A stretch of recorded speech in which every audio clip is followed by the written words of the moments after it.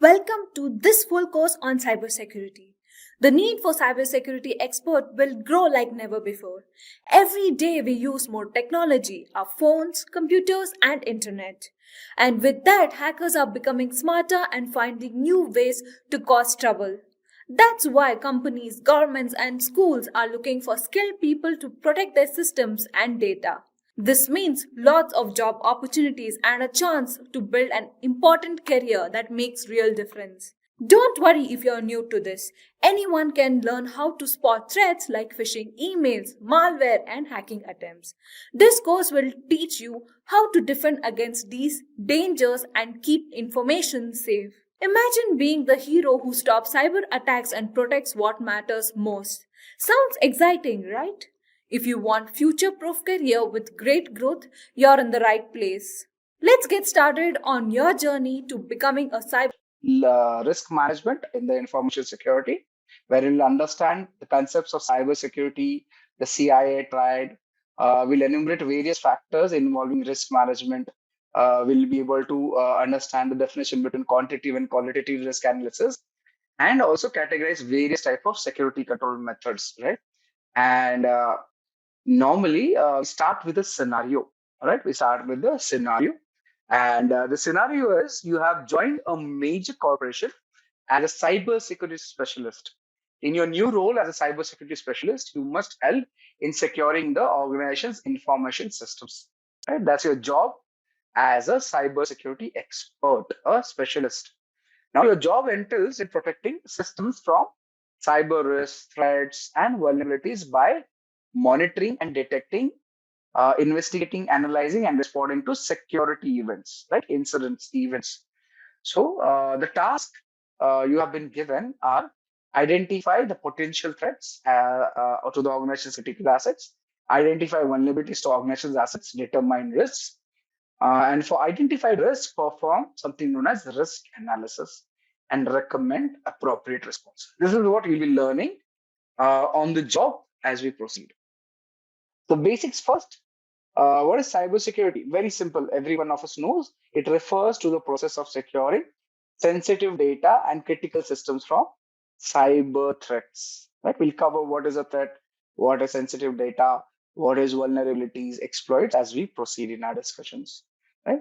The goal is to protect the confidentiality, integrity, and availability. We'll cover CI triad. That is CI. C stands for confidentiality, I stands for integrity, A stands for availability of an organization's critical assets. Now, the assets would be your networks, your computers, your programs, your data, your human being, your facilities. Anything is an asset for an organization. You agree with me, all of you?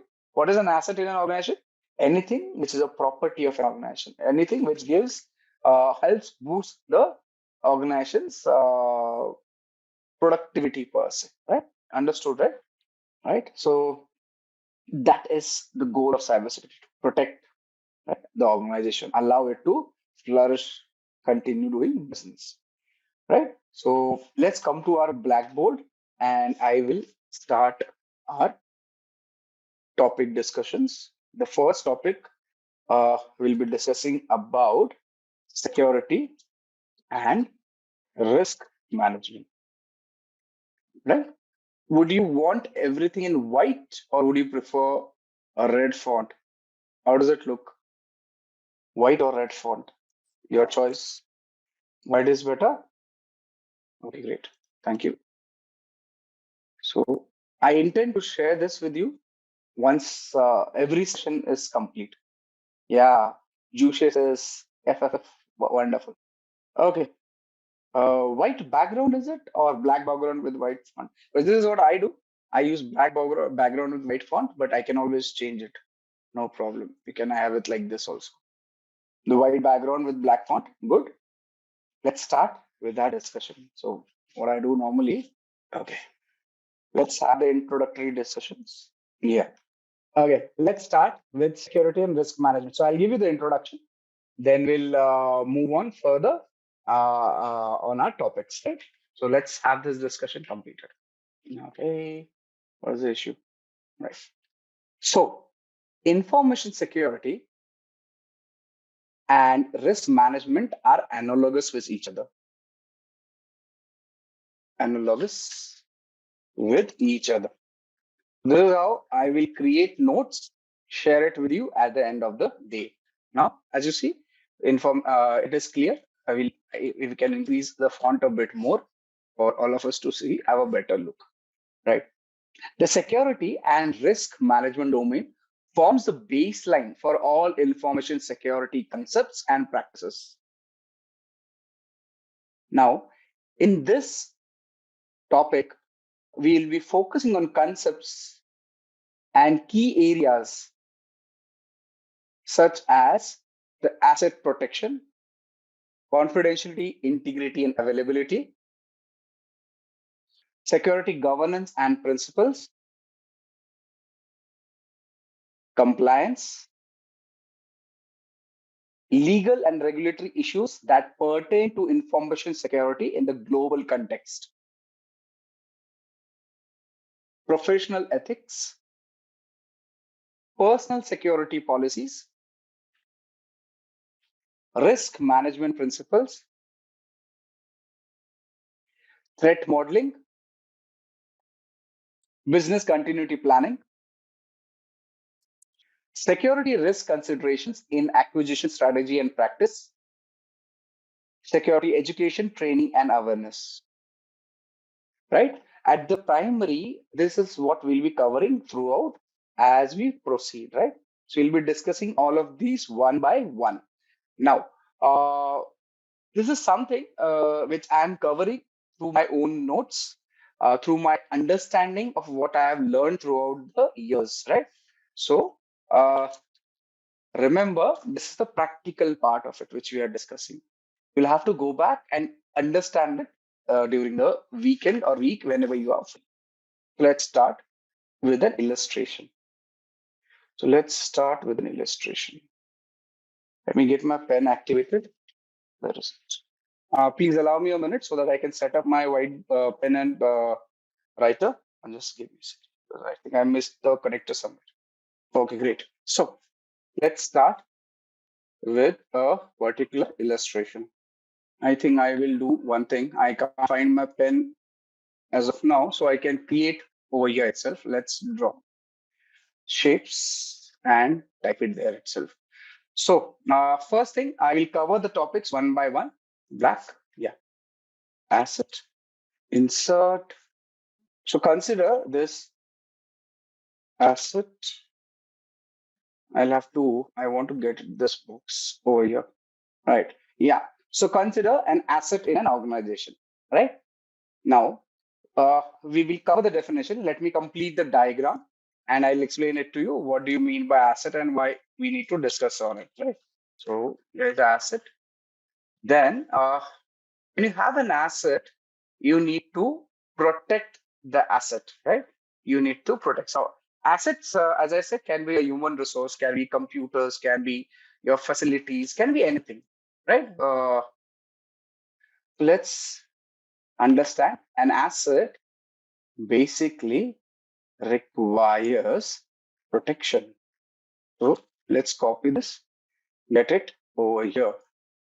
Okay, I'm creating a diagram for ease of understanding over here. I think this should be good. Yeah, so it needs protection. Once the diagram is ready, we can talk about it in greater detail. Right? Now, this protection will be based on something. And what is that something? What is that something?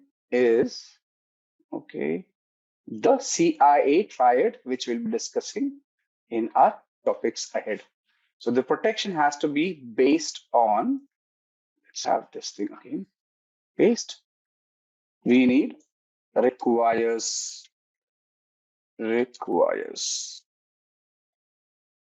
This thing requires protection, and this protection will be based on shapes. Do I have a triangle? Yeah, will be based on the CIA triad, which is C stands for Let's make it bigger. Okay. C stands for confidentiality. Okay. Can I copy this? And the A stands for availability. Yeah, it would have been easier. I did find the pen, but connector to my yeah. So A stands for availability. There's an I over here. So let's have an I which says it is integrity. We'll be covering all these terminologies. So those who are confused, not sure what is happening, do not worry, we'll cover it. Right? This is your CIA triad. This is your CIA triad. So understand, we have an asset which requires protection, and this protection will be based on the CIA triad, right? So important, remember. So let's have this color coded for ease. And actually, I'm beautifying it, nothing else. So, right. So that's it. Make this as green so that you can see it better. Green, right? So you have an asset, it needs protection. The protection will be based on the CIA triad, right? Now, what is an asset at the onset? What is an asset? Asset is, it's not straight. Let's make it straight. An asset is nothing but, let me make it here. We'll increase the arrow's length so that I can add here. And what is an asset? Yeah, asset is your hardware, software, information, people, personal. Let me see how can I get it here. Oh, interesting. Okay, so your physical hardware. Now this is creating trouble for me. I don't know. It should have worked. Normally it does, but I normally make these diagrams using my pen. I never use this. So this is what is causing the issue. And if I type, it is typing somewhere else. Yeah. So like I said, and I assume we are out of the initial issues, right? So let's start. So like I said, the asset we were discussing, what is an asset?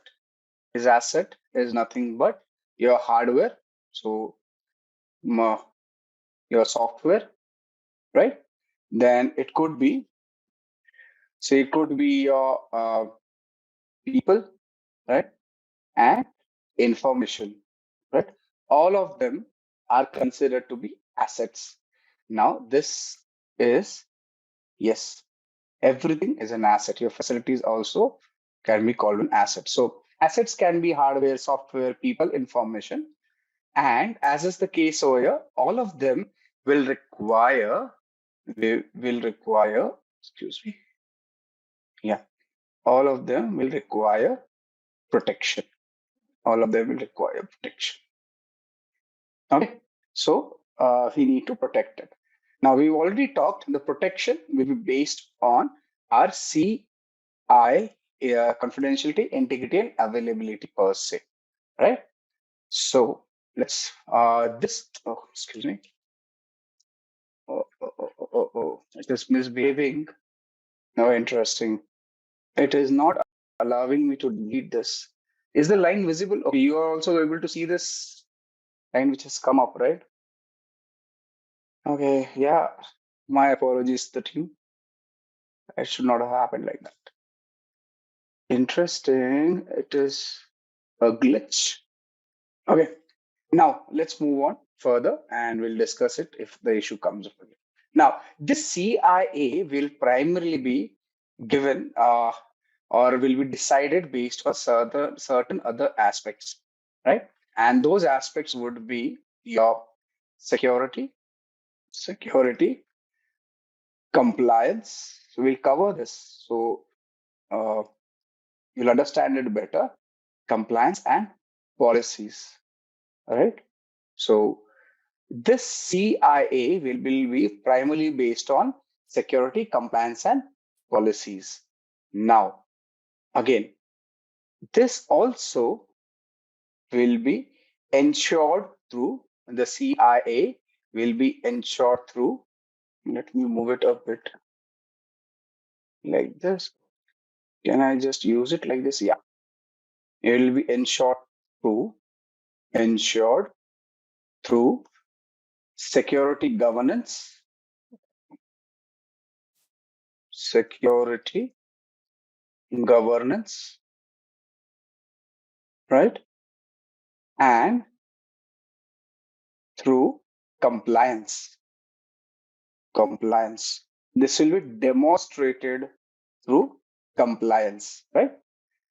Now, understand.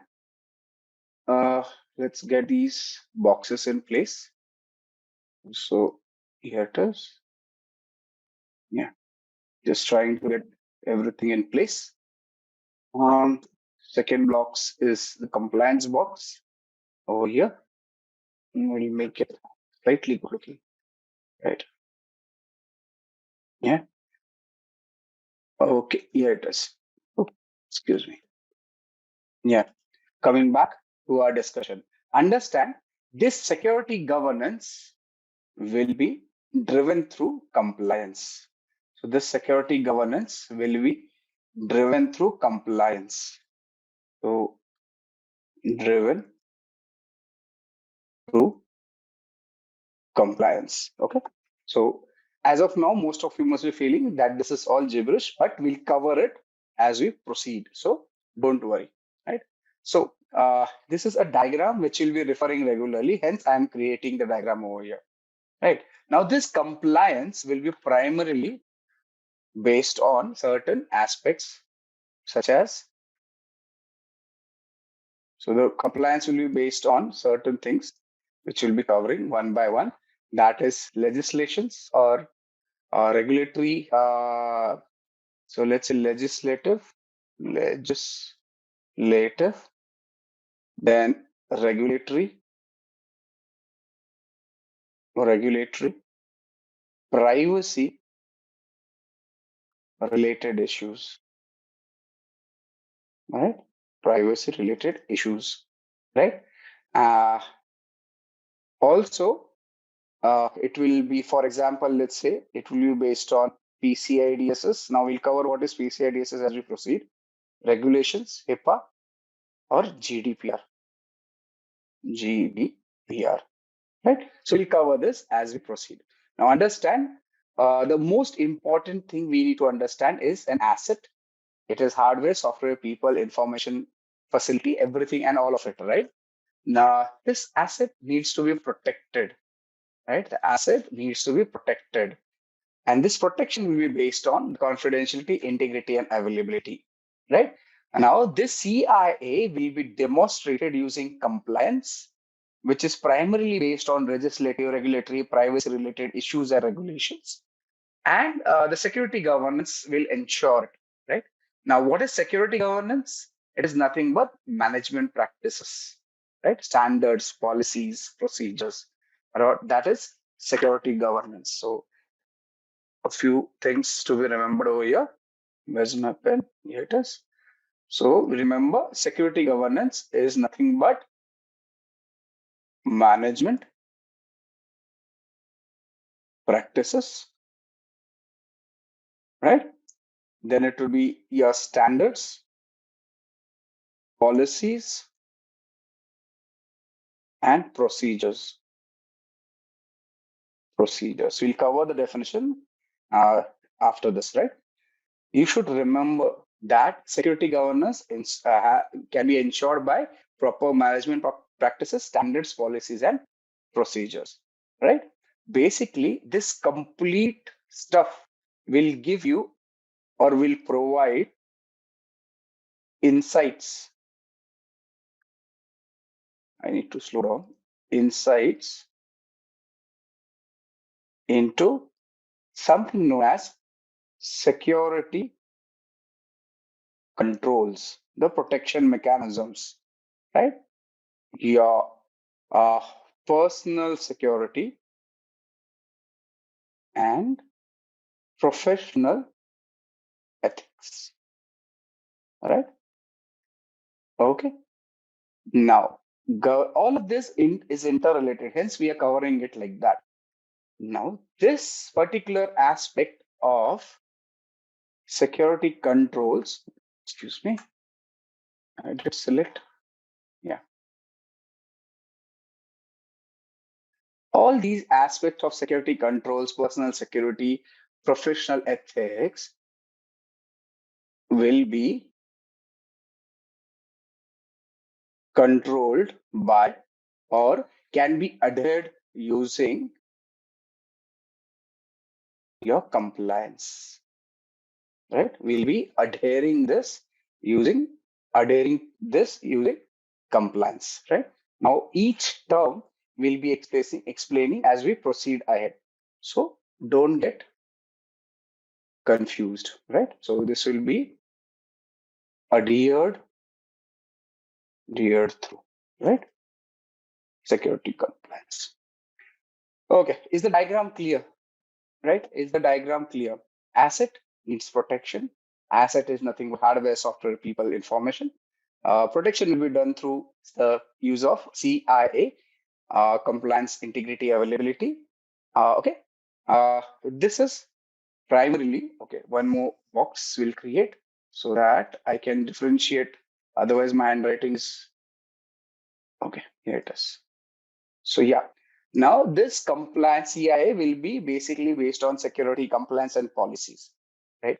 Now you can ensure the CIA by ensuring you have proper security governance, which is management practices, standards, policies, and procedures.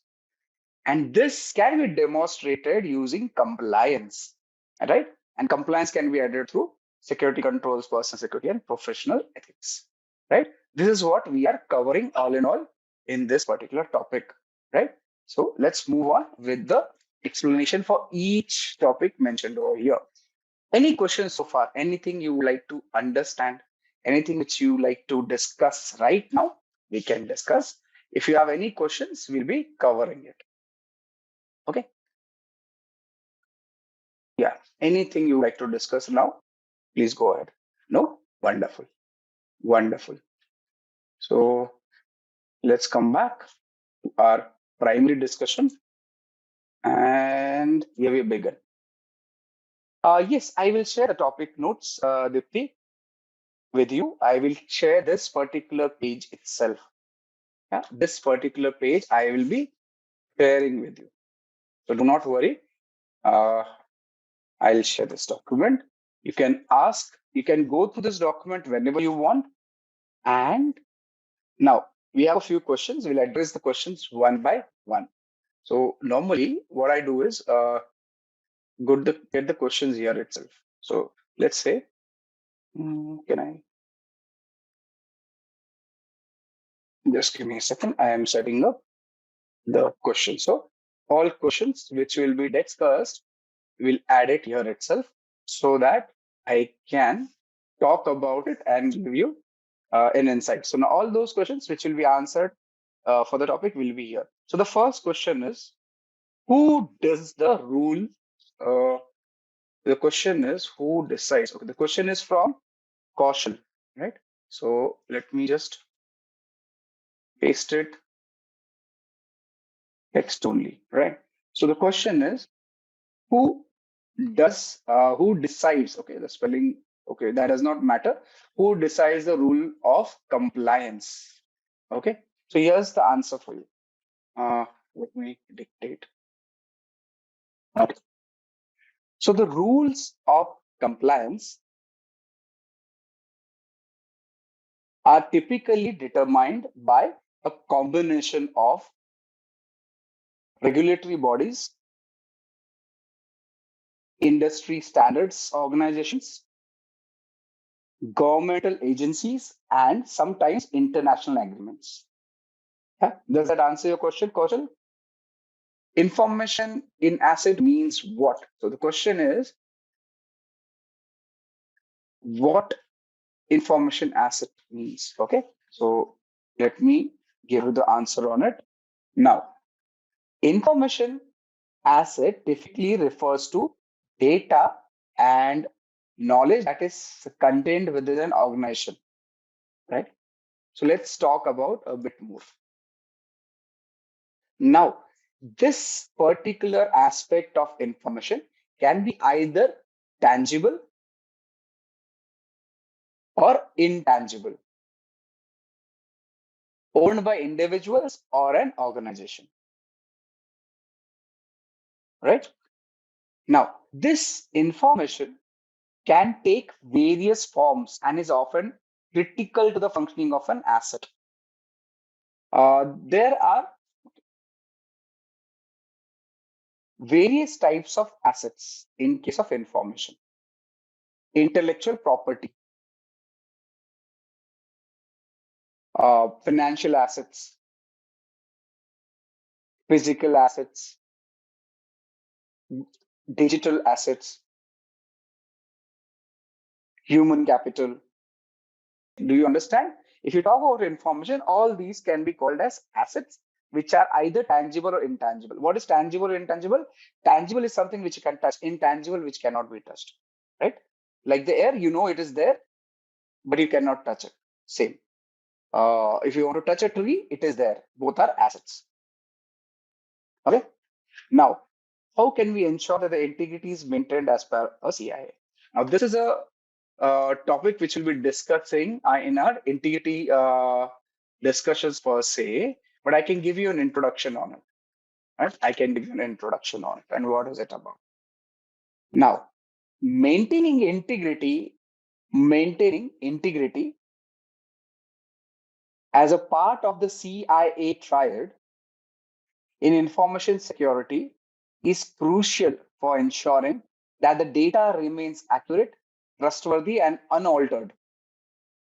This can be achieved by strategies such as data encryption, access control, data validation, audit trials, version control, security training and awareness, backup and recovery. So let's start with our topic discussion. So we addressed questions. Now we'll work on the terminologies which we used over here, one by one. Now, important things to remember, important points to remember here. Okay, let's understand this one by one. The first point, assets require protection. Right. So this is me typing now. There's too many typos happening. Second, protection is based on the requirements of confidentiality, integrity, and availability, right, for the asset. Security is ensured through security governance that comprises management practices and management oversight, right? Security is demonstrated through compliance that could be legal or regulatory in nature. Let's try this. Now, compliance consists of adherence to applicable legal and regulatory requirements, applicable policies, standards, procedures, and guidelines, and personal securities and policies. Also, compliance can be affected by security issues. Now, these are some of the important points which we should remember before we understand each topic separately, right? Before we understand the complete terminologies which we saw until now, right? So as you see over here, we talked about this diagram as an introductory nature. In this diagram, we need to understand these important points and topics, right? This is something which will allow you to better understand what is happening and why are we looking into this particular aspect, right, in the diagram. This is important, you should remember, right? So let's proceed with our further discussion, right, wherein we'll be defining each of the topics one by one over here. So the first thing, let me just cover this question for you. I will not number it. I think numbering would be difficult, but let's have the question noted over here. So is CIA triad company or organization specific? So I should have asked you this question, but let's do it this way. Now, the CIA triad is not specific to any particular company or organization. Instead, it is a fundamental concept in information security that applies universally across various industries, sectors, and organizations. Also, the CIA triad basically provides a framework for understanding and addressing the core objectives of information security. And these core objectives are confidentiality, integrity, and availability. These will be discussed as we proceed ahead. Yeah. Right. So I think not many typos. This should work. Right. So, Azareen, does that answer your question? It is not organization specific at the onset. Wonderful. Your question is addressed and put into the notes for ease of understanding of everyone. Now, can you give an example of security governance? Can you give an example of security governance? We're slightly jumping the gun, but I can give an example. Let's say, let me think of an example for you. I will not type it. I will just explain it to you like this. Now, let's consider an example of a banking industry. Yes, Aditya. Aditya, you belong to which industry? Are you working or are you a student? I'm just asking it so that I can, it'll be easy for me to discuss. Yeah, working. In which industry are you? Now, let's consider an example of security governance in the banking industry per se or the sector. Now, if you talk about confidentiality or in case of the banking industry, ensuring confidentiality would be paramount for protecting the customers' sensitive information, right? Because it is financial. Now, banks implement various measures such as the encryption, access control, and authentication mechanisms to prevent unauthorized access to customer accounts and transaction data, right? So, for example, online banking platform will use secure web communication, right? Secure connection or HTTPS. Yeah. So you will be using HTTPS connectivity and multi-factor authentication to ensure that only authorized users can access this account. That is confidentiality. If you talk about integrity, you're basically maintaining the integrity of financial transactions by having checksums, digital signatures, right? To basically verify the electronic transactions. And availability would be ensuring that when a customer wants to access the banking platform, the online banking platform, it is available whenever it is demanded without interruption. That is the CIA.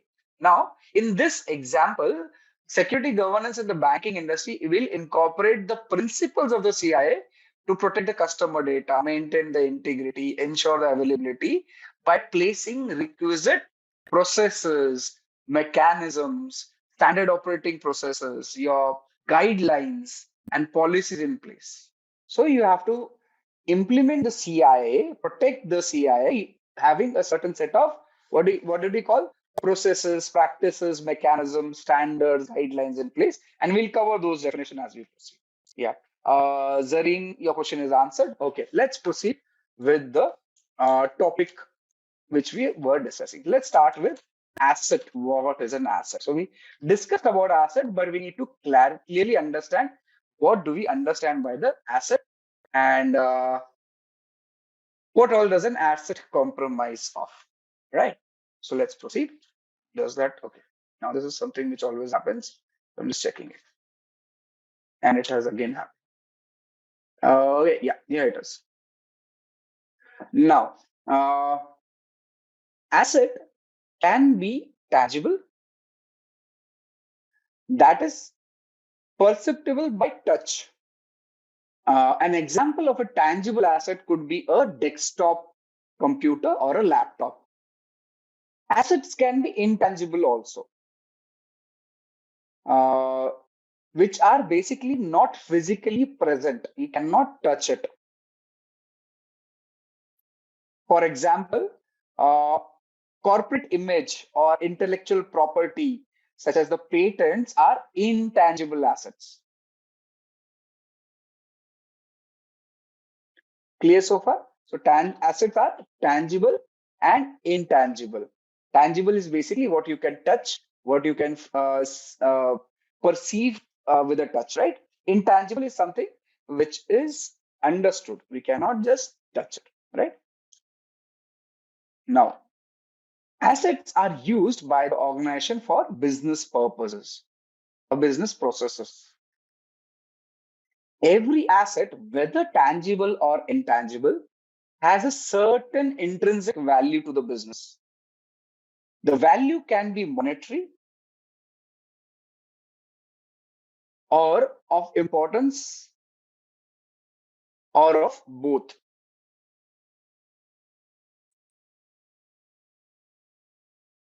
For example, a simple firewall that costs less than $10,000 may be protecting important business applications worth millions of dollars. Is that understood? So let's take an example over here. For example, if you have the Coca-Cola as an organization, right? What is the most unique selling point? Wonderful. See, Shaurya and me are thinking of the same line. So he's given the same example of Coca-Cola, which has Coke as a primary, what do you say, product which they sell, right? And it has a unique formula, which is kept secret for very, very long. Now, if your server, which is bought for say $1,000, $10,000, has this formula kept inside the server itself is 10,000, but the formula is worth millions of dollars, right? So what is the server is the tangible asset. What is the data which has a formula is a intangible asset, right? So every asset, whether it is tangible or intangible, will have value associated to it.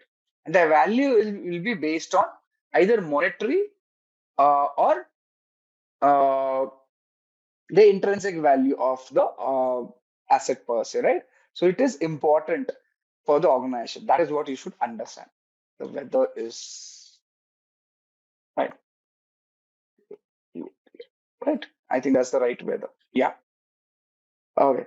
Understood why asset and how asset is important, how you should understand an organization may get affected. Now, if this particular Coca-Cola's formula, Coke formula, is lost, as in it is available on the dark web, won't Coca-Cola lose its unique selling point, its competitive advantage in the market? They will, right?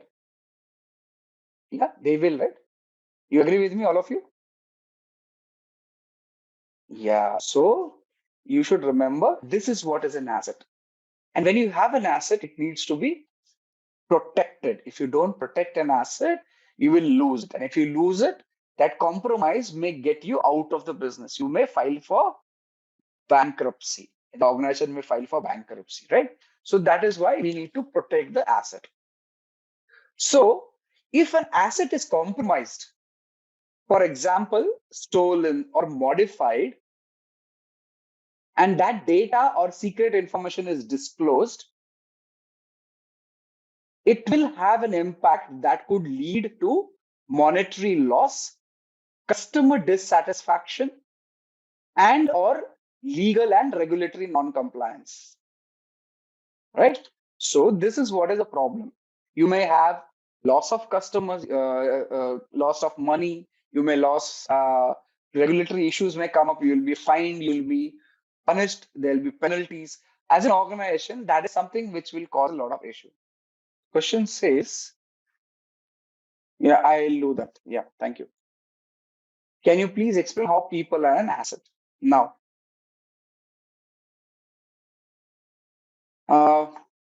see, understand, the people are the most valuable assets within an organization because they have skills, knowledge, experience, creativity, and relationship that employee possesses, which will contribute significantly to the success and competitiveness of the organization. Now, anything which contributes to the organization's success is considered as a asset. So, yeah. So, when you talk about human beings, right, and how information and skills of the workforce can be considered, it can be considered under, say, intellectual capital, right? That is collective knowledge, expertise, skills of an employees. Similarly, innovation and creativity can be considered such that an employees are able to innovate, to generate ideas, right? Uh, Customer relationship. Again, employees often develop very, very strong customer relationship. Let me just put it in the bullet points over here itself. So let's talk one by one on these points. So first one is uh, intellectual capital. So this is where the collective knowledge, expertise, and skills of the employees will represent intellectual capital. Innovation and creativity, where employees basically the ability of an employee to innovate, generate new ideas, and solve complex problems, again, can be considered as a critical asset for an organization, particularly where the industries are or the industry have a rapid changing scenario. Technology is changing regularly, right? So that is where employee can be considered, or human being can be considered as an asset, right? So this is where you need to understand why human being is considered an asset, right? Similarly, you will have customer relationship, where a lot of organizations have employees directly in touch with the customers. Now, customers trust these employees. They prefer to talk to these employees. This is where customer relationship this is where your employee becomes a asset, right? You cannot let go the asset because you may even lose the customer. And even your organization culture comes into play. And that culture basically significantly, what do you say, prefers the employees to be trained in a certain way, to be addressed in a certain way, making them an asset which becomes indispensable, or at least a big time, uh, have big time importance to the organization. Yeah. Does it answer your question, Zari? Okay. Why do you consider them an asset? Because there are a lot of things which they handle. And this is all these things which they handle can be considered as something which allows the organization to grow in long term. Right? Okay. Until he types, let's proceed. Now, assets are basically grouped or generally grouped in a certain ways and means. So, how are assets generally grouped? So let's have this one by one. So first one is physical assets. So let me tell you what are physical assets. So physical assets again are tangible in nature, and our examples could be, say, your buildings, uh, furniture, right? HVAC systems, systems, right? And so on and so forth, right? So these are considered as assets, which are physical in nature or physical assets, right? So these are how you can group assets in various segments. One is physical asset. Let's move to the next one, which is hardware assets. Right? Hardware assets. Now, when you talk about hardware assets, these are in information security per se. If you talk about examples, it would include your servers, desktops or desktop computers, laptops, router, network cables, and so on and so forth. Yeah. So these are the hardware assets in information security per se. So you can differentiate your assets based on this. So we understanding what are the different groupings of assets. So we talked about physical, we talk about hardware. Now the next one logically will come as software assets. What are software assets? Okay, these are intangible assets. If you can refer to software as a intangible assets, right? Now these basically can be utilized or are utilized by organization by having licenses, right? Yeah, licenses, or your intellectual property can be considered over here. Uh, uh, let's example would be your operating system, OS, your DBMS, database management system, right? Office applications, you're procuring it. You do not have uh, do not have your own system. You're buying it under license to be utilized. Then your web servers, uh, server softwares, as we call it, softwares, right? And so on and so forth can be considered as software assets. Clear so far? Yeah, Aditya says the same product may cause loss to other company. Coca-Cola example, very true. Right. So those are software assets. Right. Now, another group or another classification of assets could be information assets. Information assets, right? So if you talk about information assets, again, these are intangible in nature and they are owned by an organization. Now, these are not owned but licensed, right? Licensed, right? In this case, these are owned by the organization, right? So example could be your business processes,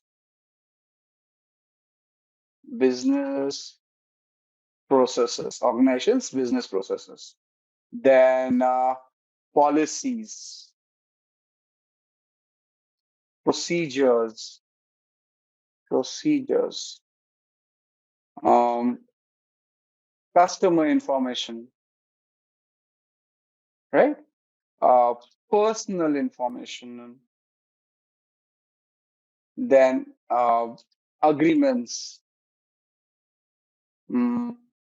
and formulas which are developed in-house, right?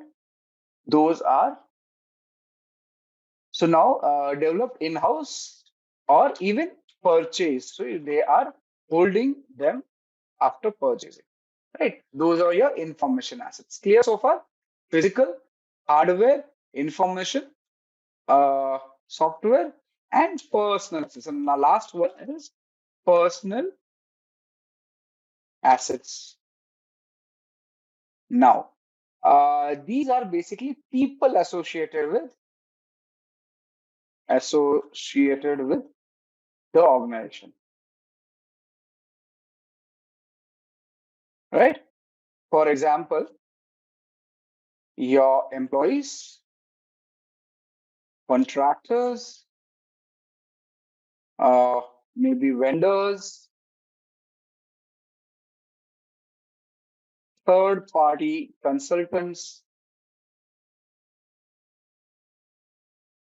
right? Um, what else? Okay, maybe these all, or few more will come up here and there. So these are your personal assets, right? Got it? So you can group your assets into following classifications: physical, hardware, software, information, and personal. All these are important. Clear so far? And interestingly, our friend, let's talk about asset. Now that we know what is an asset, let's talk about asset protection, right? So now, if you remember in our diagram, we made an asset and we say it needs to be protected because it is an asset. So at asset protection, we talk about asset protection and what is it about. In information security domain, asset protection involves security management practices that are subjected to business and compliance requirements.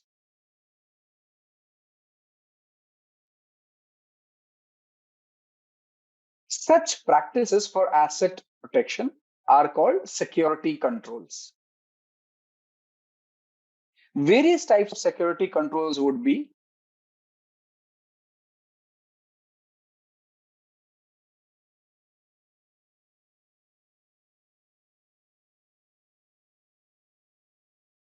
physical entry controls to an office building that allow only authorized persons.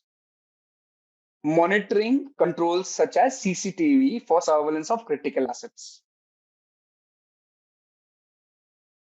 Right?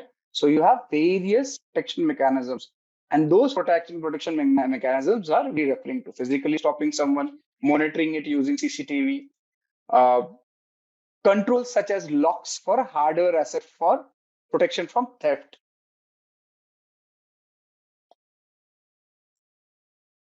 Uh, Tamper-proofing controls such as hashing and encryption for software and data assets.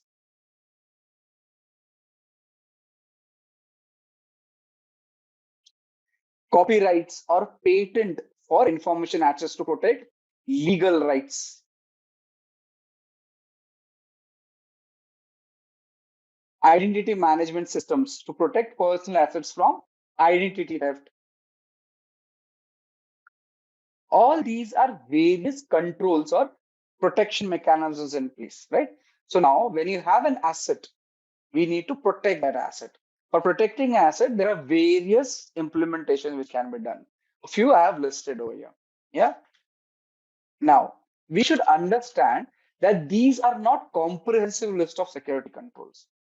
It is now this list is an ad hoc list as of now. So it will be basically decided. Now, this kind of asset protection mechanism will basically be decided on uh, risk risk analysis, your evaluation of the risk, assessment of the risk, right? Similarly, controls will be identified through risk mitigation strategies, risk assessment, risk, what do you say, decision of risk based on management's policy. And this is where your analysis of risk management or risk management procedures will come into play. So asset protection requires or has a requirement that it would be based on risk. In order to understand the risk, we will have to understand risk assessment and select the control based on the risk analysis which is done over there, right? So we'll be discussing this based on the confidentiality, integrity, and availability concept. So if you have a software, be it open source or whatever, and it is being utilized to say create value for business. Okay. Anything which creates value will be considered an asset. Remember that. It be it open source, right? Now, when you talk about open source, you can categorize it into, say, software assets. Right? You're not owning it, but you can use it. And when you use it, you are trying to look for value. Is that understood? Aditya is saying open source software is not included in these assets. We can include it. I have not made it comprehensive. You can add a lot of things into it.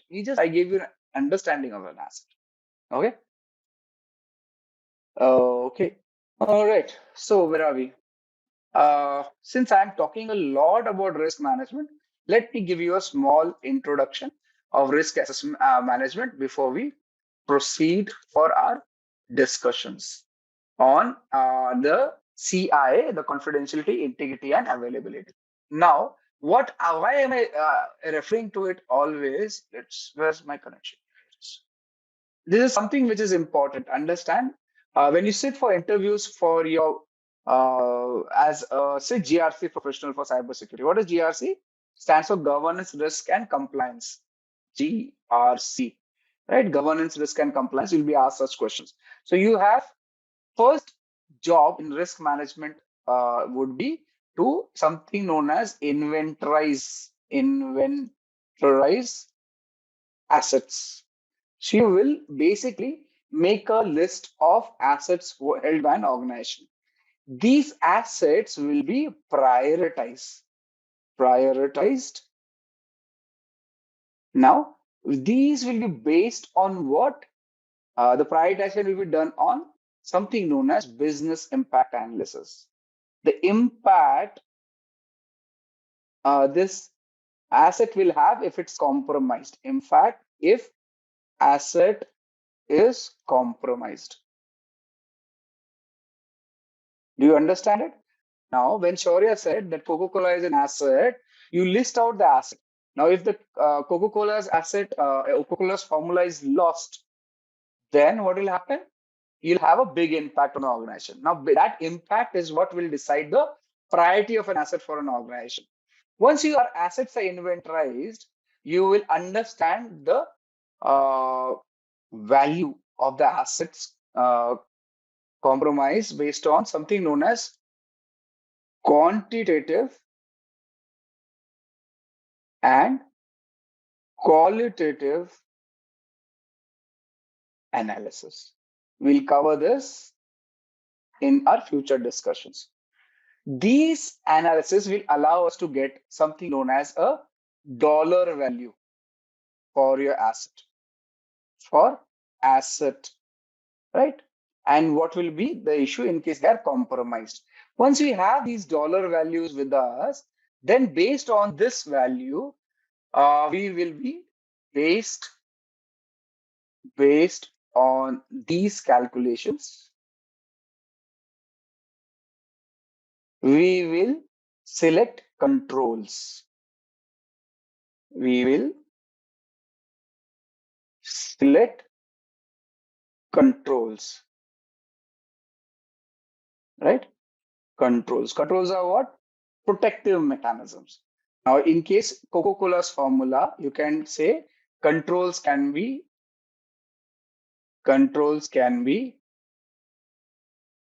encryption, yeah, access control, right? Yeah, say CCTVs, your guard dogs, right? These are controls, protective mechanisms, right?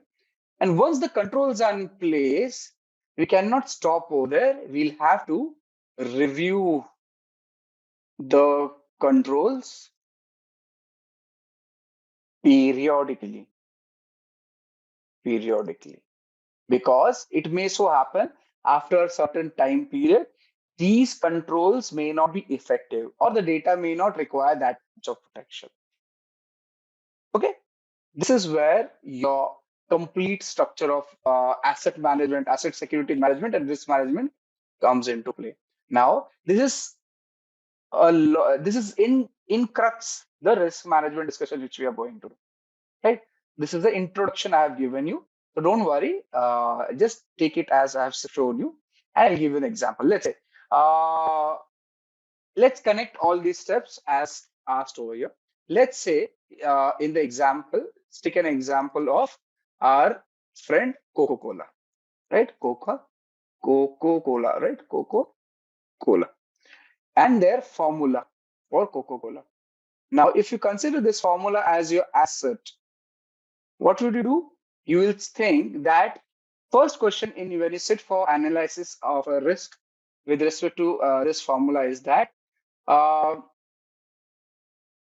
who, firstly, uh, what is the threat associated with this asset, right? So now you tell me what threat is associated with this formula? Exactly, breach of data, right? Breach of data is a threat. Now, if this next question to be addressed, if you know what is the threat associated, if you know what is the threat associated, which is breach of data, then you need to answer next question: how much loss? How much loss will happen if this is lost? If this happens, if this thing becomes successful, or you can call it as if the risk materializes, materializes, then what is the case, right? So if you now know that the asset is Coca-Cola's formula, the threat is breach of data, then you will know the weakness. Now, what is this? This is the weakness or vulnerability. Vulnerability. You know the vulnerability. You know the threat, right? Once you know the vulnerability, the weakness, and the threat, and you need to understand the impact it will have on the business, find out the dollar value. So you'll have to calculate the dollar value based on, say, what do you feel about it? What will happen to the business? We will say, I know that the business will be out of, it won't be able to function. We will lose competitive advantage. That is known as quanti, or sorry, that is known as qualitative analysis. What you feel about it, the feeling of it. Yeah. So impact is high, medium, or low. What is called? Impact would be high, medium, or low. And at the same time, you can also use another calculative method, which is known as quantitative analysis. Now you'll use analysis.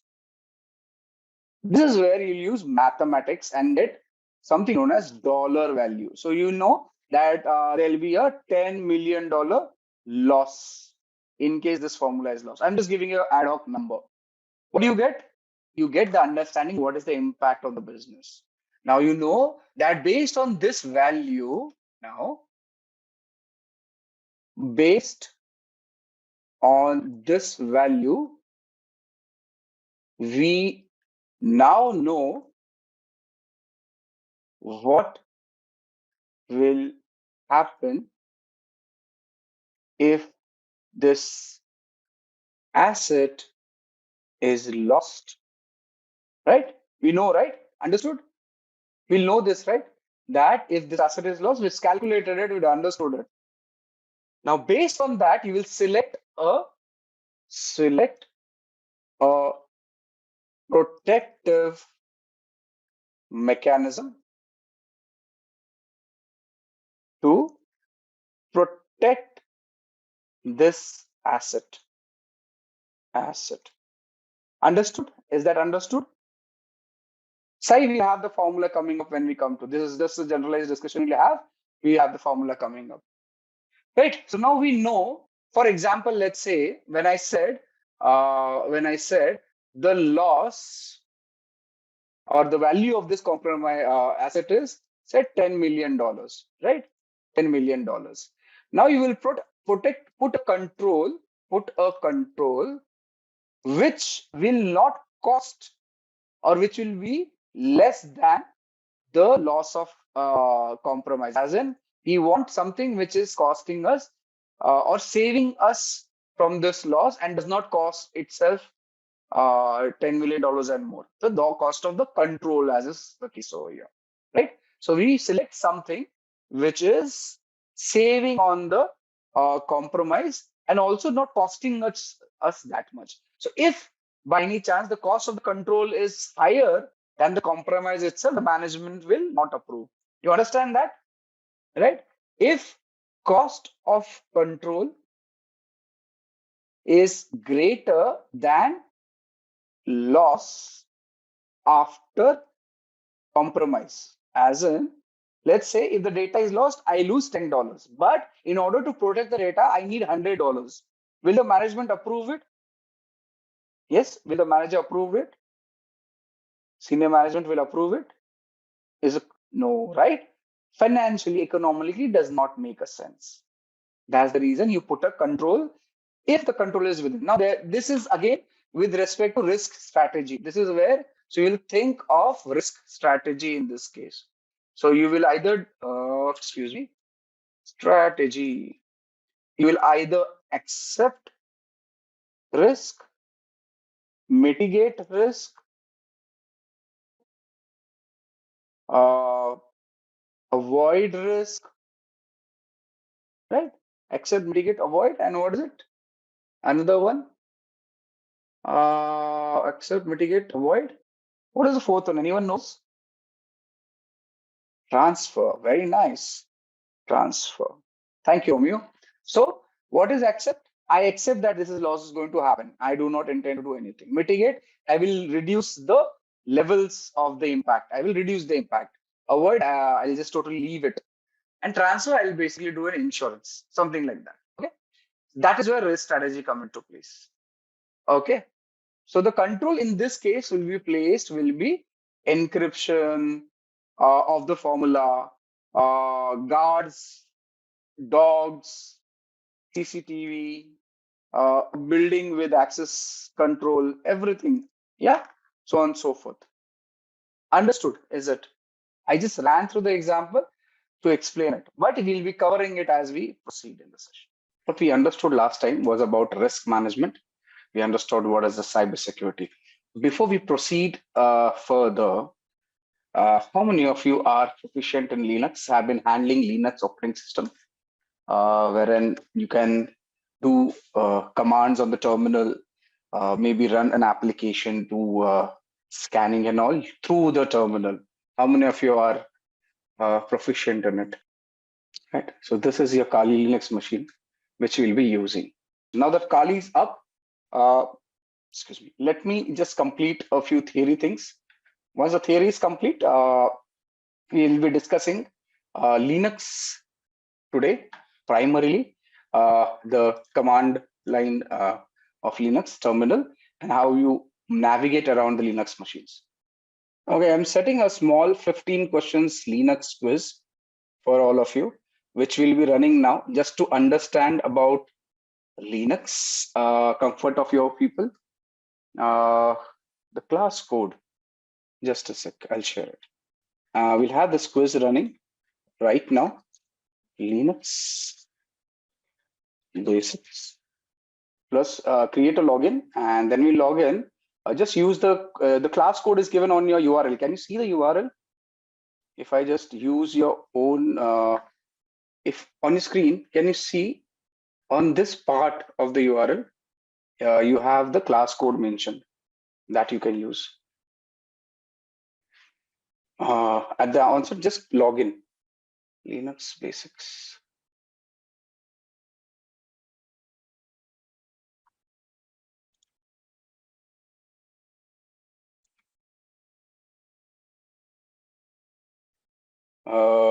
One sec.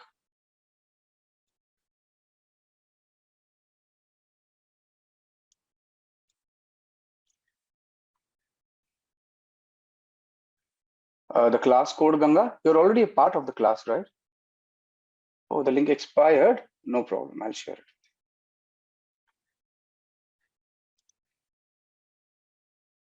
So we talked about CIA triad, the confidentiality, integrity, and availability as such, how it needs to be protected. We understood the CIA triad. We understood what is confidentiality, integrity, availability, and the attacks on them. Uh, Basically, each threat, each particular what do you say, the pillar of cybersecurity, that is the confidentiality, integrity, and availability, has various threats associated to it.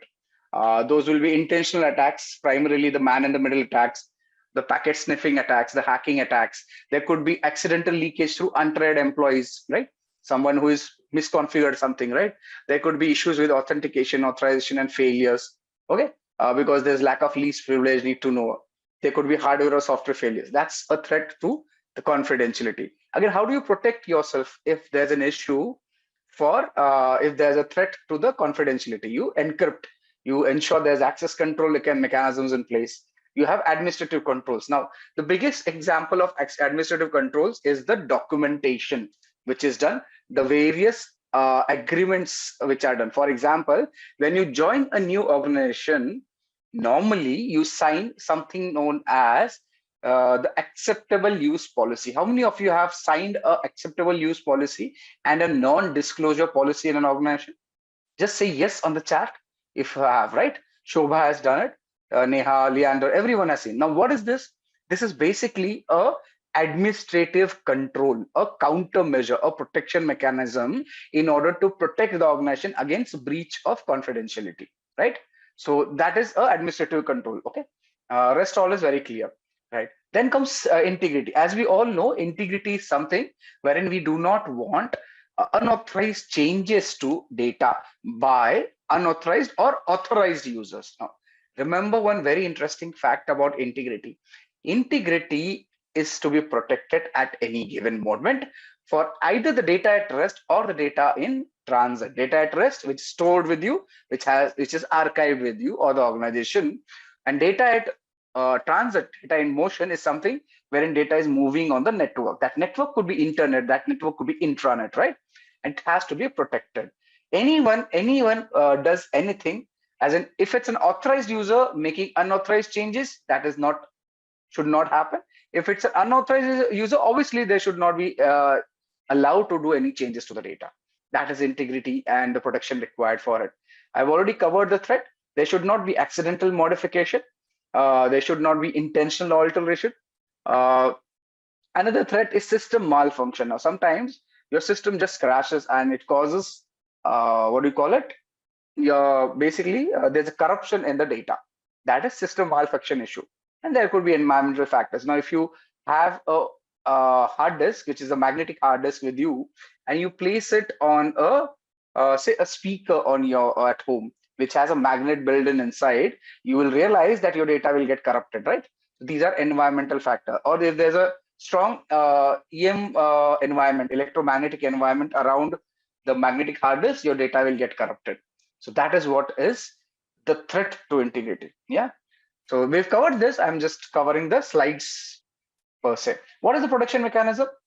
You use cryptographic hash to ensure that the data can be checked if there's a integrity breach or not. It cannot avoid a threat to integrity, but it can tell you if the data has been compromised or not, right?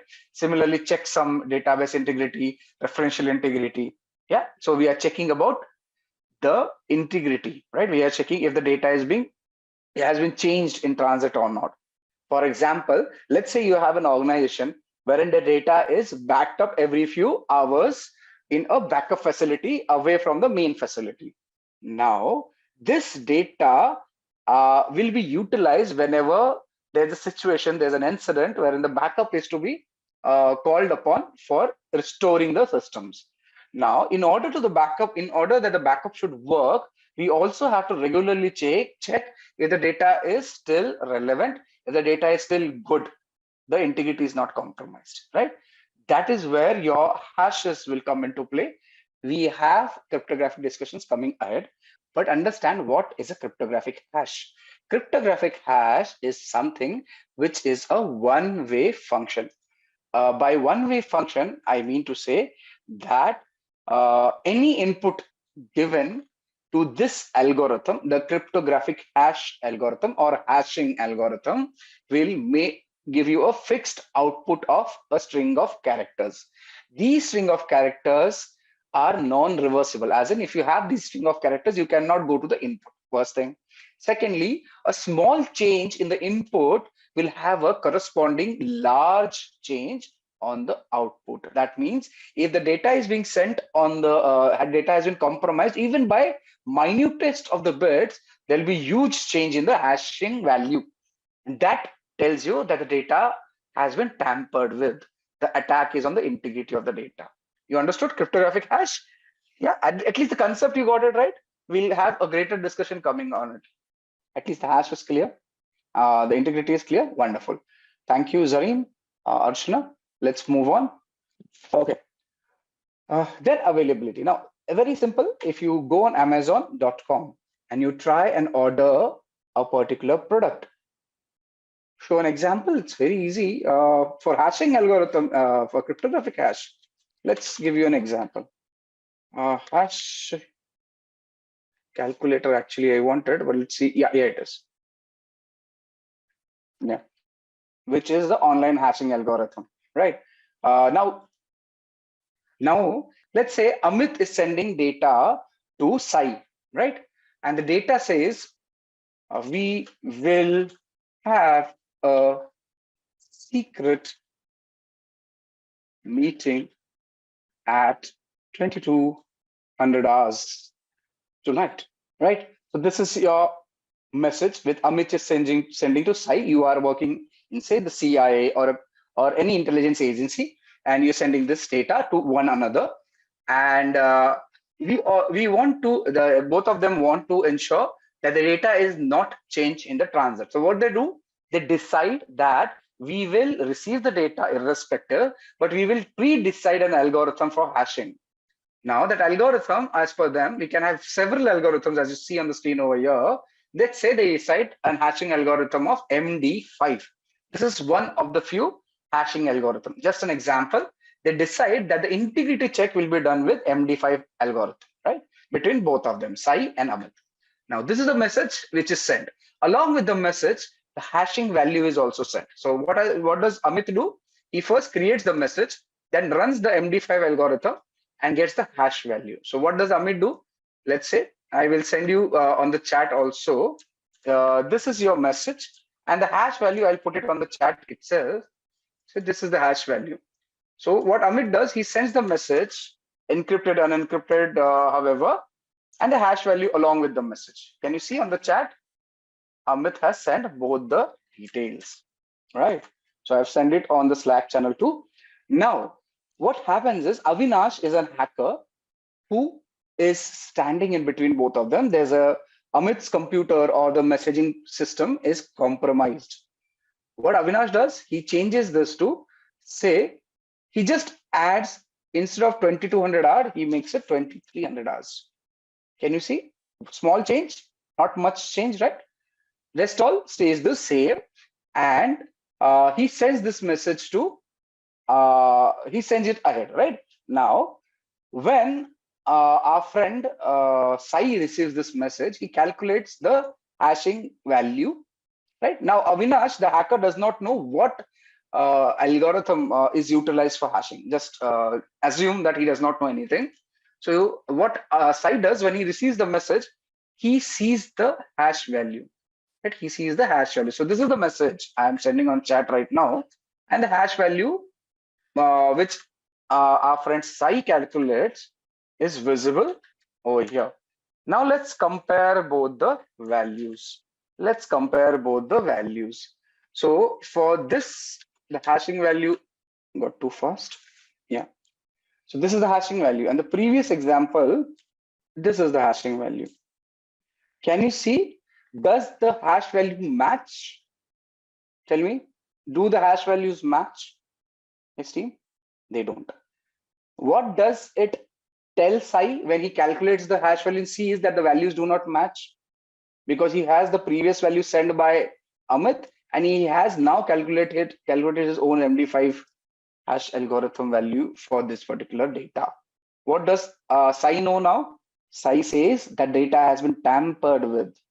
It is not a surety that it's a compromise, because sometimes when you send data on the network, it may so happen the data gets corrupted, right? So there's a possibility that either there's a compromise or there's a system failure, but the data has compromised, the data has tampered, right? The data is changed. Obviously, the data cannot be relied on. Do you get the concept? Yeah, this is how hash works.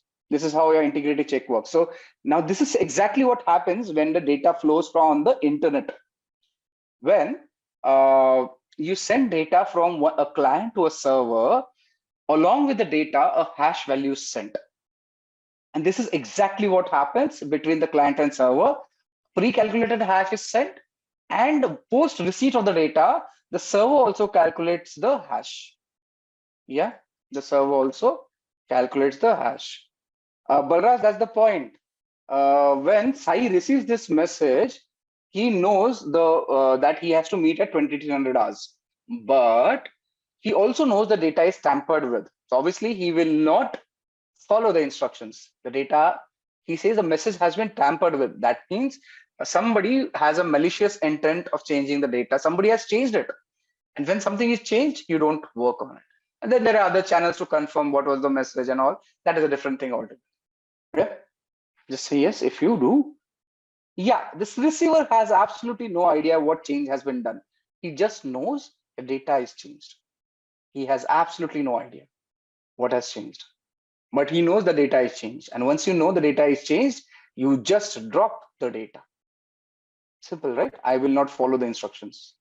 Or you will ask for retransmission in the network language. Because the hash changed, the value changed. Yes, the hash value is sent by the sender to the receiver. Yes, there are ways and means to crack the hash. There are ways and means to protect the hash. We'll come to that. We will. Yes, yes. Every time we receive a message, we will calculate the hash value, compare it. This is exactly what happens on the network also, on internet also. Everything depends on everything, but hash will give you the integrity check. As in, it will confirm if the data has been compromised, tampered, or changed or not. Yeah. There are enormous number of algorithms. Attacker can keep on trying however long he wants or she wants. How would tell me you have received a message 10 times with different hash values from the sender. Will you still believe in the message? You won't, right? The hashes algorithm are pre-decided between the sender and receiver. It's a part of initial handshake. I'll show you a demo on that. I can give you a demo on that, but we'll divert completely. The attacker can spoof IPs, but change in data, the attacker cannot control the hash value. Yeah, I can show you. In fact, I am going to show you internet transaction. How does the internet transaction happens? Wherein how you start the connectivity, how hashes are, how algorithms are exchanged, how data is transmitted, how everything is calculated. It will work. Yeah, we are. It's a part of my syllabus, not just Simplilearn. An additional thing to tell, which I will show it to you. If you want to understand the name, I'll be talking about TCP handshake. On the network, I'll be talking about TLS handshake. Do you understand what is a TLS handshake? Do you know what is a TLS? Yes, full form, please. If you don't know it, TLS is, yeah. Tell me. See, when data is transmitted over the internet, it is known as transport layer security. Yeah, that is encrypted, right? When the data is sent. So the TLS is a transport layer security approach, and this is where your data is encrypted along the net in the network. And for that, the algorithms are pre-decided. The handshake tells. So now that we have jumped into it, let me tell you. What happens is, let's say I am talking to Mahavir. So I cannot just talk to Mahavir, right? I will first seek his permission. I will say, Mahavir, may I talk to you? Mahavir will say, yes, let's talk. What am I doing? I'm sending a synchronous request to Mahavir. Mahavir is sending me synchronous acknowledgement. As in, Mahavir is saying, yes, we can talk. I say, yes, that's good. I send an acknowledgement. This synchronous request sent from me to Mahavir, synchronous acknowledgement sent from Mahavir to me, and I sending yes, final yes acknowledgement is what is known as TCP handshake. This is known as TCP handshake. Once you have the TCP handshake completed, then we decide, Mahavir, I belong to Karnataka. I speak Kannada. I also know Hindi. I also know English. Which language would you prefer? Now, what am I doing? We are deciding on a common communication protocol. So Mahavir will say, I belong to Rajasthan. I know Rajasthani. I know English. I know Hindi. We can talk in English. What is it happening? We are deciding on protocols. We are deciding on the communication line. We are deciding on the encryption algorithms. We are deciding on hashing algorithm. This is known as a TLS handshake. Once you decide on the language, we also decide what code to use. Do you use Devanagari? Do you use English? Do you use any other, script? What is it? We are discussing the encryption mechanism. Now, when Mahavir and me are talking, everything is pre-decided. What codes will use for encryption? English, right? How frequently will we speak? Now, once we finish this approach, when we finish everything that now we have decided to talk, we decided our algorithms, and we say now we are done with talking. We'll close the connection. That's a reset, right? We'll cover that at the onset. Understand what is this. So this is exactly what happens on the network. A lot of handshaking happens. A lot of data is exchanged with each other. Only then your communication happens. Now everything happens with a blink of an eyelid, because the modern day communication system. So you won't know about it, but it happens. And this will be done. I will show this on live example. I've given you a analogous example. I will show you using Wireshark. How does it look on the network, right? I love giving that example. It's an awesome example, and I'll show you how it works with time. So we'll understand Linux today. If time permits, we'll go further ahead, and we will also understand this TLS handshake in the cryptography, TLS TCP handshake in the cryptography module in greater detail. So yeah, so let's move to the threats. I'm glad you understood. Yeah, so CIA threats. So what is the threat to the availability? I was coming to Amazon. When Amazon, you're trying to order a product and Amazon is down. What is happening? An authorized user is not able to place an order. You will get frustrated, right? And that is an attack on availability. Amazon will lose business and reputation at the same time, right? So that is what is. So it can be a denial of service attack or a DDoS. DDoS stands for denial of distributed denial of service attack, right? That's a malicious intent for stopping services of a service provider. Simple as that, right? So this is it. There can be a see, if you have a data center and there's a power failure, what is it? It may also lead to denial of service, availability attack on the network, right? If there's a power failure. Similarly, if your HVAC system, your AC, what do you call it? HVAC. What's the full form? HVAC. I keep on forgetting it. Your climate control system, basically in the the full form is heating, ventilation, and air conditioning, HVAC. Now, when you have this climate control system inside your data center, it fails. That may also lead in server being the server performance being hampered. So your availability is hampered. That is what is the point. Say I am an attacker, and you are a web server, right? I am sending you unlimited number of requests. Let's say Aruba wants to get some service from the web server, but since I am sending unlimited number of requests, the server is not able to cater for requests from any authorized user. Yeah, the server is not able to cater for requests because there are too many requests coming from a attacker, a single attacker. That is denial of service attack. Now, if I tell 100 people, I pay 10 rupees to 100 people, and all of them, I tell them to send continuous requests to a particular server, that is distributed denial of service. As in, I've distributed the attack to multiple locations. Okay, this is an analogous example. We'll have a technical example shown to you. You can use a tool by the name of hping3 to send ICMP requests. Now, we will cover that as we proceed. ICMP request, that so many pings are being sent to the server that server is unable to service a authorized request, right? That's a DDoS and DOS suppression. Wonderful. Glad you understood it. Let's move. How do you ensure high availability? Okay, you have a data center, you'll have a standby data center backup system, right? Which will work. If one goes down, the other will take on immediately. You may have backups in place, archives in place, which works, right? So that helps. At the same time, you have protection mechanisms, the IPSs, the intrusion prevention systems, detection systems. You may have firewalls in place, right? You may have RAID 5 configs as Kaushal has given. That allows you to ensure that your data, your service is available at all given times to the users, right? So that's availability. Now, we also discussed about risk. Again, we gave a formula, right? Risk was impact into likelihood. Basically, it's a combination of probability of or a likelihood of an event. Right now, event can be positive and negative, but what we are discussing over here, we're talking about a negative incident event which has happened.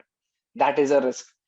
With reference to negative incident, let's say there's a data breach. We can have two different incidents talked about. Let's say your power connectivity to the data center goes down.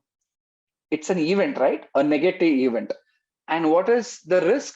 Because that happens, your server availability or net system availability may go down, right? At the same time, there's a possibility that there's a hardware damage which may happen. Agree? So that's a risk. Now, what is a risk? It is the probability that this power system will go down. That is risk. Do you understand? Risk as such, it's combination of likelihood that something will happen of this sort. That is risk. It's a probability. Yeah. Now, in formula's case, you can say risk can be impact into likelihood. Impact multiplied by likelihood. What is the possibility of a, right? Now, we talked about data center. Now, what is the possibility your data in this data center may be breached? That's a likelihood. What is the probability that it will help? And once the data is breached, what would be impact on the business as such? How much will be the damage? That is the impact, right? This damage can be calculated in terms of dollar values, money, right? Or reputation as such. So we discussed about Coca-Cola's formula last time. So what is the risk associated to it? It is the likelihood that this Coke's formula is breached, right? What is the likelihood? It is a percentage value. And if this formula is breached, what would be the impact with reference to the damage potential and the dollar value and reputation loss for the organization? It's high, right? So the risk is high because impact is higher, likelihood is a possibility. So impact multiplied by likelihood will give you risk. Do you understand risk now? Likelihood into impact. That's risk. With me, all of you, risk understood? Right. So I gave this example already, the same thing which is available on the screen. A server is an asset to the organization. In this server, I gave this example during a last discussion. In this server, about 25% of the data is in unencrypted format. There's a 25% data which is in unencrypted format.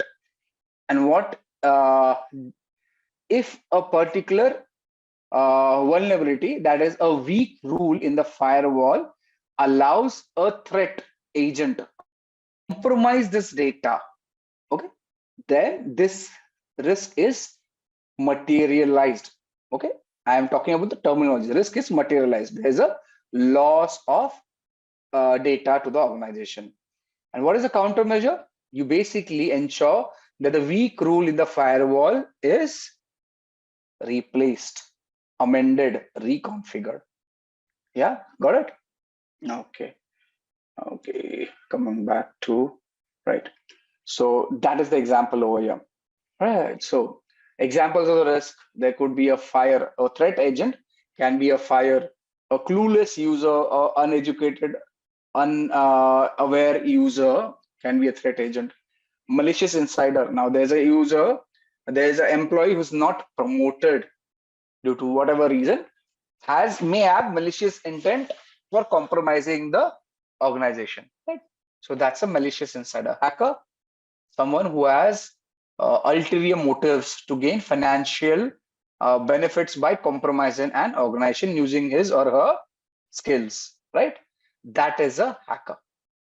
Is that clear? So a risk can be associated with natural disasters, can be associated with unawareness of an employee, user, vendor, contractor, human being, right?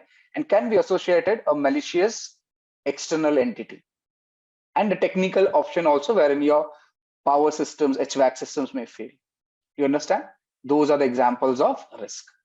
Great. Okay. We also discussed about asset. We are rediscussing asset. Can be tangible, intangible. Tangible, something which you can touch. Intangible, something we understand but cannot touch, right? Tangible, your server is a tangible thing. The data inside the server is an intangible thing. Your reputation of an organization is an intangible thing, right? This is an asset. So anything which has value to the organization can be considered as an asset, right? Okay. In connection with asset, there are two major terminologies we should understand. One is sensitivity, one is criticality. Now, sensitivity is nothing but a unit of impact that this unauthorized disclosure of information may have an organization. As in, when a risk materializes, the amount of impact this risk or unauthorized disclosure will have on the organization is sensitivity. We talk about criticality per se.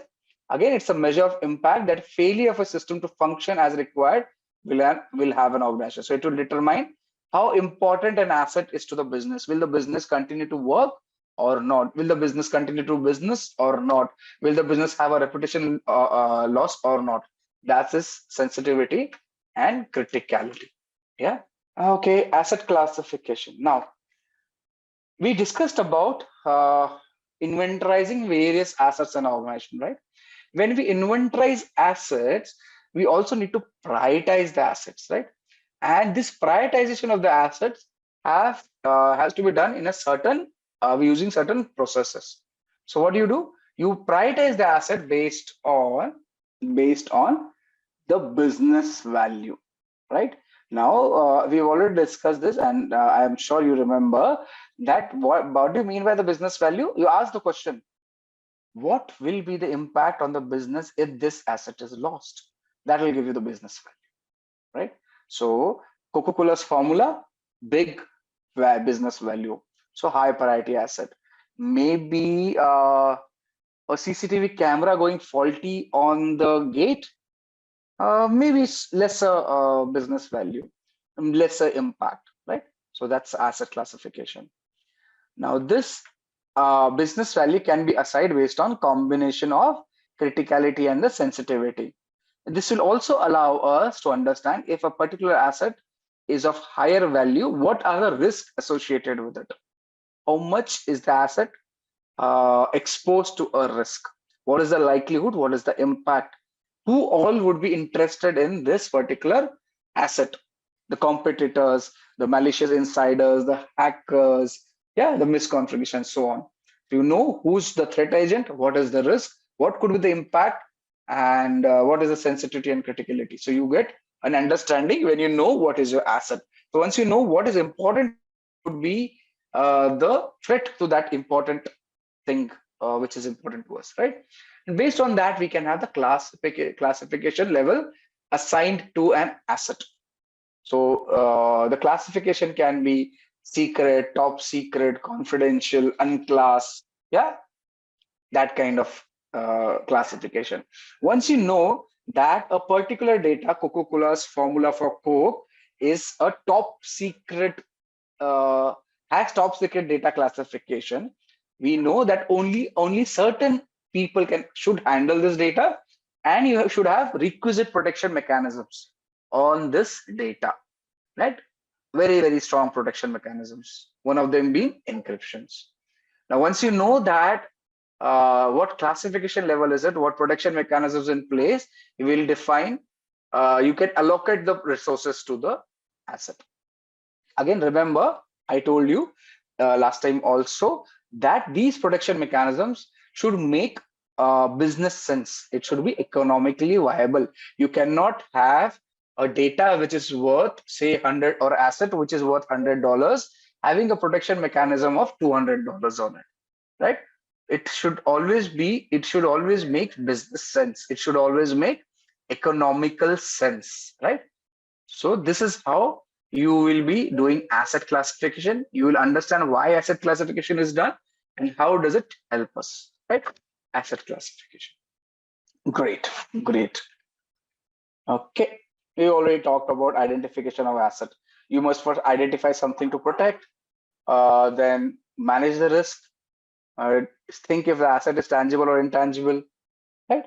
And ensure that there are protection mechanisms placed in there, understand the criticality and all. Yeah, that's asset identification. Now with this, we come to the basic Linux commands, which we are supposed to discuss, right? A small introduction to Linux. Okay, so as you see on the screen, for all those who have not seen Linux before, we are talking about Kali Linux right now. Most of the Linux flavors will have their own layout. Generally, it will be same. Like Windows has the start button. This particular dragon on the left side, left corner top, will give you the menu for all applications which are installed on this particular machine. The browser is seen over here on the tab on the what do you call it? This particular panel, the top panel, which has a watch on the right side, a timer, and the calendar on the right side. You can shut down the machine using the button given over here. We are not going to shut it down. Cancel. The connectivity is seen over here. You'll have data connectivity reflected over here. Your mic, speakers, everything will be reflected over here. You can also see the browsers on the menu, wherein if you look at all applications, you will find the browser listed over here itself. So there's a Chromium browser installed, there's a Firefox installed. We'll be primarily using Firefox in our work over here. So let's open, okay, for the browser, for internet connectivity. So similar to Windows machine, your Firefox on Linux looks same. So if you see, this is how your Firefox browser looks. So you can open any URL you want over here. Simple, right? So like Windows, even Linux uses the same browsers for that matter. The Internet Explorer or the Edge browser will not work on Linux. Otherwise, Firefox, okay, Safari for Mac will not have an option in Linux, but otherwise Firefox, Chrome, and several other browsers are working interoperable between various operating systems, right? So you can use a browser to surf the internet.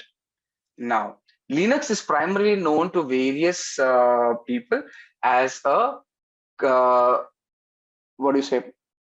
It has an availability of something known as a terminal, which allows you to run commands, which is very popular between Linux users, and this is what allows them to do a lot of tasks without actually open any application, running it by typing it on the terminal. Now, what you see on the screen, I clicked on the red box over here, which is the terminal for the Kali Linux machine.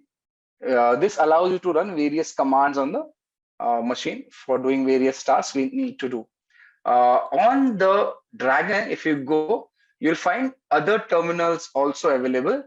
We'll be using the Terminator terminal already available in this particular machine, right? Similar layout will be there on our Ubuntu machine also if you open that, right? Let me expose you to the terminal a bit more.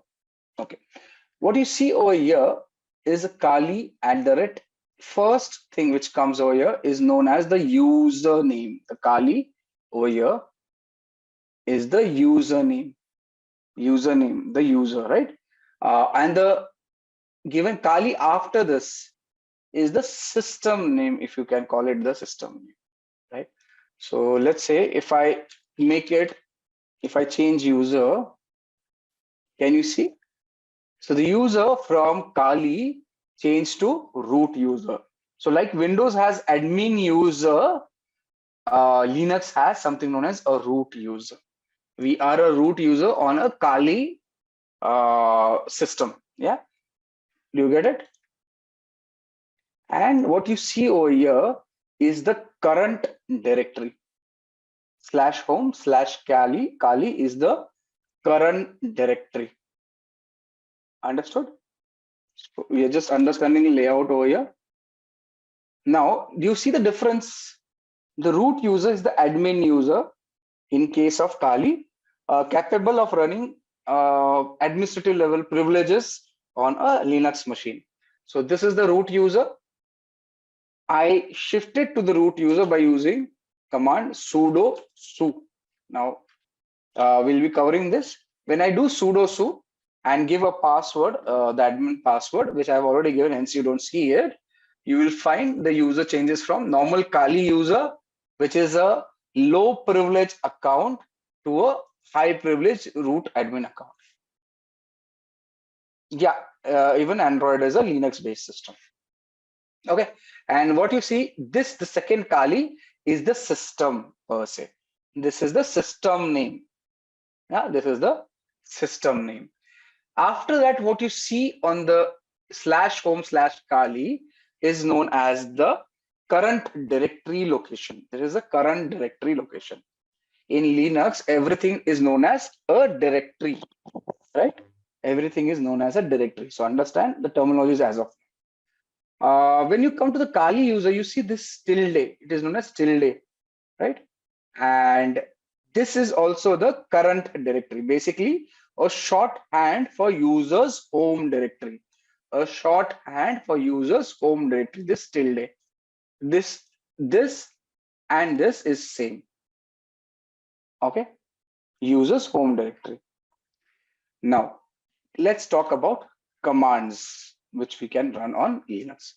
Now, what is a command? Understand, command is nothing but a software program.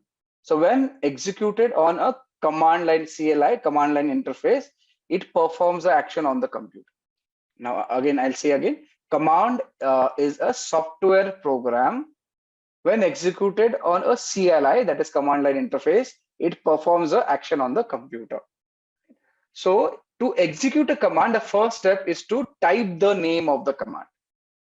To execute a command, the first step is to type the name of the command, right? So in this example, the command I am typing is ls. What is it? ls. And I enter. What do you see? What is happening on the screen right now? What am I doing in ls? All those who know Linux will tell you that it is a command to list the contents of the present directory. Yeah, this is a command which is listing the contents of the present directory. So by itself, the ls command is listing files and directories in the current working directory. At this point, you shouldn't worry too much about the output of the command. Instead, focus on understanding how to format and execute commands, right? So the ls command covered is incomplete. We'll be covering this as we proceed ahead, right? This is listing the details, ls, right? Now, many commands can be used by themselves with no further input, the way we saw ls, right? Some commands, however, require additional input to run correctly. So those inputs will be looking something like this. So if you say clear the screen, command, this will be a command, then you will give some option and possibly some arguments, right? So this is the general structure of commands which will be listed on the terminal. Yeah, so options are basically used to modify the core behavior of the command. This options given over here will be utilized to modify the core behavior of a command, while arguments are used to provide additional information. What additional information? Maybe a file name or a username. Each option and argument is normally separated by a space. Okay. However, there are some options wherein they could be combined also. So this is the general layout of command options and arguments. Now you have to keep in mind that Linux, unlike Windows, is case sensitive. We have to keep in mind that Linux, unlike Windows, is case sensitive. So whenever you use commands and options and arguments and variables and file names, we have to exactly put the case sensitive word. Anything wrong, you will not list. For example, let's say I want to move into the downloads directories. Downloads directory. So I'm CD, I'm changing directory. Just understand what I'm telling right now. So immediately I move to the downloads directory. Can you see the directory location has changed to downloads? Visible, all of you? All right. Now, just understand, I used D capital and the spelling downloads.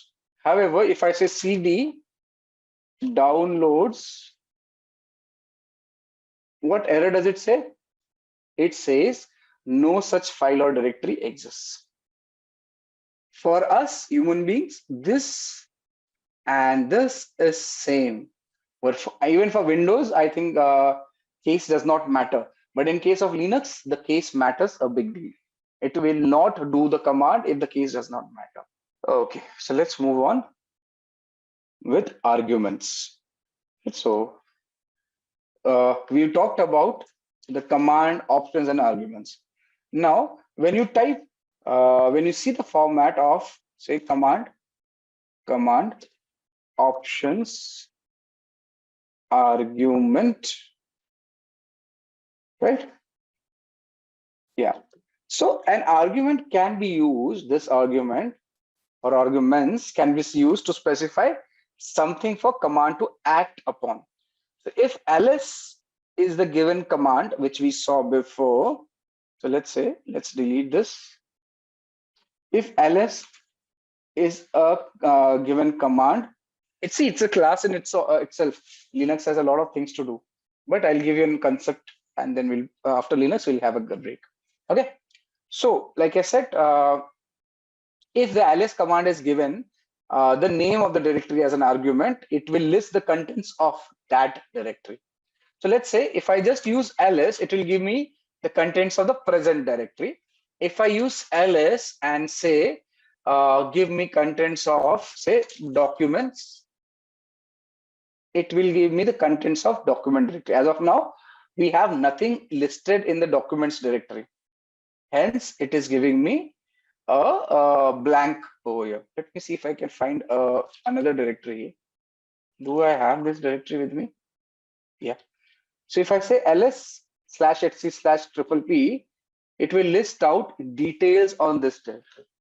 Now, as of now, don't worry what directory I have gone into. Just understand, I have listed directory listings from another location by giving an argument of the directory name to the ls command. Yeah, this is how. Now you can also use multiple arguments to list out details. For example, we used one ls command to list out a directory. We can use the same ls command by giving another space to list out another directory. Say, let's say we use to /etc. I can use what ssh, let's say ssh. You see, two different directory listings can be visible. This is the below one is for directly SSH directory. The above one is for P directory, right? So I can use ls command with multiple arguments and list out contents of two different directories, right? Given as arguments over there. Understood? That's in basic the arguments which we have there, right? Now we have, when we talked about command options arguments, we have discussed about arguments. Let's talk about options. So what are the options we are talking about? This is the one we are talking, command options arguments. This is where we've discussed about command, we have discussed about arguments. Let's discuss about options. Let's discuss about options. Now, options can be used with commands to expand or modify the way a command behaves. Again, options can be used with commands to expand or modify the way a command behaves. For example,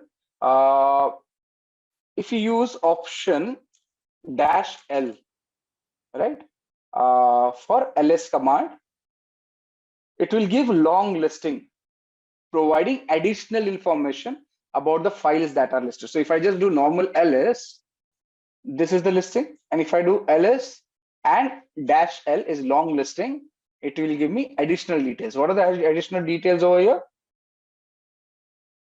The size of the file, the permissions of the file, right?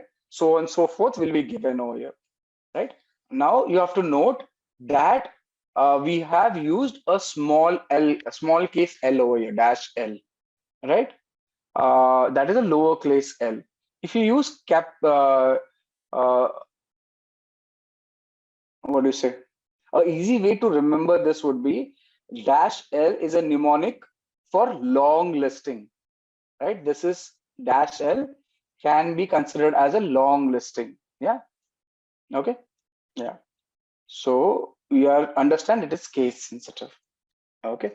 Similarly, if you want to look into directories recursively, you can use R, right? ls dash R. Okay. So now I'm sorry, not recursively. I stand corrected. This prints the results in a reverse alphabetical order. So if you see, if I do just ls, it is going in a descending alphabetical order. A, D, A, B, C, D, E, F, G. If you do dash R, it will do a reverse way, right? It will reverse it. That ls dash R. Similarly, you can do long listing by using dash LR. Yeah. So file permissions, the file size, the date it was created, and it is done given in the reverse lineup, moving from N to D in this case, right? Reverse lineup. So in most cases, options can be used in conjunction with other options. So what we have done, we have combined two options, long listing and reverse listing of the files together, right? So we are given separate options together. The combination of these options will result in long listing output in reverse alphabetical order, as you see over here, right? Now, if you ask me, will the order matter? No, that is not important.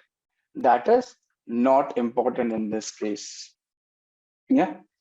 So coming back, a few more things I need to cover. Now, when you do ls-l, this by default gives you the file sizes in bytes. When you do ls-l, it is by default giving you the sizes of the file in bytes. So these are the sizes, the 404096, 40961769 are sizes of the files, which are in bytes. If you want to make it human readable, right? As in you understand the language, make it easier for humans to understand, you can use ls-lh, right? And this will give you the file size in human readable format. So 4K, 4K, 4K, 16M, 16, right? So this is what is a human readable format, right? Now options are generally single letters, as you see, dash, LH and all. However, sometimes there are words or phrases as well, right? Typically, older commands use single letters, while the newer commands use complete words for options, right? Single letter options are preceded by single dash. Okay, like when you do ls dash l, it's a single letter with single dash, right? However, when you use full word options, you will be using double dash. So let me just clear the screen, right? You'll be using double hash. For example, if you remember, ls dash h will give you human readable. We'll have to do long listing to make it better understanding. So if this will give you human readable uh, format in a single letter. The same thing you can do by using a complete word, a full word option, just human readable, and just enter. It will give you the same output, but you can use these similar options. So such options also come up. If you have a single letter, one dash. If you have a word, double dash. Yeah. So if you want to see directory listing in human letter readable format for any directory, let's say which one we have, SSH directory. Here it is. If I say /etc/SSH, it will give me human readable format. The same format I can get it using a word as an option, which is space human readable. Enter. The same options will come up. Nothing changes, only thing the options. So sometimes the options will be like this, sometimes it will be like this, right? Oh, excuse me. Okay. Similarly, so when a command is executed in a terminal, it is stored in a location, in a history list per se. So this is designed to make it easy to execute same command. So later, eliminating the need to retype the entire command. So the commands are basically saved somewhere in the history to allow you to retype. You can use your up arrow to go through the commands. I'm using my up arrow right now to go through all the commands. Okay, and now the entire history of the commands is run, which are run in the current session, can be displayed using the up arrow repeatedly, one by one, right? Now, when you do the up arrow and press enter, the command will run again. Simple. So if I go on doing this up arrow and just press enter, the command will run again, which is saved in the history. So you don't have to type your commands, right? In case you want to edit a command, you can use the left and right arrow to edit it. So in case I want to list out, instead of SSH, I want to list out, say, the PPA directory. I can change it and enter.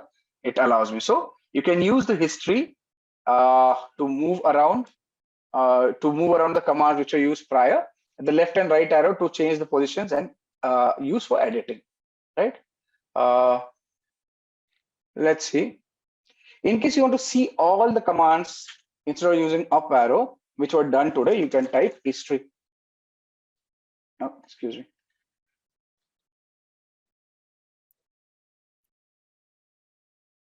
And it will list out all the commands. So we have run a total of 35 commands since the session has started.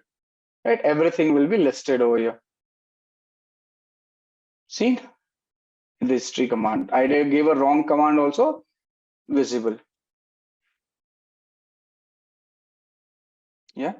Murli is telling type the command, giving space before the command, it will not show in history. Interesting. Let's try it out. So if I just give a space prior to the command and say, let's use a new command, date. Right? Enter. So it has given me the date. Right? Now let's try history. So it's an interesting thing we need to discuss. Yeah, it's not showing. Interesting, Murli. Thank you. So what Murli has told us, if I use date, okay, it's not doing it. Wonderful. So where do you use it, Murli? This command, how does it help? So if I do date right now and do history, you will see the date is listed at the 37th command over here. However, if I add a space at the start of the command and type, let's use another command. What command should I use?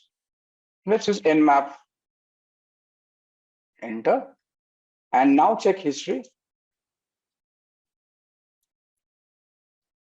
Okay, that nmap command is not there. Oh, interesting. That's interesting. Great. So, so I'm using Google over here to download the cheat sheet. So you can also use Google. That is easier.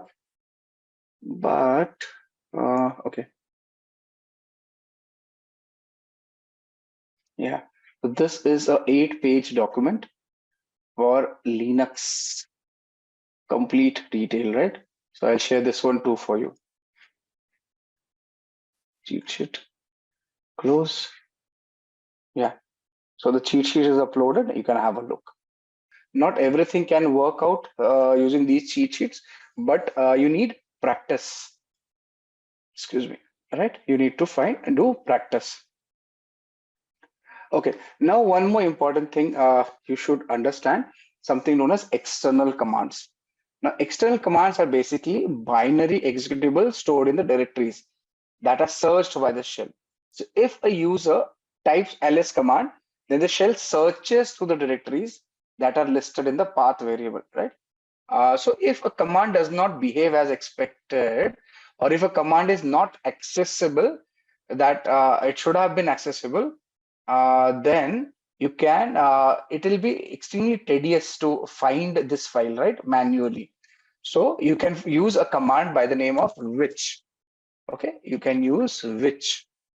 So if you want to know more about a command, another important thing, let's complete this first, which, and you can give the command name, say which ls. Okay. Oh, okay.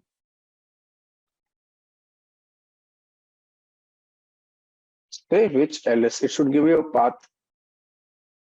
Hmm. Actually, this should give you. This should have given you a location of a command of where the ls is there. If I just say which Python, will it give me? Which Python? Yeah. So it did not give it for ls, but let's see if I know where is Python variable, or where is Python. If in short, in a generalized understanding, where is Python installed, you can find it using which command, right? This helps you to understand if a particular file is installed or not and available in the system or not, right? So that's your Python. Uh, that's your which command. What else? Now, we saw directory listing, right? ls. So we have discussed the initial command options arguments. Similarly, if you have to change the directory, you can use cd, and cd stands for change directory, and the directory name which is to be changed to. So you can just select and you will find the directory has been changed.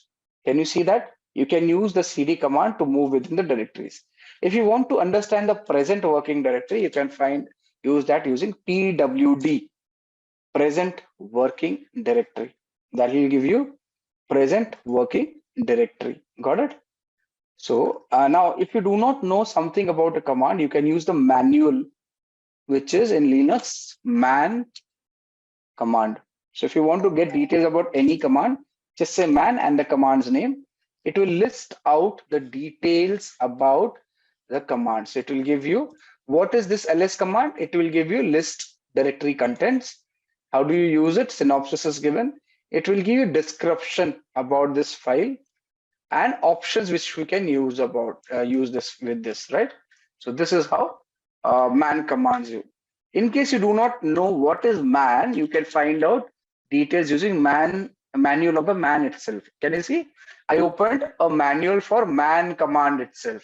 So it is an interface to system reference manuals. What is it? It is an interface to system reference manuals, and it will give you a description of each thing which you can do with this command. The examples are given. See, I give you this example, right? Man ls displays the manual page for the item ls or the program ls. Got it? Similarly, if you say man 0.7, it will give you the manual page for macro page man in section 7. So you can find a section in a particular manual using the number itself. Got it? So that's your manual.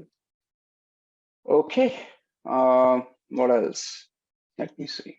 Okay. In case you want to get help for a command, then you can use, let's say, -h as help, right?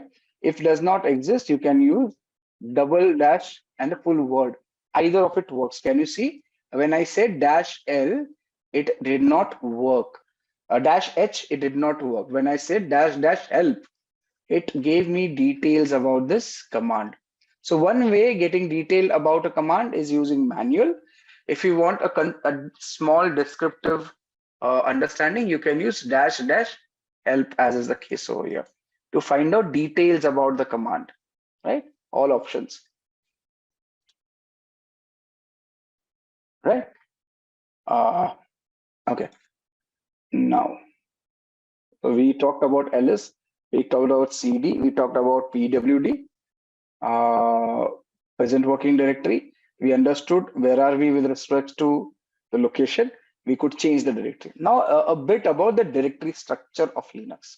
So Linux has a particular directory system structure. So now on a Windows system, the top level directory is called My Computer. All of you are already aware of it, right?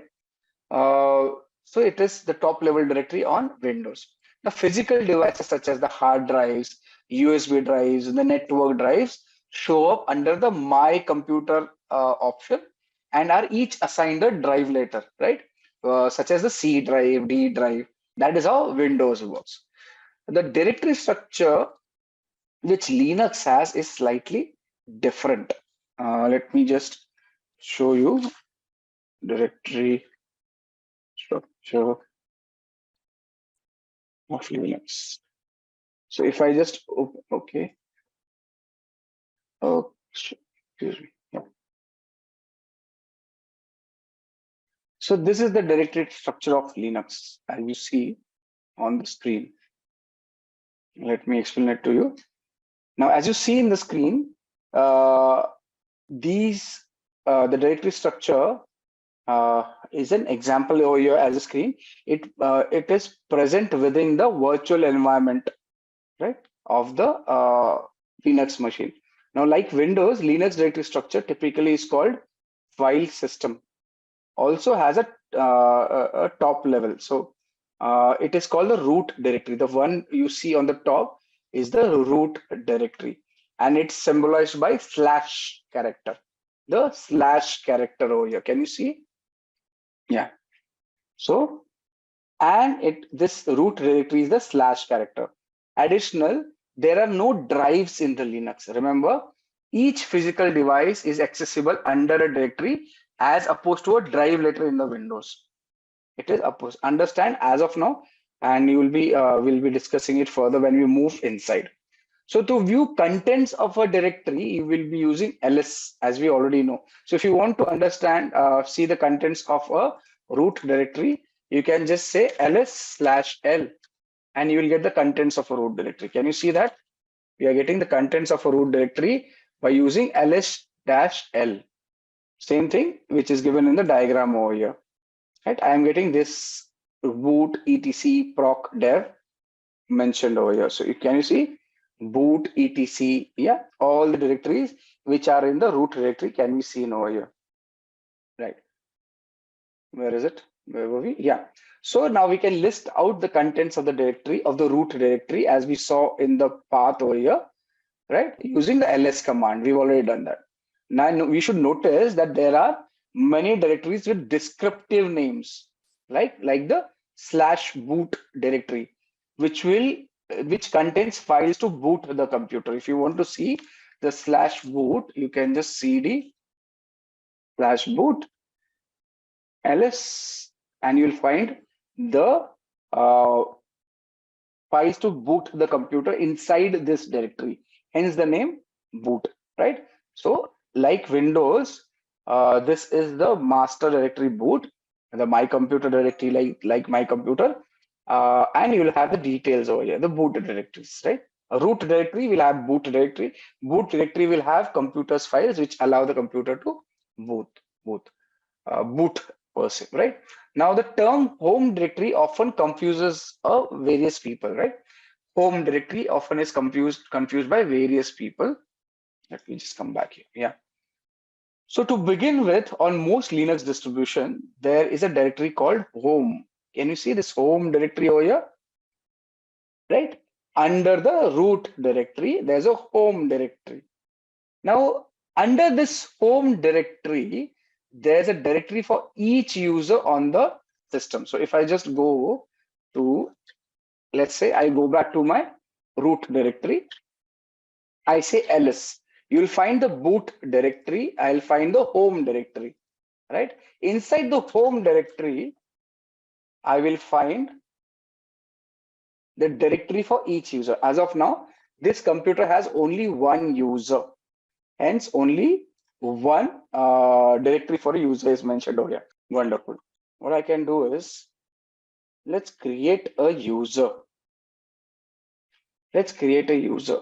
and I'll show you. If I create a user, if I have to create a user, I can use command sudo user add, and what name should we give? Let's give AEP. Enter. So user is created. Now, like I said, in the root directory, there's a home folder. Uh, which has, or rather, which has users of that particular computer. So if I just say home, you will. Oh, it has not created. Just a sec. Why didn't it show the user? Where did we create it? It should have created the user in the root directory. I created a user, right? It did not give an error. What I did, I created a user to be listed over here. But somehow that user is not available in this directory. That's interesting. I will have to look where did I go wrong.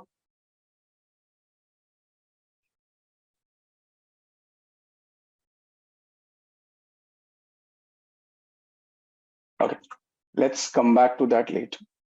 I actually wanted to show you, but yeah. So now, like I said, if you go to the home directory, you will find the users listed over there. Now, the directory name is same as the name of the user. So when I said ls/home, ls/home, since there's a Kali user, I see the Kali name as the directory name over there, right? So if you have, say, a system admin user, you'll find the system admin name given in the folder over here, right? So we are in the Kali user, and the Kali user folder is seen over here. Okay, moving on. Okay, the home directory, again, remember it's an important directory to begin with. When a user opens the shell, it automatically is placed in the home directory, right? Typically where you work. That's the importance of directory. Like I said, pwd will give you the present working directory. If you do pwd, it will give you the present working directory.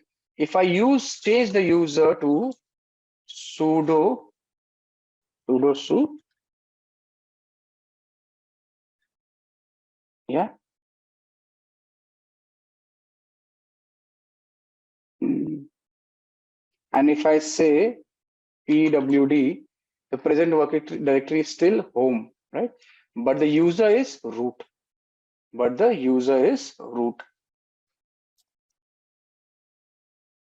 Right? So present working directory basically points to the working directory.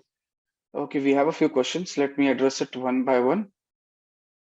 Balraj is saying, is there any difference in the folder color? It seems different colors of folders. Nine. So, okay. In a typical Linux terminal, the color of the folders vary, right?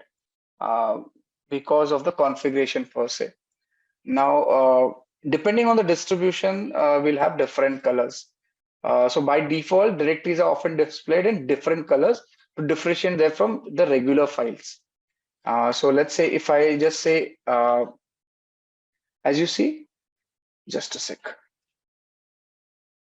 As you see over here, this is a tarred file, a compressed file, which has a different color. A regular directory has a different color.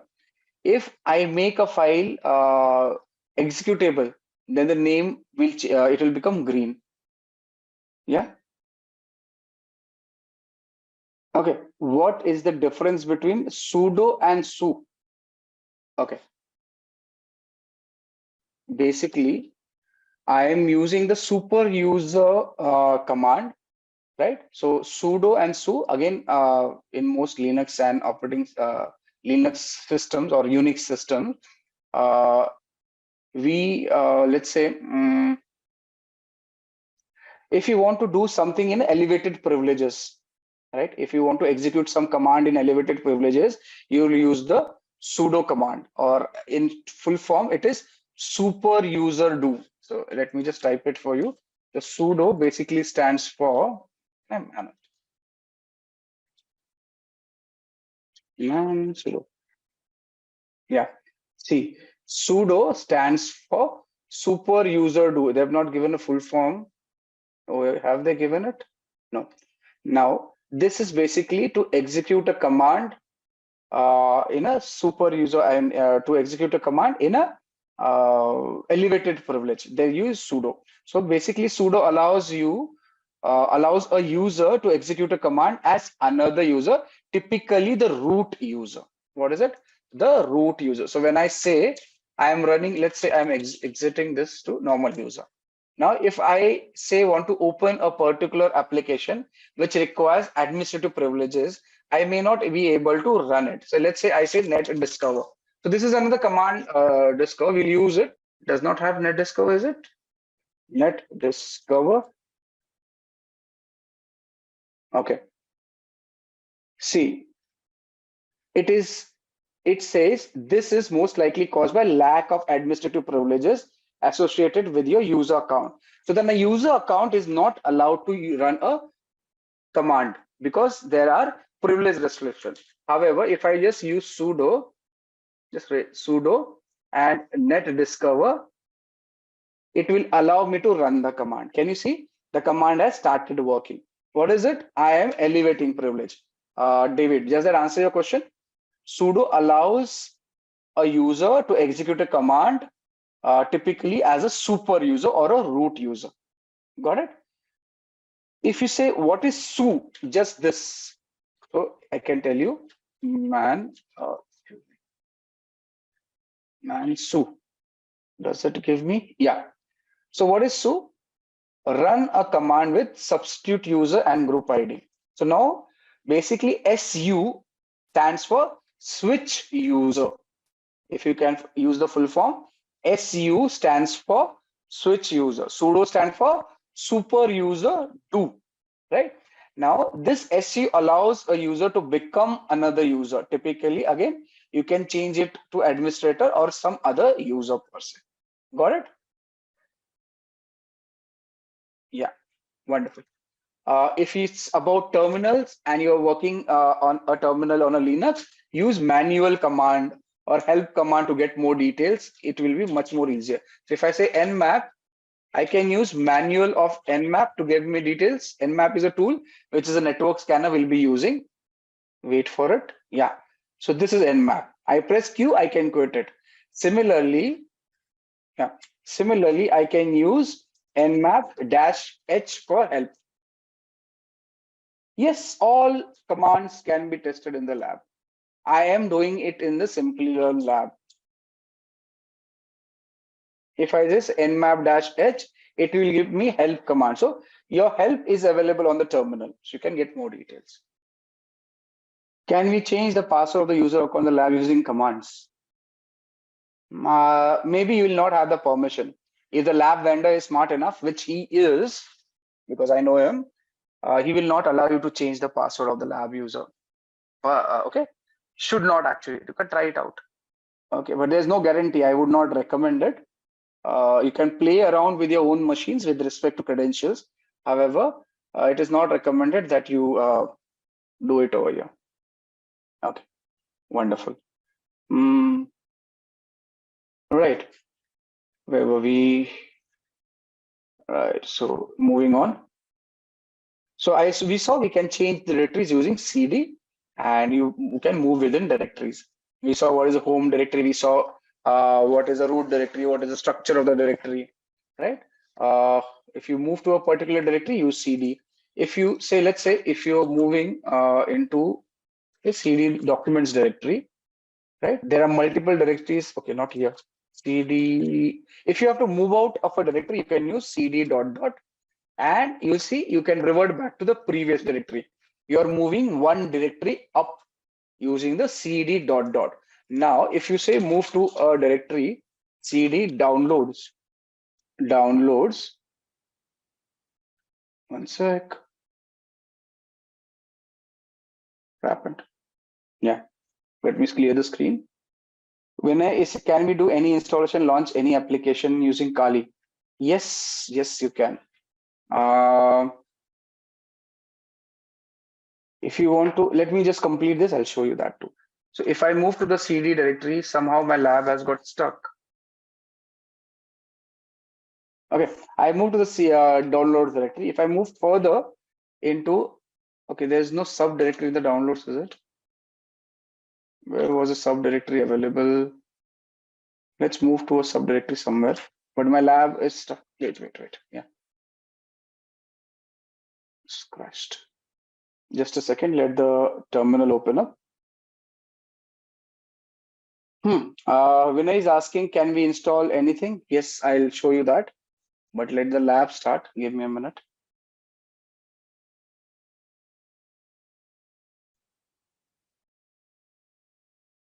Okay, here's the lab. Okay, the terminal is open. I do not want another one. Let's clear the screen. Yeah. So, do I have any other directory in downloads? No. Let's see if we have something in the home directory. Documents do not have anything. Okay, let's create one. That will be easy. So if I move into a directory, I want to create a directory. I can use command make dir. Sorry, mkdir, make dir, and I can make a folder AEP. Right. So that's how I create a directory inside a directory. Right, AEP. I can move into the directory like this, AEP. As you see, I am inside the directory. I can list out the contents of the directory if anything is present over there. See, nothing in the directory. If I want to create a file, I can use a command touch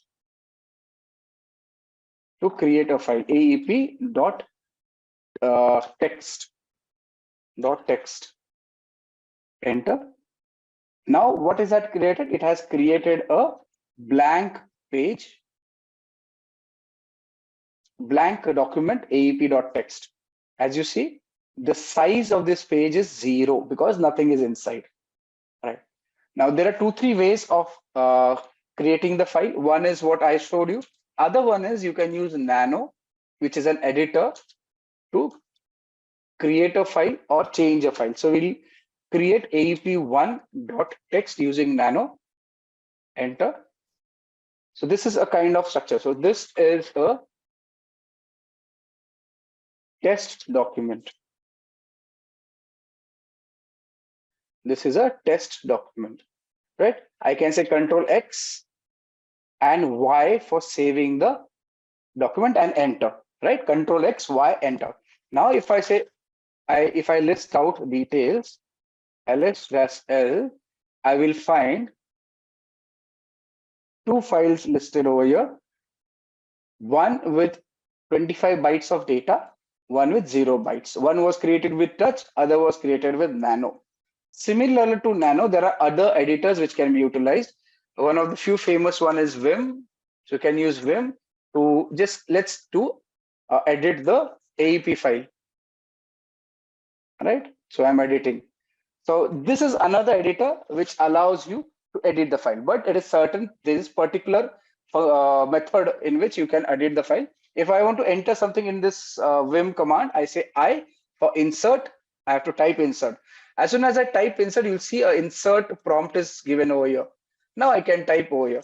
This is a test file, right? And we can add to. How do I save it? I type, press escape on the keyboard, right?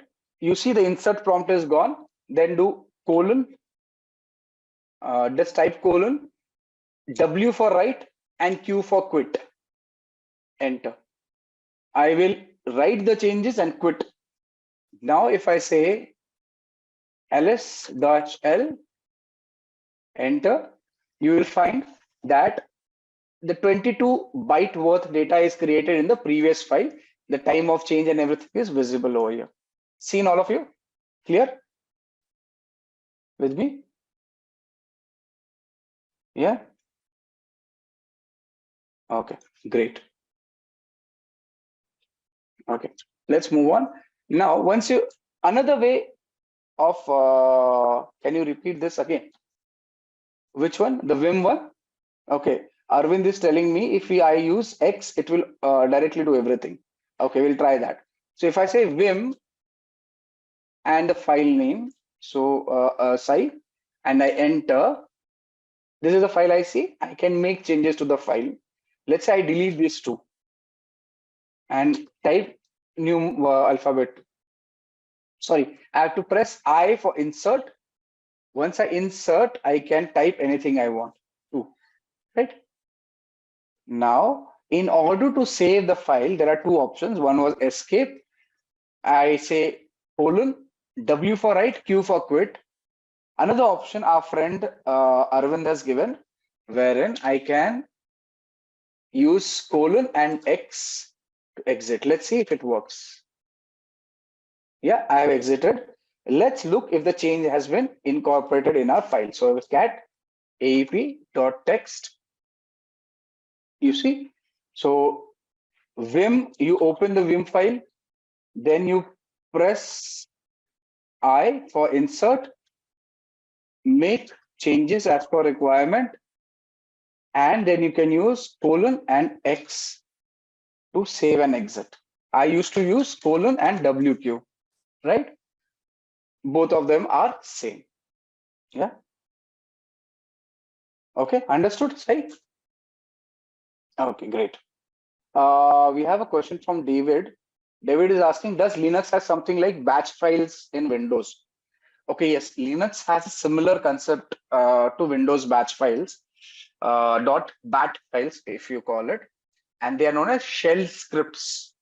Yeah, David, they are known as, let me just exit this.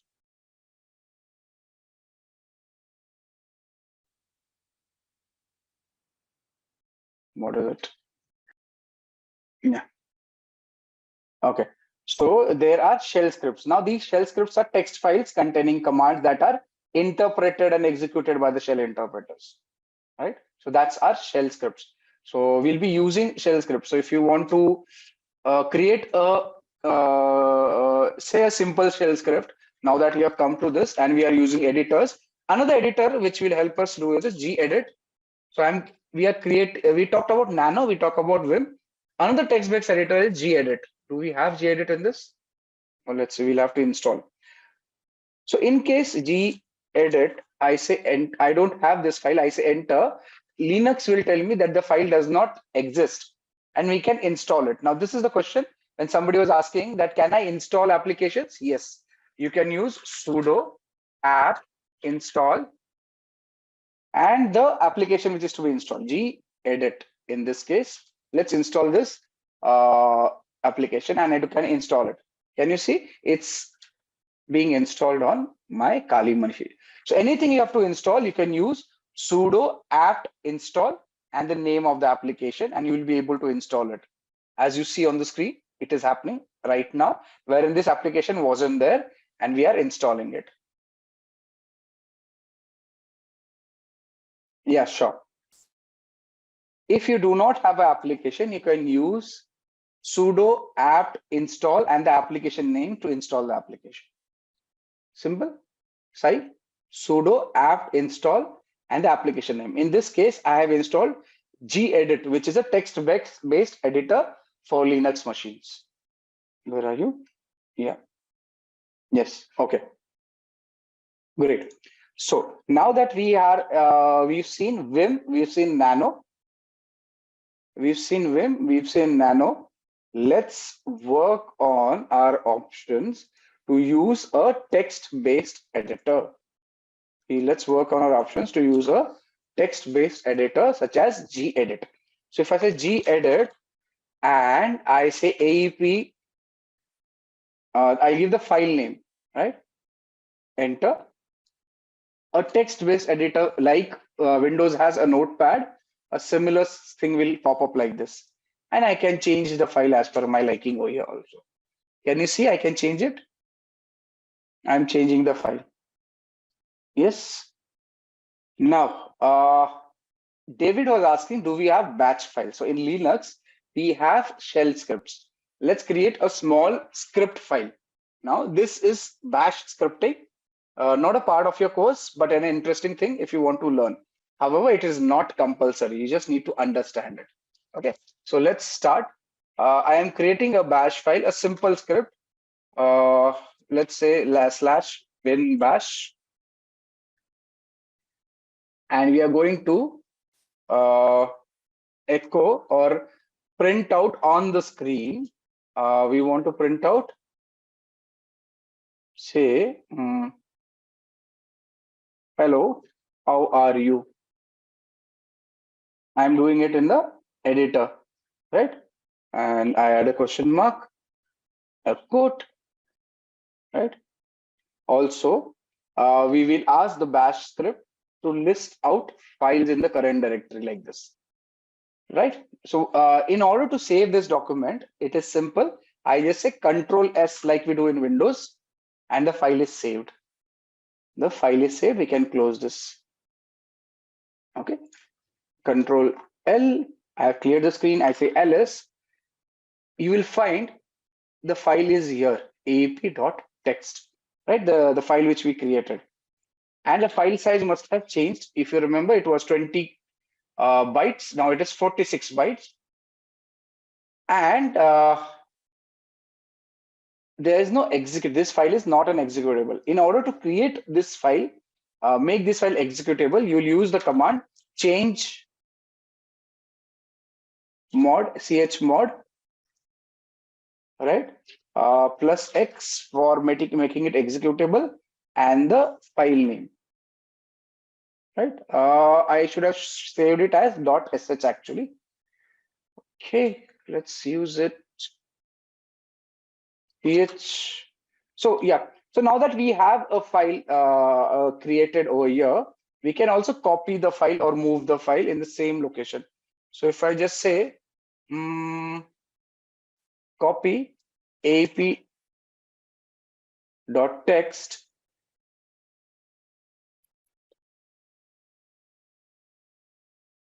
come on,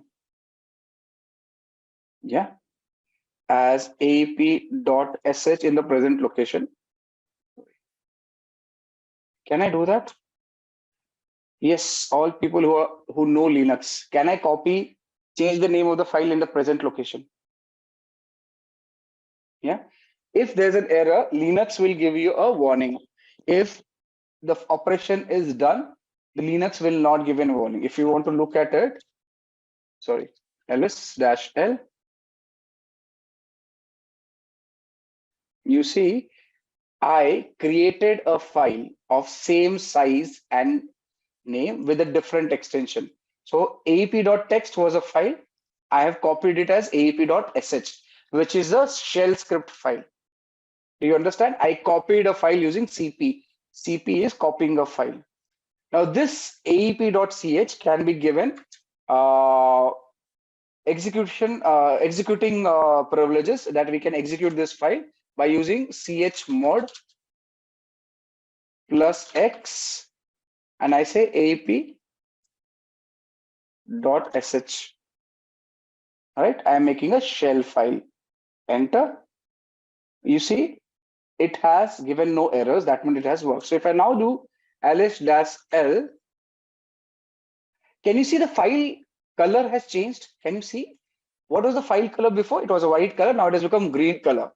That signifies the file is now executable. Do you understand that? That signifies the file is now executable. Yeah, David, your batch file, we have created a shell file over here.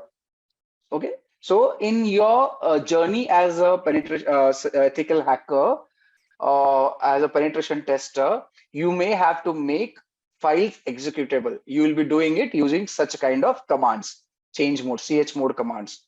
Got it? Now, if you want to run this file, you can just use ./aap. So you have to run a command, just dot is present working directory, and you want to run the this file in the present working directory. So dot is the present working directory, present location, and the name of the file to run. And we have made it executable. As soon as I say enter, it should give us the command. What is it saying? Hello, how are you? And it is listing the contents of the present directory. Can you see that? What we've done? So we have progressively moved from creating a directory to creating a file to creating a shell using various editors, then making the shell file executable, a batch file executable, and then running the file on the terminal getting an output on the screen. Is that clear, all of you? This is something you need to redo when you practice. It is important that you redo this. Okay, great. So, and thanks, David, for getting it to my notice. This is something which is should be known to us, right? Thank you. So let's see a few questions. Yashodeep says, what is root terminal and terminal? Okay, Yashodeep, in context of Linux, a terminal is a program that provides text-based interface, what you see on the screen, to interact with the operating system. What? Okay, it is giving you a text-based text-based interface to interact with the operating system. While a root terminal is a terminal session that runs with super user privileges. Now, do you understand? Terminal gives you interface. Root terminal will give you super user privileges, and the same thing can be done with your privileges. Yeah. Okay. Okay. Zareen, it will be the same. The commands will stay the same. Nothing changes. Ubuntu is a Debian-based operating system. Kali Linux is also a Debian-based operating system. So all these commands in exact same format will work in Ubuntu also. Yeah.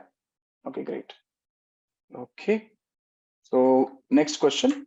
So we have a question from Kaushal, which is from where the Linux find the application.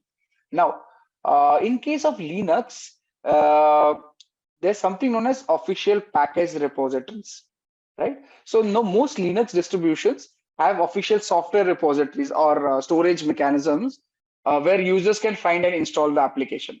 When you used, just let me clear the screen. When you use apt, right? That is advanced package tool.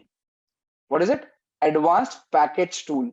This allows you, this is a package manager which allows you to download packages from the repository of the Debian operating system, Linux operating system, and so on and so forth. For Debian, you use apt Debian. Sorry, right? Use apt for let's say Red Hat operating system, Fedora, CentOS. I think CentOS also. You use yum. That is a it is possibly yellow updater modified or something. I forgot. All right. So that's how you do it. Also, there are other options wherein there are third-party repositories, software websites. You can download like you do in Windows. Similarly, you can download and install applications. This is one option I have given, right? Most cyber people prefer working on Linux. It's much more convenient. Lesser issues come up. At least I prefer, and I've seen 90% of people who I work with prefer using Linux. Yeah. Okay. Okay. Again, another question from Kaushal. Does the syntax matter while searching the application? Yes. If you remember, I told you Linux is case sensitive. So you have to ensure that case is correct. So if you're looking for Firefox, let's say now this machine has Firefox. I want to open Firefox. I just type Firefox like this, and it will open Firefox. But if I don't get the case correct, it will not open the application. Simple as that. Can you see?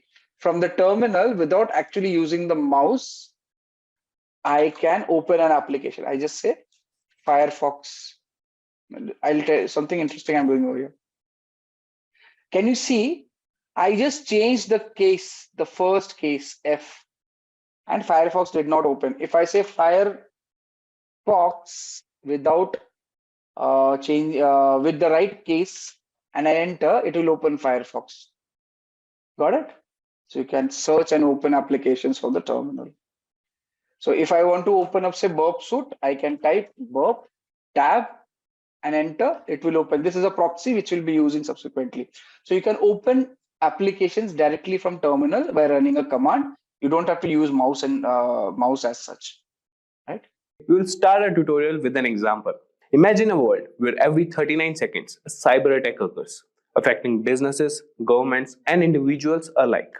And in a digital age where data is the new gold, cybersecurity has become one of the most critical fields to master. And if you have ever wondered how hackers breach systems or how companies protect themselves against these threats, you are in the right place. In this video, we are going to take you on a journey into the fascinating world of cybersecurity.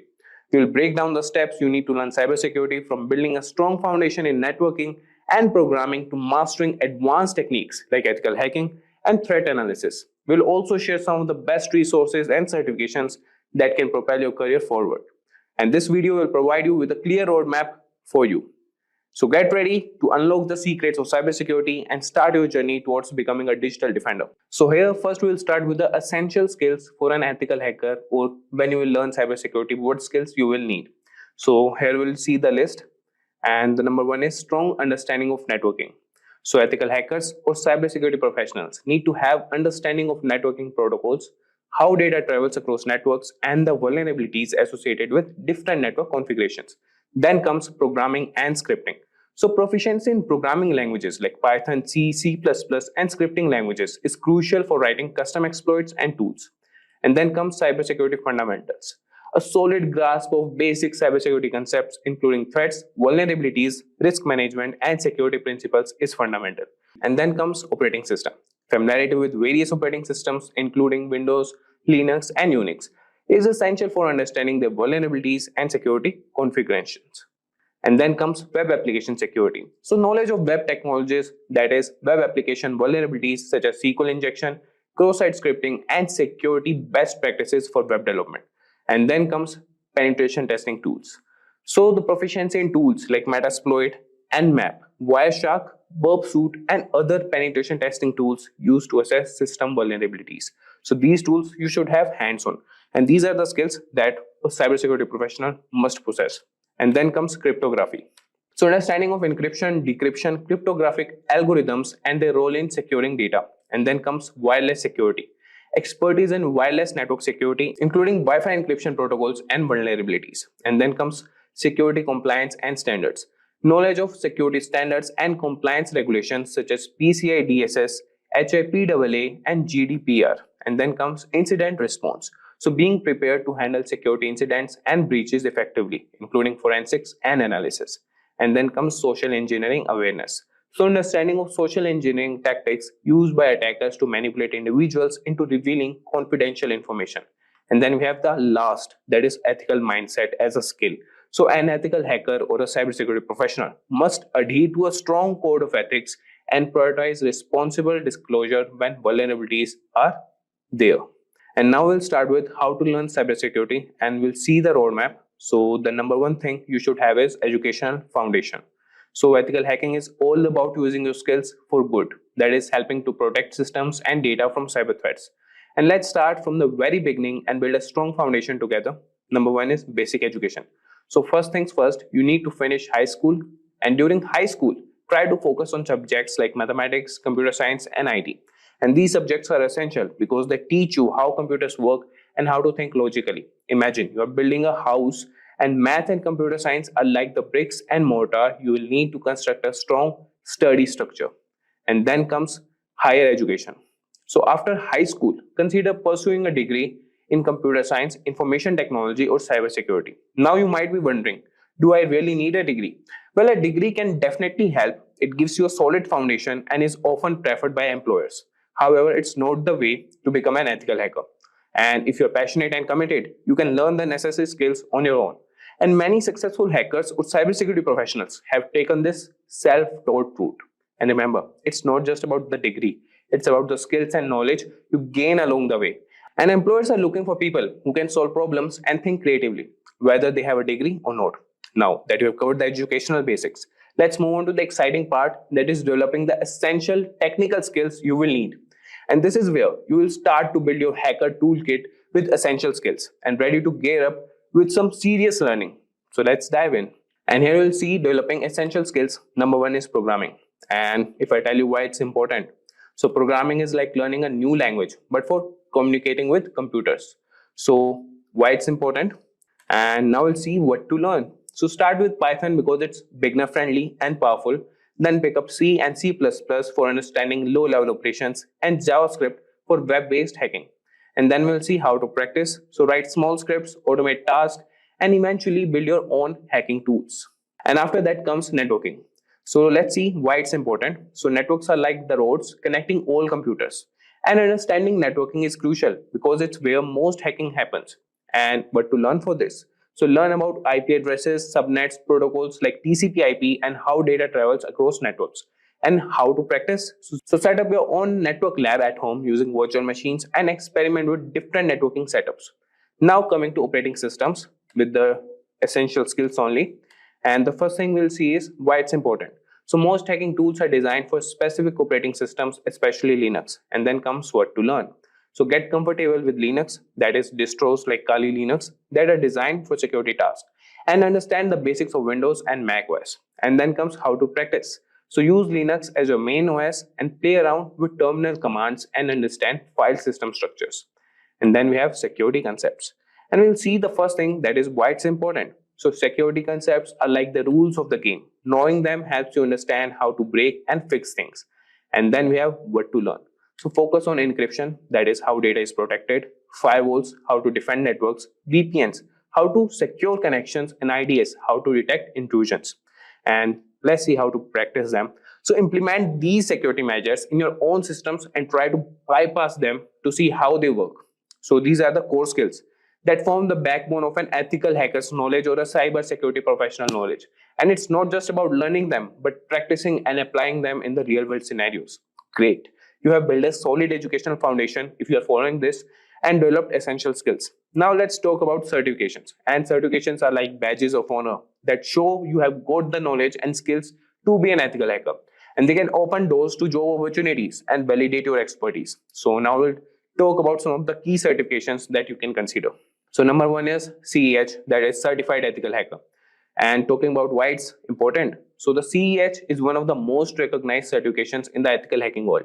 It covers the fundamentals of ethical hacking and teaches you the mindset and tools hackers use. And now we'll see what it demonstrates. So by earning this certification, you show that you understand the core principles of ethical hacking, including how to scan, test, and hack systems, and how to get it or achieve it. So you can study the CEH curriculum, which includes topics like footprinting, scanning, enumeration, and system hacking. Then pass the CEH exams to get certified. Now coming to the next certification, that is CompTIA Security Plus.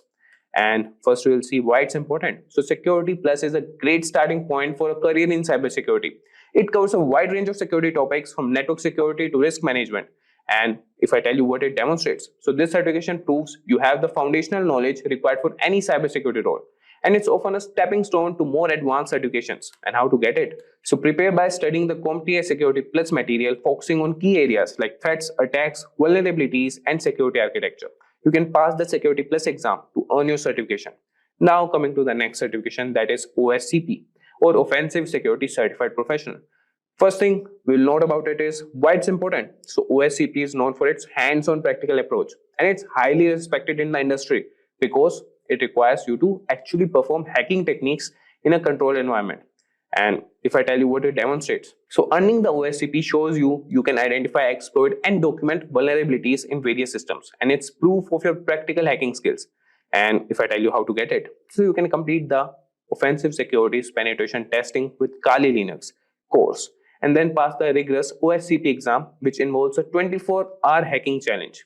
So this is all about OSCP. Now moving to the next certification, that is CISSP. So first thing is why it's important. So CISSP is an advanced certification aimed to those looking to move into higher level security roles like management or architecture.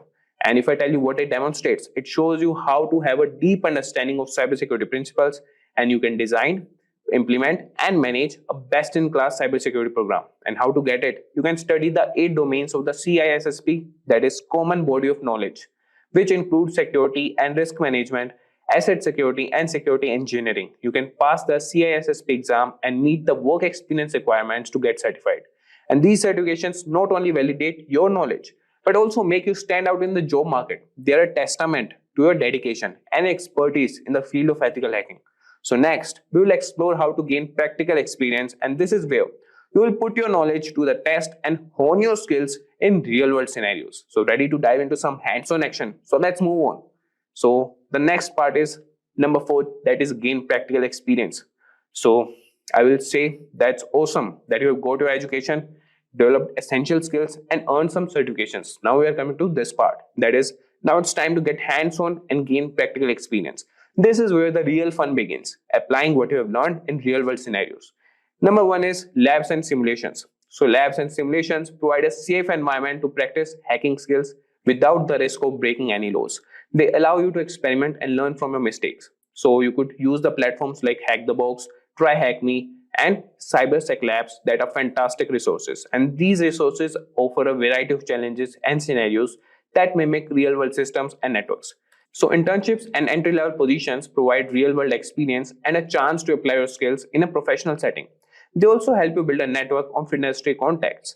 You can seek out internships or jobs in IT, network administration, or cybersecurity. So these roles will give you hands-on experience with the systems and technologies you will be protecting as an ethical hacker. You can check job boards, company websites, and LinkedIn for openings. And don't be afraid to reach out to companies directly to inquire about internship opportunities. You can tailor your resume to highlight your skills and certifications, and be prepared to discuss your hands-on experience from labs and simulations. And after that comes the bug bounty programs. So bug bounty programs are an essential or excellent way to test your skills in the real world scenario. Companies offer these programs to identify security vulnerabilities in their systems, and they reward you for finding and reporting these issues. So platforms like HackerOne and BugCrowd connect ethical hackers with companies offering bug bounties. And these platforms provide a legal and structured way to test your skills. And you can create profiles on HackerOne and BugCrowd. And you can start by reading through the rules and scope of each program to understand what's allowed. And you can begin with lower risk programs and gradually move to more complex ones. As you find and report vulnerabilities, you will gain recognition and potentially earn money for your findings. And after that, we have practical experience that is invaluable and is where theory meets reality. And by practicing in labs, gaining real-world experience through internships, and participating in bug bounty programs, you will hone your skills and build a strong portfolio. And after that comes stay updated. So cybersecurity is a rapidly evolving field, and staying updated is crucial for maintaining your edge. And here's how you can keep your knowledge fresh. Number 1 is continuous learning. So the landscape of cybersecurity is always changing with new threats and technologies. And you can keep up with the latest news, blogs, and forums, and great resources like Krebs on security, dark reading, and the Reddit NetSec community. So make it a habit to read articles and participate in discussions regularly. And you can also subscribe to newsletters and follow key influencers in the cybersecurity space. And then we have conferences and workshops. So these events are excellent for networking and learning about the latest trends and techniques. And key conferences like DEFCON, Black Hat, and RSA conference are must-attend events for ethical hackers.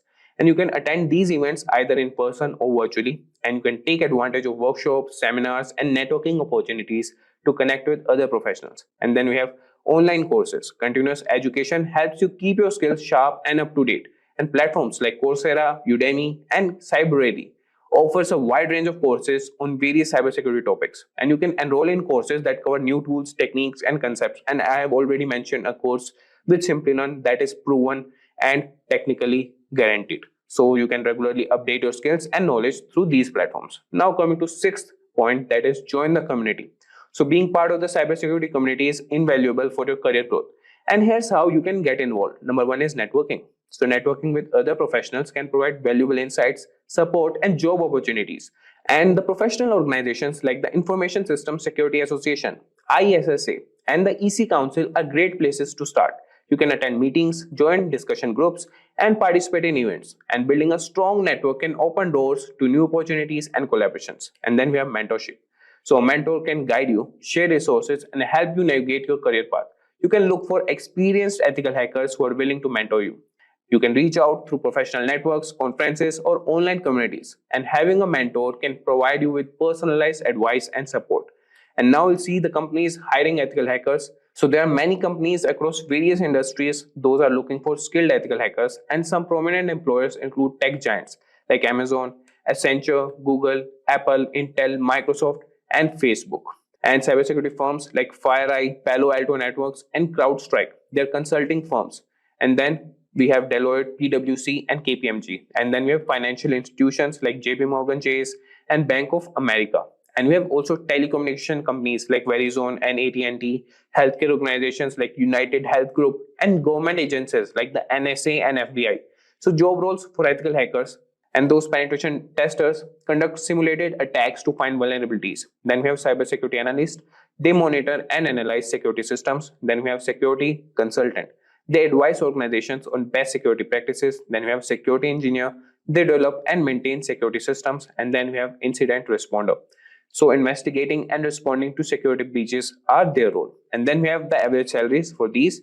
So salaries for ethical hackers vary by location and experience. So if I talk to you about in India, so entry level positions typically earn between 4 lakhs and 6 lakhs per year, while senior roles can command between 15 lakhs and 25 lakhs per year. And in the United States, entry level salaries range from $70,000 to $90,000 per year, but with senior positions, earning can be vary between $130,000 to $170,000 per year. Do you know, friends, that Wireshark is a powerful network protocol analyzer that helps you capture and analyze network traffic in real time? It allows you to deep dive into data packets traveling through your network, giving you insights into network performance, security, and troubleshooting. In this tutorial, we'll guide you through the basics of using Wireshark, from setting up your capture environment to interpreting the data. By the end of this tutorial, you'll have a solid understanding of how to navigate Wireshark interface, set of filters, and analyze the network traffic for different use cases. So guys, let's get started. So guys, let us start first by understanding what is Wireshark.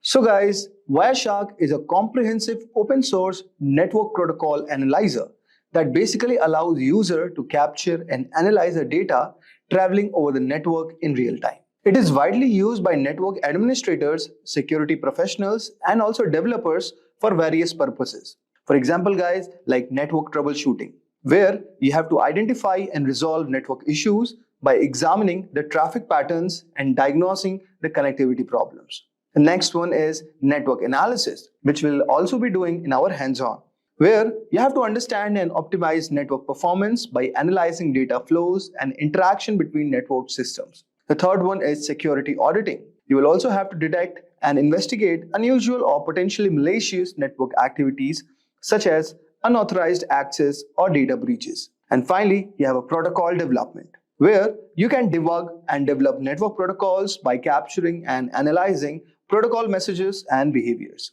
The key features of Wireshark are: the first one is packet capture. Wireshark captures packets of data transmitted over the network. Each packet contains a wealth of information, including source and destination addresses. And also you get protocol, types, and payload data. So as you can see all over here, I've already downloaded Wireshark, and I'll guide you also how to download it.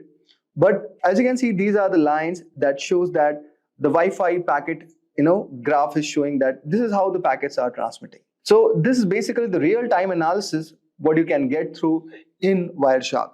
Next one is you get a detailed inspection.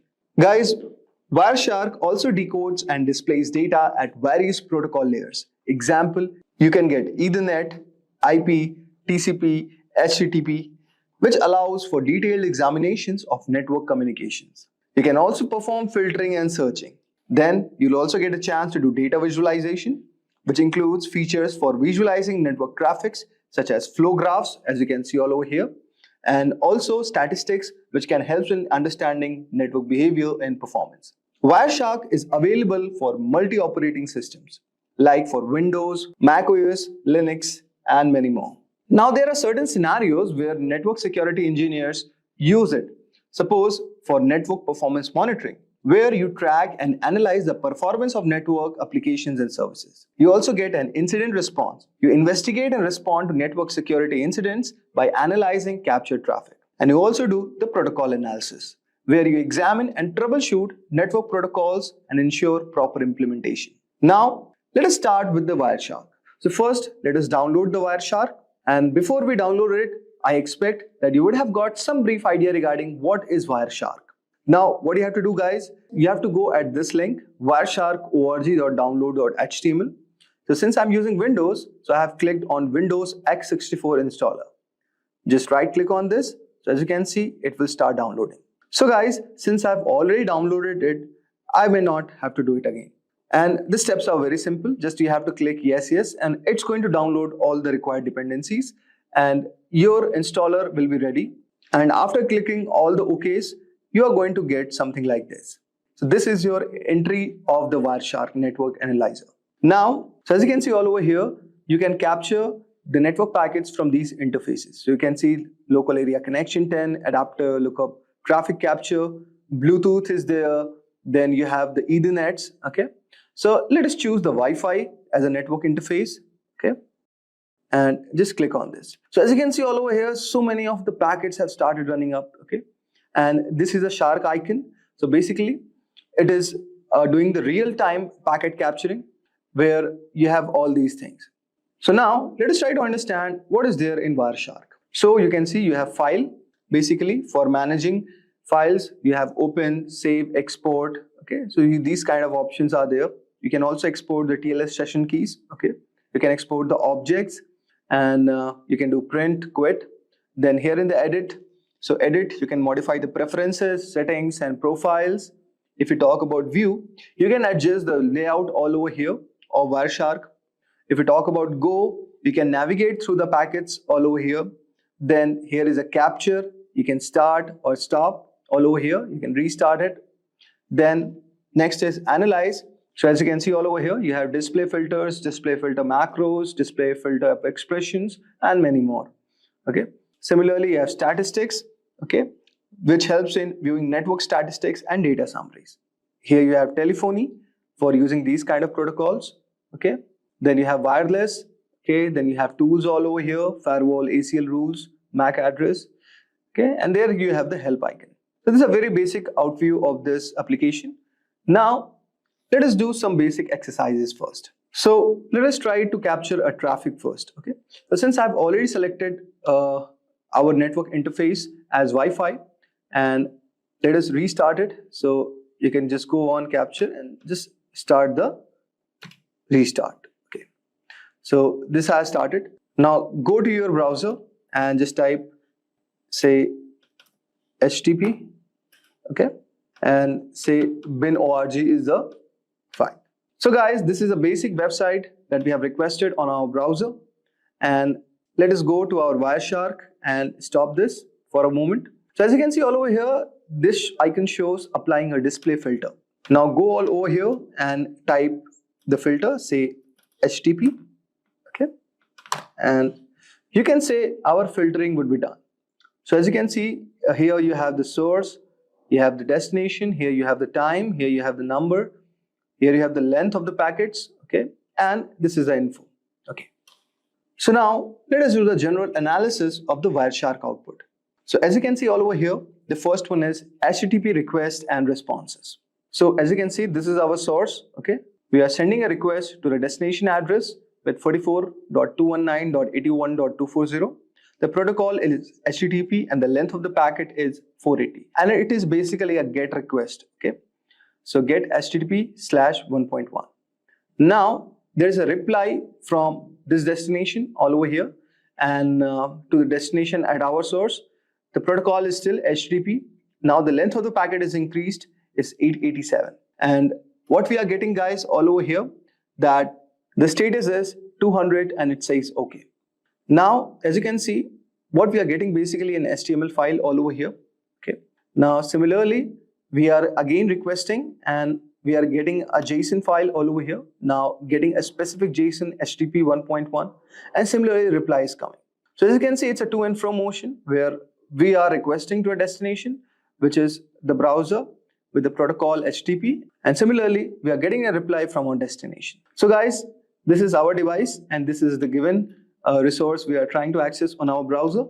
So basically, now we can see these are the content types, which is text HTML for the HTML structure, okay? And also you can see all over here, this is a JSON type, okay? And these are the type of the content we are trying to access it, okay? And this is the request what we have done to our destination, which is the browser, okay? With the bin.org, and it is returning a text.html file. I hope so guys, you would have got a brief idea like how you can do the general analysis of the Wireshark output. Now let us try to do one more example which will make our concepts more clear. Now guys, I will show you one more use case of this, that you can diagnose the network issues with ping and trace command. Okay, so with the help of Wireshark, this can also be done, guys. So what you need next is you can open a terminal, okay, and just right click all over here. And now in this, what we are going to do, guys, we are going to generate an ICMP traffic. So with the help of ping command. Okay, so now what we do, we type ping, say google.com.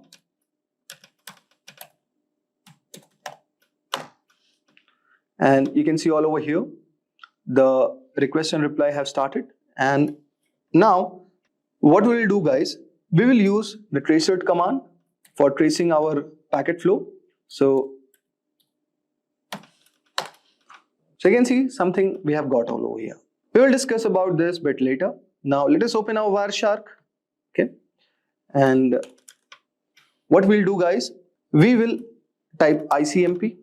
Okay, and just click all over here. Okay. So guys, go to the filter and type ICMP. Okay, and just click all over here. But before that, you have to stop this. And now let us try. So you can see all over here that here the destination is showing unreachable, but here we are getting the reply. Okay. Now let us try to examine this protocol. Okay. So what all over here, let us try to understand first what we did in the terminal. Okay. So guys, when we are typing the command ping google.com, this command is basically testing the reachability of google.com by sending the Internet Control Message Protocol or ICMP echo request packets and waiting for the replies, which is echo response. Now guys, let us break down the ping results. So first 3 replies, we are going to see that each reply shows the IP address of 142.250.193.110, which is one of the Google servers. And you can see the round trip time latency for the packets. For the first time, it is showing around 76 milliseconds. For second round trip time, it is showing around 88. Then third is 99, and fourth one is 30 milliseconds. Now you can see there is something called time to live also, and in this case the time to live for each packet is around 55 milliseconds. Okay, so basically this field indicates how many hops or routers the packet can pass through before being discarded. Okay, now you can also see the request timeout. So the fourth packet is a request timeout, meaning no reply was received within this set time. And you can also see the ping statistics.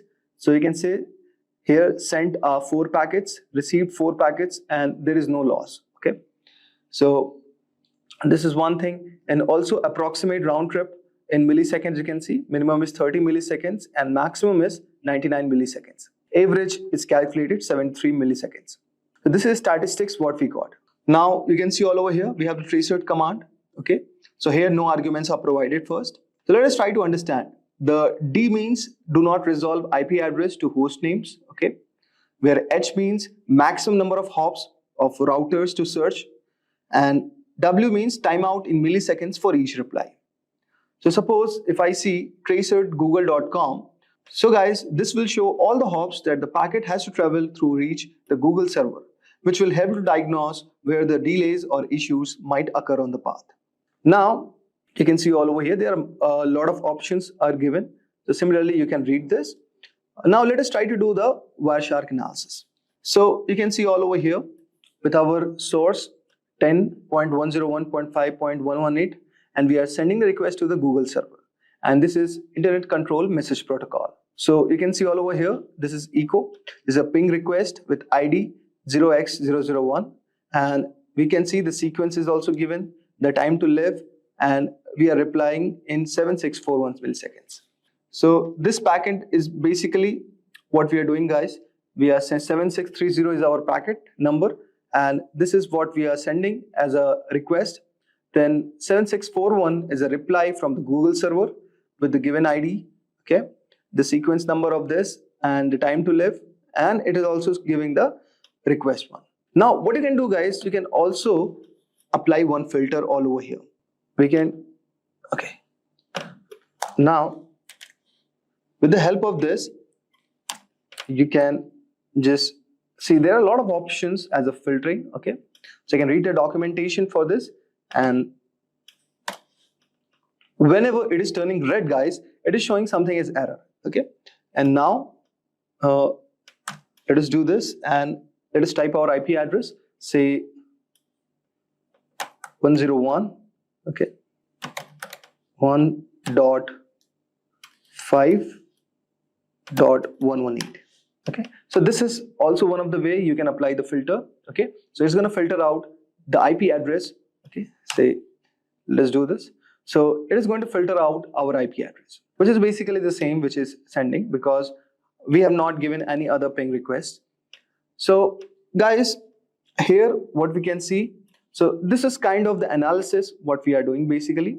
Okay, so guys, this was a Wireshark analysis for diagnosing the network issues with the help of ping and trace commands. And you can do a lot more other things with the help of Wireshark.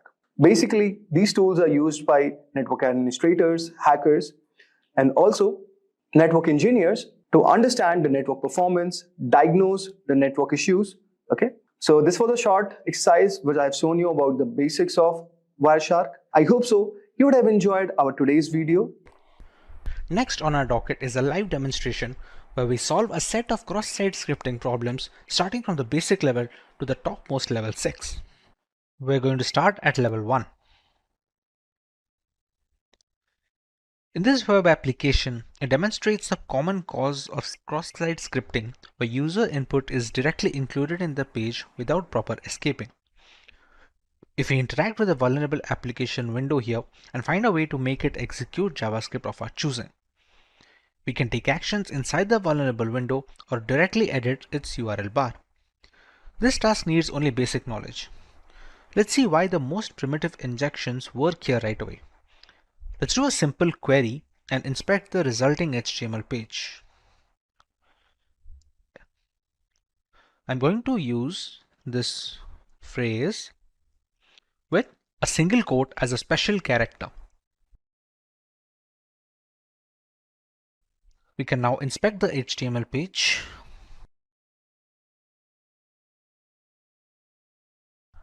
We can see here in this line, the special character single quote appears in the result over here. The provided query text is placed directly in a B tag, as in a body element. We need to perform a reflected XSS into the web application because they are non-persistent XSS attacks, and the payload should be included in the URL to perform successful exploitation. We can use any payload, but we're going to use the simple one to perform an alert in this web application. It's simple and can be shown easily. We're just going to write the script over here.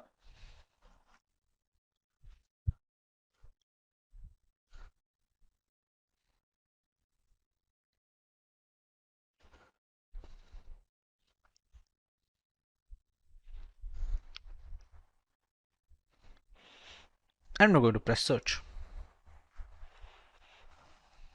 As you can see, we have successfully launched our first cross-site scripting attack. We can see an alert box pop up with the necessary message, and a similar process can be used to steal browser cookies and passwords, albeit with different commands. Now we have the option to move to level 2. In this web application, it shows that how easily XSS bugs can be introduced in complex chat applications. Chat app conversations are stored in a database and retrieved when a user wants to see the conversation. Therefore, if a malicious user injects some JavaScript code, all visitors will be infected. This kind of cross-site scripting attack is more powerful, and it is more riskier than reflected cross-site scripting attacks, and that's why it is known as stored XSS. I posted my query with a special character of a single quote, and this is what I get. Whatever I typed in simply appeared on the page right after I click on Share Status. Let's see the source.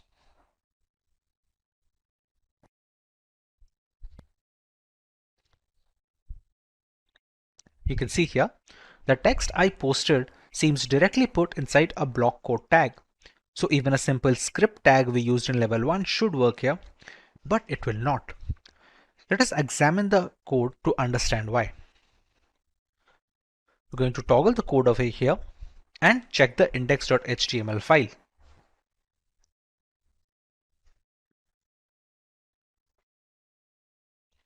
Important part is line 32.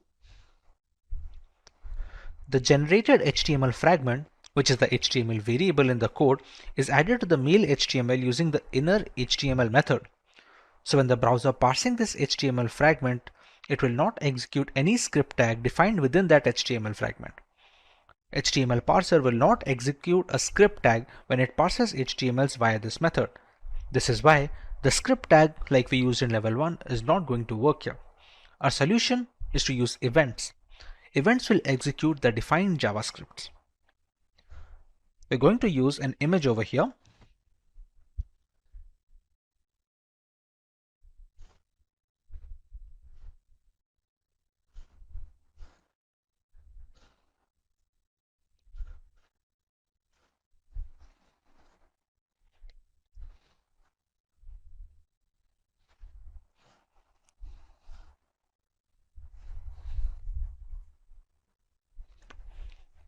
And when we press on share status,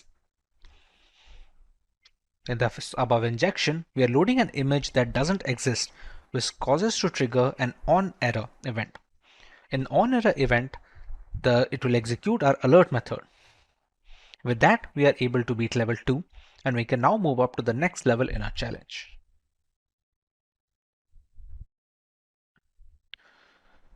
As you can see, clicking on any tab causes the tab number to be displayed in the URL fragment. This hints that the value after the hashtag controls the behavior of the page. That is, it is an input variable. To confirm, let's analyze the code.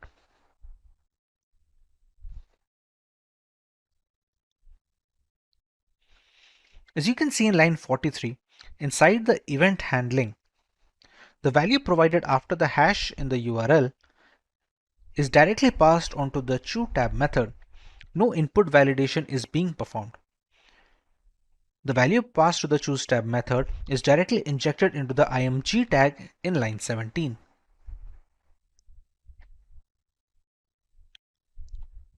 This is an unsafe assignment and it is the vulnerable part of the code.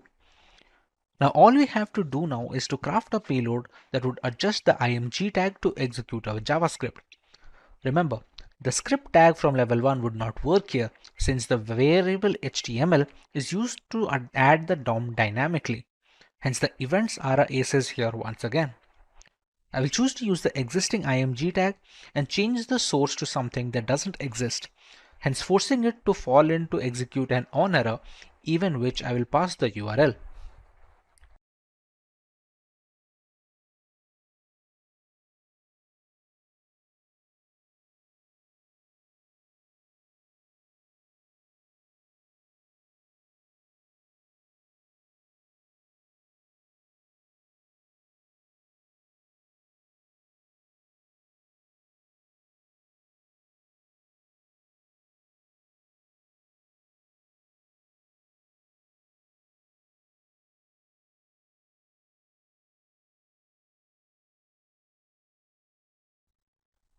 Once we visit that URL, we can see that our Java pop-up has opened up here with the same message of XSS level 3 has been completed. With this, we can now move on to level 4, which is going to present a different kind of attack.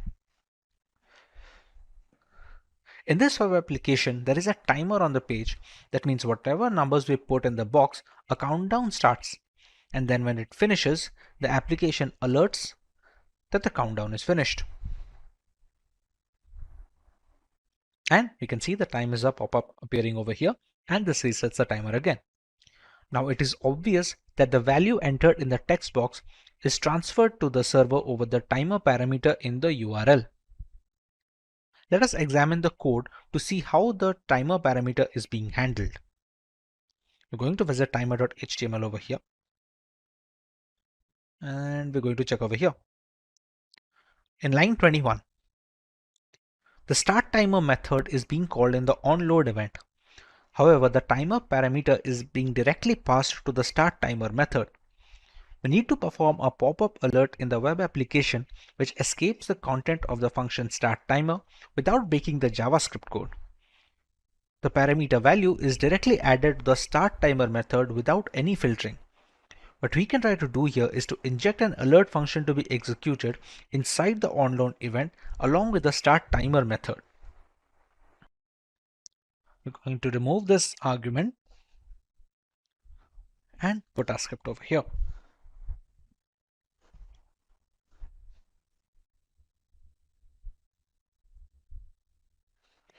Now when we press on create timer, and we have a pop-up with the XSS level 4 completed. We can now move on to level 5.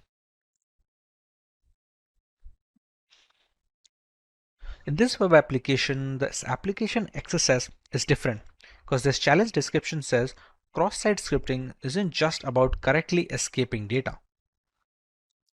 Sometimes attackers can do bad things even without injecting new elements into the DOM. It's kind of open redirect because the attack payload is executed as a result of modifying the DOM environment in the victim's browser. This environment is used by the original client-side script so that the client-side code runs in an unexpected manner. The vulnerability can be easily detected if the next link in the sign-up page is inspected.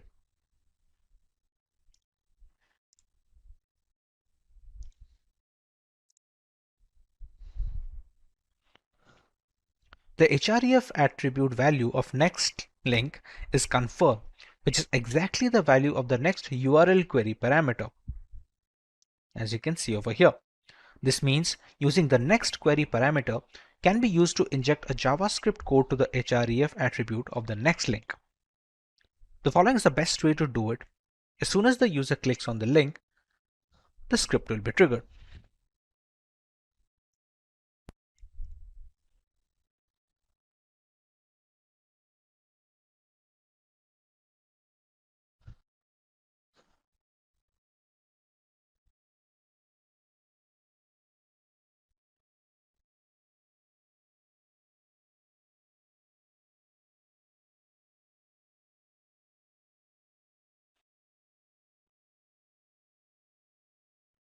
We're going to press anything random. And now that we click next, we can see the XSS level 5 that we had provided in the URL as a parameter to the next variable. Since the value of next provided appears on a pop-up, we can consider the attack a success and move on to the final level 6. In this web application, it shows some of the external JavaScript is retrieved. If you analyze the URL, you can see that the script is loaded already. The vulnerability lies within how the code handles the value after the hashtag. If you check on line 45, the value right after the hashtag is taken as the gadget name. And then in line 48, the value is directly passed on to the include gadget method. And in the include gadget method that we can see over here, you can see in line 18, a script tag is created and the URL gadget name parameter value is directly used as the source attribute of the script tag in line 28. This means we can completely control the source attribute of the script tag that is being created. That is, with this vulnerability, we can inject our own JavaScript file into the code. We can inject a URL of our own hosted JavaScript into the web application's URL after the hashtag, and the URL should not be using HTTPS but anything like that to bypass the regular expression for security checking. We're going to remove the pre-stored URL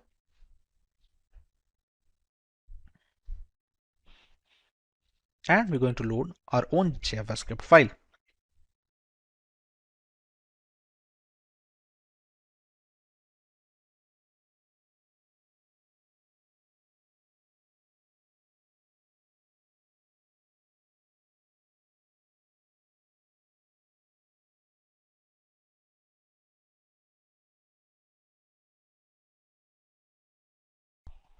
Finally, we have reached the end of our challenge.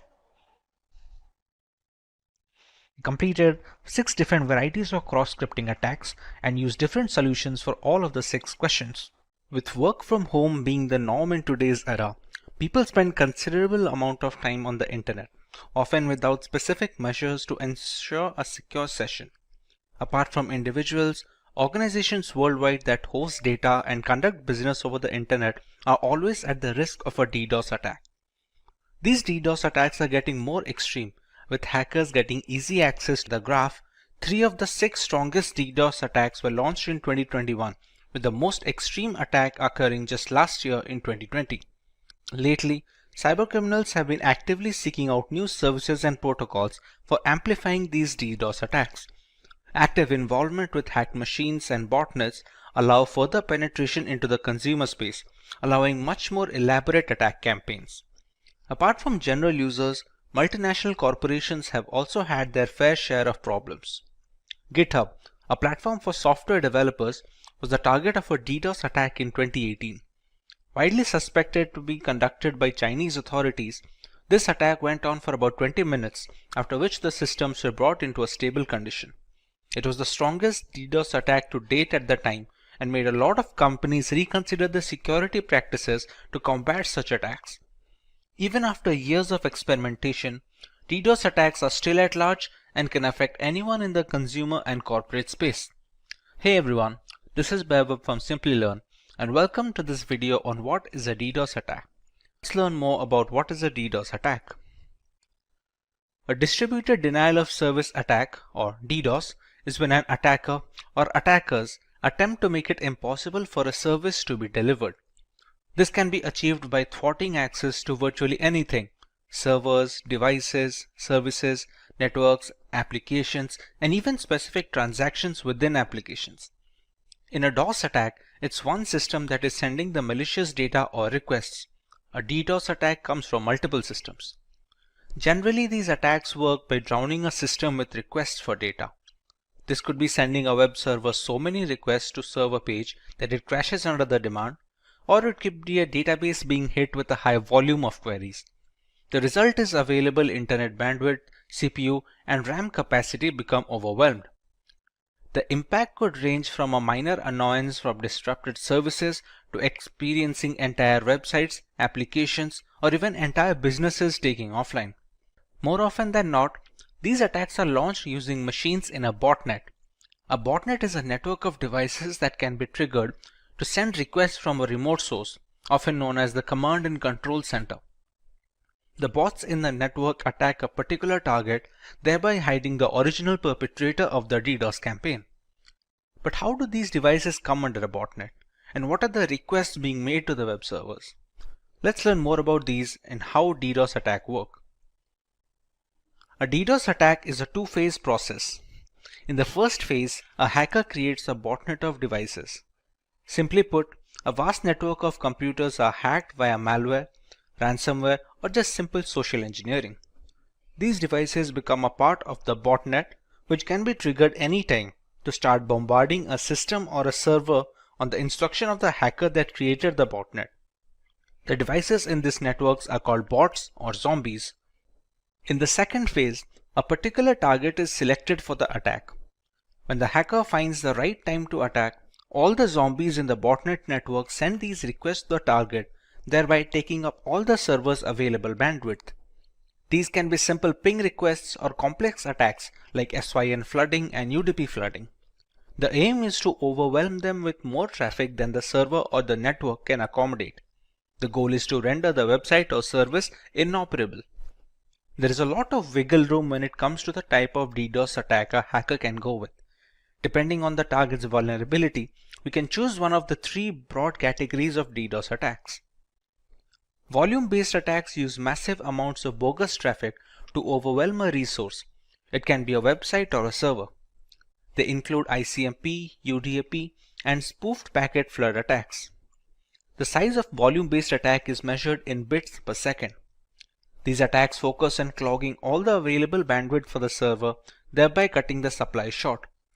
Several requests are sent to the server, all of which warrant a reply, thereby not allowing the target to cater to the general legitimate users. Next, we have the protocol level attacks. These attacks are meant to consume essential resources of the target server. They exhaust the load balancers and firewalls which are meant to protect the system against the DDoS attacks. These protocol attacks include SYN floods and Smurf DDoS, among others, and the size is measured in packets per second. For example, in an SSL handshake, server replies to the hello message sent by the hacker, which will be the client in this case, but since the IP is spoofed and leads nowhere, the server gets stuck in an endless loop of sending the acknowledgement without any end in sight. Finally, we have the application level attacks. Application layer attacks are conducted by flooding applications with maliciously crafted requests. The size of application layer attacks is measured in requests per second. These are relatively sophisticated attacks that target the application and operating system level vulnerabilities. They prevent the specific applications from delivering necessary information to users and hog the network bandwidth up to the point of a system crash. Examples of such an attack are HTTP flooding and BGP hijacking. A single device can request data from a server using HTTP POST or GET without any issues. However, when the requisite botnet is instructed to bombard the server with thousands of requests, the database bandwidth gets jammed and it eventually becomes unresponsive and unusable. But what about the reasons for such an attack? There are multiple lines of thought as to why a hacker decides to launch a DDoS attack on unsuspecting targets. Let's take a look at a few of them. The first option is to gain a competitive advantage. Many DDoS attacks are conducted by hacking communities against rival groups. Some organizations hire such communities to stagger their rivals' resources at a network level to gain an advantage in the playing field. Since being a victim of a DDoS attack indicates a lack of security, the reputation of such a company takes a significant hit, allowing the rivals to cover up some ground. Secondly, some hackers launch these DDoS attacks to hold multinational corporations at ransom. The resources are jammed, and the only way to clear the way is if the target company agrees to pay a designated amount of money to the hackers.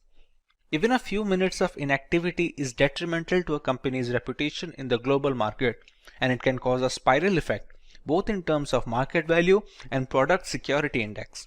Most of the time, a compromise is reached and the resources are freed after a while. DDoS attacks have also found use in the political segment. Certain activists tend to use DDoS attacks to voice their opinion. Spreading the word online is much faster than any local rally or forum.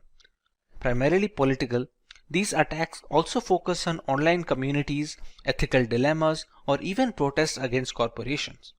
Let's take a look at a few ways that companies and individuals can protect themselves against DDoS attacks. The company can employ load balancers and firewalls to help protect the data from such attacks. Load balancers reroute the traffic from one server to another in a DDoS attack. This reduces the single point of failure and adds resiliency to the server data. A firewall blocks unwanted traffic into a system and manages the number of requests made at a definite rate. It checks for multiple attacks from a single IP and occasional slowdowns to detect a DDoS attack in action. Early detection of a DDoS attack goes a long way in recovering the data lost in such an event. Once you've detected the attack, you will have to find a way to respond. For example, you will have to work on dropping the malicious DDoS traffic before it reaches your server so that it doesn't throttle and exhaust your bandwidth. Here's where you will filter the traffic so that only legitimate traffic reaches the server. By intelligent routing, you can break the remaining traffic into manageable chunks that can be handled by your cluster resources. The most important stage in DDoS mitigation is where you will look for patterns of DDoS attacks and use those to analyze and strengthen your mitigation techniques. For example, blocking an IP that's repeatedly found to be offending is a first step. Cloud providers like Amazon Web Services and Microsoft Azure, who offer high levels of cybersecurity, including firewalls and threat monitoring software, can help protect your assets and network from DDoS criminals. The cloud also has greater bandwidth than most private networks, so it is likely to fail if under the pressure of increased DDoS attacks. Additionally, reputable cloud providers offer network redundancy, duplicating copies of your data, systems, and equipment, so that if your service becomes corrupted or unavailable due to a DDoS attack, you can switch to a secure access on backed up versions without missing a beat. One can also increase the amount of bandwidth available to a host server being targeted. Since DDoS attacks fundamentally operate on the principle of overwhelming systems with heavy traffic, simply provisioning extra bandwidth to handle unexpected traffic spikes can provide a measure of protection. This solution can prove expensive as a lot of that bandwidth is going to go unused most of the time. A content delivery network, or a CDN, distributes your content and boosts performance by minimizing the distance between your resources and end users. It stores the cached version of your content in multiple locations, and this eventually mitigates DDoS attacks by avoiding a single point of failure when the attacker is trying to focus on a single target. Popular CDNs include Akamai CDN, Cloudflare, AWS CloudFront, etc. Let's start with our demo regarding the effects of DDoS attacks on a system. For our demo, we have a single device that will attack a target, making it a DOS attack of sorts.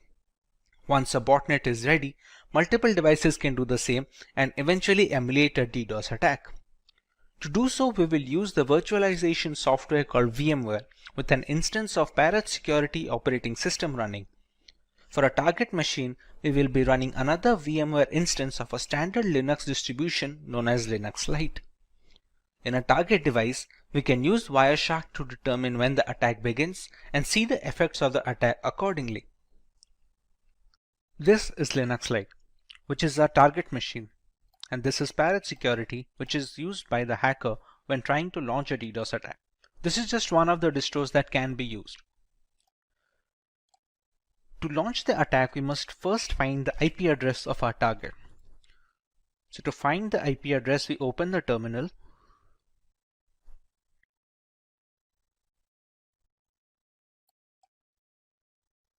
We use the command ifconfig. And here we can find the IP address. Now remember, we're launching this attack in VMware. Now both the instances of Parrot Security and Linux Lite are being run on my local network. So the address that you can see here is 192.168.72.129, which is a private address. This IP cannot be accessed from outside the network, basically anyone who is not connected to my Wi-Fi. When launching attacks with public servers or public addresses, it will have a public IP address that does not belong to the 192.168 subnet. Once we have the IP address, we can use a tool called hping3. hping3 is an open source packet generator and analyzer for the TCP/IP protocol. To check what are the effects of an attack, we will be using Wireshark. Wireshark is a network traffic analyzer. We can see whatever traffic that is passing through the Linux Lite distro is being displayed over here with the IP address, the source IP, and the destination IP as to where the request is being transferred to. Once we have the DOS attack launched, you can see the results coming over here from the source IP, which will be Parrot Security. Now, to launch the hping3 command, we need to give sudo access to the console, which is the root access.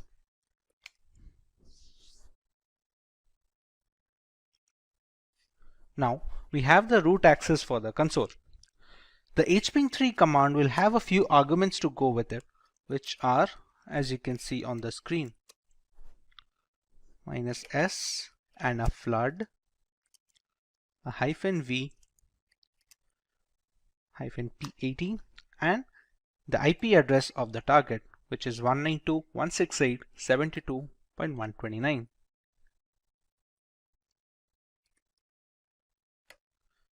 In this command, we have a few arguments such as the -s, which specifies SYN packets. Like in an SSL handshake, we have the SYN request that the client sends to the server to initiate a connection. The -flood aims to ignore the replies that the server will send back to the client in response to the SYN packets. Here the Parrot Security OS is the client and Linux Lite being the server. -v stands for verbosity, as in where we will see some output when the requests are being sent. The -p80 stands for port 80, which we can replace the port number if we want to attack a different port. And finally, we have the IP address of our target. As of right now, if we check Wireshark, it is relatively clear and there is no indication of a DDoS attack incoming. Now once we launch the attack over here, we can see the requests coming in from this IP, which is 192.168.72.128. Till now, even the network is responsive, and so is Linux Lite.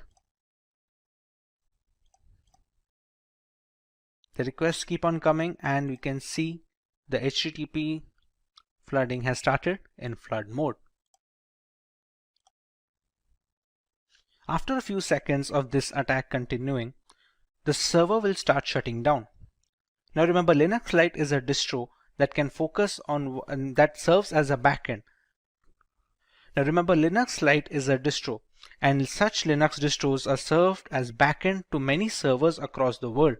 For example, a few seconds have passed from the attack. Now the system has become completely irresponsive. This has happened due to the huge number of requests that came from Parrot Security. You can see whatever I press, nothing is responded. Even the Wireshark has stopped capturing new requests because the CPU usage right now is completely 100%, and at this point of time, anyone who is trying to request some information from this Linux distro, or where this Linux distro is being used as a backend for a server or a database, cannot access anything else. The system has completely stopped responding, and any request, any legitimate request from legitimate users will be dropped. Once we stop the attack over here, it takes a bit of time to settle down. Now remember, it's still out of control, but eventually the traffic dies down and the system regains its strength. It is relatively easy to gauge right now the effect of a DOS attack. Now remember, this Linux Lite is just a VM instance. Actual website servers and web databases, they have much more bandwidth and are very secure, and it is tough to break into. That is why we cannot use a single machine to break into them. That is where a DDoS attack comes into play.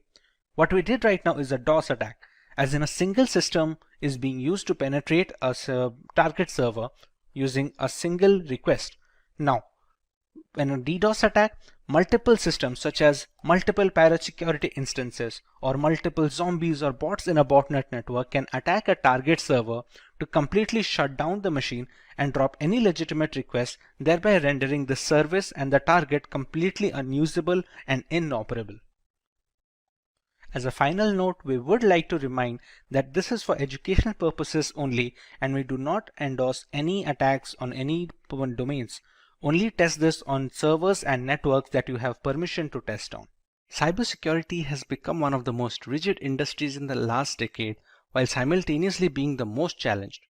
With every aspect of corporate culture going online and embracing cloud computing, there is a plethora of critical data circulating through the internet, all worth billions of dollars to the right person. Increasing benefits require more complex attacks, and one of these attacks is a brute force attack. A brute force, or known as brute force cracking, is the cyber attack equivalent of trying every key on your keyring and eventually finding the right one. Brute force attacks are simple and reliable. There is no prior knowledge needed about the victim to start an attack. Most of the systems falling prey to brute force attacks are actually well secured. Attackers let a computer do the work, that is, trying different combinations of usernames and passwords until they find one that works. Due to this repeated trial and error format, the strength of password matters a great deal. Although with enough time and resources, brute force will break a system since they run multiple combinations until they find the right passcode. Hey everyone, this is Bev from Simplilearn, and welcome to this video on what is a brute force attack. Let's begin with learning about brute force attacks in detail. A brute force attack, also known as an exhaustive search, is a cryptographic hack that relies on guessing possible combinations of targeted password until the current password is discovered. It can be used to break into online accounts, encrypted documents, or even network peripheral devices. The longer the password, the more combinations that will need to be tested. A brute force attack can be time consuming and difficult to perform if methods such as data obfuscation are used, and at times downright impossible. However, if the password is weak, it could merely take seconds with hardly any effort. Dictionary attacks are an alternative to brute force attacks where the attacker already has a list of usernames and passwords that need to be tested against the target. It doesn't need to create any other combinations on its own. Dictionary attacks are much more reliable than brute force in a real-world context, but the usefulness depends entirely on the strength of passwords being used by the general population. There is a three-step process when it comes to brute forcing a system. Let's learn about each of them in detail. In step 1, we have to settle on a tool that we are going to use for brute forcing. There are some popular names on the market like Hashcat, Hydra, and John the Ripper. While each of them has its own strengths and weaknesses, each of them perform well with the right configuration. All of these tools come pre-installed with certain Linux distributions that cater to penetration testers and cybersecurity analysts like Kali Linux and Parrot Security. After deciding what tool to use, we can start generating combinations of alphanumeric variables whose only limitation is the number of characters. For example, while using Hydra, a single 6-digit password will create 900,000 passwords with only digits involved. Add alphabets and symbols to that sample space and that number grows exponentially. The popular tools allow customizing this process. Let's say the hacker is aware of the password being a specific 8-digit word containing only letters and symbols. This will substantially increase the chances of being able to guess the right password since we remove the time taken to generate the longer ones. We omit the need for including digits in such combinations.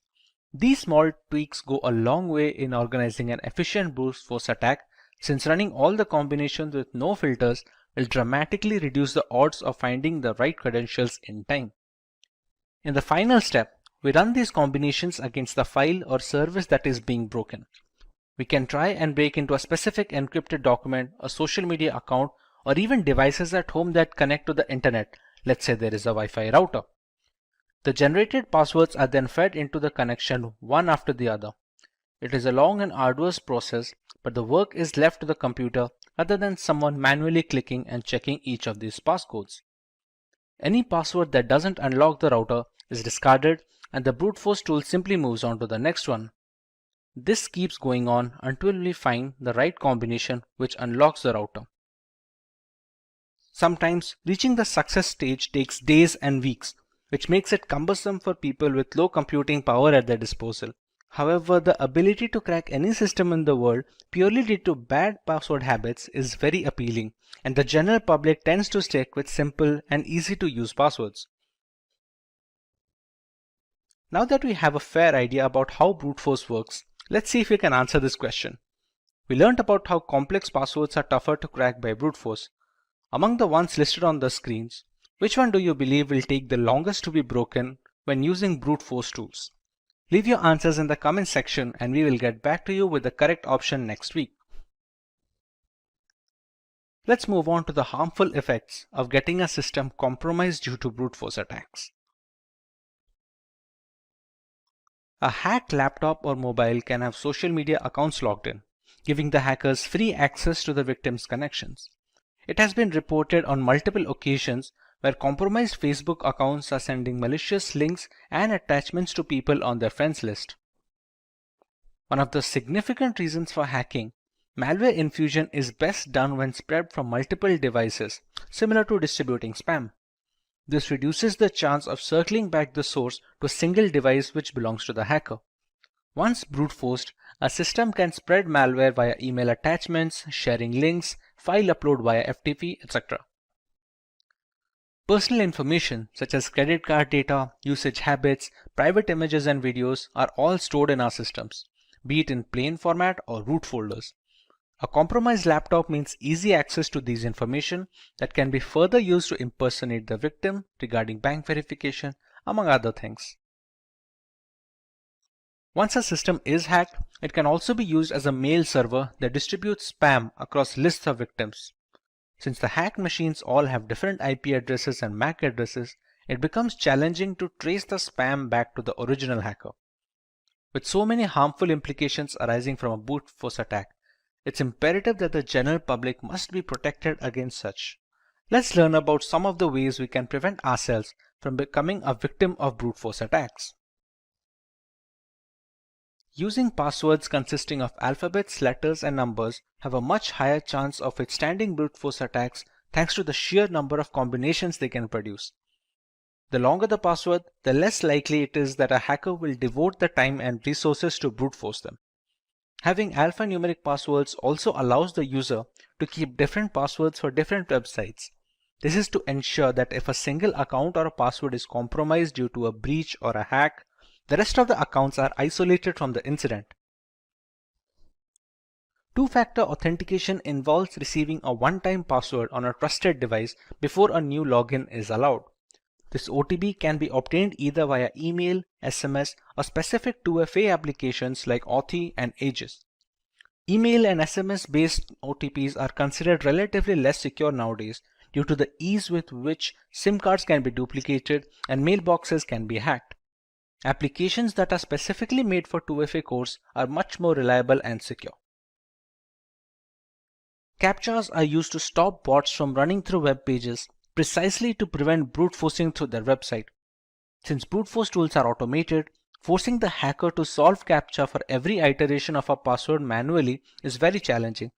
The CAPTCHA system can filter out these automated bots that keep refreshing the page with different credentials, thereby reducing the chances of brute force considerably. A definite rule that locks the account being hacked for 30 minutes after a specific number of attempts is a good way to prevent brute force attempts.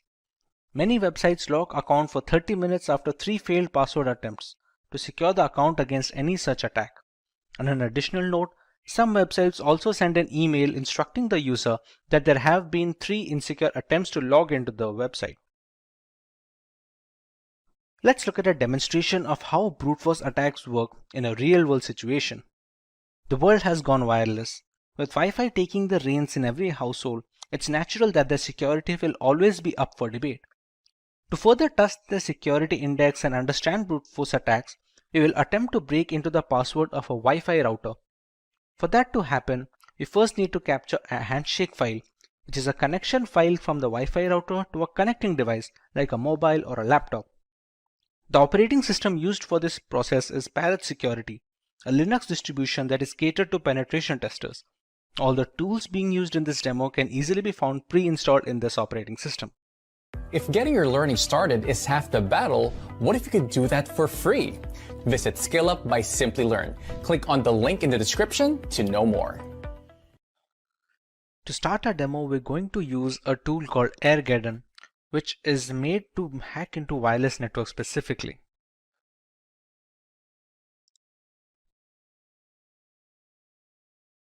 At this point, it's going to check for all the necessary scripts that are installed in the system. To crack into a Wi-Fi and to capture the handshake file, we're going to need an external network card. The significance of the external network card is a managed mode and a monitor mode. For now, the WLX1 named card is my external network adapter, which I'm going to select. To be able to capture data over the air, we're going to need to put it in monitor mode. As you can see above, it's written it is in managed mode right now. So we're going to select option 2, which is to put the interface in monitor mode.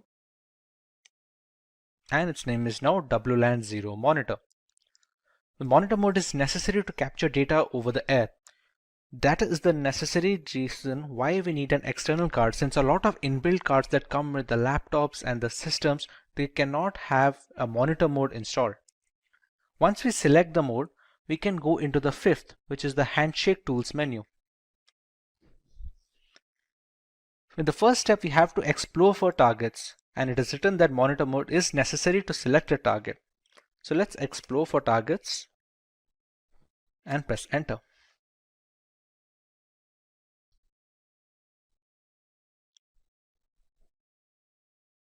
We have to let this run for about 60 seconds to get a fair idea about the networks that are currently working in this locality. For example, this ESS ID is supposed to be the Wi-Fi name that we see when connecting to a network.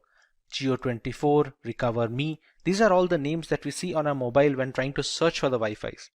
This BSS ID is supposed to be an identifier, somewhat like a MAC address that identifies this network from other devices. The channels features on 1 or 2 there are many channels that the networks can focus on. This here is supposed to be a client that is connected to one such network. For example, the station that you can see 5626, this is supposed to be the MAC address of the device that is connected to a router. This BSS ID is supposed to be which Wi-Fi it is connected to. For example, 5895D8 is this one, which is the Geo24 router. So we already know which router has a device connected to it, and we can use our attack to capture this handshake. Now that it has already run for 1 minute, now that we press Ctrl C, we will be asked to select a target. See, it has already selected the number 5, which is the Geo24 router, as the one with clients. So it is easy to run an attack on, and it is easy to capture a handshake for. We select network 5 and we run a capture handshake. It says we have a valid WPA2 network target selected and that the script can continue. Now, to capture the handshake, we have a couple of attacks, a DAuth or a DAuth air replay attack. What this attack does is kick the clients out of the network. In return, when they try to reconnect to the Wi-Fi, as they are configured that way, that when a client is disconnected, it tries to reconnect it immediately, it tries to capture a handshake file, which in turn contains the security key, which is necessary to initiate the handshake. For our demo, let's go with the second option, that is the DAuth air replay attack. Select a timeout value, let's say we give it 60 seconds, and we start the script. We can see it capturing data from the Geo24 network, and here we go. We have the WPA handshake file.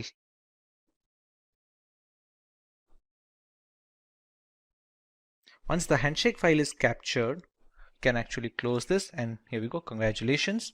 In order to capturing a handshake, it has verified that a PMK ID from the target network has successfully been captured. This is the file that is already stored. It's a .cap file. For the path, let's say we can keep it in a desktop. Okay, we give the path and the handshake file is generated. We can already see a target over here, same Geo24 router with the BSS ID. Now if we return to its main menu, we already have the handshake file captured with us. Now our job is to brute force into that handshake capture file. The capture file is often encrypted with the security key of the Wi-Fi network. If we know how to decrypt it, we will automatically get the security key. So let's go to the offline WPA2 decrypt menu. Since we'll be cracking personal networks, we can go with option 1. Now to run the brute force tool, we have two options. Either we can go with the aircrack or we can go with the hashcat. Let's go with aircrack plus crunch, which is a brute force attack against a handshake file. We can go with option 2. It can already detect the capture file that we have generated, so we select yes. The BSS ID is the one which denotes the Geo24 router, so we're going to select yes as well. The minimum length of the key, for example, it has already checked that the minimum length of a Wi-Fi security key, which is a WPA to PSK key, will always be more than 8 digits and below 64 digits. So we have to select something in between this range. So if we already know, let's say that the password is at least 10 digits, we can go with the minimum length as 10. And as a rough guess, let's say we put the maximum length as 20. The character set that we're going to use for checking the password will affect the time taken to brute force. For example, if we already know that, or we have seen a user use a password while connecting to the router as something that has only numbers and symbols, then we can choose accordingly. Let's say if we go with only uppercase characters and numeric characters, go with option 7 and it's going to start decrypting. So how aircrack is working right here, you can see this passphrase over here. The first 5 or 6 digits are A. It starts working its way from the end, from the last character. It keeps trying every single combination. You can see the fourth character from the right side, the D. It will eventually turn to E. because it keeps checking up every single character from the end. This will keep going on until all the single characters are tested and every single combination is tried out. Since the handshake file is encrypted using the security key, that is the WPA2 key of the router, whichever passphrase is able to decrypt the handshake key completely will be the key of the Wi-Fi router. This is the way we can brute force into Wi-Fi routers anywhere in the world. Cyber attacks are frequently making headlines in today's digital environment. At any time, everyone who uses a computer could become a victim of a cyber attack. There are various sorts of cyber attacks ranging from phishing to password attacks. In this video, we'll look into one such attack that is known as botnet. But before we begin, if you love watching tech videos, subscribe to our channel and hit the bell icon never to miss an update. To begin with, let's take a look at some of the famous botnet attacks. The first one is Mirai botnet, which is a malicious program designed to attack vulnerable IoT devices and infect them to form a network of bots that on command perform basic and medium level denial of service attacks. Then we have the Zeus bot, specifically designed for attacking the system for bank related information and data. Now let's see what exactly a botnet is. Botnet refers to a network of hijacked interconnected devices that are installed with malicious codes known as malware. Each of these infected devices are known as bots, and a hijacked criminal known as bot herder remotely controls them. The bots are used to automate large-scale attacks, including data theft, server failure, malware propagation, and denial of service attacks. Now that we know what exactly a botnet is, let's dive deeper into learning how a botnet works. During the preparation of a botnet network, the first step involves preparing the botnet army. After that, the connection between the botnet army and the control server is established. And the end, the launching of the attack is done by the bot herder. Let's understand through an illustration. Firstly, we have a bot herder that initiates the attack. According to the control server commands, the devices that are infected with the malware programs and begins to attack the infected system. Let's see some details regarding the preparation of the botnet army. The first step is known as the prepping the botnet army. The first step is creating a botnet is to infect as many as connected devices as possible. This ensures that there are enough bots to carry out the attack. This way, it creates bots either by exploiting the security gaps in the software or websites or using phishing attacks. They are often deployed through Trojan horses. For the next step we have establishing the connection. Once it hacks the device, as per previous step, it infects it with a specific malware that connects the device back to the control bot server. A bot herder uses command programming to drive the bot's actions. And the last step is known as launching the attack. Once infected, a bot allows access to admin level operation like gathering and stealing of data, reading and rewriting the system data, monitoring user activities, performing denial of service attacks, including other cybercrimes. Now let's take a look at the botnet architecture. The first type is known as client-server model. The client-server model is a traditional model that operates with the help of a command and control center server and communication protocols like IRC. When the bot herder issues a command to the server, it is then relayed to the client to perform malicious actions. Then we have peer-to-peer model. Here controlling the infected bots involves a peer-to-peer network that relies on a decentralized approach. That is, the bots are topological interconnected and acts as both CNC servers, that is, the server and the client. Today hackers adopt this approach to avoid detection and single point failure. In the end, we will see some points on some countermeasure against botnet attacks. The first step is to have updated drivers and system updates. After that, we should avoid clicking random pop-ups or links that we often see on the internet. And lastly, having certified antivirus, anti-spyware softwares, and firewall installed into a system will protect against malware attack. The internet is an endless source of information and data. Still, in some cases, we come across some occurrences like cyber attacks, hacking, force entry, which may affect our time on the web. Hi everyone, and welcome to the Simplilearn channel. Today we will discuss a topic that secretly records our input data, that is known as keyloggers. But before we begin, if you like watching tech videos, subscribe to our channel and hit the bell icon to never miss an update.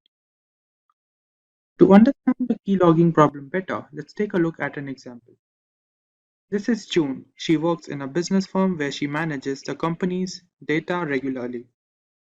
This is Jacob from the information department, who is here to inform her about some of the security protocols. During the briefing, she informed him about some of the problems her system was facing with, which included slow reaction speed and unusual internet activity. As Jacob heard about the problems with the system, he thinks of the possibility what could be the reason behind these problems her system was facing with. The conclusion that he came across was the keylogging issue. Unknown to the problem her system was facing with, she asked him about some of the details regarding it. For today's topic, we learn what exactly keyloggers are and how they affect our system, what are the harmful effects that keylogging can bring into the system. To begin with, we learn what exactly the keylogging program is. As the name suggests, keylogger is a malicious program or a tool that is designed to record keystrokes that are typed during data input and record them into a log file. Then the same program secretly sends these log files to its origin, where they can be used for malicious acts by the hacker. Now that we know what the keylogging program is, let's take a look how they enter into the system. Searching for a suitable driver for a system can often lead to the installation of the keylogging program into the system if we often visit suspicious sites and uncertified software are installed into our system. Then, if we use unknown links or visiting unknown websites which come through unknown addresses can also be a reason behind the keylogging issue entering into the system. And lastly, there are often cases where different pop-ups that we often see on social sites or different media sites can lead to the installation of keylogging program into our system. Now that we know how the problem gets into the system, let's take a look how to identify whether the system is infected by the keylogging issue. The keylogging issue can be identified if there are often cases when our keyboard lags behind the system. The data that we enter sometimes is stuck in between when we type through the input. Then, there are cases when the system freeze occurs unknowingly to what exactly could be the reason behind them. And also there are delayed reaction time for different applications that run on the system. And lastly, there are different cases when we often see suspicious internet activity on the system that we don't know about. This could lead to the identification of a problem into the system. Now, we'll take a look at different types of keyloggers that are present on the net which can harm our system differently. The first problem that keyloggers arouse is API based. The most common keylogging case, which uses APIs to keep a log of the typed data and share it to its origin for malicious purposes. Each time we press a key, the keylogger intercepts the signal and logs it. Then we have form grabbing based keyloggers. As the name suggests, they are based keyloggers that store the form data. That is, if we often use web forms or different kinds of forms to enter different data, they can be recorded into the system by the program and sent it to its origin. Then we have kernel-based keyloggers. These keyloggers are installed deeply into the operating system, where they can hide from different antivirus if not checked properly, and they record the data that we type on the keyboard and send it to its origin. And lastly, we have hardware keyloggers. These keyloggers are present directly into the hardware, that is, they are embedded into system where they record the data that we type on the keyboard. Now let's take a look how hackers differentiate different type of recorded data and exploit them. When hackers receive information about the target, they might use it to blackmail the target, which may affect the personal life of the target and also blackmail them for different money-related issues. Then, in case of company data that is recorded by the keylogging program can also affect the economic value of the company in the market, which may lead to the downfall of the company. Also, in some cases, the keylogging program can also log data about military secrets, which may include nuclear codes or security protocols which are necessary to maintain the security of a country. Now, let's take a look whether mobile devices get infected with the keylogging issue or not. In the case of hand devices, infection of keyloggers are low in comparison to the computer systems, as they use on-screen keyboard or virtual keyboard.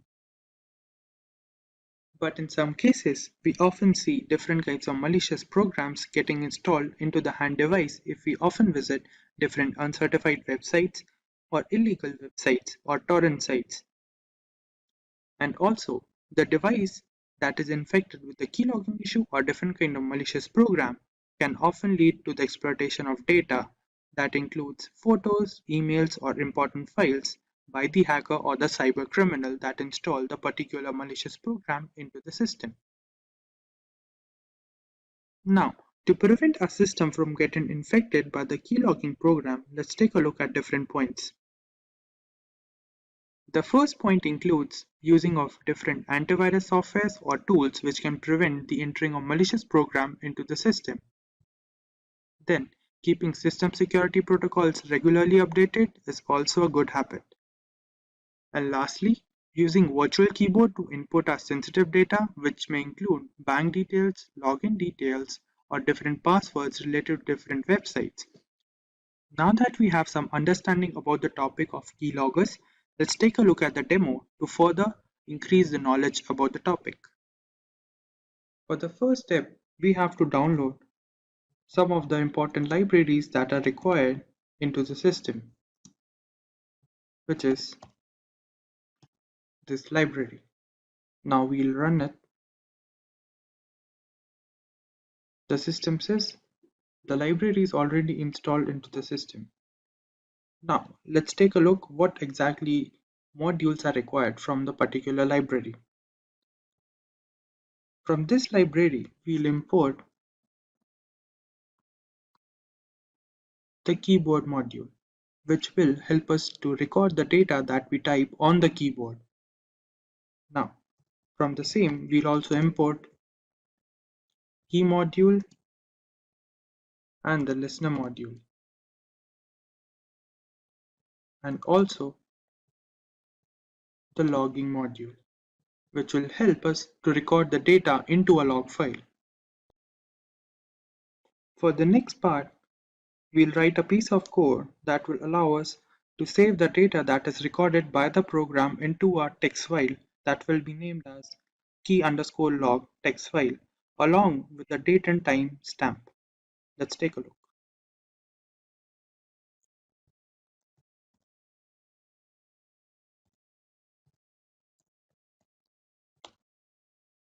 Now, we'll provide it with the file name that will be given as keylog.txt file, and also show the part where the format of the data is recorded. Put the brackets over here to contain the file name. Now we'll write the format in which the data will be recorded into the log file, which will be given as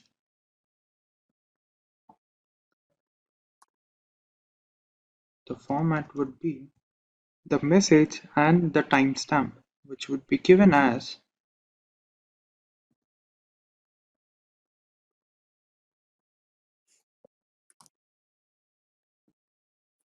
along with the timestamp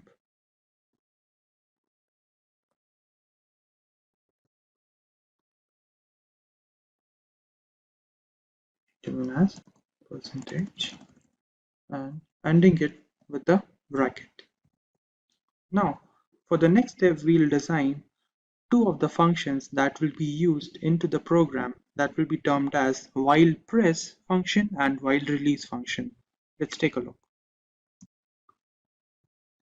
While press function would be a function that will come into play when the keyboard key has been pressed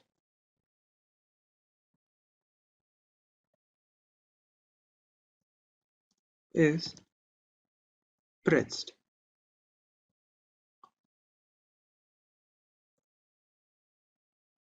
And this would go for the format that we designed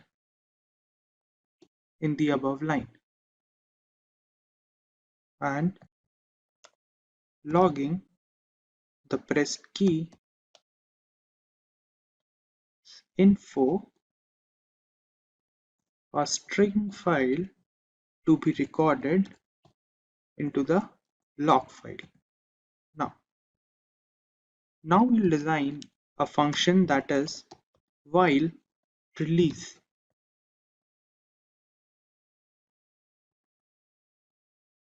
That will come into play when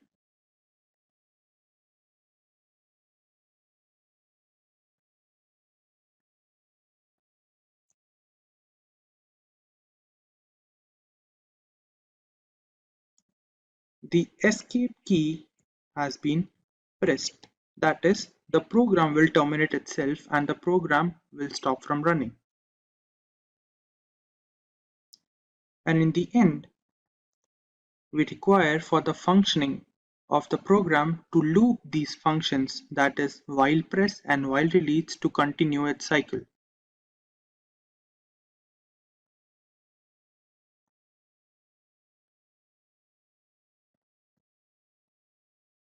That will be going for while press and on release will contain while release function.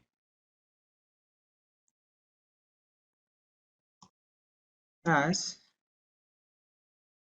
listener. And now this part would join the different threads and store them into the log file. Now that we have completed the code for the program, let's run it.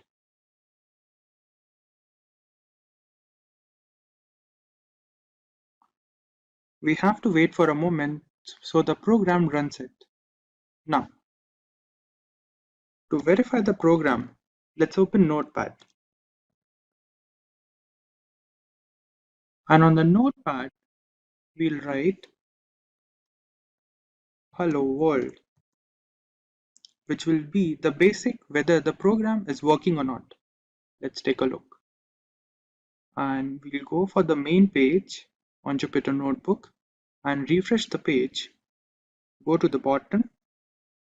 Over here, we see the keylog text. That is the text file that we created. Let's open it.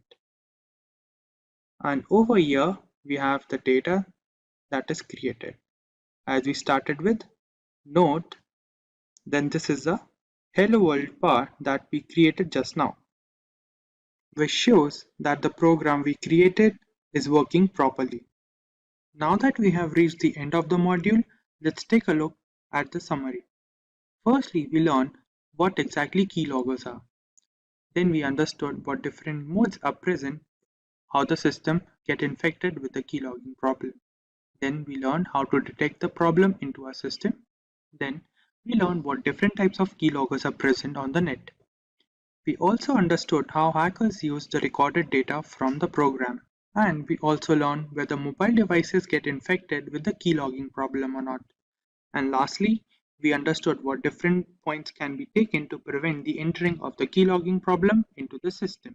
And before we begin, if you are someone who is interested in building a career in cybersecurity, or to become an ethical hacker by graduating from the best universities, or a professional who elicits to switch career with cybersecurity or ethical hacker by learning from the experts, then try giving a shot to Simplilearn's postgraduate program in cybersecurity with modules from MIT Schwarzman College of Computing. The course link is mentioned in the description box below that will navigate you to the course page, where you can find a complete overview of the program being offered. Before we learn about the Pegasus platform, let us understand what spyware is and its working. Spyware is a category of malware that can gather information regarding a user or a device straight from the host machine. It is mostly spread by malicious links via email or chat applications. When a link with the malware is received, clicking on this link will activate the spyware, which allows the hacker to spy on all our user information. With some spyware systems, even clicking on the link isn't necessary to trigger the malicious payload. This can ultimately cause security complications and further loss of privacy. One such spyware system that is making the rounds in the tech industry today is Pegasus. The Pegasus is a spyware system developed by an Israeli company known as the NSO Group. It runs on mainly mobile devices, spanning across the major operating systems like the Apple's iOS on iPhone and the standard Android versions. This is not a newly developed platform since Pegasus has existed since as early as 2016. A highly intricate spyware program that can track user location, read text messages, scan through mobile files, access device camera and microphone to record voice and video. Pegasus has all the tools necessary to enforce surveillance for any client that wishes to buy its services. Initially, the NSO Group had designed the software to be used against terrorist factions of the world. With more and more encrypted communication channels coming to the forefront, Pegasus was designed to maintain control over the data transmission that can be a threat to national security. Unfortunately, the people who bought the software had complete control over who, how, and up to what level they can put surveillance limits on. Eventually, the primary clients became sovereign nations. Spying on public information that is supposed to stay private became really easy with this service. Multiple devices can be affected with the same spyware system to create a network information. This network keeps feeding data to the host. To understand how a network can be created, let's know how a mobile device can be affected by Pegasus.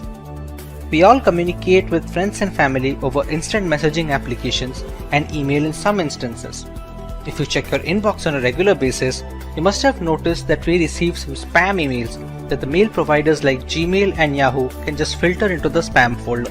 Some of these messages bypass this filter and make their way into a person's inbox. They look like generic emails which are supposed to be safe. The Pegasus spyware targets such occurrences, bypassing malicious messages and links which install the necessary spy software on the user's mobile device, be it Android or an iPhone. This isn't unique to the email ecosystem, since it's equally likely to be targeted via SMS text, WhatsApp, Instagram, or even the most secure messaging apps like Signal and Threema. Once the malicious links are clicked, a spyware package is downloaded and installed on the device. After the spyware is successfully installed, the perpetrator who sent the payload to the victim can monitor everything the user does. Pegasus can collect private emails, passwords, images, videos, and every other piece of information that passes through the device network. All this data is transmitted back to the central server, where the primary spying organization can monitor the activities at a granular level. This is not even surface level, since complex spyware software like Pegasus can access the root files on our mobiles. These root files hold information that is crucial to the working of the Android and iOS operating systems. Leaking such private information is a massive blow to the security and the privacy of an individual. The information that may seem trivial, like the name of your Wi-Fi connection or the last time you ordered an item from Amazon, are indeed all valuable information. This exploitation is primarily possible due to the zero-day vulnerabilities known as bugs in the software development process.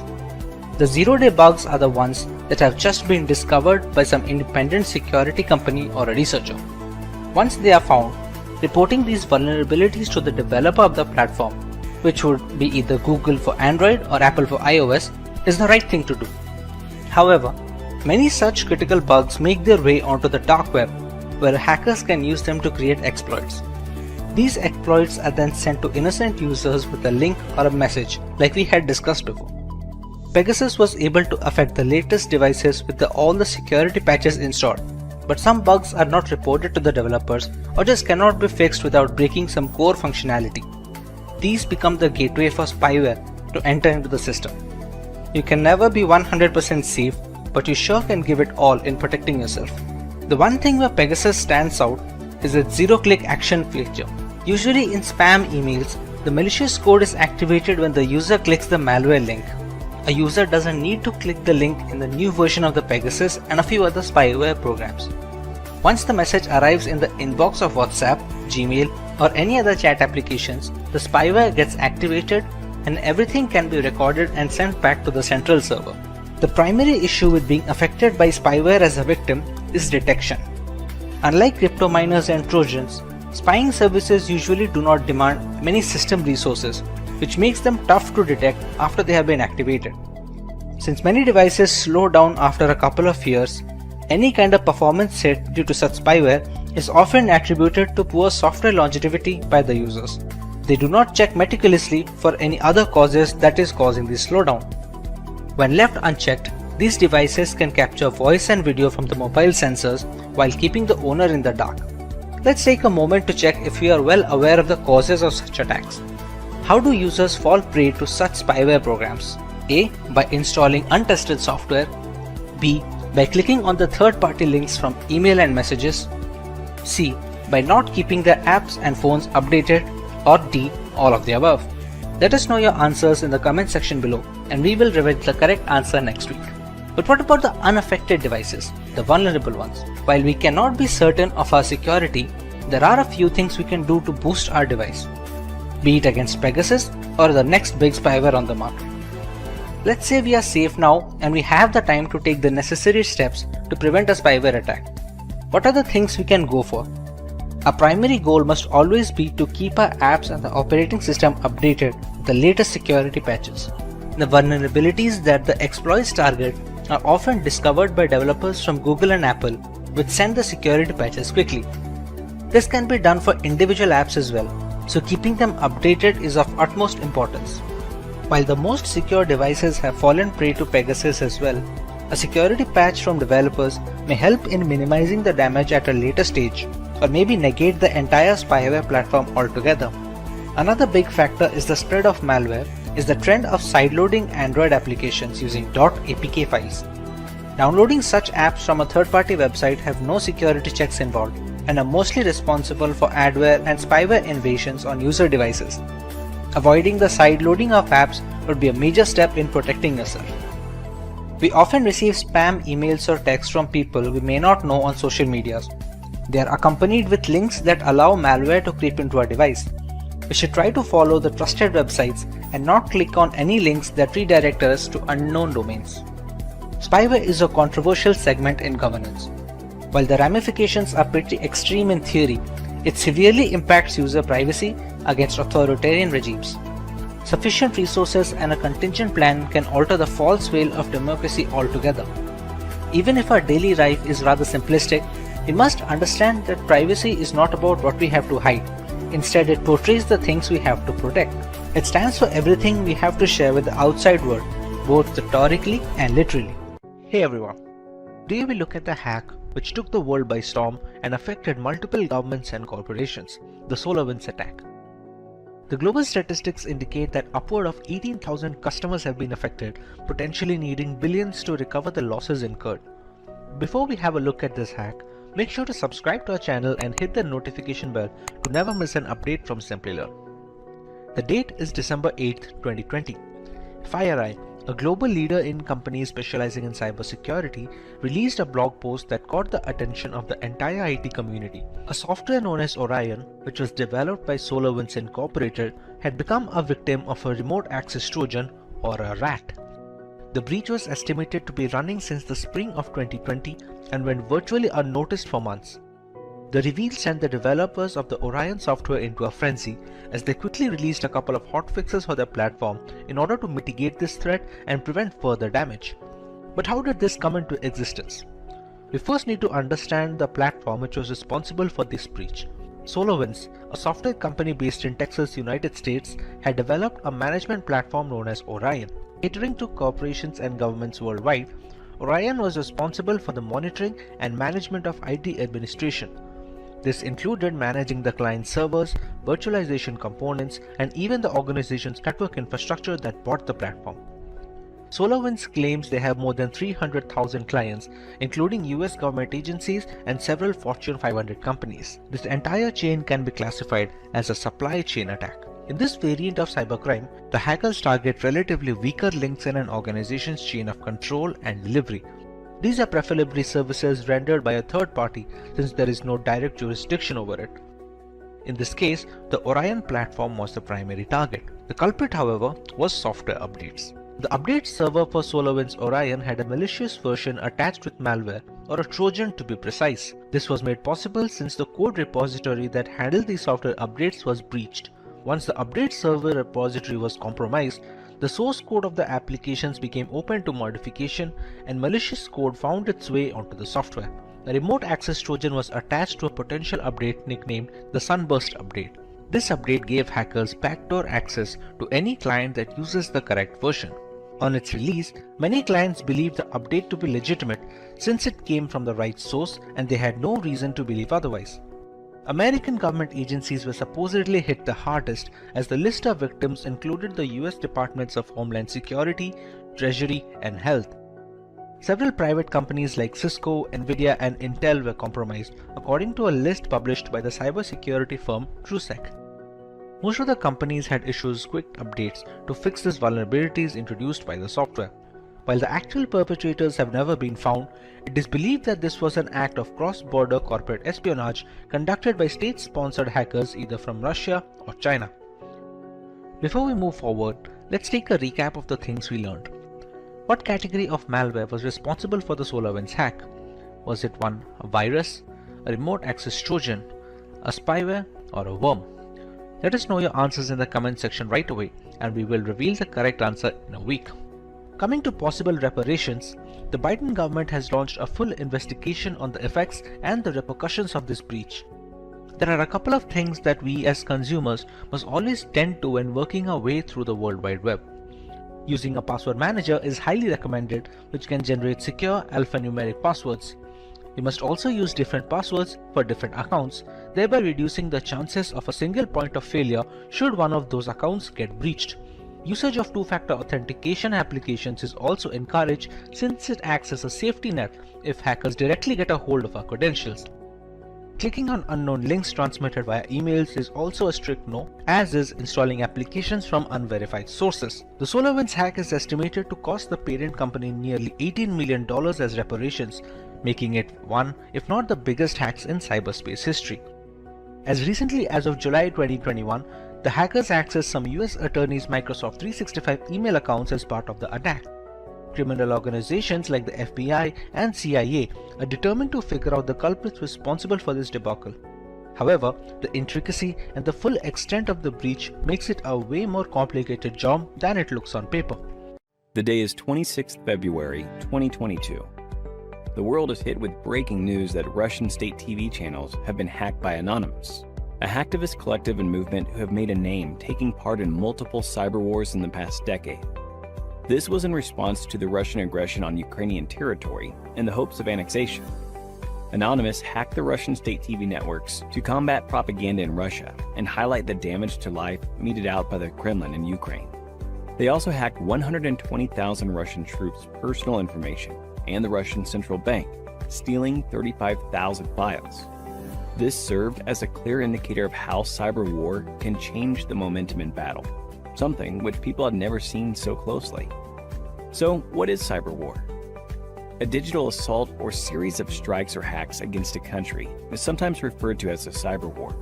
It has the ability to cause havoc on government and civilian infrastructure, as well as disrupt essential systems, causing state harm and even death.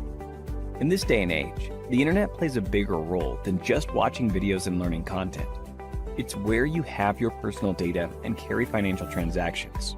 So rather than resorting to physical violence, cyber wars become the new means to cause havoc, considering the vulnerability of the data passing through the internet. In most circumstances, cyber warfare involves a nation-state attacking another. In certain cases, the assaults are carried out by terrorist organizations or non-state actors pursuing a hostile nation's aim. In June 2021, Chinese hackers targeted organizations like Verizon to secure remote access to their networks. Stuxnet was a computer worm designed to attack Iran's nuclear facilities. but evolved and expanded to many other industrial and energy-producing sites in 2010. Since the definition of cyber war is so vague, applying rules and sanctions based on digital assault is even tougher, making the field of cyber warfare a lawless land, not bound by any rules or policies. There are multiple ways in which these attacks can be carried out. A major category of cyber attack is espionage.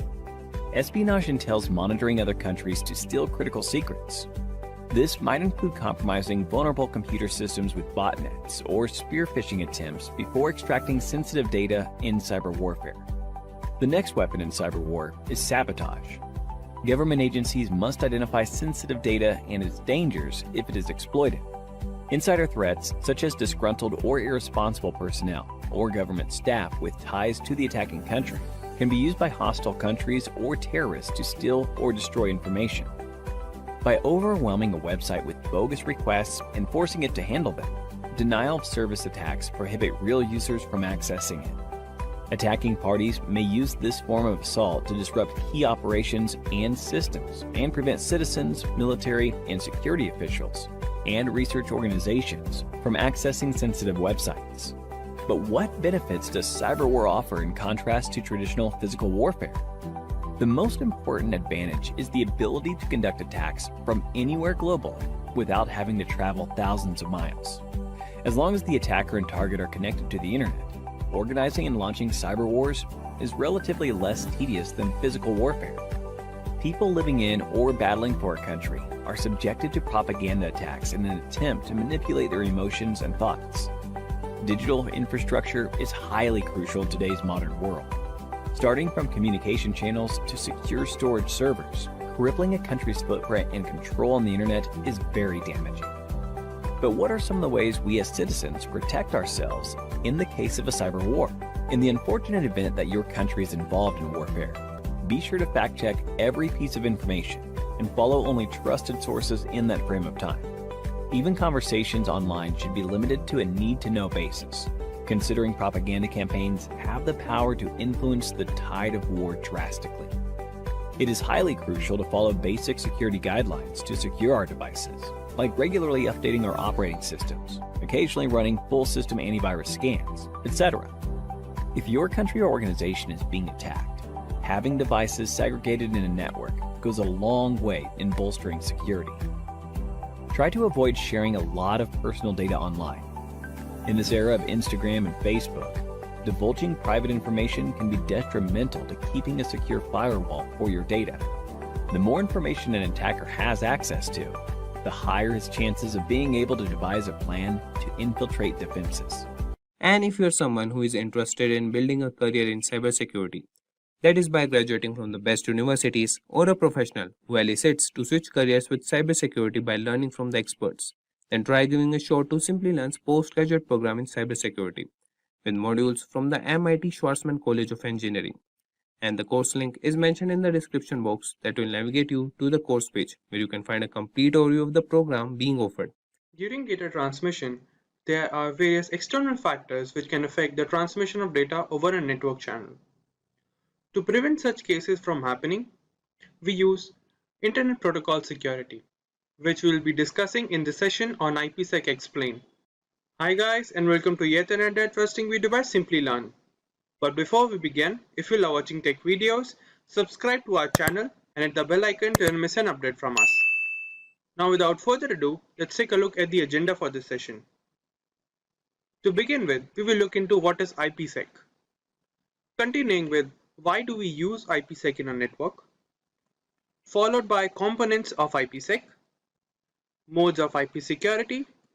As for the last topic, we will look into working steps involved in IP security.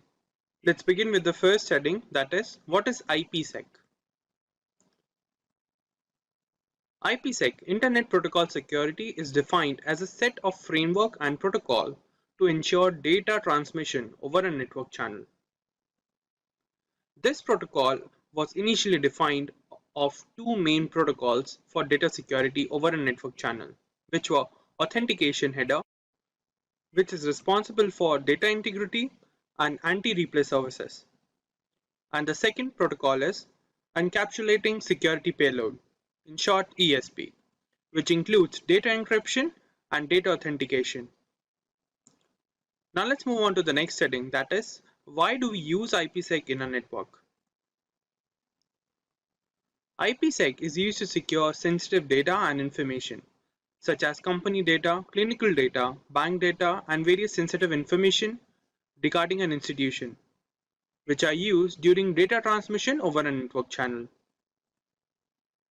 The use of VPNs, that are virtual private networks, and apply IPsec protocols to encrypt the data for end-to-end transmission.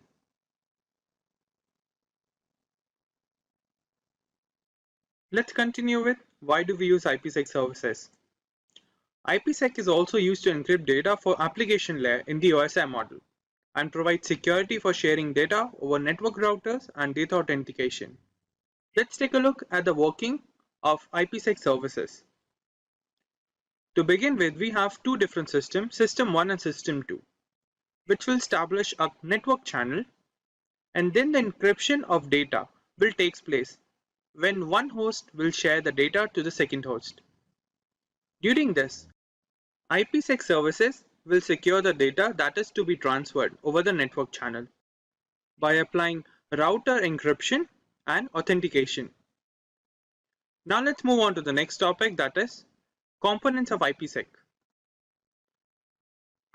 The IPsec services comprises of multiple protocols that ensure the data transmission over the network channel.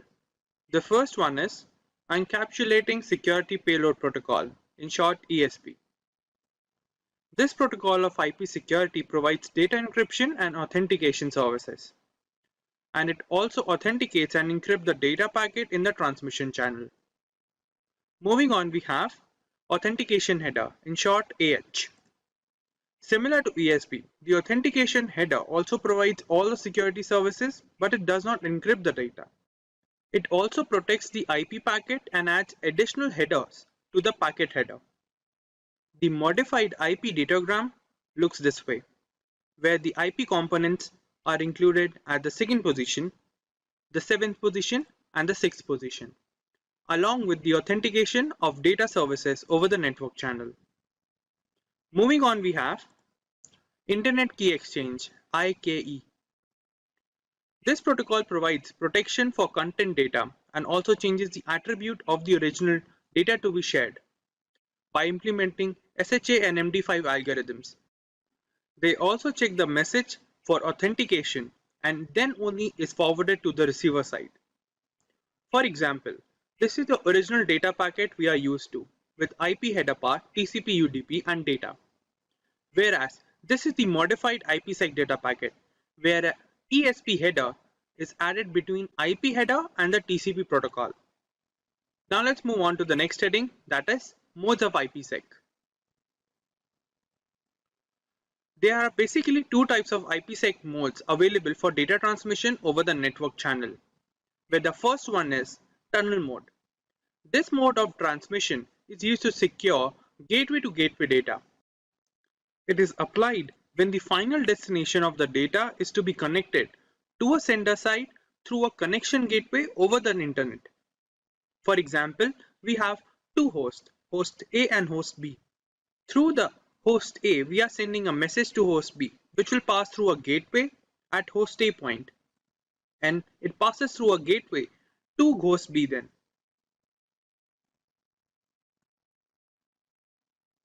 This is a basic format for gateway to gateway data transmission.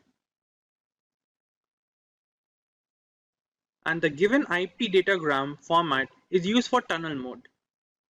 Now let's move on to the second mode of IPsec, that is transport mode. This mode of IPsec is used to protect protocols like TCP or UDP and is used to ensure end-to-end communication, unlike tunnel mode.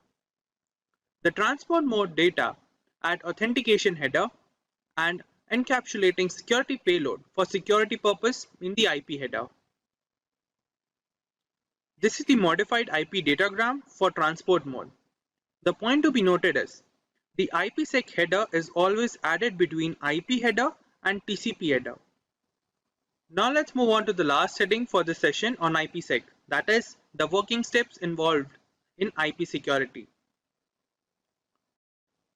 In general, there are 5 steps involved in the working of IPsec to ensure data transmission over a network channel. The first step is host recognition.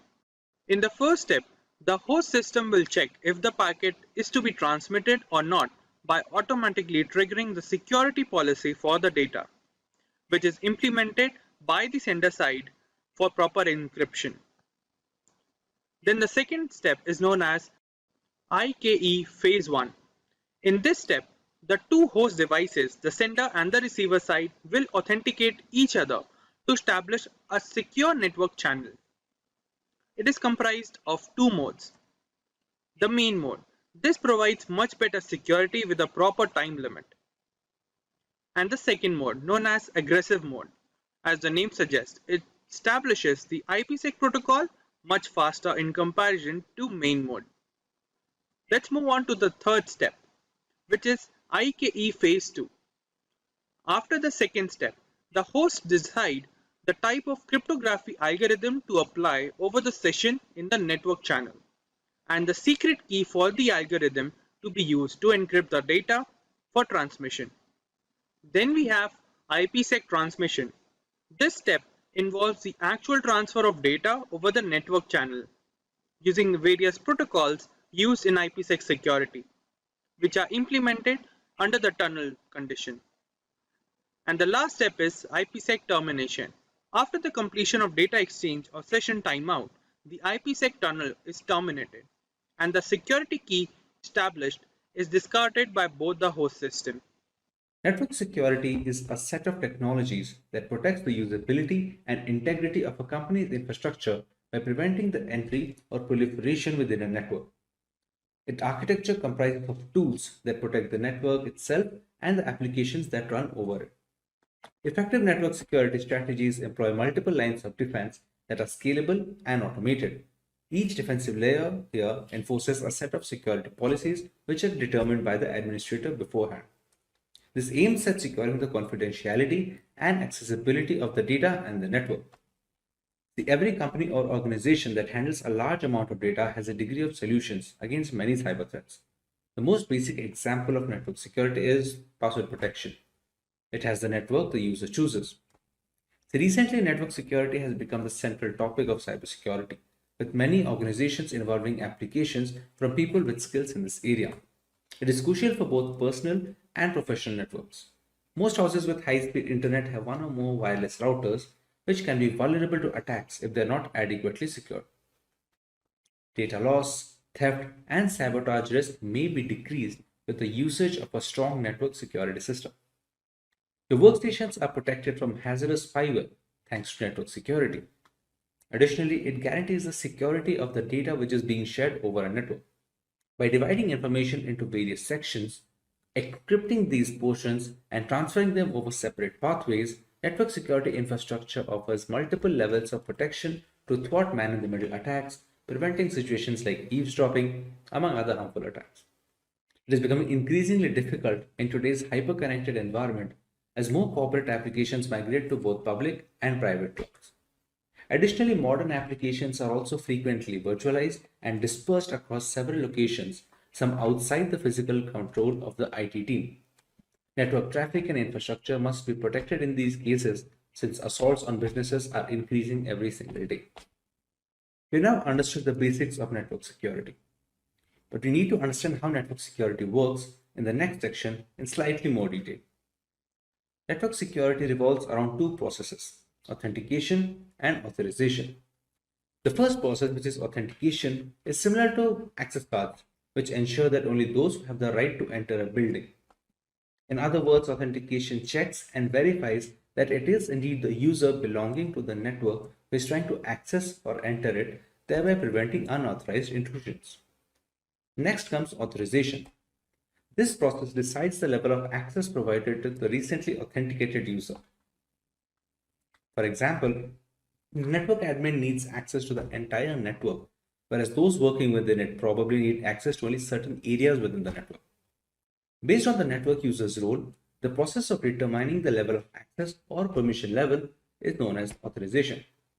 Today's network architecture is complex and faces a threat environment that is always changing and attackers that are always trying to find and exploit vulnerabilities.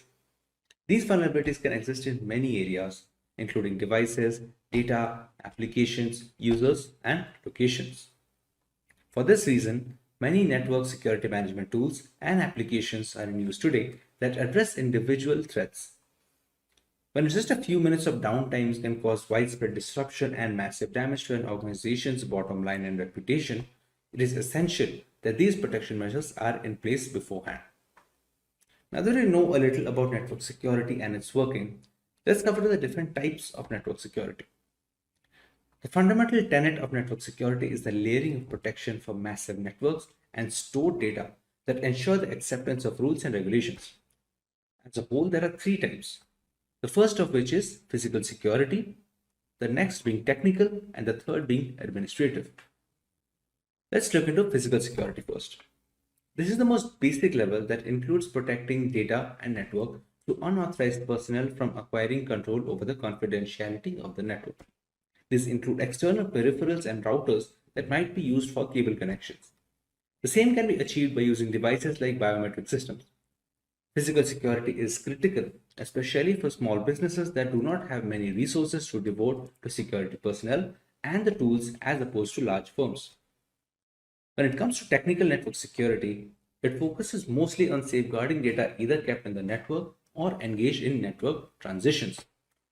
This kind fulfills two functions. One is defense against unauthorized users, the other is a defense against malevolent actions. The last category is administrative. This level of network security protects user behavior, like how the permission has been granted and how the authorization process takes place. This also ensures the level of sophistication the network might need to protect it through all the attacks. This level also suggests necessary amendments that have to be done to the infrastructure. I think that's all the basics that we need to cover on network security, in which our next topic we're going to go through two mediums of network security, which are the transport layer and the application layer.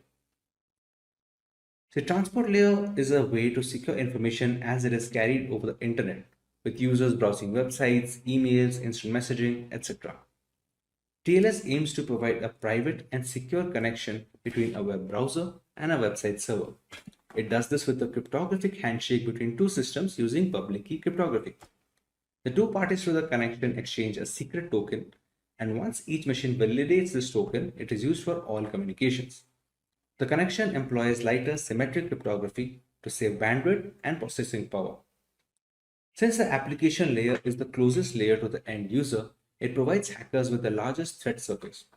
Poor app layer security can lead to performance and stability issues, data theft, and in some cases, the network being taken down.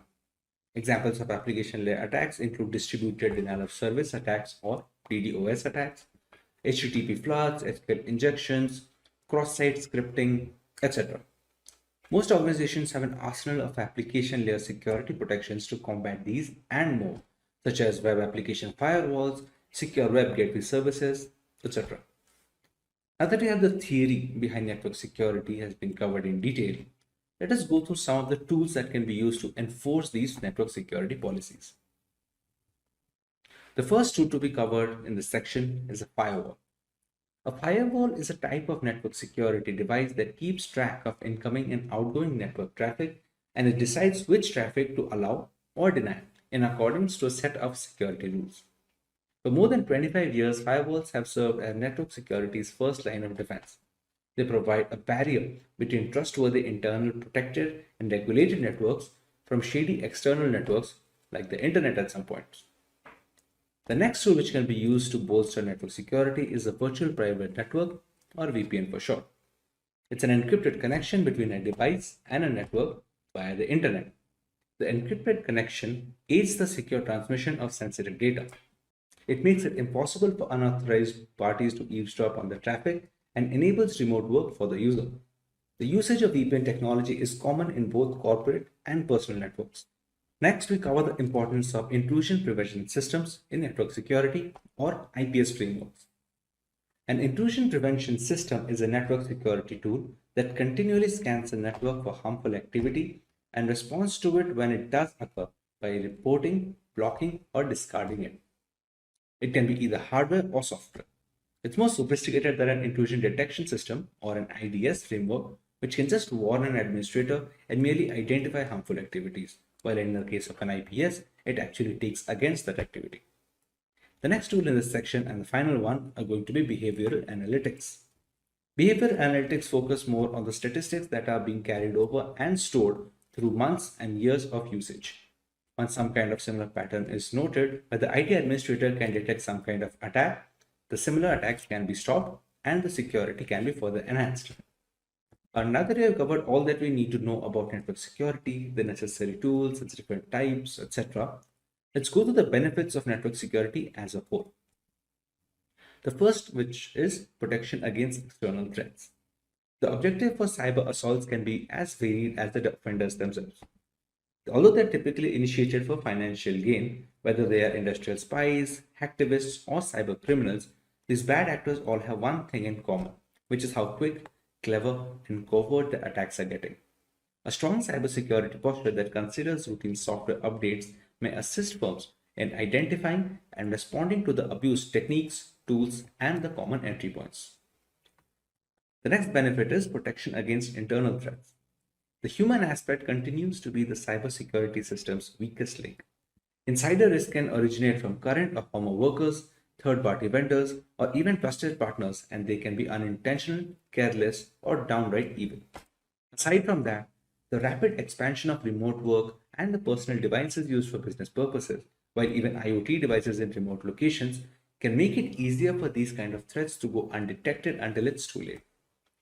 However, by proactively monitoring networks and managing access, these dangers may be identified and dealt with before they become expensive disasters.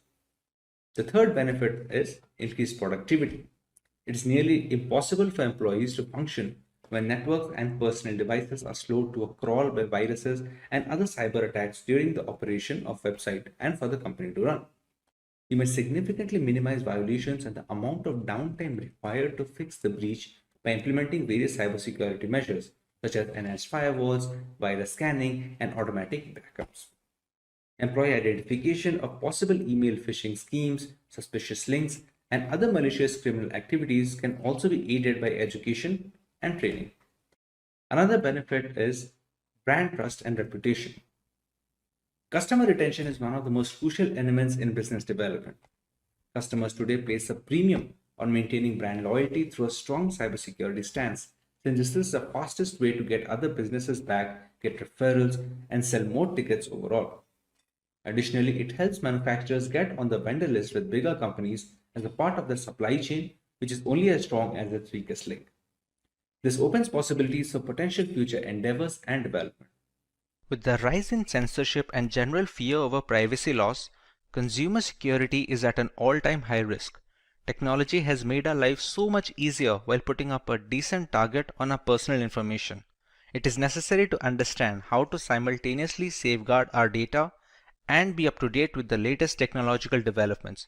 Maintaining this balance has become easier with cryptography taking its place in today's digital world.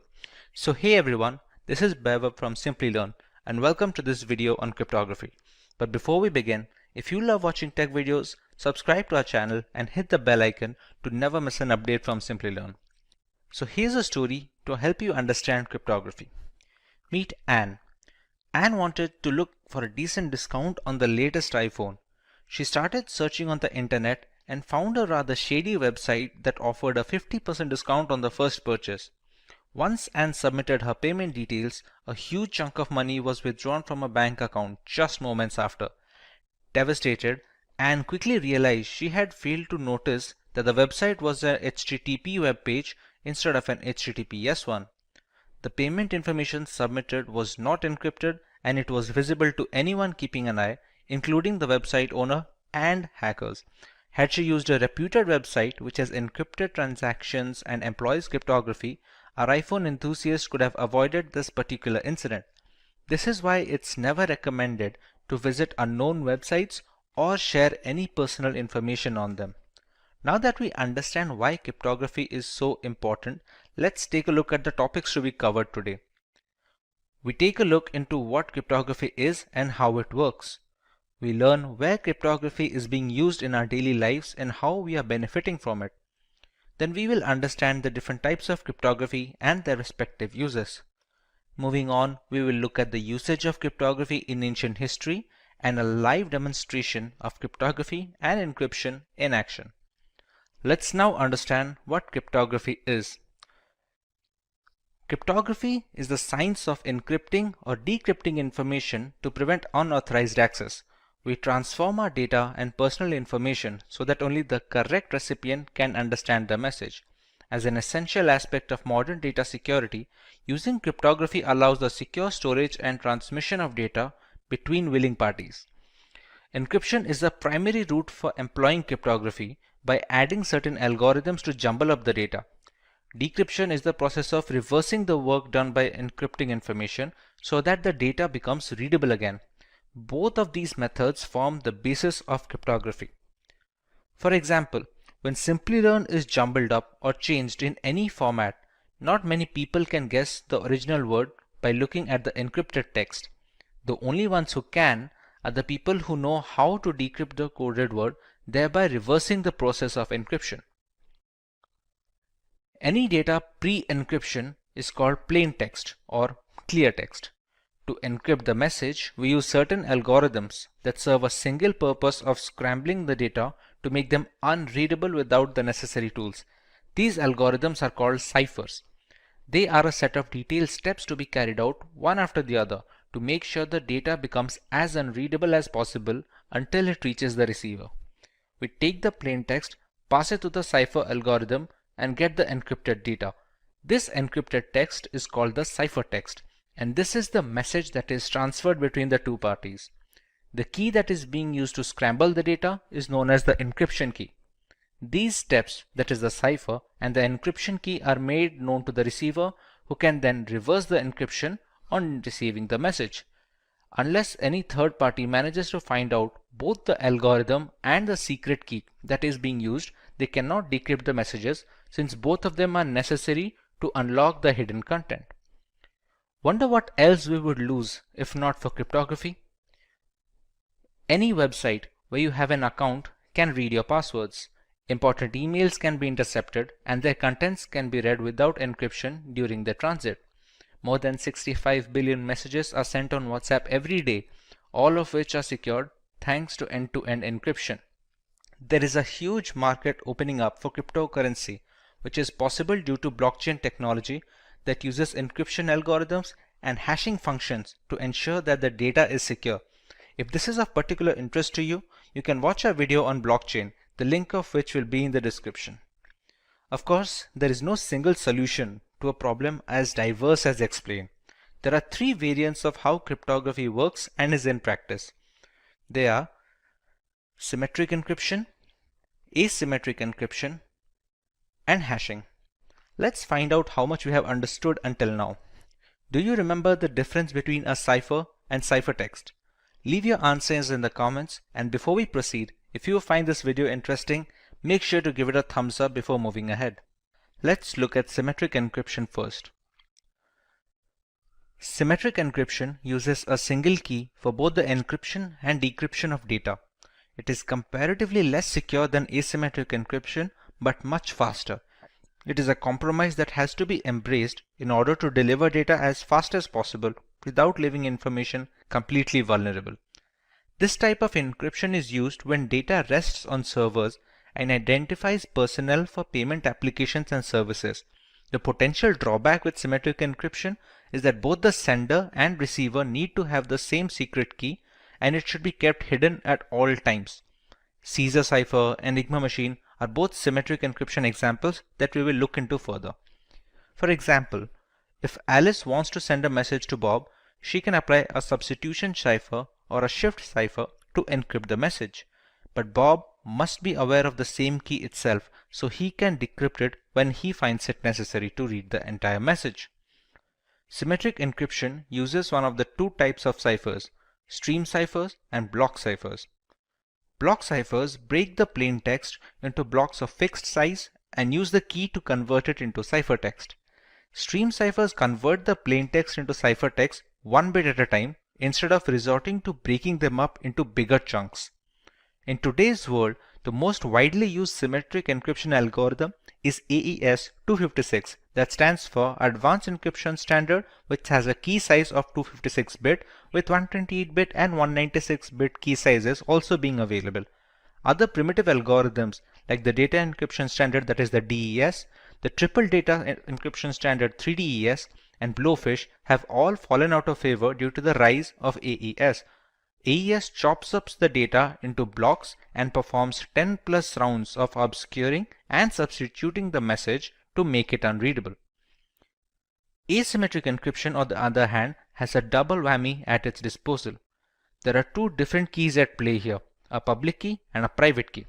The public key is used to encrypt information pre-transit, and a private key is used to decrypt the information post-transit. If Alice wants to communicate with Bob using asymmetric encryption, she encrypts the message using Bob's public key. After receiving the message, Bob uses his own private key to decrypt the data. This way, nobody can intercept the message in between transmissions, and there is no need for any secure key exchange for this to work, since the encryption is done with the public key and the decryption is done with the private key that no one except Bob has access to. Both the keys are necessary to read the full message. There is also a reverse scenario where we can use the private key for encryption and the public key for decryption. A server can sign non-confidential information using its private key, and anyone who has its public key can decrypt the message. This mechanism also proves that the sender is authenticated and there is no problem with the origin of the information. RSA encryption is the most widely used asymmetric encryption standard. It is named after its founders Rivest, Shamir, and Edelman, and it uses block ciphers that separate the data into blocks and obscure the information. Widely considered the most secure form of encryption, albeit relatively slower than AES, it is widely used in web browsing, secure identification, VPNs, emails, and chat applications. With so much hanging on the key's secrecy, there must be a way to transmit the keys without others reading our private data. Many systems use a combination of symmetric encryption and asymmetric encryption to bolster security and match speed at the same time. Since asymmetric encryption takes longer to decrypt large amounts of data, the full information is encrypted using a single key, that is, symmetric encryption. That single key is then transmitted to the receiver using asymmetric encryption, so you don't have to compromise either way. Another route is using the Diffie-Hellman key exchange, which relies on a one-way function and is much tougher to break into. The third variant of cryptography is termed as hashing. Hashing is the process of scrambling a piece of data beyond recognition. It gives an output of fixed size, which is known as the hash value of the original data, or just hash in general. The calculations that do the job of messing up the data collection form the hash function.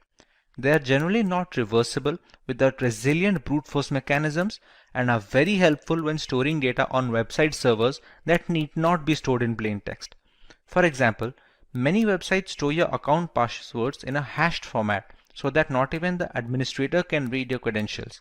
When a user tries to log in, they can compare the entered password's hash value with the hash value that is already stored on the servers for authentication, since the function will always return the same value for the same input.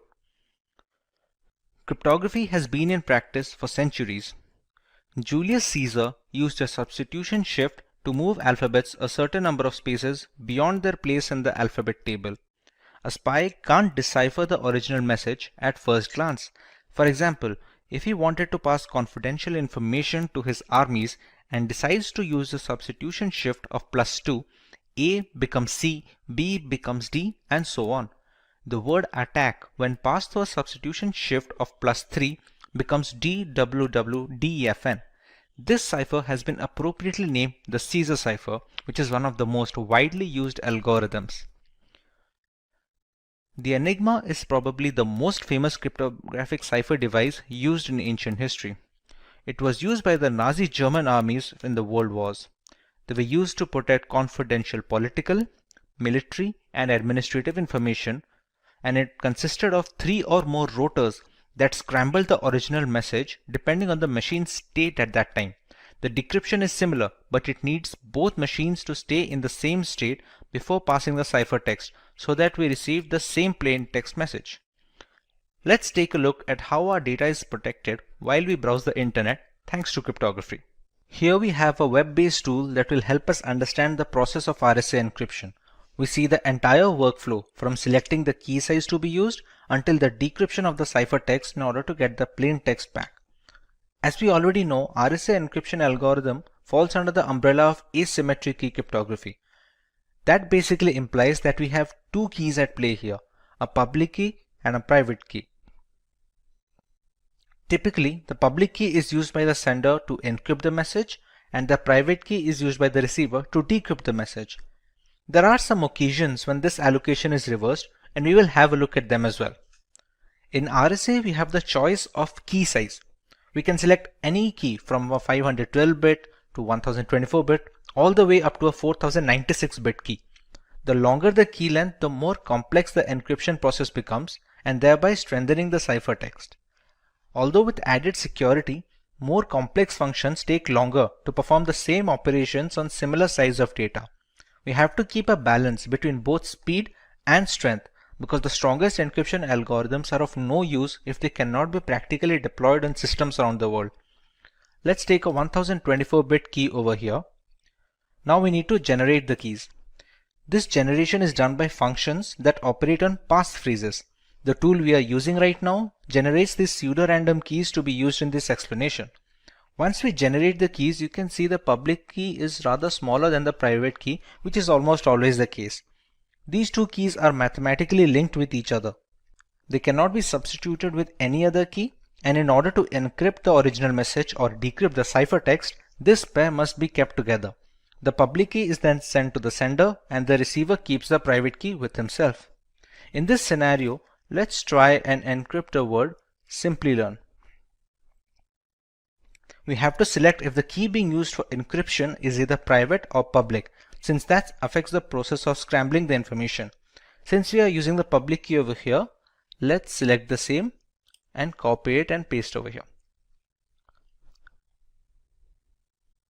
The cipher we are using right now is plain RSA. There are some modified ciphers with their own pros and cons that can also be used, provided we use it on a regular basis and depending on the use case as well. Once we click on encrypt, we can see the ciphertext being generated over here. The pseudorandom generating functions are created in such a way that a single character change in the plaintext will trigger a completely different ciphertext. This is a security feature to strengthen the process from brute force methods. Now that we are done with the encryption process, let's take a look at the decryption part.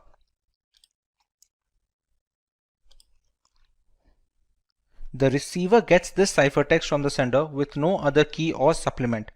He or she must already possess the private key generated from the same pair. No other private key can be used to decrypt the message since they are mathematically linked. We paste the private key here and select the same. The cipher must also be the same used during the encryption process. Once we click decrypt, you can see the original plain text we had decided to encrypt. This sums up the entire process of RSA encryption and decryption. Now some people use it the other way around. We also have the option of using the private key to encrypt information and the public key to decrypt it. This is done mostly to validate the origin of the message. Since the keys only work in pairs, if a different private key is used to encrypt the message, the public key cannot decrypt it. Conversely, if the public key is able to decrypt the message, it must have been encrypted with the right private key and hence the rightful owner. Here we just have to take the private key and use that to encrypt the plain text and select the same in this checkbox as well. You can see we have generated a completely new ciphertext. This ciphertext will be sent to the receiver and this time we will use the public key for decryption. Let's select the correct checkbox and decrypt and we still get the same output. Now let's take a look at practical example of encryption in the real world. We all use the internet on a daily basis and many are aware of the implications of using unsafe websites. Let's take a look at Wikipedia here. Pretty standard HTTPS website where the H stands for secured. Let's take a look at how it secures the data. Wireshark is the world's foremost and most widely used network protocol analyzer. It lets you see what's happening on your network at a microscopic level, and we are going to use this software to see the traffic that is leaving our machine and to understand how vulnerable it is. Since there are many applications running in this machine, let's apply a filter that will only show us the results related to Wikipedia.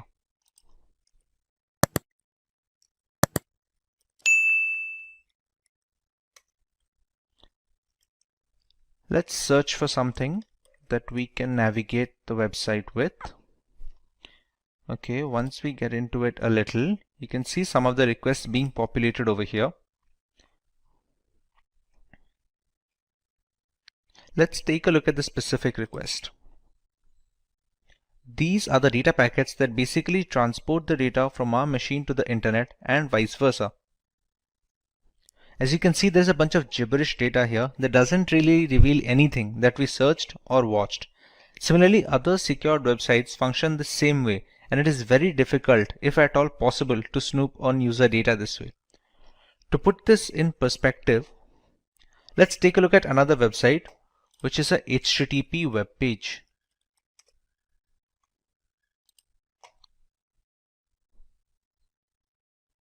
This has no encryption enabled from the server end, which makes it vulnerable to attacks. There is a login form here, which needs legitimate user credentials in order to grant access. Let's enter a random pair of credentials.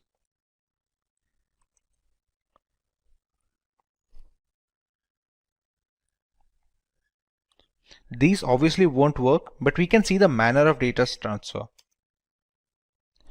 Unsurprisingly, we weren't able to get into the platform. Instead, we can see the data packets.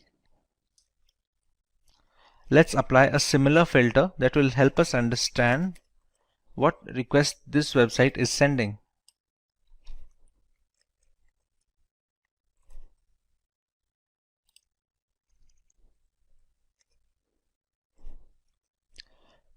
These are the requests being sent by the HTTP login form to the internet. If we check here, see, whatever username and password that we are entering, we can easily see it with the Wireshark. Now, we used a dummy pair of credentials. If we select the right data packet, we can find our correct credentials. If any website had asked for our payment information or our legitimate credentials, it would have been really easy to get a hold of these. To reiterate what we have already learned, we must always avoid HTTP websites and just unknown or not trustworthy websites in general, because the problem we saw here is just the tip of the iceberg. Even though cryptography has managed to lessen the risk of cyber attacks, it is still prevalent and we should always be alert to keep ourselves safe online. There are two types of encryption in cryptography: symmetric key cryptography and asymmetric key cryptography. Both of these categories have their pros and cons and differ only by their implementation. Today we are going to focus exclusively on symmetric key cryptography. Let us have a look at its applications in order to understand its importance better. This variant of cryptography is primarily used in banking applications where personally identifiable information needs to be encrypted. With so many aspects of banking moving onto the internet, having a reliable safety net is crucial. Symmetric cryptography helps in detecting bank fraud and boosts the security index of these payment gateways in general. They are also helpful in protecting data that is not in transit and rests on servers and data centers. These centers house a massive amount of data that needs to be encrypted with a fast and efficient algorithm so that when the data needs to be recalled by the respective service, there is the assurance of minor to no delay. While browsing the internet, we need symmetric encryption to browse secure HTTPS websites so that we get an all-around protection. It plays a significant role in verifying website server authenticity, exchanging the necessary encryption keys required, and generating a session using those keys to ensure maximum security. This helps us in preventing the rather insecure HTTP website format. So let us understand how symmetric key cryptography works first before moving on to the specific algorithms. Symmetric key cryptography relies on a single key for the encryption and decryption of information. Both the sender and receiver of the message need to have a pre-shared secret key that they will use to convert the plain text into ciphertext and vice versa. As you can see in the image, the key used for encryption is the same key needed for decrypting the message at the other end. The secret key shouldn't be sent along with the ciphertext to the receiver, because that would defeat the entire purpose of using cryptography. Key exchange can be done beforehand using other algorithms like the Diffie-Hellman key exchange protocol, for example. For example, if Paul wants to send a simple message to Jane, they need to have a single encryption key that both of them must keep secret to prevent snooping on by malicious actors. It can be generated by either one of them, but must belong to both of them before the messages start flowing. Suppose the message "I am ready" is converted into ciphertext using a specific substitution cipher by Paul. In that case, Jane must also be aware of the substitution shift to decrypt the ciphertext once it reaches her. Irrespective of the scenario where someone manages to grab the ciphertext mid-transit to try and read the message, not having the secret key renders everyone helpless looking to snoop in. The symmetric key algorithms like the data encryption standard have been in use since the 1970s, while the popular ones like the AES have become the industry standard today. With the entire architecture of symmetric cryptography depending on the single key being used, you can understand why it's of paramount importance to keep it secret on all occasions. The side effect of having a single key for the encryption and decryption is it becomes a single point of failure. Anyone who gets their hand on it can read all the encrypted messages and do so mainly without the knowledge of the sender and the receiver. So it is the priority to keep the encryption and decryption key private at all times. Should it fall into the wrong hands, the third party can send messages to either the sender or the receiver using the same key to encrypt the message. Upon receiving the message and decrypting it with the key, it is impossible to guess its origin.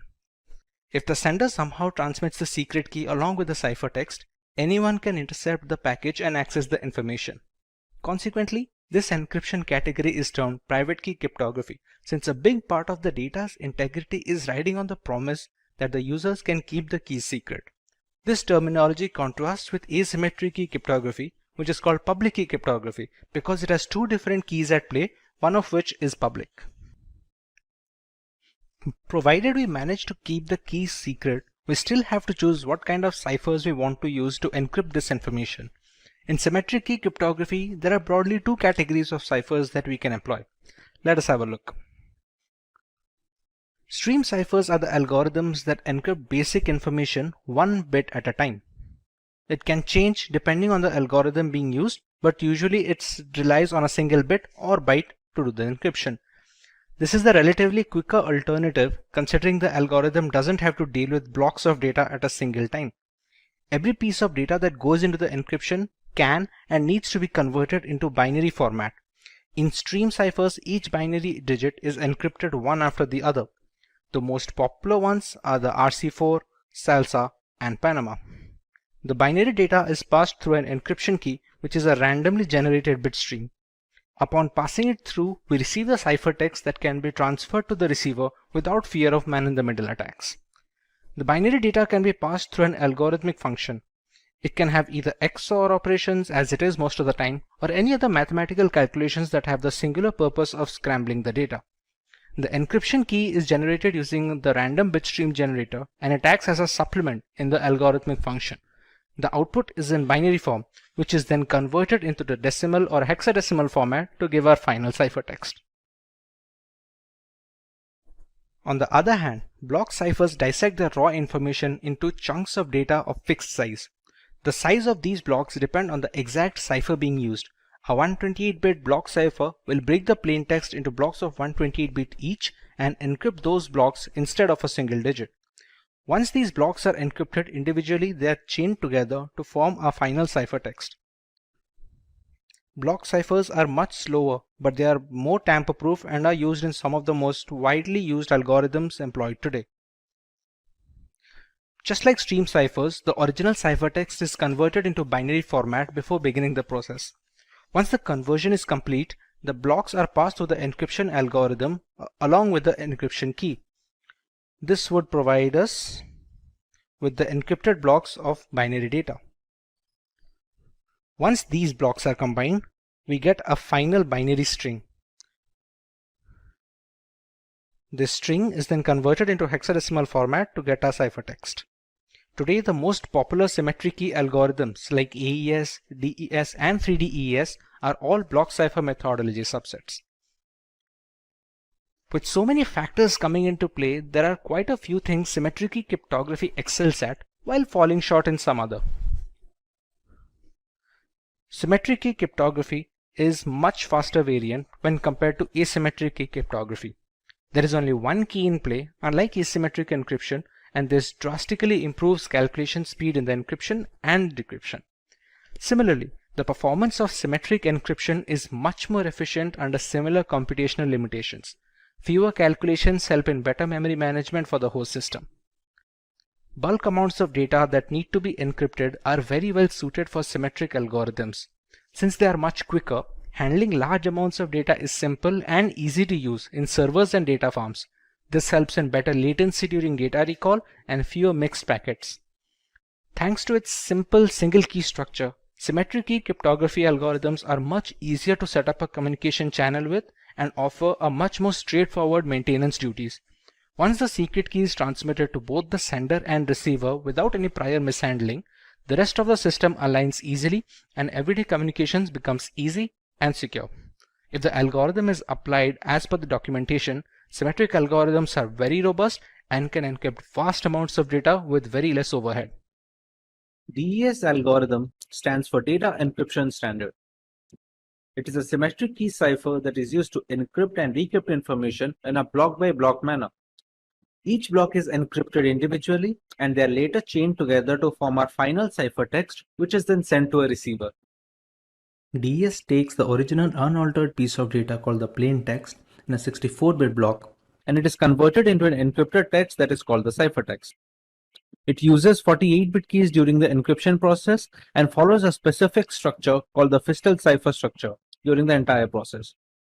It is a symmetric key algorithm, which means DES can reuse the keys used in the encryption format to decrypt the ciphertext back to the original plain text. Once the 64-bit blocks are encrypted, they can be combined together before being transmitted.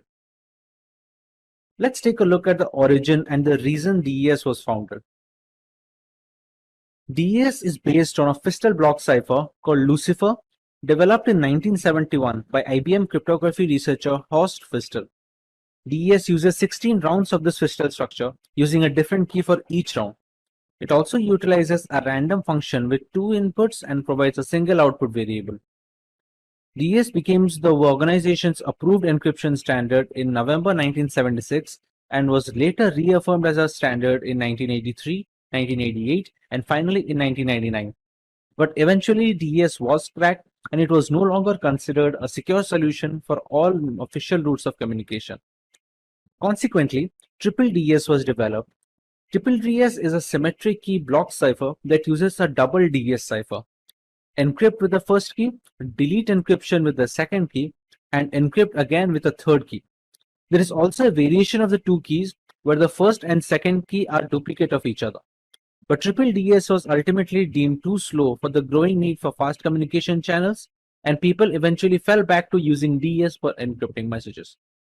In order to search for a better alternative, a public-wide competition was organized and helped cryptographers develop their own algorithm as a proposal for the next global standard. This is where the Ringdial algorithm came into play and was later credited to be the next advanced encryption standard. For a long time, DES was the standard for data encryption for data security. Its rule ended in 2002 when finally the advanced encryption standard replaced DES as an acceptable standard following a public competition for a place. To understand the structure of a Fistel cipher, we can use the following image as a reference. The block being encrypted is divided into 2 parts, one of which is being passed on to the function, while the other part is XORed with the function's output. The function also uses the encryption key that differs for each individual round. This keeps going on until the last step, until where the right-hand side and the left-hand side are being swapped. Here we receive our final ciphertext. For the decryption process, the entire procedure is reversed, starting from the order of the keys to the block sorting. If the entire process is repeated in a reverse order, we will eventually get back our plain text, and this simplicity helps the speed. Overall, this was later detrimental to the efficiency of the algorithm, hence the security was compromised. A fistal block cipher is a structure used to derive many symmetric block ciphers such as DES, which as we have discussed in our previous comment. Fistal cipher proposed a structure that implements substitution and permutation alternately so that we can obtain ciphertext from the plain text and vice versa. This helps in reducing the redundancy of the program and increases the complexity to combat brute force attacks. The fistal cipher is actually based on the Shannon structure that was proposed in 1945. The fistal cipher is the structure suggested by Horst Feistel, which was considered to be a backbone while developing many symmetric block ciphers. The Shannon structure highlights the implementation of alternate confusion and diffusion. And like we already discussed, the fistal cipher structure can be completely reversed depending on the data. However, we must consider the fact that to decrypt the information by reversing the fistal structure, we will need the exact polynomial functions and the key orders. To understand how the blocks are being calculated, we take a plain text which is of 64-bit and that is later divided into two equal halves of 32-bit each. In this, the right half is immediately transferred to the next round to become the new left half of the second round. The right hand is again passed off to a function which uses an encryption key that is unique to each round in the fistal cipher. Whatever the function gives off as an output, it is passed on as an XOR input with the left half of the initial plain text. The next output will become the right half of the second round for the plain text. This entire process constitutes of a single round in the fistal cipher. Taking into account what happens in the polynomial function, we take one half of the block and pass it through an expansion box. The work of the expansion box is to increase the size of the half from 32-bit to 48-bit text. This is done to make the text compatible to a 48-bit keys we have generated beforehand. Once we pass it through the XOR function, we get a 48-bit text as an output. Now remember, a half should be of 32-bit. So this 48-bit output is then later passed on to a substitution box. This substitution box reduces its size from 48-bit to 32-bit output, which is then later XORed with the first half of the plain text. A block cipher is considered the safest if the size of the block is large, but large block sizes can also slow down encryption speed and the decryption speed. Generally, the size is 64-bit. Sometimes modern block ciphers like AES have a 128-bit block size as well. The security of the block cipher increases with increasing key size, but larger key sizes may also reduce the speeds of the process. Earlier, 64-bit keys were considered sufficient. Modern ciphers need to use 128-bit keys due to the increasing complexity of today's computational standards. The increasing number of rounds also increase the security of the block cipher. Similarly, they are inversely proportional to the speed of encryption. A highly complex round function enhances the security of the block cipher. Albeit, we must maintain a balance between the speed and security. The symmetric block cipher is implemented in a software application to achieve better execution speed. There is no use of an algorithm if it cannot be implemented in a real-life framework that can help organizations to encrypt or decrypt the data in a timely manner. Now that we understand the basics of fistal ciphers, we can take a look at how DES manages to run through 16 rounds of this structure and provide the ciphertext at the end. Now that we understand the basics of fistal ciphers, we can take a look at how DES manages to run through 16 rounds of this structure and provide a ciphertext. In simple terms, DES takes the 64-bit plain text and converts it into a 64-bit ciphertext. And since we are talking about asymmetric algorithms, the same key is being used when it is decrypting the data as well. We first take a 64-bit key plain text and we pass it through an initial permutation function. The initial permutation function has the job of dividing the block into two different parts so that we can perform fistal cipher structures on it. There are multiple rounds being procured in the DES algorithm, namely 16 rounds of fistal cipher structure. Each of these rounds will need keys. Initially, we take a 56-bit cipher key, but it is a single key. We pass it on to a round key generators which generates 16 different keys for each single round that the Fistel cipher is being run. These keys are passed on to the rounds as 48 bits. The size of these 48 bits keys is the reason we use the substitution and permutation bounds in the polynomial functions of the Fistel ciphers. When passing through all these rounds, we reach round 16, where the final key is passed on from the round key generator, and we get a final permutation. In the final permutation, the rounds are swapped, and we get a final ciphertext.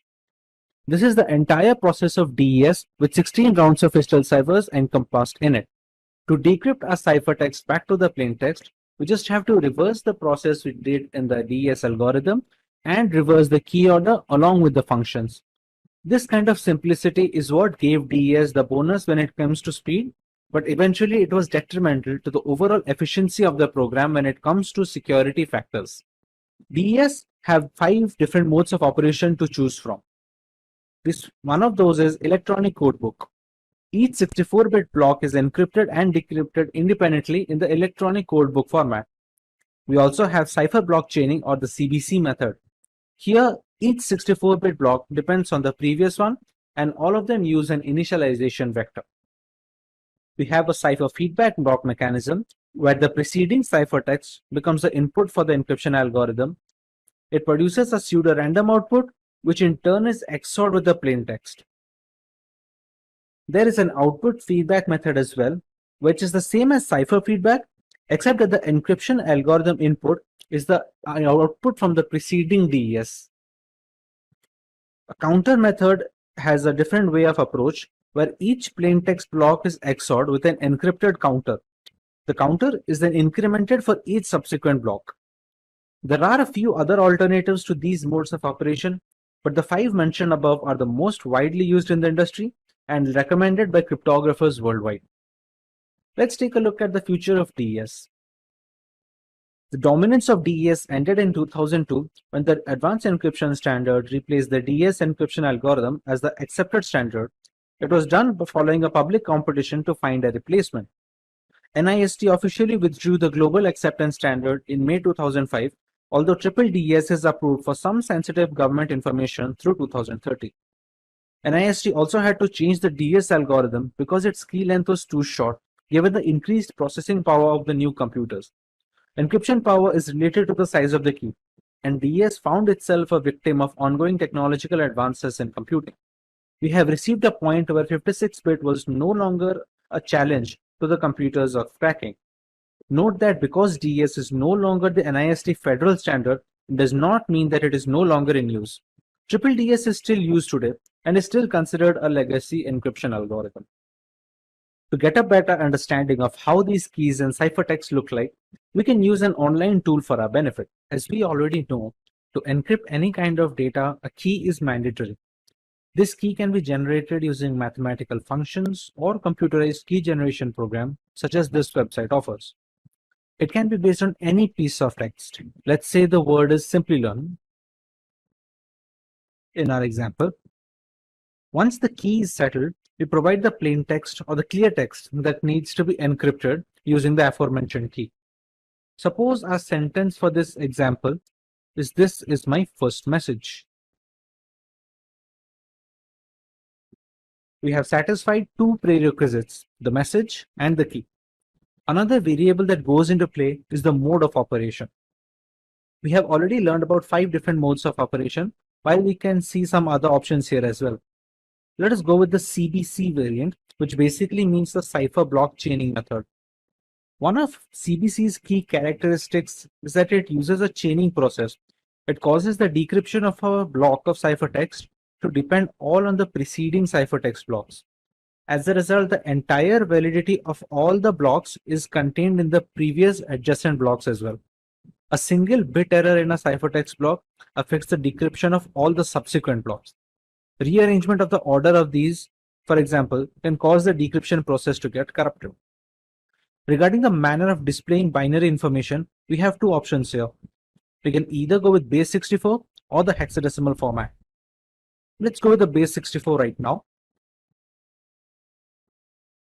As you can see, the ciphertext is readily available. Base 64 is a little more efficient than hex, So we will be getting a smaller ciphertext when it comes to base64. Albeit the size of both the formats will be the same. The hex has a longer ciphertext since base64 takes 4 characters for every 3 bytes, while hex will take 2 characters for each byte. Hence, base64 turns out to be more efficient. Now to decrypt the ciphertext, we go by the same format. We choose base64. We copy the ciphertext onto a decryption tool, and we have to make sure that the key we are using is exactly the same. We choose similar mode of operation, and we choose the correct encoding format as well, which is base64 in this case. As you can see, the decryption is complete and we get a plain text back. Even if you keep everything the same, but we just change the encoding format, it will not be able to decrypt anything. Unfortunately, DES has become rather easy to crack even without the help of a key. The advanced encryption standard is still on top when it comes to symmetric encryption security and will likely stay there for a while.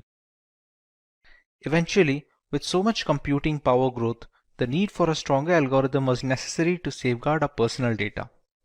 As solid as DES was, the computers of today could easily break the encryption with repeated attempts, thereby rendering the data security helpless. To counter this dilemma, a new standard was introduced which was termed as the Advanced Encryption Standard or the AES algorithm. Let's learn what is Advanced Encryption Standard. The AES algorithm, also known as the Rijndael algorithm, is a symmetric block cipher with a block size of 128 bits.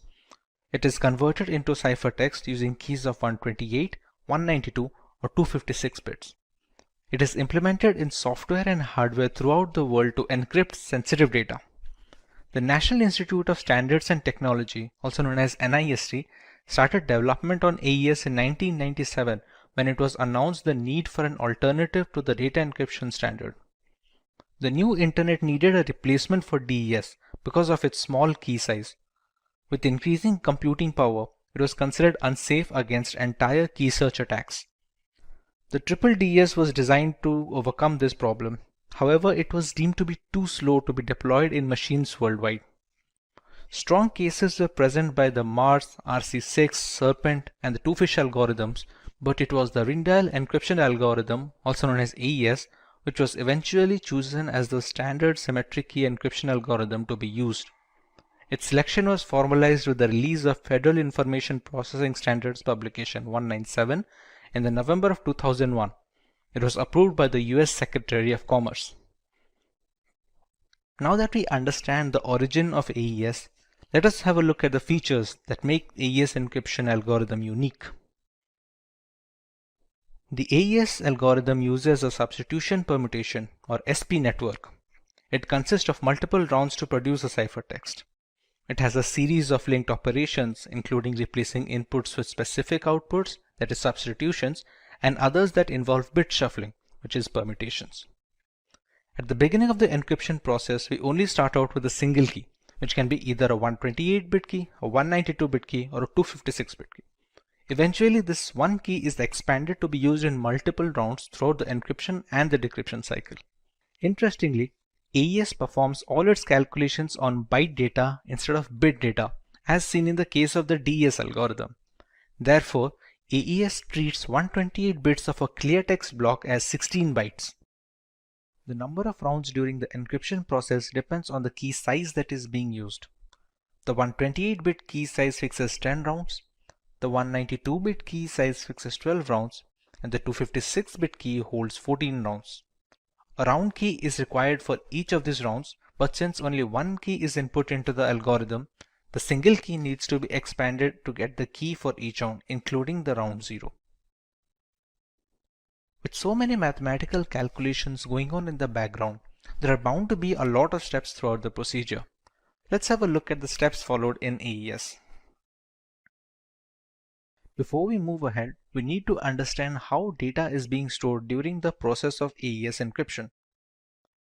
Everything in the process is stored in a 4x4 matrix format. This matrix is also known as a state array, and we'll be using these state arrays to transmit data from one step to another and from one round to the next round. Each round takes state array as input and gives a state array as output to be transferred into the next round. It is a 16-byte matrix with each cell representing 1 byte, with each 4 bytes representing a word. So every state array will have a total of 4 words representing it.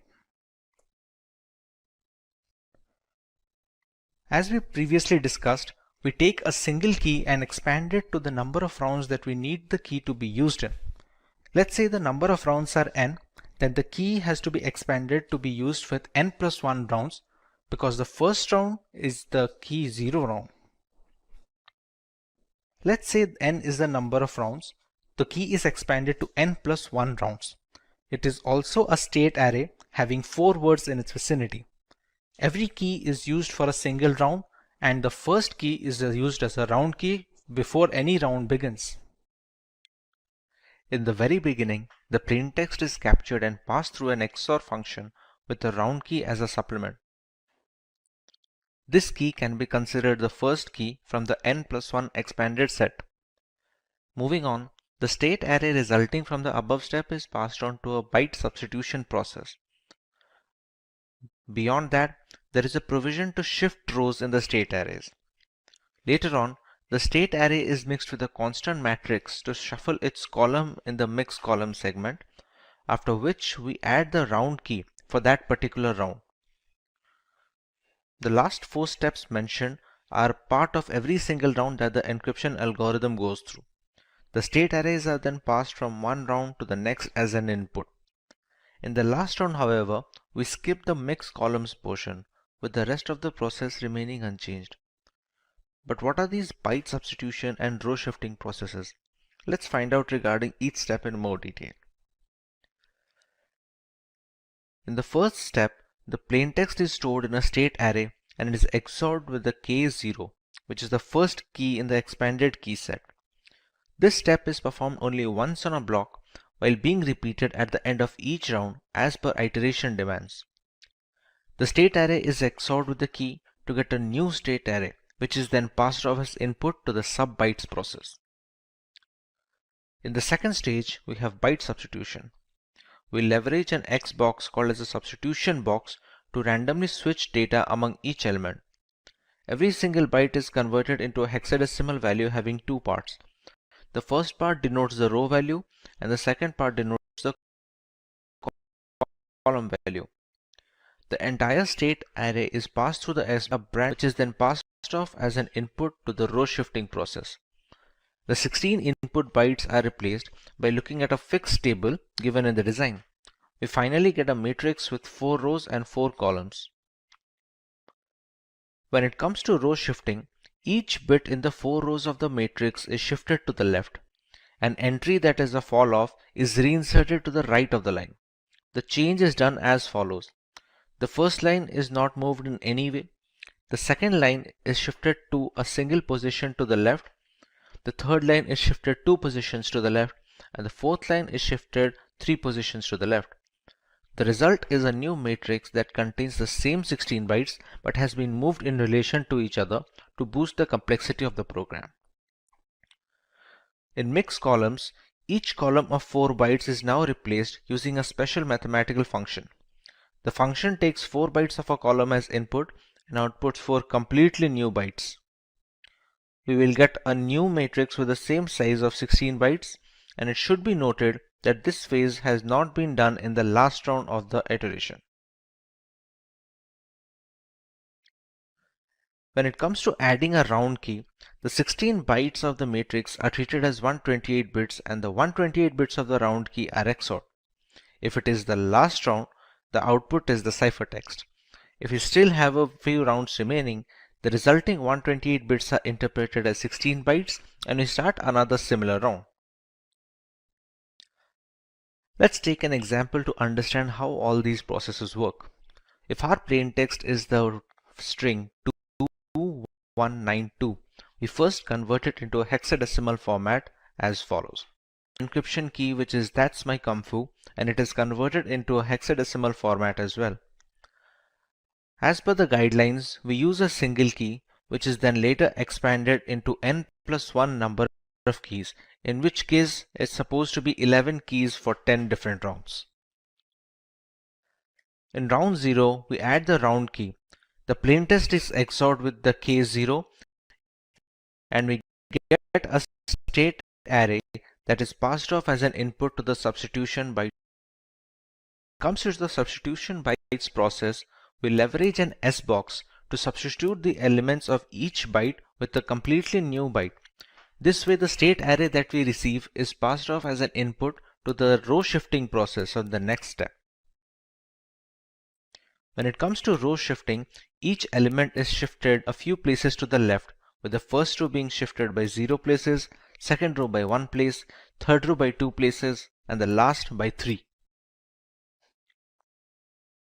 The state array that we received from the row shifting is passed off as an input to mix columns. In mix columns, we multiply the state array with a constant matrix, after which I receive a new state array to be passed on to the next step. We add the new state array as an XOR with the round key of the particular iteration. Whatever state array we receive here, it becomes an output for this particular round. Now, since this is the first round of the entire encryption process, the state array that we receive is passed off as an input to the new round. We repeat this process for 10 more rounds, and we finally receive a ciphertext. It can be denoted in the hexadecimal format. This becomes our final ciphertext that we can use for transferring information from the sender and receiver. Let's take a look at the applications of AES in this world. AES finds most use in the area of wireless security in order to establish a secure mode of authentication between routers and clients. Highly secure mechanisms like WPA and WPA2 are extensively used in securing Wi-Fi endpoints with the help of Rindial's algorithm. It also helps in SSL TLS encryption that is instrumental in encrypting our internet browser sessions. AES works in tandem with other asymmetric encryption algorithms to make sure the web browser and web server are properly configured and use encrypted channels for communication.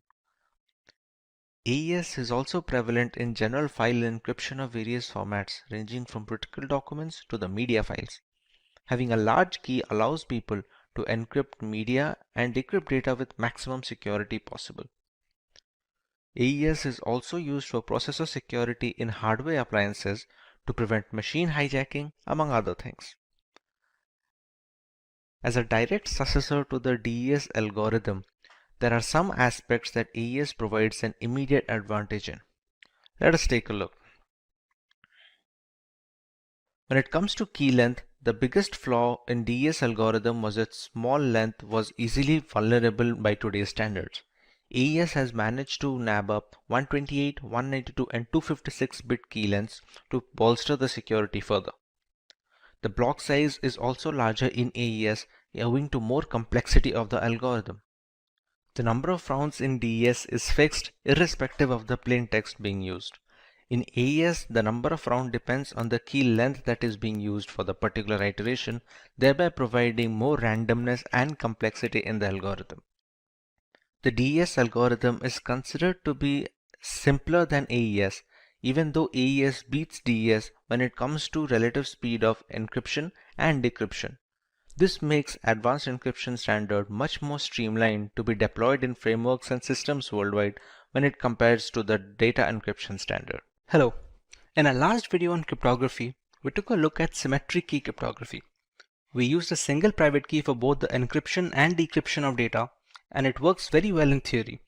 Let's take a look at a more realistic scenario now. Let's meet Joe. Joe is a journalist who needs to communicate with Ryan via. Due to the critical nature of the information, people are waiting for any clues so that now Joe can easily use symmetric key cryptography to send the encrypted data so that even if someone intercepts the message, they cannot understand what it says. But here's the tricky part. How will Joe send the required decryption key to Ryan? The sender of the message as well as the receiver need to have the same decryption key to exchange messages. Otherwise, Ryan cannot decrypt the information even when he receives the ciphertext. If someone intercepts the key while transmitting it, there is no use in employing cryptography, since a third party can now decode all the information easily. Key sharing is a risk that will always exist when symmetric key cryptography is being used. Thankfully, asymmetric key encryption has managed to fix this problem. This is Baba from Simplilearn, and welcome to this video on asymmetric key cryptography.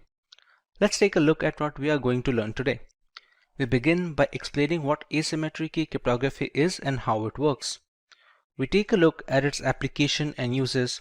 We understand why it's called public key cryptography and then learn a little bit about RSA encryption, and then we learn about the advantages of asymmetric key cryptography over symmetric key cryptography. Let's understand what asymmetric key cryptography is. Asymmetric encryption uses a double layer of protection. There are two different keys at play here, a private key and a public key. A public key is used to encrypt the information pre-transit, and a private key is used to decrypt the data post-transit. These pair of keys must belong to the receiver of the message. The public keys can be shared via messaging, blog posts, or key servers, and there are no restrictions. As you can see in the image, the two keys are working in the system. The sender first encrypts the message using the receiver's private key, after which we receive the ciphertext. The ciphertext is then transmitted to the receiver without any other key. On getting the ciphertext, the receiver uses his private key to decrypt it and get the plain text back. There has been no requirement of any key exchange throughout this process, therefore solving the most glaring flaw faced in symmetric key cryptography. The public key known to everyone cannot be used to decrypt the message, and the private key which can decrypt the message need not be shared with anyone. The sender and receiver can exchange personal data using the same set of keys as often as possible. To understand this better, take the analogy of your mailbox. Anyone who wants to send you a letter has access to easily share information with you.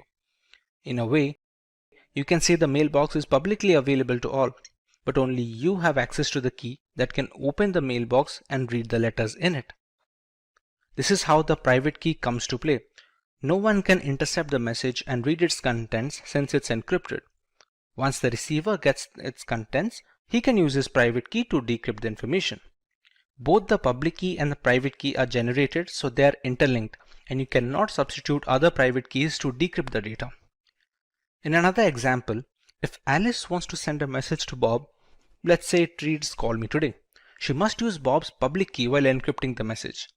Upon receiving the cipher message, Bob can proceed to use his private key in order to decrypt the message, and hence complete security is attained during transmission without any need for sharing the key. Since this type of encryption is highly secure, it has many uses in areas that require high confidentiality. It is used to manage digital signatures, so there is valid proof of a document's authenticity. With so many aspects of business transitioning to the digital sphere, critical documents need to be verified before being considered authentic and acted upon. Thanks to asymmetric key cryptography, senders can now sign documents with their private keys. Anyone who needs to verify the authenticity of such signatures can use the sender's public key to decrypt the signature. Since the public and the private keys are linked to each other mathematically, it's impossible to repeat this verification with duplicate keys. Document encryption has been made very simple by today's standards, but the background implementation follows a similar approach. In blockchain architecture, asymmetric key cryptography is used to authorize transactions and maintain the system. Thanks to its two key structures, changes are reflected across the blockchain's peer-to-peer network only if it is approved from both ends. Along with asymmetric key cryptography's tamper-proof architecture, its non-repudiation characteristic also helps in keeping the network stable. We can also use asymmetric key cryptography combined with symmetric key cryptography to monitor SSL or TLS encrypted browsing sessions to make sure nobody can steal our personal information when accessing banking websites or the internet in general. It plays a significant role in verifying website server authenticity, exchanging the necessary encryption keys required, and generating a session using those keys to ensure maximum security instead of the rather insecure HTTP website format. Security parameters differ on a session-by-session basis, so the verification process is consistent and utterly essential to modern data security. Another great use of the asymmetric key cryptography structure is transmitting keys for symmetric key cryptography. With the most significant difficulty in symmetric encryption being key exchange, asymmetric keys can help clear this shortcoming. The original message is first encrypted using a symmetric key.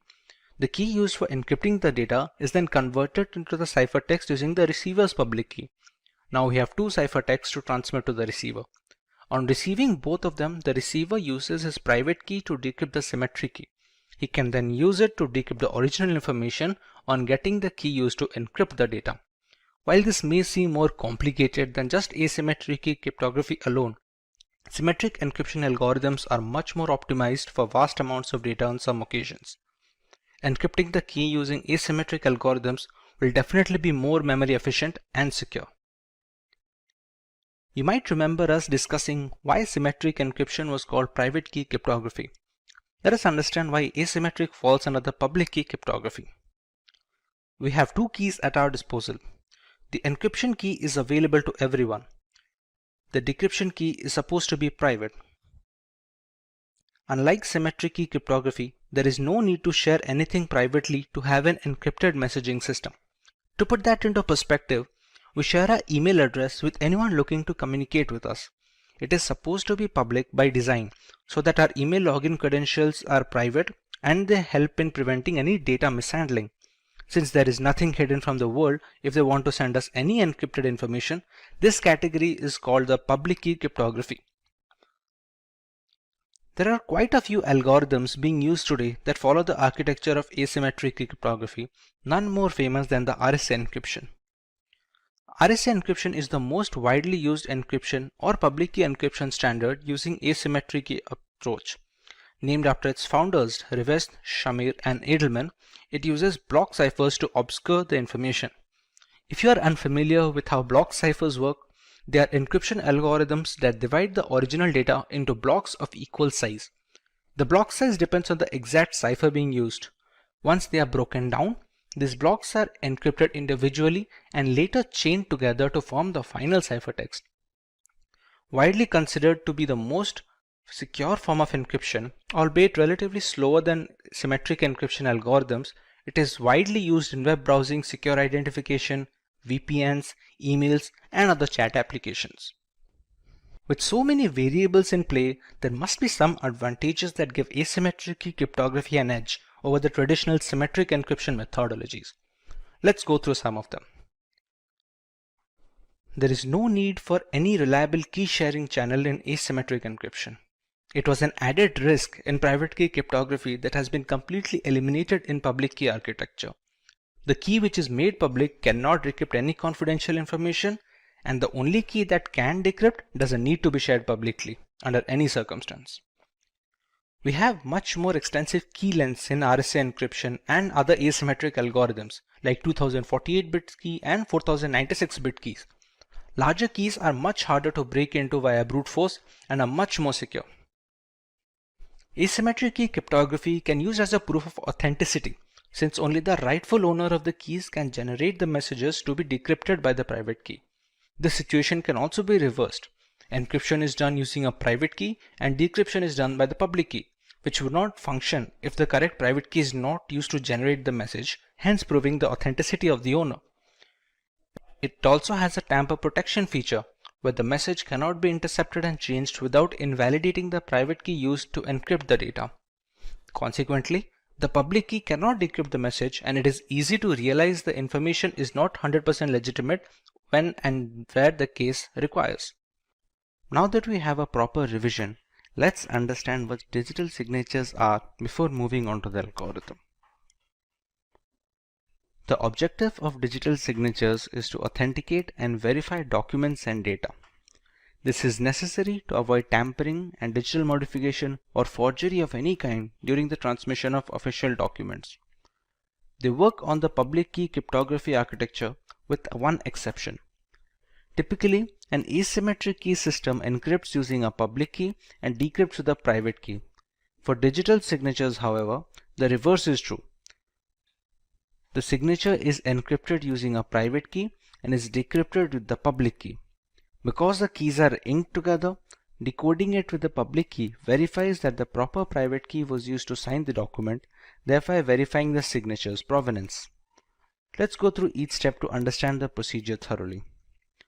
In step 1, we have M, which is the original plaintext message, and it is passed on to a hash function denoted by h hash to create a digest.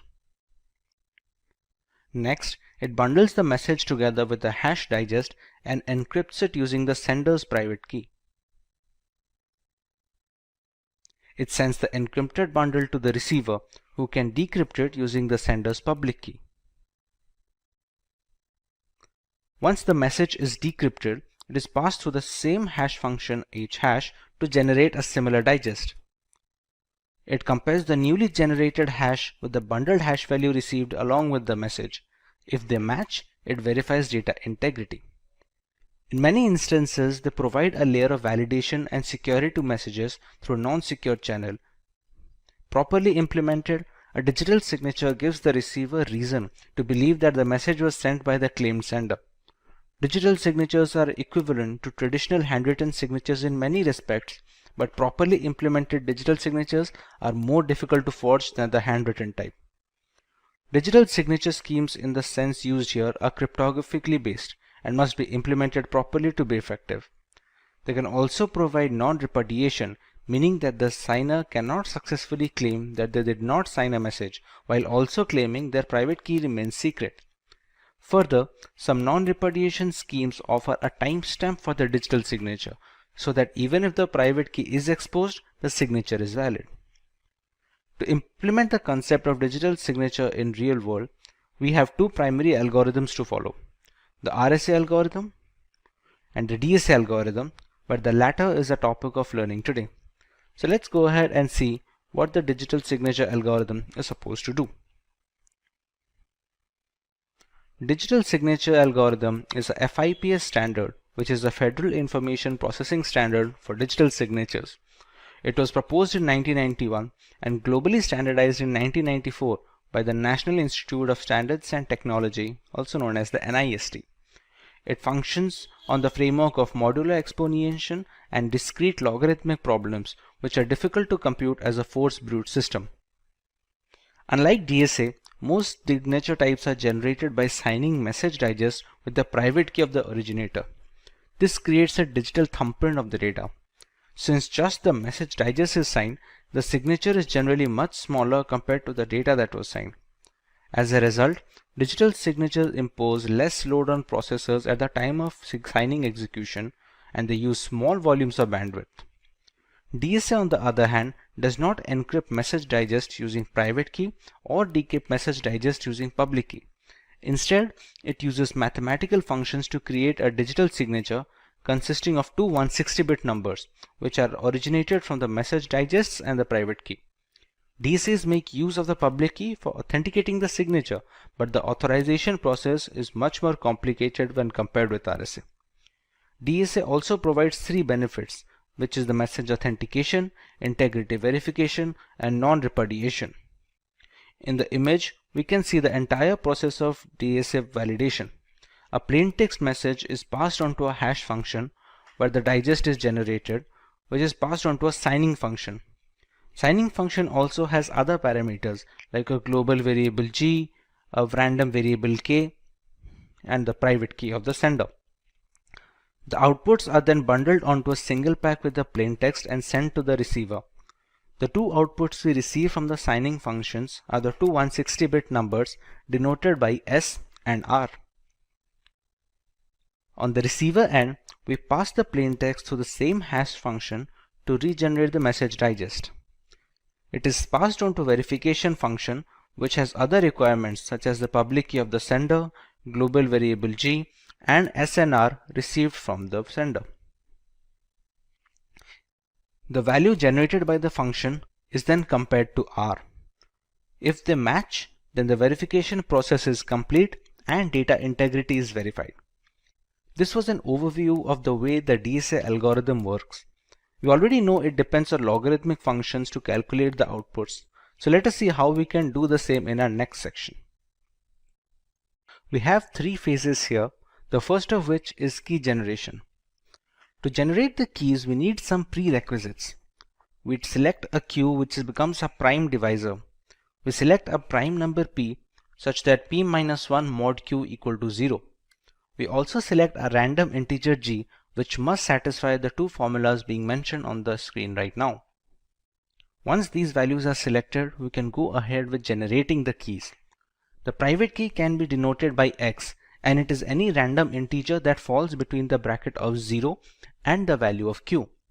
The public key can be calculated as y equal to g to the power x mod p, where y stands for the public key. The private key can then be packaged as a bundle which comprises of values of p, q, g and x. Similarly, the public key can also be packaged as a bundle having the values of p, q, g and y. Once we're done with key generation, we can start verifying the signature and its generation. Repeat. Once the keys are generated, we can start generating the signature. The message is passed through a hash function to generate the digest h first. We can choose any random integer k which falls under the bracket of 0 and q.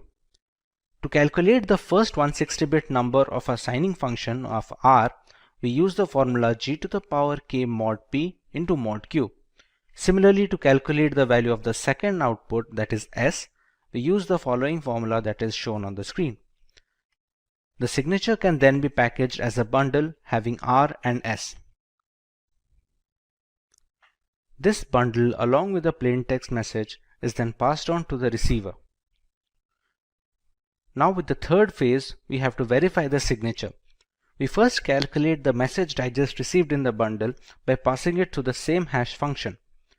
We calculate the value of w, u1 and u2 using the formulas shown on the screen. We have to calculate a verification component which is then to be compared with the value of r being sent by the sender. This verification component can be calculated using the following formula. Once calculated, this can be compared with the value of r. If the values match, then the signature verification is successful and our entire process is complete, starting from key generation to the signature generation all the way up to the verification of the signature. With so many steps to follow, we are bound to have a few advantages to boot this, and we would be right to think so. DSA is highly robust in the security and stability aspect when compared to alternative signature verification algorithms. We have a few other ciphers that aim to achieve the simplicity and the flexibility of DSA, but it has been a tough ask for all the other suits. The key generation is much faster when compared to the RSA algorithm and such. While the actual encryption and decryption process may falter a little in comparison, a quicker start in the beginning is well known to optimize a lot of frameworks. DSA requires less storage space to work its entire cycle. In contrast, its direct correspondent, that is RSA algorithm, needs a certain amount of computational and storage space to function efficiently. This is not the case with DSA, which has been optimized to work with weaker hardware and lesser resources. The DSA is patented, but NIST has made this patent available worldwide royalty-free. A draft version of the speculation FIPS 18665 indicates that DSA will no longer be approved for digital signature generation, but it may be used to verify signatures generated prior to the implementation date of that standard. The RSA algorithm is a public key signature algorithm developed by Ron Rivest, Adi Shamir, and Leonard Edelman. The paper was first published in 1977, and the algorithm uses logarithmic functions to keep the working complex enough to withstand brute force and streamlined enough to be fast post-deployment.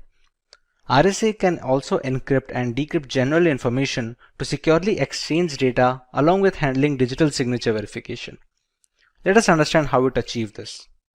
We take our plaintext message M. We pass it through a hash function to generate the digest H, which is then encrypted using the sender's private key. This is appended to the original plaintext message and sent over to the receiver. Once the receiver receives the bundle, we can pass the plaintext message to the same hash function to generate a digest, and the ciphertext can be decrypted using the public key of the sender. The remaining hashes are compared. If the values match, then the data integrity is verified and the sender is authenticated. Apart from digital signatures, the main case of RSA is encryption and decryption of private information before being transmitted across communication channel. This is where the data encryption comes into play. When using RSA for encryption and decryption of general data, it reverses the key set usage. Unlike signature verification, it receives the receiver's public key to encrypt the data and uses the receiver's private key in decrypting the data. Thus, there is no need to exchange any keys in this scenario. There are two broad components when it comes to RSA cryptography. One of them is key generation. Key generation employs a step of generating the private and the public keys that are going to be used for encrypting and decrypting the data. The second part is the encryption and decryption functions. These are the ciphers and steps that need to be run when scrambling the data or recovering the data from the ciphertext. You will now understand each of these steps in our next subtopic. Keeping the previous two concepts in mind, let us go ahead and see how the entire process works, starting from creating the key pair to encrypting and decrypting the information. You need to generate the public and private keys before running the functions to generate ciphertext and plaintext. They use certain variables and parameters, all of which are explained. We first use two large prime numbers which can be denoted by P and Q. We can compute the value of n as n equal to P into Q and compute the value of Z as P minus 1 into Q minus 1. A number E is chosen at random satisfying the following conditions, and a number D is also selected at random following the formula ED mod Z equal to 1, and it can be calculated with the formula given below. The public key is then packaged as a bundle with N and E, and the private key is packaged as a bundle using N and D. This sums up the key generation process. For the encryption and decryption function, we use the formula C and M. The ciphertext can be calculated as C equal to M to the power E mod N, and the plaintext can be calculated from the ciphertext as C power D mod N. When it comes to a data encryption example, let's take P and Q as 7 and 13. The value of N can be calculated as 91. If we select the value of E to be 5, it satisfies all the criteria that we need it to. The value of D can be calculated using the following function, which gives it as 29. The public key can then be packaged as 91,5 and the private key can then be packaged as 91,29. The plaintext, if it is 10, which is denoted by M. Ciphertext can be calculated to the formula C equal to M to the power E mod N, which gives us 82. If somebody receives this ciphertext, they can calculate the plaintext using the formula C to the power D mod N, which gives us the value of 10 as selected as our plaintext. We can now look at the factors that make the RSA algorithm stand out versus its competitors in the advantageous topics of this lesson. RSA encryption depends on using the receiver's public key so that you don't have to share any secret key to receive the messages from others. This was the most glaring flaw faced by symmetric algorithms, which were eventually fixed by asymmetric cryptography structure. Since the key pairs are related to each other, a receiver cannot intercept the message since they don't have the correct private keys to decrypt the information. If a public key can decrypt the information, the sender cannot refuse signing it with his private key without admitting the private key is not in fact private anymore. The encryption process is faster than that of the DSA algorithm. Even if the key generation is slower in RSA, many systems across the world tend to reuse the same keys so that they can spend less time in key generation and more time on actual ciphertext management. Data will be tamper-proof in transit since meddling with the data will alter the usage of the keys. The private key won't be able to decrypt the information, hence alerting the receiver of any kind of manipulation in between. The receiver must be aware of any third party who possesses the private key, since they can alter the data mid-transit, the cases of which are rather low. Imagine creating an account on a new website. You provide your email address and set a password that you are confident and you would not forget. What about the website owner? How securely are they going to store your password? For website administrators, they have three alternatives. They can either store the passwords in a plain text format, they can encrypt the passwords using an encryption and decryption key, or they can store the passwords in a hash value. Let's have a look at each of these. When a password is stored in plain text format, it is considered to be the most unsafe option since anyone in the company can read your passwords. A single hack and a data server breach will expose all the account's credentials without needing any extra effort. To counter this, owners can encrypt the passwords and keep them in the servers as a second alternative. But that would mean they also have to store the decryption key somewhere on their servers. In the event of a data breach or the server hack, both the decryption key and encrypted passwords will be leaked, thus making it a single point of failure. What if there was an option to store the passwords after scrambling them completely, but with no way to decrypt them? This is where hashing comes to play. Since only the hashed values are stored in the server, no encryption is needed.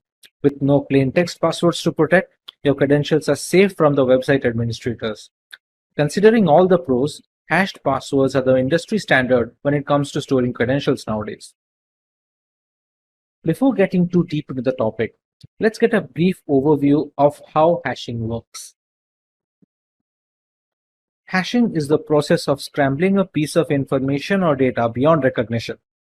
We can achieve this by using hash functions, which are essentially algorithms that perform mathematical operations on the main plain text. The value generated after passing the plain text information through the hash function is called the hash value, digest, or in general, just the hash of the original data. While this may sound similar to encryption, the major difference is hashes are meant to be irreversible. No decryption key can convert a digest back to its original value. However, a few hashing algorithms have been broken due to the increase in computational complexity of today's new generation computers and processors. There are new algorithms that stand the test of time and are still in use among multiple areas for password storage, identity verification, etc. Like we discussed earlier, websites use hashing to store the user's passwords. So how do they make use of these hash passwords? When a user signs up to create a new account, the password is then run through the hash function and the resulting hash value is stored on the servers. So the next time a user comes to log into the account, the password he enters is passed through the same hash function and compared to the hash stored on the main server. If the newly calculated hash is the same as the one stored on the website server, the password must have been correct because according to hash functions terminology, same inputs will always provide the same outputs.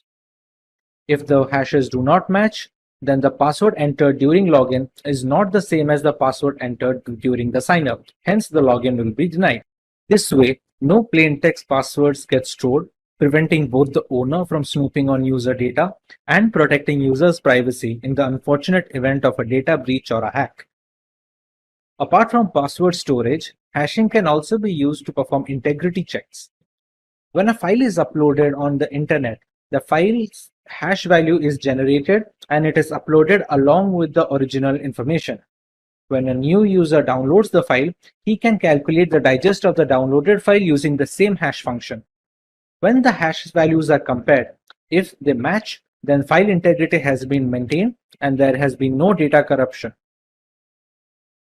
Since so much important information is being passed under the hash function, we need to understand how they work.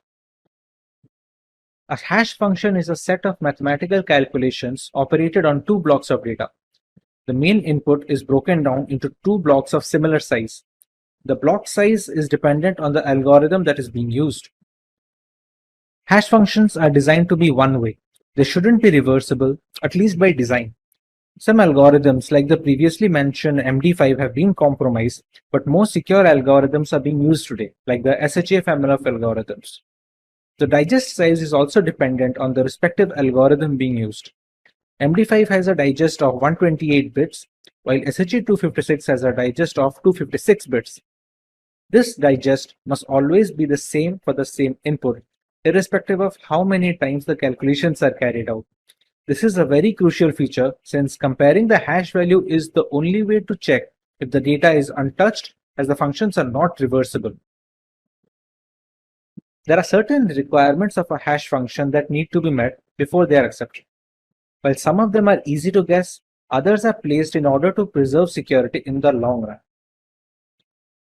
The hash function must be quick enough to encrypt large amounts of data at a relatively fast pace, but it also shouldn't be very fast. Running the algorithm on all cylinders makes the functions easy to brute force and a security liability. There must be a balance to allow the hash function to handle large amounts of data and not make it ridiculously easy to brute force by running through all the possible combinations. The hash function must be dependent on each bit of the input. The input can be text, audio, video, or any other file extension. If a single character is being changed, it doesn't matter how small that character may be, the entire digest must have a distinctly different hash value. This is essential to create unique digests for every password that is being stored. But what if two different users are using the same password? Since the hash function is the same for all users, both the digests will be the same. This is called a hash collision. You may think this must be a rare occasion where two users have exactly the same password, but that is not the case. We have techniques like salting that can be used to reduce these hash collisions, as we will discuss later in this video. You would be shocked to see the most used passwords of 2020. All of these passwords are laughably insecure, and since many people use the same passwords repeatedly on different websites, hash collisions risks are more common than one would expect. Let's say the hash functions find two users having the same password. How can they store both the hashes without messing up the original data? This is where salting and peppering come to play.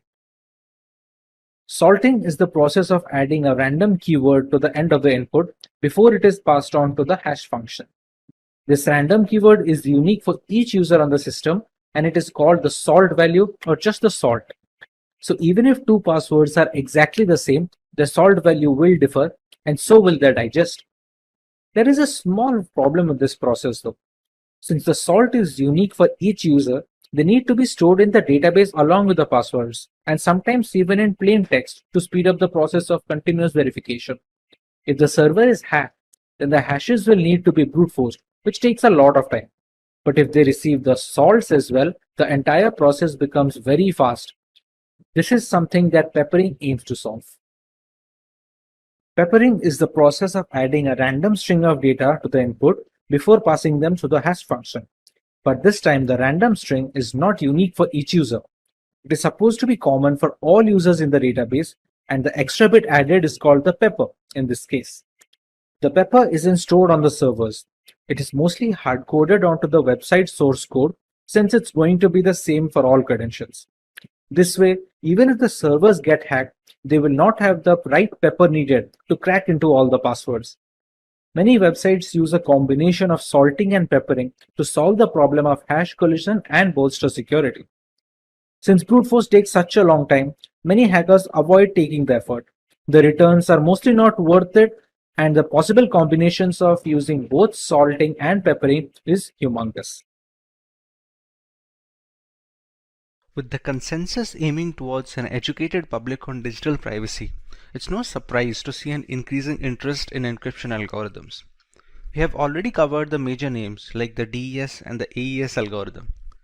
MD5 algorithm was one of the first hashing algorithms to take the global stage as a successor to the MD4.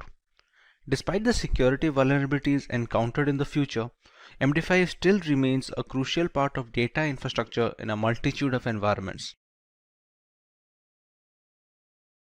The MD5 hashing algorithm is a one-way cryptographic function that accepts a message of any length as input, and it returns as output a fixed length digest value to be used for authenticating the original messages. The digest size is always 128 bits irrespective of the input. The MD5 hash function was originally designed for use as a secure cryptographic hash algorithm to authenticate digital signatures. MD5 has also been deprecated for uses other than as a non-cryptographic checksum to verify data integrity and detect unintentional data corruption. Ronald Rivest, founder of RSA Data Security and Institute professor at MIT, designed MD5 as an improvement to a prior message digest algorithm, which was the MD4. As already iterated before, the process is straightforward. We pass a plaintext message to the MD5 hash functions, which in turn perform certain mathematical operations on the clear text to scramble the data.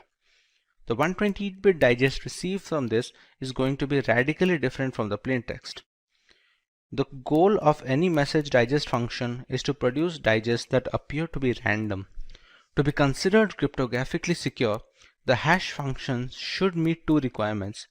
First, that it is impossible for an attacker to generate a message that matches a specific hash value, and second, that it is impossible for an attacker to create two messages that produce the same hash value. Even a slight change in the plain text should trigger a drastic difference in the two digests. This goes a long way in preventing hash collisions, which take place when two different plain texts have the same digest. To achieve this level of intricacy, there are a number of steps to be followed before we receive the digest. Let us take a look at the detailed procedure as to how the MD5 hash algorithm works. The first step is to make the plain text compatible with the hash function. To do this, we need to pad the bits in the message. When we receive the input string, we have to make sure the size is 64 bits short of a multiple of 512. When it comes to padding the bits, we must add 1 first, followed by zeros to round out the extra characters. This prepares a string to have a length of just 64 bits less than any multiple of 512. Here on out, we can proceed on to the next step where we have to pad the length bits. Initially in the first step, we appended the message in such a way that the total length of the bits in the message was 64 bits short of any multiple of 512. Now we add the length bits in such a way that the total number of bits in the message is perfectly a multiple of 512. That means 64-bit lengths, to be precise, are added to the message. Our final string to be hashed is now a definite multiple of 512. The next step would be to initialize the message digest buffer. The entire hashing plain text is now broken down into 512-bit blocks. There are 4 buffers or registers that are of 32 bits each, named A, B, C, and D. These are the 4 words that are going to store the values of each of these subblocks.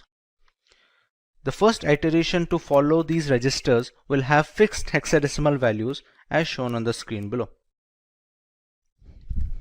Once these values are initialized, of these 512 blocks, we can divide each of them into 16 further subblocks of 32 bits each. For each of these subblocks, we run 4 rounds of operations having the 4 buffer variables A, B, C, and D. These rounds require the other constant variables as well, which differ with each round of operation. The constant values are stored in a random array of 64 elements. Since each 32-bit subblock is run 4 times, 16 such subblocks equal 64 constant values needed for a single block iteration. The subblocks can be denoted by the alphabet M, and the constant values are denoted by the alphabet T. Coming to the actual round of operation, we see our 4 buffers which already have pre-initialized values for the first iteration. At the very beginning, the values of buffers B, C, and D are passed on to a non-linear logarithmic function. The formula behind this function changes by the particular round being worked on, as we shall see later in this video. Once the output is calculated, it is added to the raw value stored in buffer A. The output of this addition is added to the particular 32-bit subblock using which we are running the 4 operations. The output of this requisite function then needs to be added to a constant value derived from the constant array k. Since we have 64 different elements in the array, Since we have 64 different elements in the array, we can use a distinct element for each iteration of a particular block. The next step involves a circular shift that increases the complexity of the hash algorithm and is necessary to create a unique digest for each individual input. The output generated is later added to the value stored in the buffer B. The final output is now stored in the second buffer of B of the output register. Individual values of C, D, and A are derived from the preceding element before the iteration started, meaning the value of B gets stored in C, value of C gets stored in D, and the value of D in A. Now that we have a full register ready for this subblock, the values of A, B, C, D are moved on as input to the next subblock. Once all 16 subblocks are completed, The final register value is saved and the next 512-bit block begins. At the end of all these blocks, we get a final digest of the MD5 algorithm. Regarding the nonlinear process mentioned in the first step, the formula changes for each round it's being run on. This is done to maintain the computational complexity of the algorithm and to increase randomness of the procedure. The formula for each of the 4 rounds uses the same parameters, that is B, C and D, to generate a single output. The formulas being used are shown on the screen right now. Algorithm. Unlike the latest hash algorithm families, a 32-bit digest is relatively easier to compare when verifying the digests. They don't consume a noticeable amount of disk storage and are comparatively easier to remember and reiterate. Passwords need not be stored in plain text format, making them accessible for hackers and malicious actors. When using digests, the database security also gets a boost since the size of all the hash values will be the same. In the event of a hack or a breach, the malicious actor will only receive the hashed values, so there is no way to regenerate the plain text, which would be the user passwords in this case. Since the functions are irreversible by design, hashing has become a compulsion when storing user credentials on the server nowadays. A relatively low memory footprint is necessary when it comes to integrating multiple services into the same framework without a CPU overhead. The digest size is the same and the same steps are run to get the hash value, irrespective of the size of the input string. This helps in creating a low requirement for computational power and is much easier to run on older hardware, which is pretty common in server farms around the world. We can monitor file corruption by comparing hash values before and after transit. Once the hashes match, file integrity checks are valid and we can avoid data corruption. Hash functions will always give the same output for the similar input, irrespective of the iteration parameters. It also helps in ensuring that the data hasn't been tampered with en route to the receiver of the message. We use our Wi-Fi every day for work, and we use the internet for entertainment and communication. The dependency on technology is at an all-time high, thanks to the radical developments and innovation in these last 2 decades. A big portion of this belongs to ensuring secure channels of communication and data transmission. The secure hash algorithm are a family of cryptographic hash functions that are published by the National Institute of Standards and Technology along with the NSA. It was passed as a Federal Information Processing Standard, also known as FIPS. It has 4 different families of hash functions. SHA-0 is a 160-bit hash function published in 1993, and it was closed down later after an undisclosed significant flaw. SHA-1 is also a 160-bit hash function which resembles the earlier MD5 algorithm. This was designed by the NSA to be a part of the digital signature algorithm. SHA-2 is a family of 2 similar hash functions with different block sizes, known as the SHA-256 and the SHA-512. They differ in the word size. SHA-256 uses 32-bit words, while SHA-512 uses 64-bit words. SHA-3 is a hash function properly known as KCAC. It was chosen in 2012 after a public competition among non-NSA designers. It supports the same hash lengths as SHA-2 and its internal structure differs significantly from the rest of the SHA family. As we have already iterated, the process is straightforward. We pass a plain text message to the SHA hash function, which in turn performs certain mathematical operations on the clear text to scramble the data.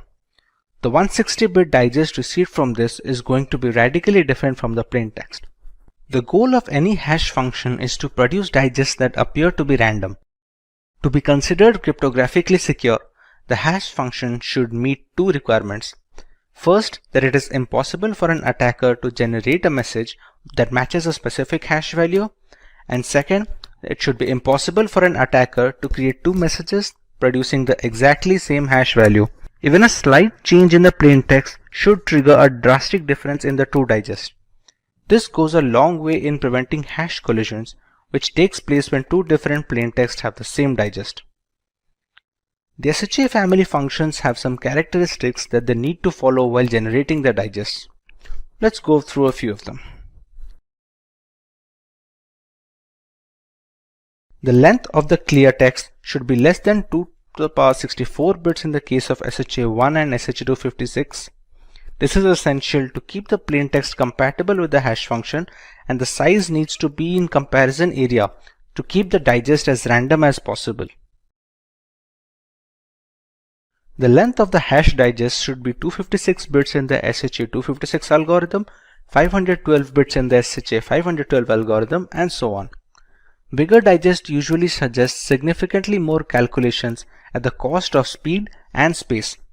We typically go for the longest digest to bolster security, but there must be a definite balance between the speed and security of a hash function. By design, all hash functions of the SHA-512, SHA-256 are irreversible. You should neither get a plain text when you have the digest beforehand, nor should the digest provide the original value when you pass it through the same hash function again. Another case of protection is that when the hash digest is passed into the SHA function for a second time, we should get a completely different digest from the first instance. This is done to reduce the chance of brute force attacks. To achieve this level of intricacy, there are a number of steps to be followed before we receive the digest. Let us take a look at the detailed procedure as to how the SHA algorithm works. The first step is to make the plain text compatible with the hash function. To do this, we need to pad the bits in the message. When you receive the input string, you have to make sure the size is 64 bits short of a multiple of 512. When it comes to padding the bits, you must add 1 first, followed by the remaining zeros to round out the extra characters. This prepares our string to have a length just 64 bits less than any multiple of 512. Here on out, we can proceed to the next step where we have to pad the length bits. Initially, in the first step, we appended the message in such a way that the total number of bits in the message was 64 bits short from becoming a multiple of 512. Now we add the length of bits in such a way that the total number of bits in the message is a perfect multiple of 512. That means 64 bits plus the length of the original message becomes a multiple of 512. This becomes our final string that needs to be hashed. In the next step, we have to initialize these chaining variables. The entire plain text message can now be broken down into blocks of 512 bits each. Unlike other hash algorithms like MD5, which use 4 registers or buffers, SHA family use 5 buffers of 32 bits each. They are named A, B, C, D, and E. These registers go through multiple rounds of operation, where the first iteration has fixed hexadecimal values, as can be seen in the screen. Moving on, we have to process each of the 512-bit blocks by breaking each of them into 16 sub-blocks of 32 bits each. Each of them goes through 4 rounds of operation that use the entire register and have the 512-bit block along with the constant array. Out of those 4 rounds, each round has 20 iterations. So in general, we have 80 rounds sum total. The constant value of k is an array of 80 elements. Of those 80, 16 elements are being used each round, so that comes out to 80 rounds for each of those elements. The value of t differs by the number of rounds, as can be seen in the table below. A single formula is necessary to calculate the output of each round and iteration.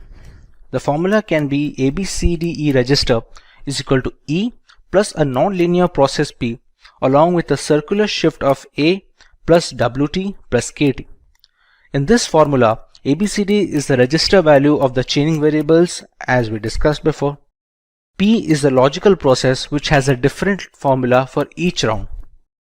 S5 is a circular shift by 5 bits, and WT is a 32-bit string derived from the existing subblock. This can be calculated depending on the iteration at hand. KT signifies a single element of the 80-character element array, which changes depending on the particular round at hand. For the values of WT, the first 16 values are the same as that of the subblocks, so there is no extra calculation needed. For the next 64 elements, the value of WT can be calculated as shown in the formula here. To better understand this, let's take a look at how each of this goes in a sequential process. We have our initial register using the 5 words of 32 bits each. In the first step, we put the values of A, B, C, and D to the subsequent register as the output. Next, we use a non-linear process P that changes depending on the round and uses the values of B, C, and D as input. Whatever output is generated from the non-linear process, it is added with the value of the E register. Next, the value of A is circular shifted by 5 bits and is added with the output generated in the previous step. The next step is adding the value of WT and the constant element of KT. The current output is then stored in the register A. Similarly, this iteration is repeated every round and for each subblock in the process. Once all the registers are complete and all the subblocks are joined together to form the single ciphertext message, we will have our hashed output. Regarding the nonlinear process P that uses the values of B, C, and D as input, the formula changes every round to maintain a complexity of the program that can withstand brute force attacks. Depending on the round, the values are passed through a logical operation which is then added with the values of WT, KT, and so on.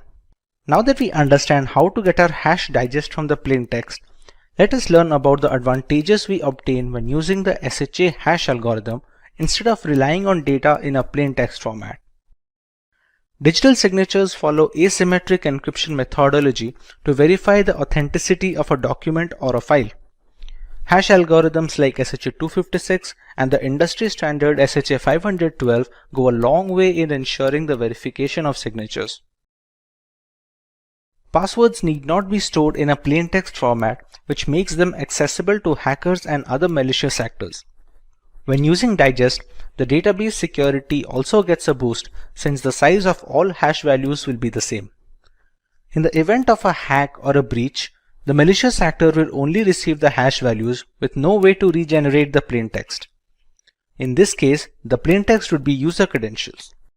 Since the hash functions are irreversible by design, it has become a compulsion when storing passwords on the servers. The SSL handshake is a crucial segment of the web browsing sessions, and it's done using SHA functions.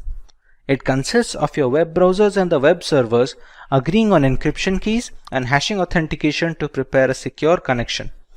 It relies on a combination of symmetric and asymmetric algorithms which ensure the confidentiality of the data transmitted between a web server and a web client like the browsers. You can monitor file corruption by comparing hash values before and after transit. Once the hashes match, file integrity checks are valid and data corruption is avoided. Hash functions will always give the same output for the same input, irrespective of the iteration parameters. It also helps in ensuring that the data hasn't been tampered with en route to the receiver of the message. Passwords are by far the most common type of user authentication. They are popular because their theory makes perfect sense to individuals and is reasonably simple to implement for developers. On the other hand, poorly constructed passwords can pose security flaws. A well-designed password-based authentication process does not save the user's actual password. This would make it far too simple for a hacker or a malevolent insider to access all of the system's user accounts. In this video, you will learn how to crack passwords and simultaneously try to make your passwords as brute force resistant as possible. Let's take a look at the topics to be covered today. We start by learning about what is password cracking in general. Next, we take a look at the different techniques of password cracking that hackers use in order to generate user credentials for hacking. Moving on, we take a look at the multiple tools that hackers can use to generate these hashes and the passwords.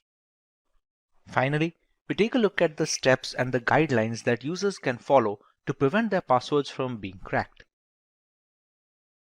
Let's start by giving a basic idea about password cracking.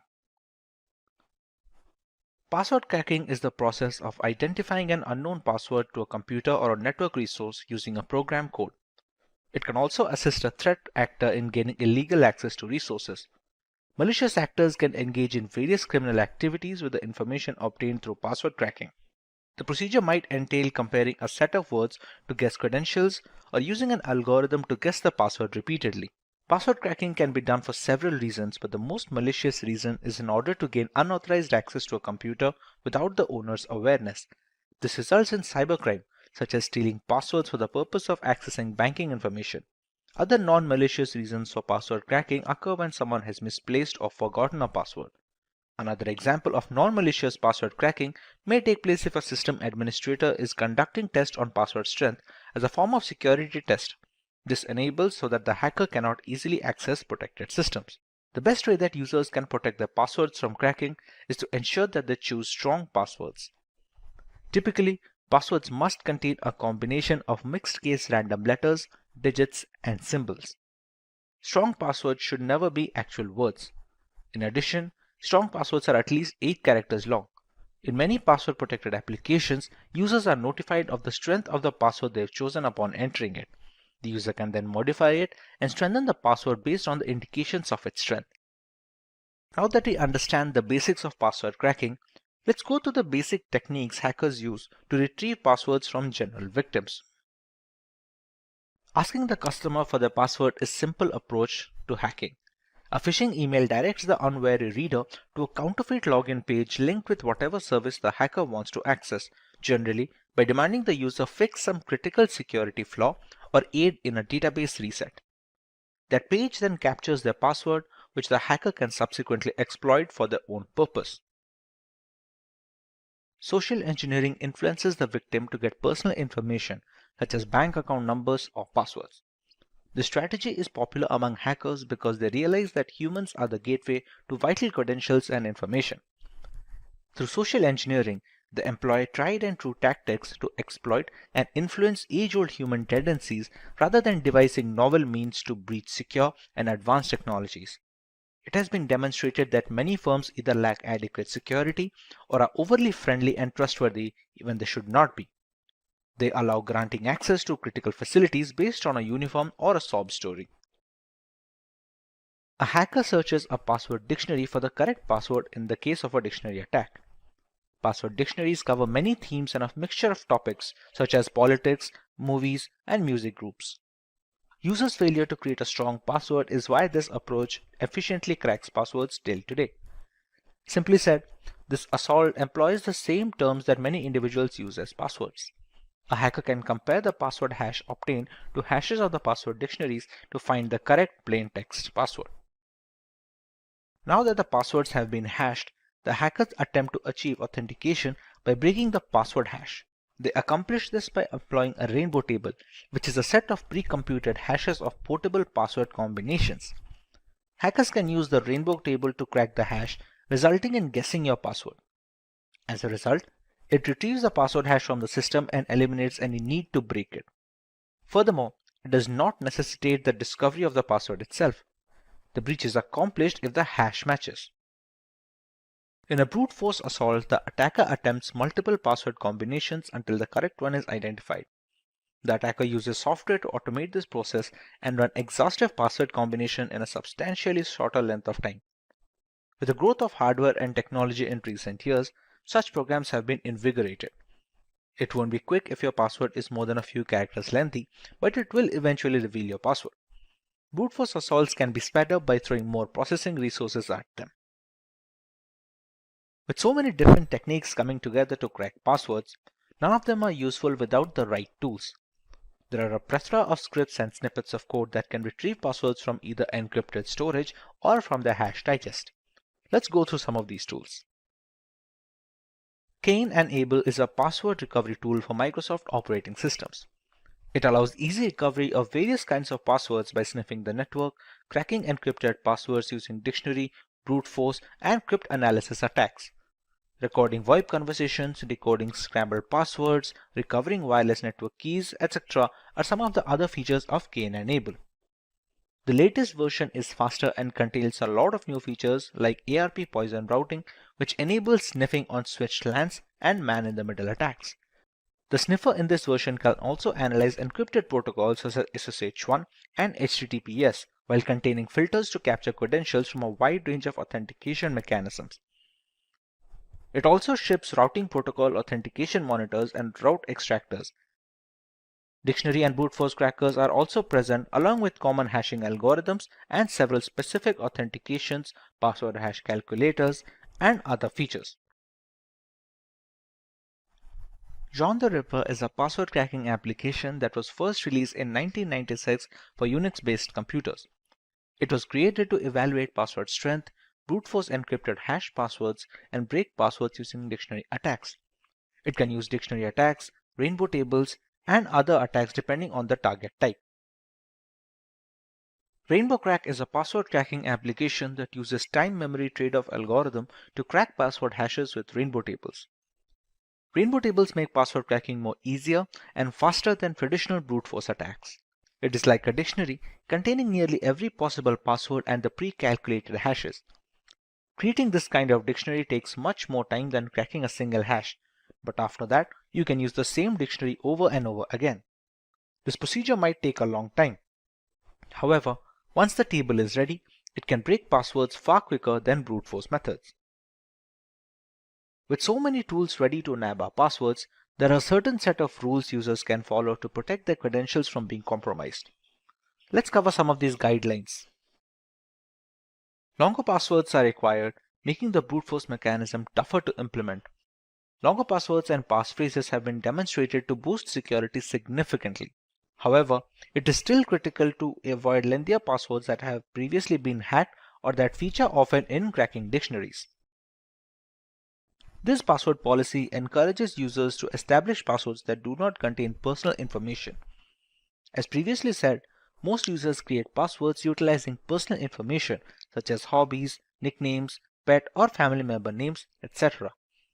If a hacker has access to personal information about a specific user, for example via social media, they will test password combinations based on that knowledge.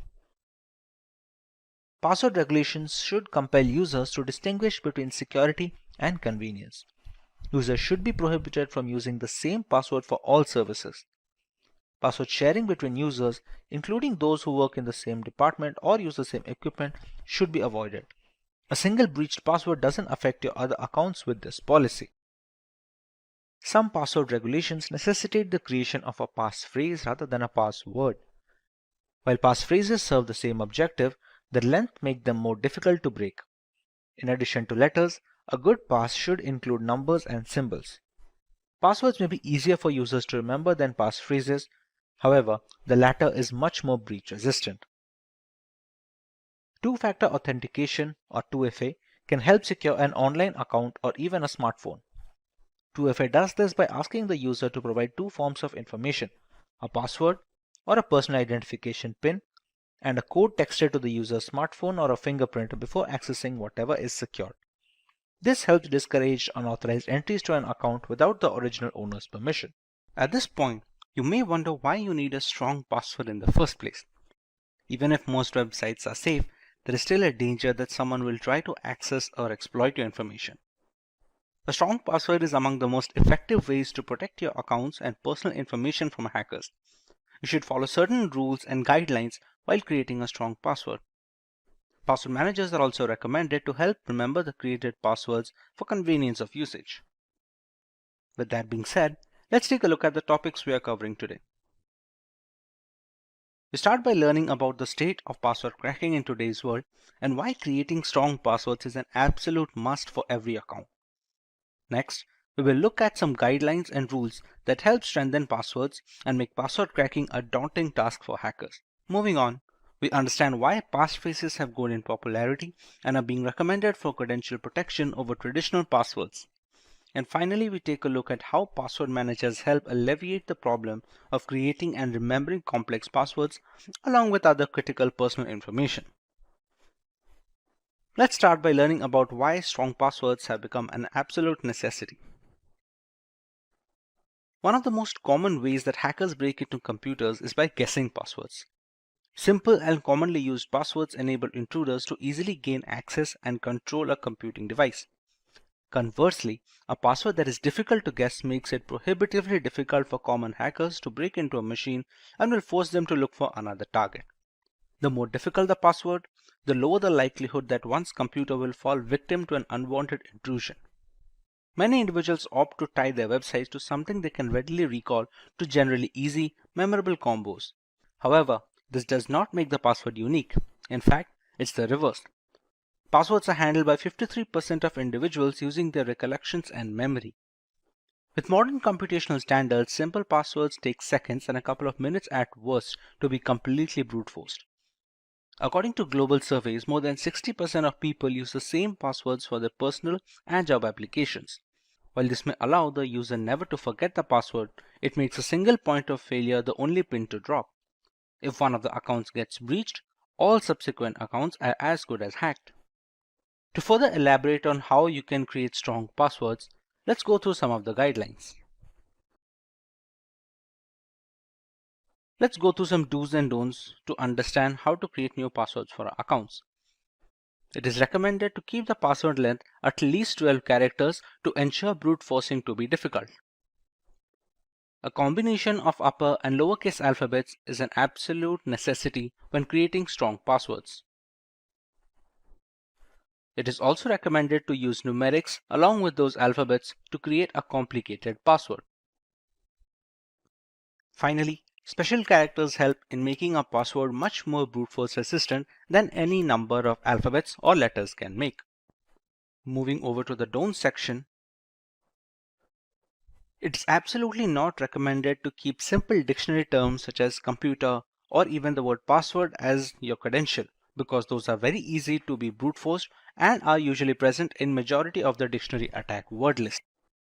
Similarly, changing a single alphabet or a single character in a dictionary word does not make it brute force resistant, considering there are already algorithms present that can counter this tactic. Using the same character multiple times in a password also reduces the strength and makes it easier to crack for hackers.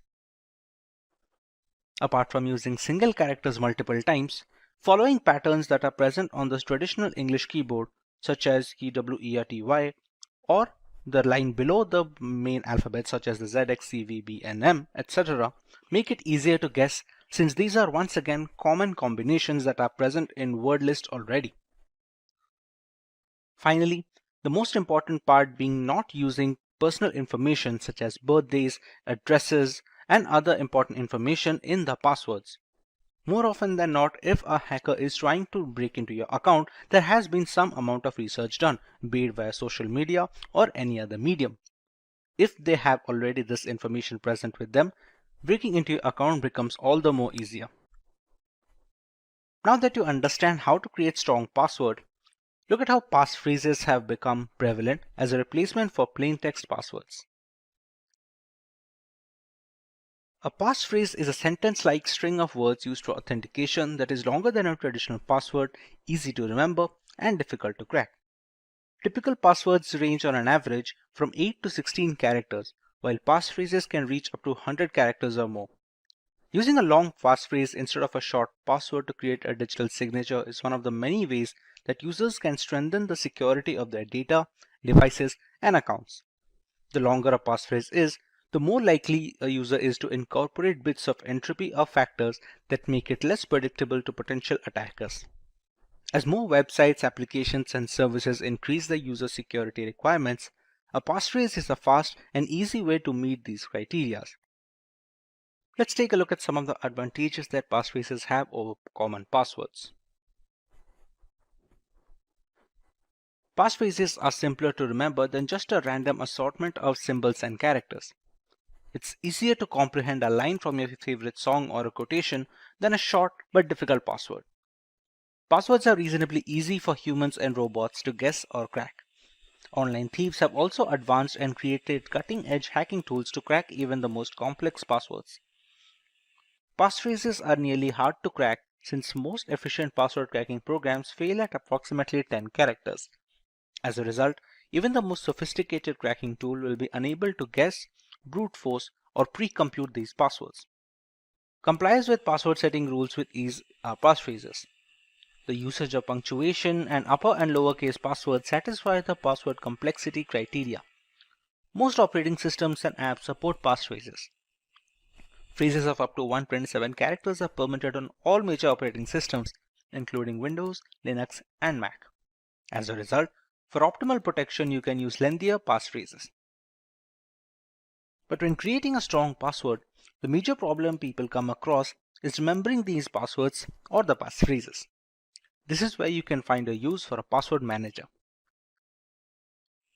When you establish accounts or change passwords, password managers generate new strong passwords and they keep all of them in one place, protected by a single strong master password. If you maintain your master password, the manager will retain everything else, including your username and passphrases, and fill them in for you whenever you sign on to a website or app on your computer or phone. There is no good memory needed for this. This implies that everyone may use the most recent suggestions for strong passwords, such as extended phrases, symbols, grammar, and capitalization. Password managers enable consumers to write a single master password and automatically fill each website with their own unique set of credentials. And not just passwords. Credit card information may be stored securely with several password managers. Some others make multi-factor authentication or use a second test, such as answering a question once the correct password is input, which is a simple and effective solution to verify legitimate login inputs.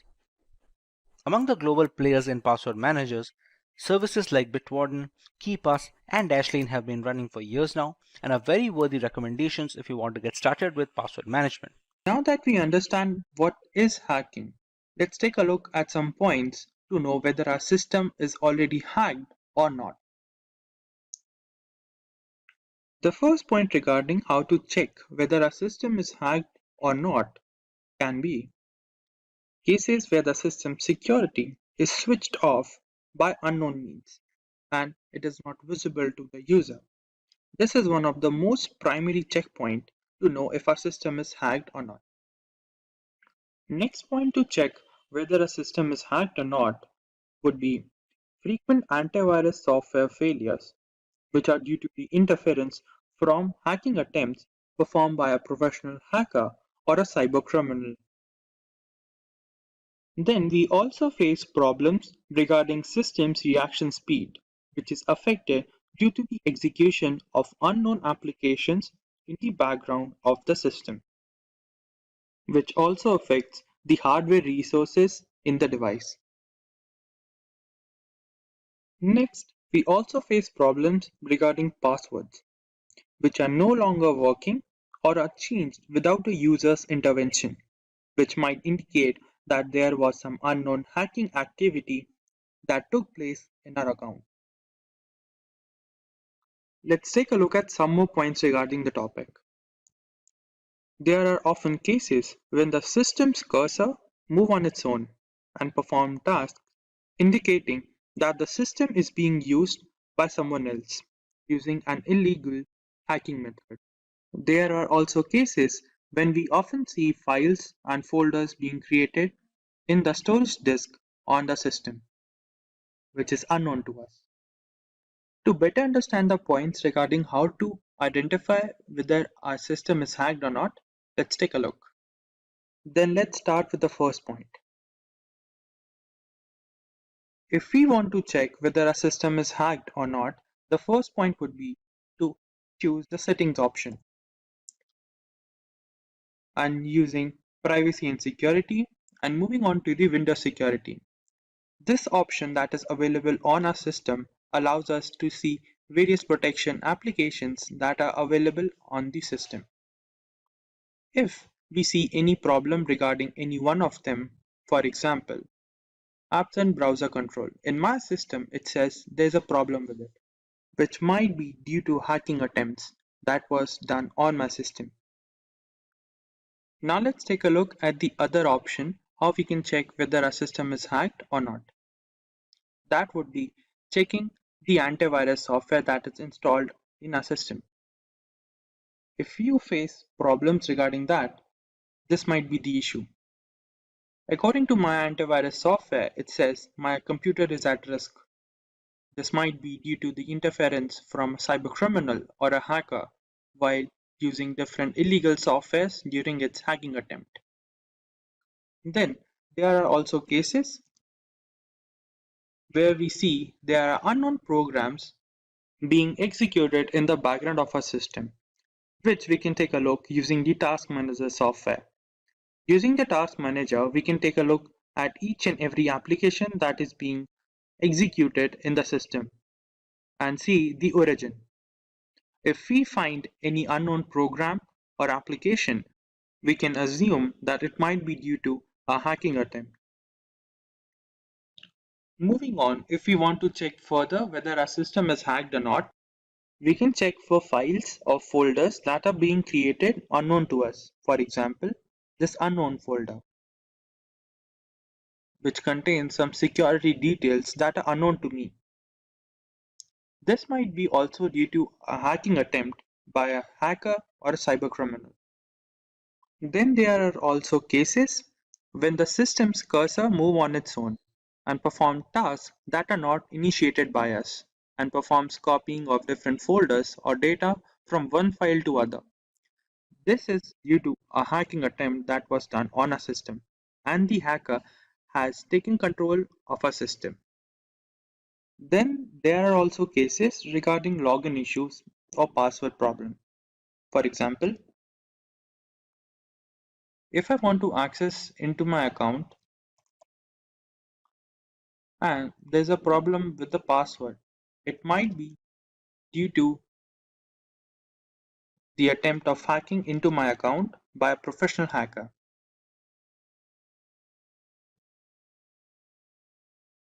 Seems like there's a problem with the username, which means there was a hacking attempt by a professional hacker. We can further check hacking attempts by accessing our web browser and checking whether there's some extra add-ons or unknown add-ons that wasn't installed by us. This might also indicate a hacking attempt on the system. Now that we are clear about how to check whether our system is hacked or not, let's take a look at some of the countermeasure against hacking. Let's begin. The first point regarding how to avoid hacking is do regular manual security checks and keep the system security updated. Using certified antivirus softwares is a basic countermeasure against hacking attempts. And if possible, visit only secure websites for surfing on the internet or use VPN or other internet security applications to mask your system's network to avoid any hacking attempts for the device. Then we have avoid clicking on random web pop-ups and ads to avoid hackers from getting into a system and accessing a device data. And lastly, use strong passwords or complex passwords for your login details. Applying these countermeasures, we can avoid hacking to a certain extent. The concept of instant messaging crossed into the mainstream in the 1990s, allowing friends, acquaintances, colleagues, and like-minded thinkers from all over the world to connect in real time. Since then, instant messaging has revolutionized how we communicate, and today over 1 billion people are signed up for at least one messaging app. The present instant messaging experience is seamless, and it intuitively integrates features like video, photos, voice, e-commerce, and gaming with plain old messaging. Among these apps, WhatsApp has comfortably found its place among the most popular messaging platforms. Like everyone associated with the internet, a matter of security is never far away. Considering the huge user base of this messaging app, hackers are always on the lookout for compromised accounts to grab. Today, we are going to cover some of the ways we can protect our WhatsApp account from falling into malicious hands. We start by learning about the importance of security when it comes to WhatsApp and instant messaging apps in general. Next, we cover some of the most important steps that should be followed in order to protect our WhatsApp accounts from hackers. Finally, we learn what we should do when a WhatsApp account gets compromised. Let's start by learning why we need to focus on the safety of WhatsApp. In the year of 2020, the big news was about Amazon CEO Jeff Bezos and his phone being hacked by Saudi Arabia. A report coming from The Guardian suggested that Bezos' phone was hacked via a video file sent on WhatsApp.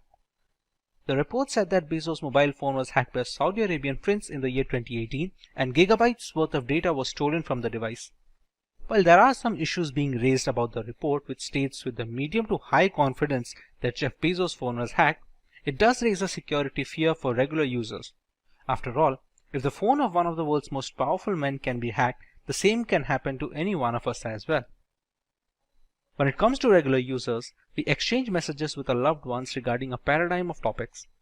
The information which may seem trivial initially can later function as ammunition for a campaign regarding identity theft.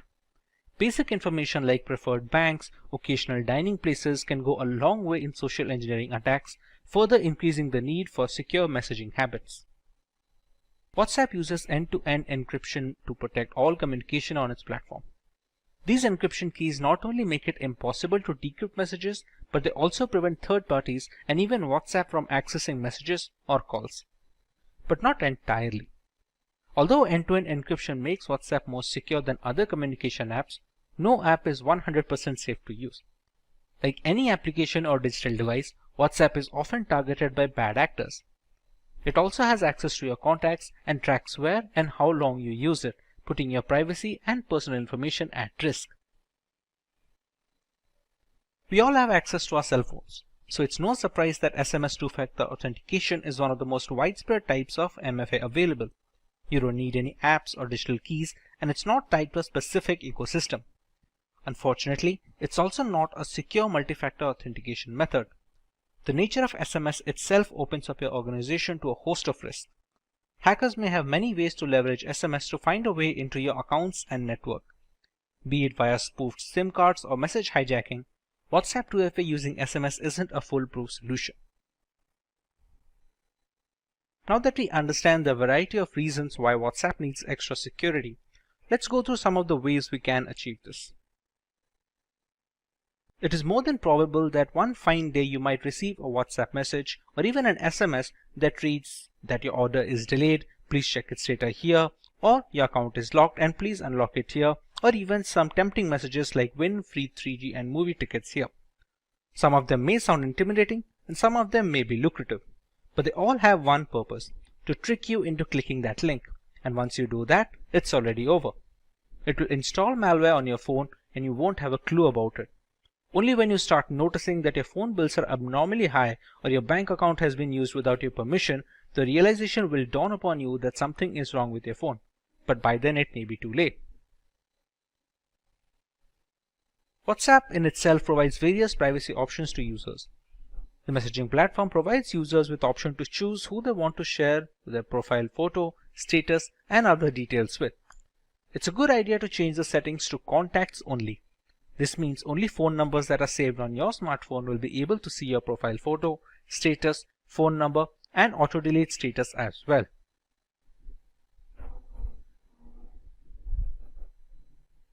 Make sure you enable the option to lock the screen every time WhatsApp is closed.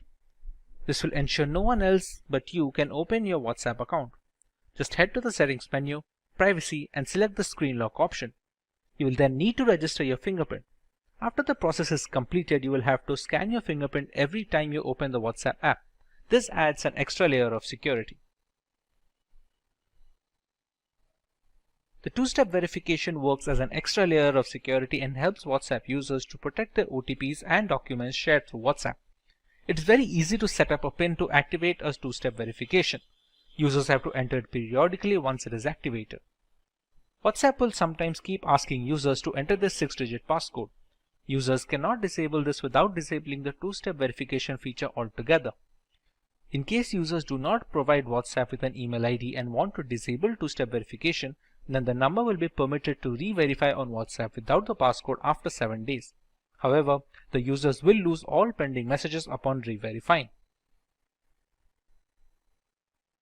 We often have the tendency to log into WhatsApp web at the office and then leave the account open on the desktop. This habit can actually create problems for you. Someone else sitting on the same PC can access all your chats without you even realizing it. It's a good practice to log out from WhatsApp web before leaving the office. It just takes a few seconds to log in again by just scanning the code and you're done.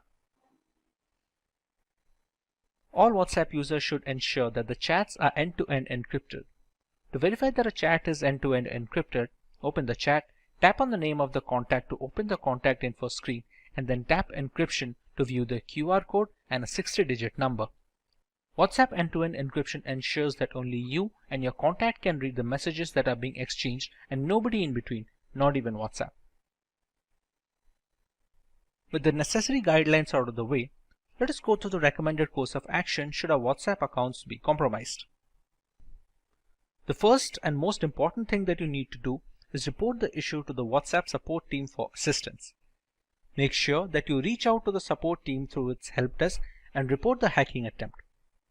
WhatsApp Help Center will take the shortest time to resolve your issue via email or within the app itself. This will help you to take prompt legal action against the hackers. If you can't access your email, call the support team. In some cases, the support will deactivate your WhatsApp account and request you to reactivate it within 30 days if you don't want it to be deleted completely. When someone compromises your WhatsApp account, they can now send messages to your contacts stating that the company sent your verification code and gain access to the account. That's why one of the first things you'll want to do is send a message to your friends and family letting them know that you've lost access to your account. This action prevents further exploitation of your account and others. Another reason you'll want to let your contacts know you have no access to your WhatsApp account is that they may phish for personal information. From your banking number to your email address, hackers will cleverly attempt to gain as much access to your personal information as possible. WhatsApp Web is an extension of WhatsApp Messenger over the web that facilitates easy synchronization of our smartphone and personal computer. This is the biggest security threat that hackers can easily exploit to get into your personal data over WhatsApp. Therefore, it is highly recommended that you use this WhatsApp feature carefully. Once you notice that your WhatsApp Messenger has been hacked, go to your WhatsApp web and tap or click on the Logout from all computers option. This will deactivate all the web extensions of your account. Under the unfortunate circumstances where the account recovery doesn't seem likely, you can always ask WhatsApp support to delete your account permanently. While far from the ideal solution, it can act as a fail-safe option if you want to protect your personal data at any cost possible. You can always open a new account later with the security issues mitigated. And before we begin, if you are someone who is interested in building a career in cybersecurity or to become an ethical hacker by graduating from the best universities, or a professional who elicits to switch career with cybersecurity or ethical hacker by learning from the experts, then try giving a shot to Simplilearn's postgraduate program in cybersecurity with modules from MIT Schwarzman College of Computing. The course link is mentioned in the description box below that will navigate you to the course page, where you can find a complete overview of the program being offered. It's no secret that the majority of our internet usage is at the risk of being hacked, be it via unsafe messaging applications or misconfigured operating systems. To counteract this void of digital security, penetration testing has become the norm when it comes to vulnerability assessment. Kali Linux is an operating system that has become a well-known weapon in this fight against hackers. A Linux distribution that is made specifically for penetration testers, Kali Linux has layers of features that we will be covering in today's lesson. Let's take a look at the topics to be covered in this video. We start by learning about Kali Linux and a basic explanation of its purpose. We take a look at the history of Kali Linux from the story of its origin to its current day exploits. Next, we learn a few distinct features of Kali that make it an attractive choice for penetration testers worldwide. Finally, we take a look at the multiple ways we can install Kali Linux to start our journey in the world of penetration testing. Let's start by learning about Kali Linux in general. Kali Linux, which is formerly known as Backtrack Linux, is an open source Linux distribution aimed at advanced penetration testing and security auditing. It contains several hundred tools that are targeted towards various information security tasks such as penetration testing, security research, computer forensics, and reverse engineering.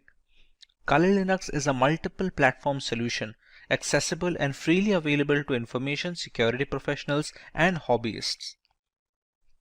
Among all the Linux distributions, Kali Linux takes its roots from the Debian operating system. Debian has been a highly dependable and stable distribution for many years, providing a similarly strong foundation to the Kali desktop. While the operating system is capable of practically modifying every single part of our installation, the networking components of Kali become disabled by default. This is done to prevent any external factors from affecting the installation procedure, which may pose a risk in critical environments. Apart from boosting security, it allows a deeper element of control to the most enthusiastic of users. We did not get Kali Linux since the first day. How did it come into existence? Let's take a look at some of its history. Kali Linux is based on years of knowledge and experience in building penetration testing and operating systems.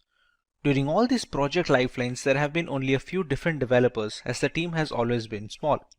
The first project was called WOPEX, which stands for White Hat Knopex. As can be inferred from the name, it was based on the Knopex operating system as its underlying OS. WOPEX had releases ranging from version 2.0 to 2.7. This made way for the next project, which was known as WAX, or the longhand being White Hat Slacks. The name change was because the base OS was changed from Knopex to Slacks. WAX started at version 3 as a nod, it carrying on from WOPEX. There was a similar OS being produced at the same time, Auditor Security Collection, often being shortened to just Auditor, which was once again using Knopex. Its efforts were combined with WAX to produce Backtrack. Backtrack was based on Slackware from version 1 to version 3, but switched to Ubuntu later on with version 4 to version 5. Using the experience gained from all of this, Kali Linux came after Backtrack in 2013. Kali started off using Debian Stable as the engine under the hood before moving to Debian testing when Kali Linux became a rolling operating system. Now that we understand the history and the purpose of Kali Linux, let us learn a little more about its distinct features. The latest version of Kali comes with more than 600 penetration tools pre-installed. After reviewing every tool that was included in Backtrack, developers have eliminated a great number of tools that either simply did not work or which duplicated other tools that provided the same or similar functionality.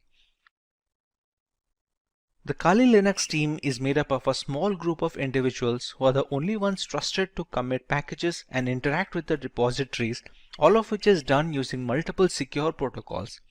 Restricting access of critical code bases to external assets greatly reduces the risk of source contamination, which can cause Kali Linux users worldwide a great deal of damage as a direct victim of cybercrime.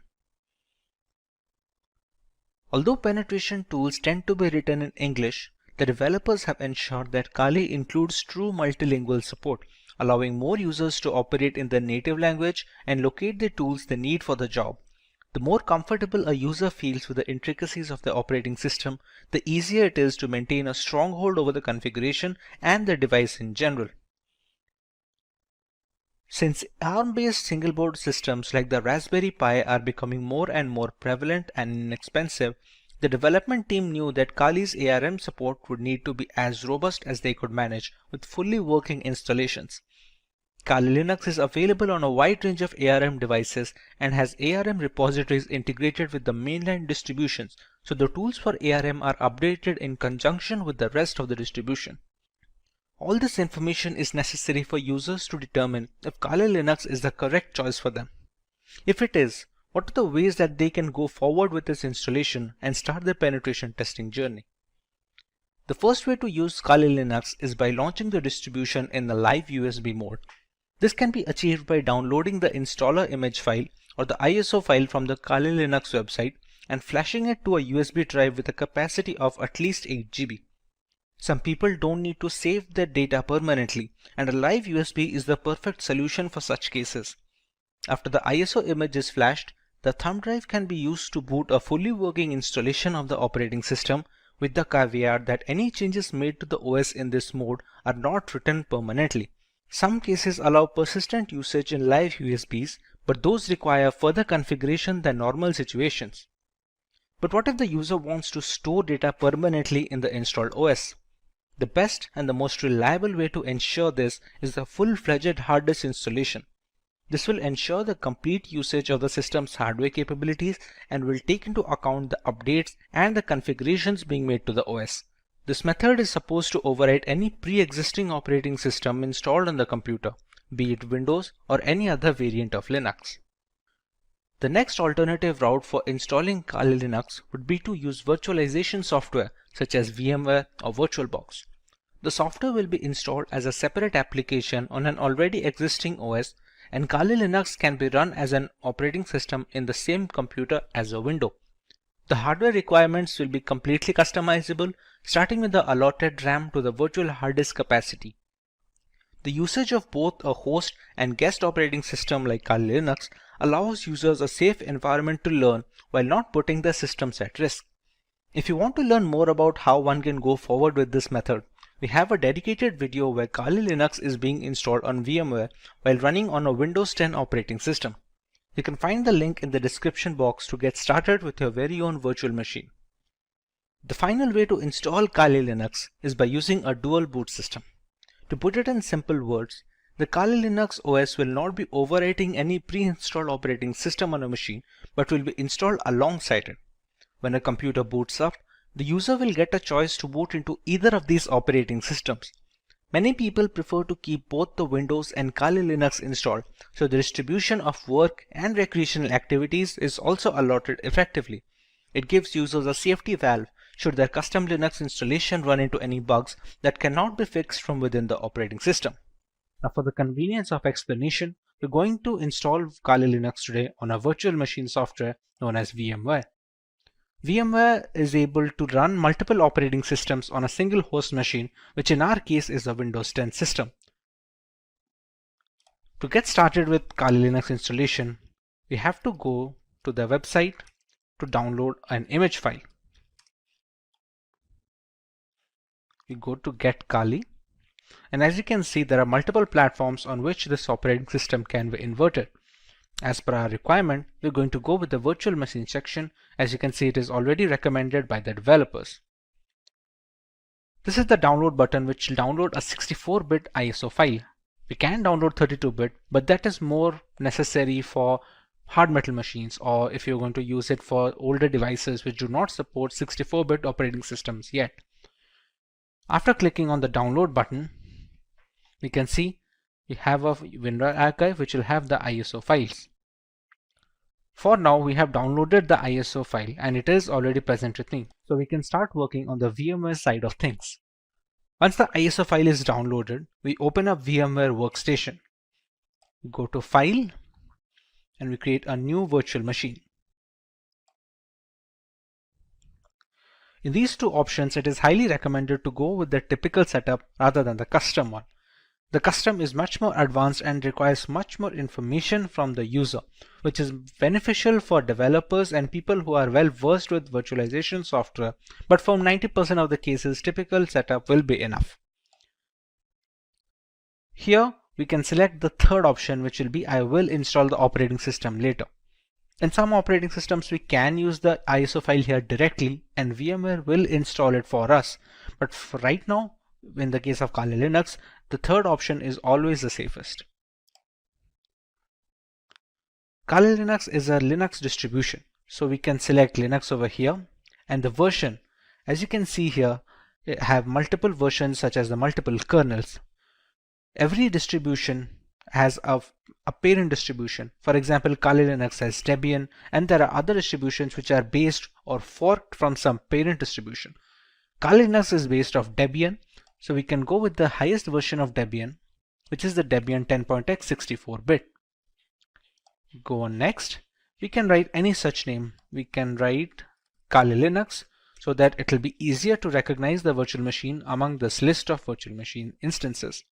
The location can be any location you decide to put. By default, it should be the documents folder, but anywhere you put, it will hold up all the information of the operating system. All the files you download, all the configurations you store, everything will be stored in this particular location that you provide. When we go next, we are asked about the disk capacity.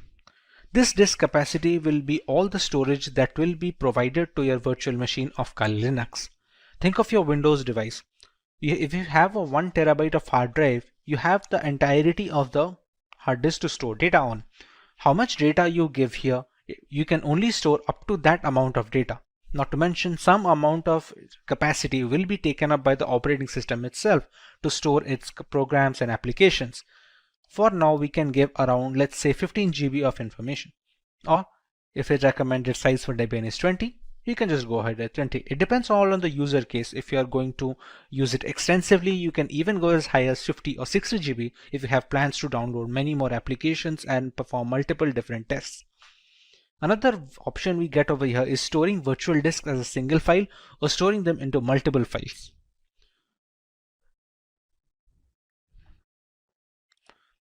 As we already know, this virtual machine runs entirely on VMware.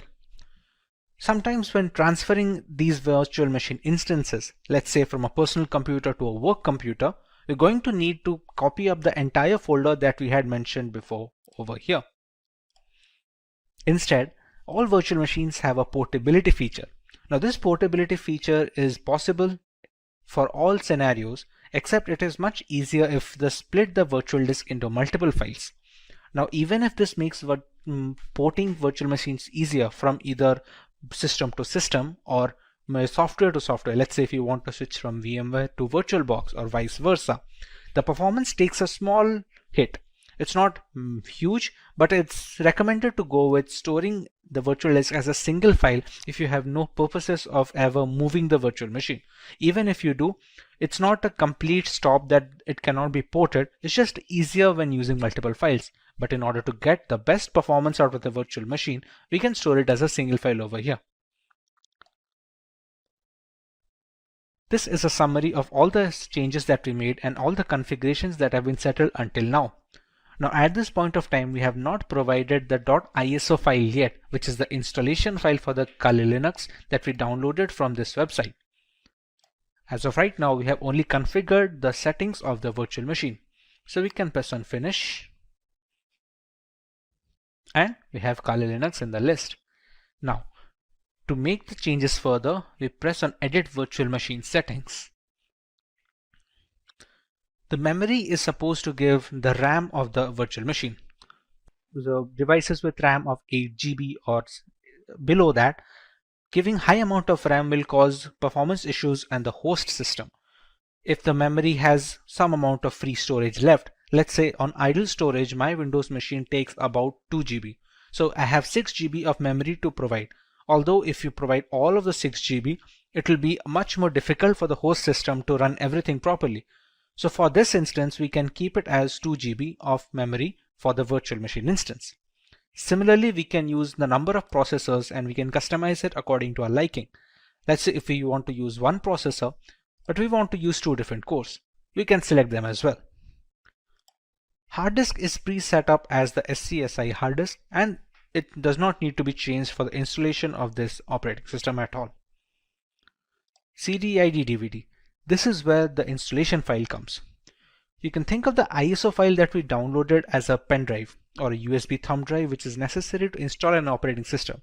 To provide this, we're going to select Use ISO image file. We're going to click on Browse. Go to Downloads and select the ISO file over here. Select Open and you can see it is already loaded up. Next, in the network adapter, it is recommended to use NAT. This helps the virtual machine to draw the internet from the host machine settings. If your host machine is connected to the internet, then the virtual machine is connected as well. There are some other options such as host only or custom segments or LAN segments, but those are not necessary for installation. Rest of them are pretty standard, which do not need any extra configuration and can be left as it is. Press OK, and now we can power on this virtual machine.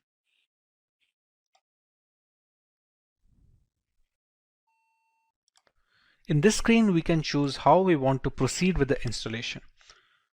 We have a Start Installer option over here. So we're going to press Enter on that.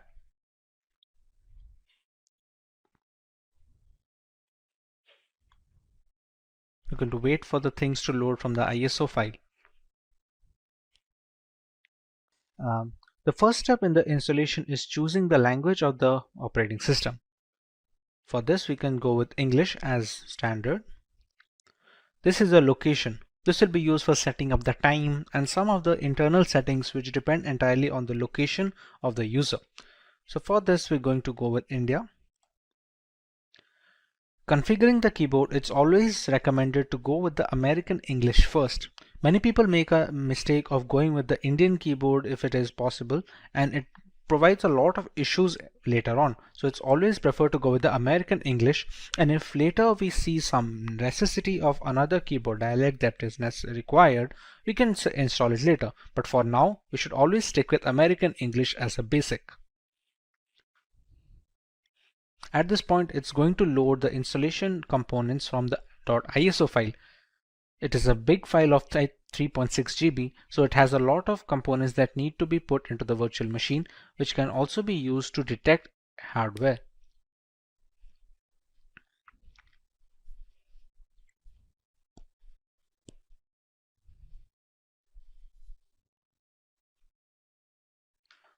Once the hardware and the network configuration is done by the ISO file, we want to write a host name for the system.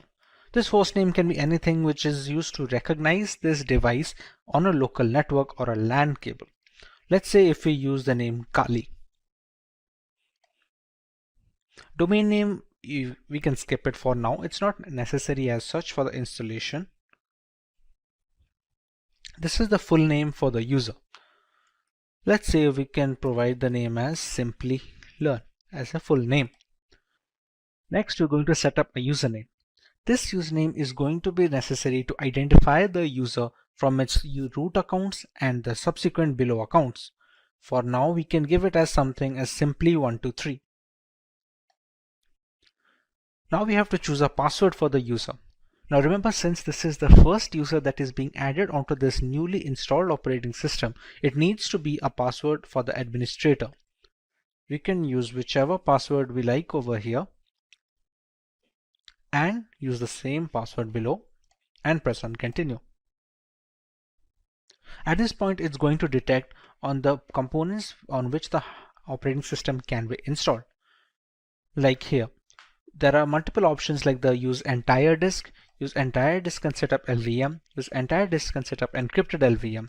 For newcomers, it is recommended to just use the first one, since LVM encryption is something that you can learn afterwards when you're much more hands-on with the Linux operating system. For now, we're going to use the use entire disk guided installation and press on continue. When we set up the virtual machine on VMware, we had set up a disk capacity. There we gave a purpose 20 GB. That is the hard disk which is being discovered here. Even though it is a virtual disk, on VMware it acts as a normal hard disk on which an operating system can be installed. So we select this one and press on continue. Here there is a multiple partition system. All the operating systems that are installed have different components. One is used for the keeping of the applications, one for the files, other for the RAM management, and other things. For newcomers, it is always recommended to keep it in one partition. And we're going to select that and press on continue. This is just an overview of the partition it's going to make. As you can see, it has a primary partition of 20.4 GB and a logical partition of 1 GB used for swap memory. Now these kind of naming can be confusing for people who are not well versed with Linux operating systems or in general virtualization. But for now, you can go ahead and press on continue, as this will be fine. We can press on finish partitioning and write changes to disk and continue. It's just a confirmation page. As you can see, it's wrote that SCSI3 is our virtual hard disk of 20 GB disk capacity. We write the changes to the disk, we press yes and click on continue. At this point, the installation has started. Now this installation will take a while depending on the amount of RAM provided, the processors provided, and how quickly the performance of the system is being hampered by the host machine. On quicker systems, this will be rather quick, while on the smaller ones, this will take a while. Since this is going to take some time to install, as it is being run on a virtual machine with only 2 GB of RAM, we're going to speed up this part of the video so we don't have to waste any more time just watching the progress bar.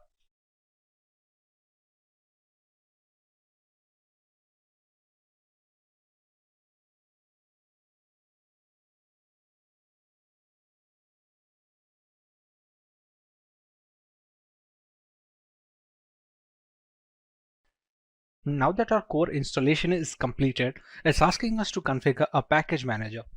The work of a package manager on Linux operating systems is similar to the Google Play Store on Android mobile devices and on the App Store for the Apple devices. It's an interface to install external applications which are not installed by default, let's say for Google Chrome or any other browser which can be used to browse the internet. At this point of time, it's asked us to select a network mirror. We're going to select as yes and move forward with this. Next, it's going to ask us for an HTTP proxy, which we can leave it as blank and press it as continue forward. At this point of time, it's looking for updates to the Kali Linux installation. This will fetch the new builds from the Kali server, so the installation is always updated to the latest version. Now that the package manager is configured, we have the grub bootloader. The grub is used for selecting the operating system while booting up. Its core functionality is to allow the operating system to be loaded correctly without any faults. So at this point of time, if it asks install the grub bootloader to your primary drive, we can select it as yes and press continue. Remember, the installation was conducted on dev SDA.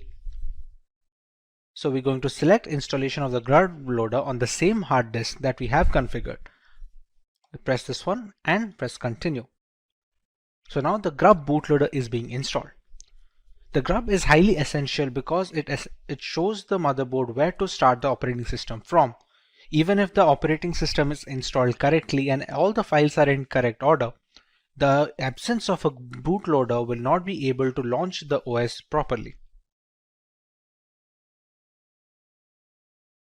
As you can see, the installation is finally complete. So now we can press on continue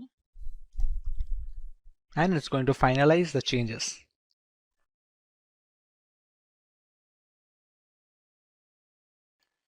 Now you can see Kali Linux being booted up straight away. It doesn't check for the ISO file anymore since the operating system is now installed onto the virtual hard disk storage that we had configured before.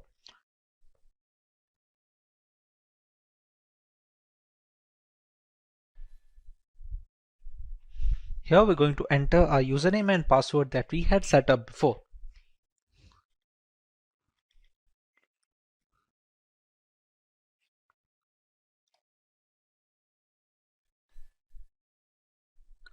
And we have the Kali Linux system booted up.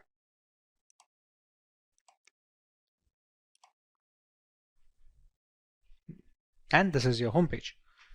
We can see the installed applications over here, which are being used for penetration testing by multiple security analysts worldwide. All of these come pre-installed with Kali Linux, and others can be installed using the apt package manager that we had configured. We can see our full name over here. And with this, our installation of the Kali Linux is complete. Hi everyone, I am Abhisar and today we are going to explore a world where the biggest dramas don't happen in movies. They happen in the digital networks that our shops, companies and governments rely on every day. Let's start with a true story from 2017 in Atlanta. A bustling city just like many others. One morning, Atlanta was hit by a ransomware attack, a type of cyber threat where hackers lock up important data and demand money to release it. This attack froze the city's most essential services. People couldn't pay their bills, court documents were inaccessible, and the city struggled to operate normally. It was chaos. This real-life event shows us just how powerful and damaging cyber attacks can be. They don't just affect computers, they disrupt lives and can bring entire cities to a standstill. Today we are going to dive deeper into this hidden world of digital dangers and learn about the top 10 cyber attacks that have shaken communities and nations. So let's uncover these epic tales of cyber intrusions, learn about their massive impacts and see how they have revolutionized cybersecurity practices worldwide. And before commencing guys, just a quick info for you. Starting with number 10 on the list, Heartland Payment Systems. and it acted in 2008. So in 2008, Heartland Payment Systems fell victim to one of the largest phishing scams at that time. Phishing, a technique where cybercriminals disguise their malicious intent with seemingly legitimate requests, deceived unsuspecting victims into believing they were interacting with a trusted entity. The attackers managed to infiltrate the system and steal sensitive information, leading to the unauthorized access of 100 million credit and debit card numbers. The aftermath was severe, with Heartland shouldering $140 million in damages and facing a long road to rebuild trust and enhance their security measures. Moving to number 9. China's Google attacks. A covert operation in 2009 targeted Chinese humanitarian activists, compromising their Google accounts to monitor their communications. The breach extended beyond activists, affecting individuals in multiple countries, highlighting the global reach of cyber espionage.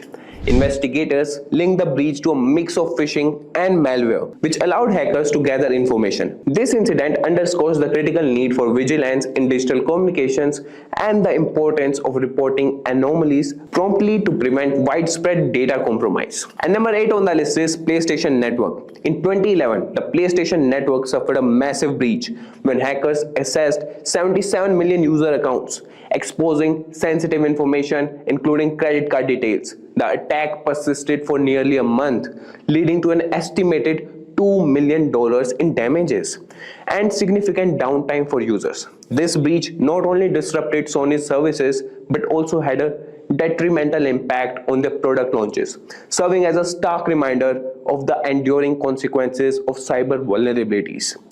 And number 7 on the list is Citigroup. Despite being one of the largest banks globally, Citigroup experienced a significant security lapse in 2011 when over 200,000 customer accounts were compromised. Hackers exploited simple vulnerabilities in the bank's website to impersonate legitimate users and navigate through its security measures undetected.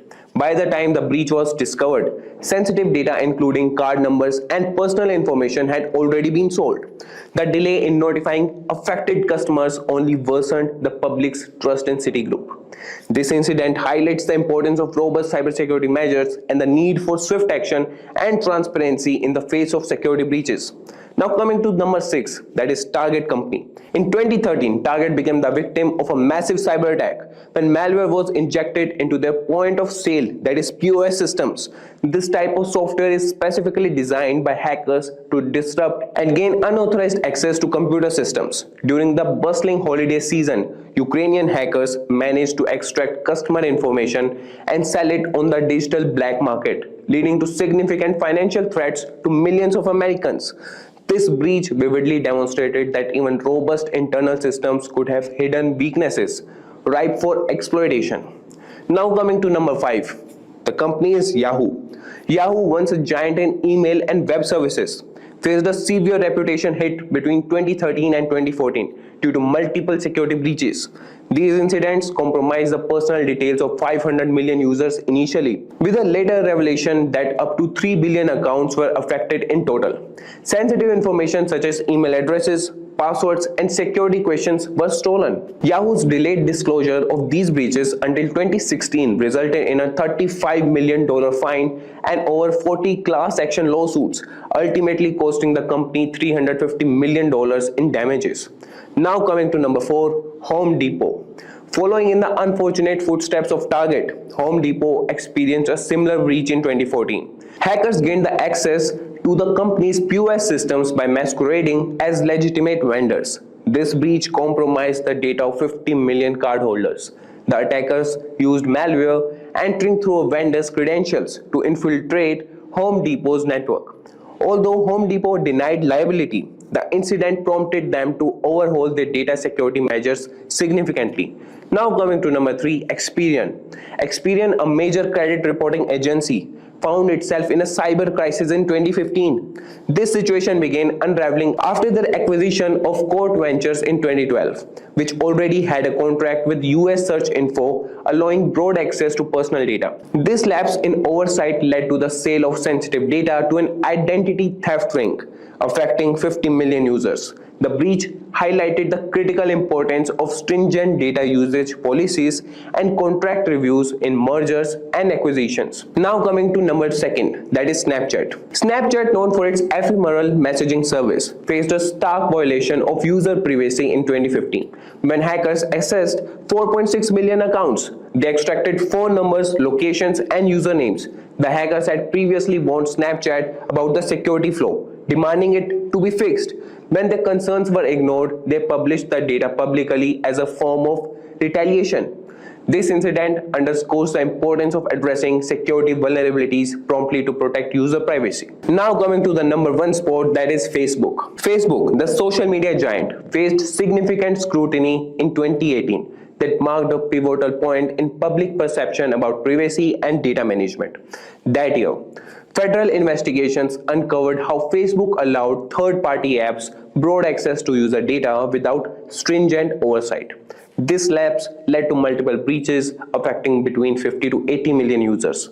The most infamous of these was the Cambridge Analytica scandal, with data from millions of Facebook users was improperly accessed to influence voter behavior. These revelations fueled global debates about privacy and the ethical responsibilities of tech giants, leading to calls for stricter data protection regulation worldwide. Facebook's handling of user data not only eroded trust among its user base, but also invited tighter scrutiny from regulators, reshaping how social media platforms manage and protect user information. As we have seen through these incidents, the digital world is a battleground where information is both the weapon and the prize. Staying informed and vigilant is our best defense against these evolving threats. Thank you for joining us as we explored these significant cyber attacks.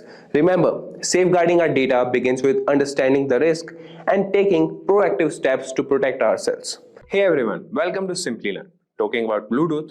So Bluetooth technology has revolutionized how we connect devices, offering seamless file sharing, wireless audio, and peripheral connections. However, these conveniences come with significant security risk.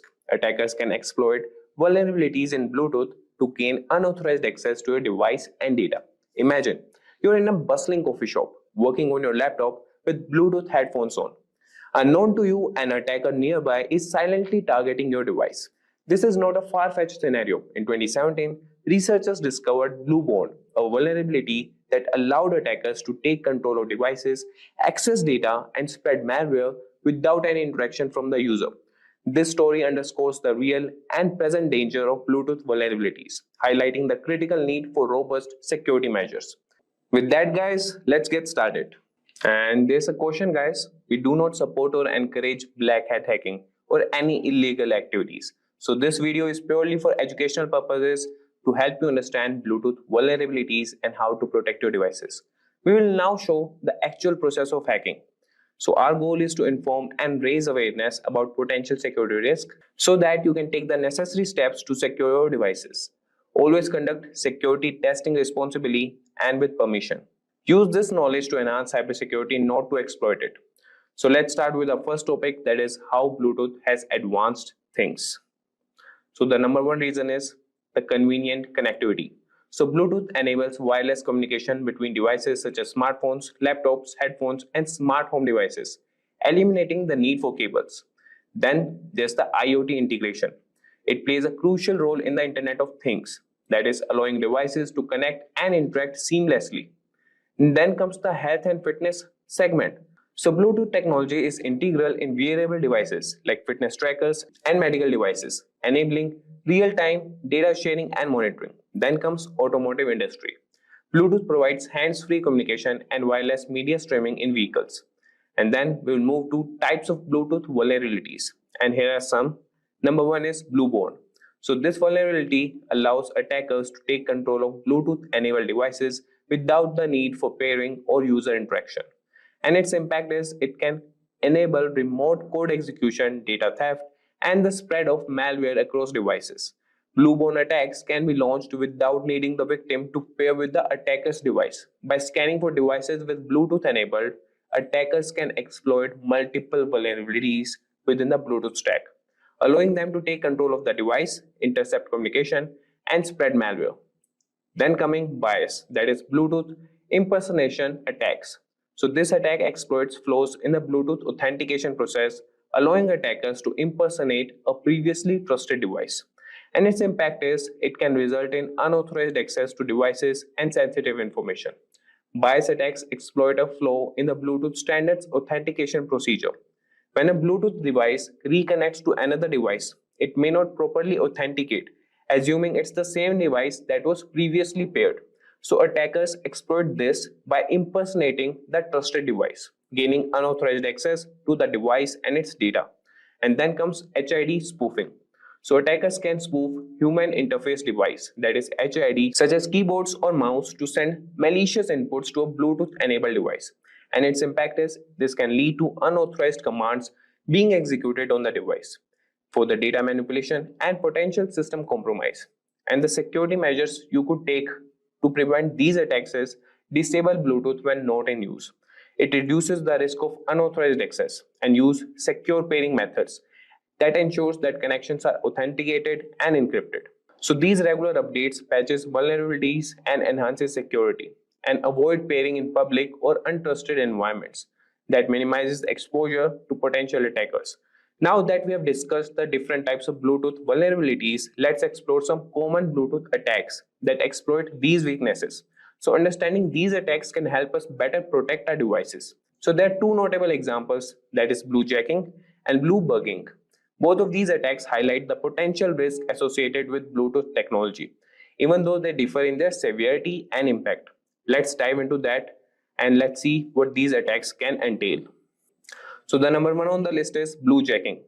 So bluejacking involves sending unsolicited messages to other Bluetooth enabled devices. So it works as attackers exploit the Bluetooth message feature to send anonymous messages to nearby devices without the recipient's consent. Bluejacking is relatively benign compared to other Bluetooth attacks. It typically involves sending a vCard, that is virtual business card, to the target device's Bluetooth address, which appears as a message on the victim's device. So the primary risk is the disruption and potential for spreading spam messages. And its impact is, although it's typically harmless, it can be disruptive and annoying to the recipient. And now we will come to bluebugging. So bluebugging is a more severe attack where the attacker gains control over the victim's Bluetooth enabled device. It works as attackers exploit vulnerabilities to remotely execute commands on the target device, often without the user's knowledge, and bluebugging is much more invasive. Initially, it was used to gain control over mobile phones to make calls and send messages. Over time, it has evolved to allow attackers to access and control various functions of a device, such as accessing contacts, reading messages, and even turning on the microphone to listen in on conversations. And its impact is it can lead to unauthorized access to device data, making calls, sending messages, and even eavesdropping on conversations. Now that we have covered some common Bluetooth attacks, let's take a closer look at how Bluetooth functions on Android devices. So understanding the mechanism of Bluetooth can help us identify potential vulnerabilities and better secure our devices. So let's see how Bluetooth works on Android devices. So Bluetooth on Android devices enables various features like file sharing, wireless audio streaming, and connecting peripherals such as keyboards and mice. It uses short-range radio waves to establish a connection between devices. So this process typically involves discovery, pairing, and communication phases. However, these conveniences come with risk. Attackers can exploit vulnerabilities during these phases to gain unauthorized access to these devices. So understanding the mechanics of Bluetooth helps identify potential weak points and reinforce the importance of securing these connections. So having explored how Bluetooth works on Android devices, it's crucial to understand the real-world impact of these vulnerabilities. So we'll discuss examples of Bluetooth attacks and the severe consequences they can have on personal data and device security. So let's see the impacts. So the real-world examples of Bluetooth attacks demonstrate how easily devices can be compromised. For instance, the Bluebone attack allows hackers to take control of devices without user interaction, while bias attacks can enable unauthorized access by impersonating trusted devices. These vulnerabilities can lead to unauthorized access to sensitive information, such as contacts and messages, or control over the device's functions. The consequences can be severe, including data breaches, privacy violations, and financial losses. It highlights the critical need for robust security measures to protect against such threats. Now we'll see the impacts. Number one is unauthorized access. So vulnerabilities like Bluebone allow attackers to gain control over devices without user interaction. And this can result in access to sensitive data such as contacts, messages, and personal files. Then is device control. Bluebugging enables attackers to remotely control a device, allowing them to make calls, send messages, and access various functions. This leads to significant privacy breaches and unauthorized usage. Then comes data breaches. Attacks such as bias can impersonate trusted devices, leading to unauthorized access and potential data leaks. This can cause financial loss and damage to reputation. So let's see the security measures which we can take. Number one is disable Bluetooth when not in use. Then comes use secure pairing methods. Number two is use secure pairing methods and ensure connections that are authenticated and encrypted to prevent impersonation. And then there's regular software updates and avoid public pairing and monitor paired devices. And now guys, we will have some commands to execute an attack. So let's see those commands. So the number one command is scanning for Bluetooth devices, and that will be run in Kali Linux. So the command is sudo hci tool scan, and this will scan the nearby Bluetooth devices. And then the next command is for getting information about a device, and for that we'll write sudo stp tool browse and then the device name. So this will browse available services on the target device. And now we'll see an example that is for the blue snuffing example, and this attempt or this command is to attempt to access the phone book of the target device. And you can see the command that is sudo blue snarf -r 1200 -c1 -b and the info for the device. Hey everyone, welcome to Simplilearn. In this video, we will explore API security. So let's talk about a real world example. Remember, Facebook and the Cambridge Analytica scandal. Facebook had APIs that allowed third-party apps to access user data, and these APIs weren't properly secured. So Cambridge Analytica managed to harvest data from millions of users without their consent. This breach of trust led to a massive public outcry and regulatory scrutiny. In this video, we will look at common threats like injection attacks and broken locks, that is authentication, and share practical tips to keep your APIs secure. So grab your favorite treat, sit back, and let's dive into the world of API security together. And the first thing we have on the list is, what is an API? So alright, let's break it down. Imagine you are at a restaurant. You are hungry and ready to order some food. You tell the waiter what you want, and the waiter takes the order to the kitchen. The chef in the kitchen cooks up your meal and hands it back to the waiter, who brings it to your table. In this scenario, the waiter is like an API, application programming interface. The API takes your request, tells the server, in this case that is the kitchen, what you need, and then brings back the response. In tech terms, an API allows different software systems to communicate and share data. For example, when you use an app on your phone to check the weather, that app uses an API to request weather data from a remote server. The server sends back the weather information and the app displays it for you. So this is how API works. Now we'll see why is API security important. Think about your house. You lock your doors and windows to keep intruders out, right? The same goes for APIs. They need to be secured to prevent unauthorized access. If someone breaks into your house, they can steal your valuables. Similarly, if someone gains unauthorized access to your API, they can steal sensitive data or even take control of your system. Take the Facebook Cambridge Analytica scandal. For example, insecure APIs allowed the harvesting of personal data from millions of users without their consent. This shows how crucial it is to secure APIs to protect user data and maintain trust. So this was about why API security is important. Now moving to common API security threats. And the number one on the list is injection attacks. So now that we have understand why securing APIs is essential, let's dive into some common threats. First up is injection attack. Imagine you give a recipe to a chef, but someone sneaks in and adds harmful ingredients without you knowing. That's an injection attack. One common type is SQL injection, where an attacker inserts malicious code into an API request. For example, if a user enters drop table users -- instead of their username and the API doesn't validate this input, the database might execute it and delete important data. So to prevent this, always validate and sanitize user inputs. Now move to the next, that is broken authentication.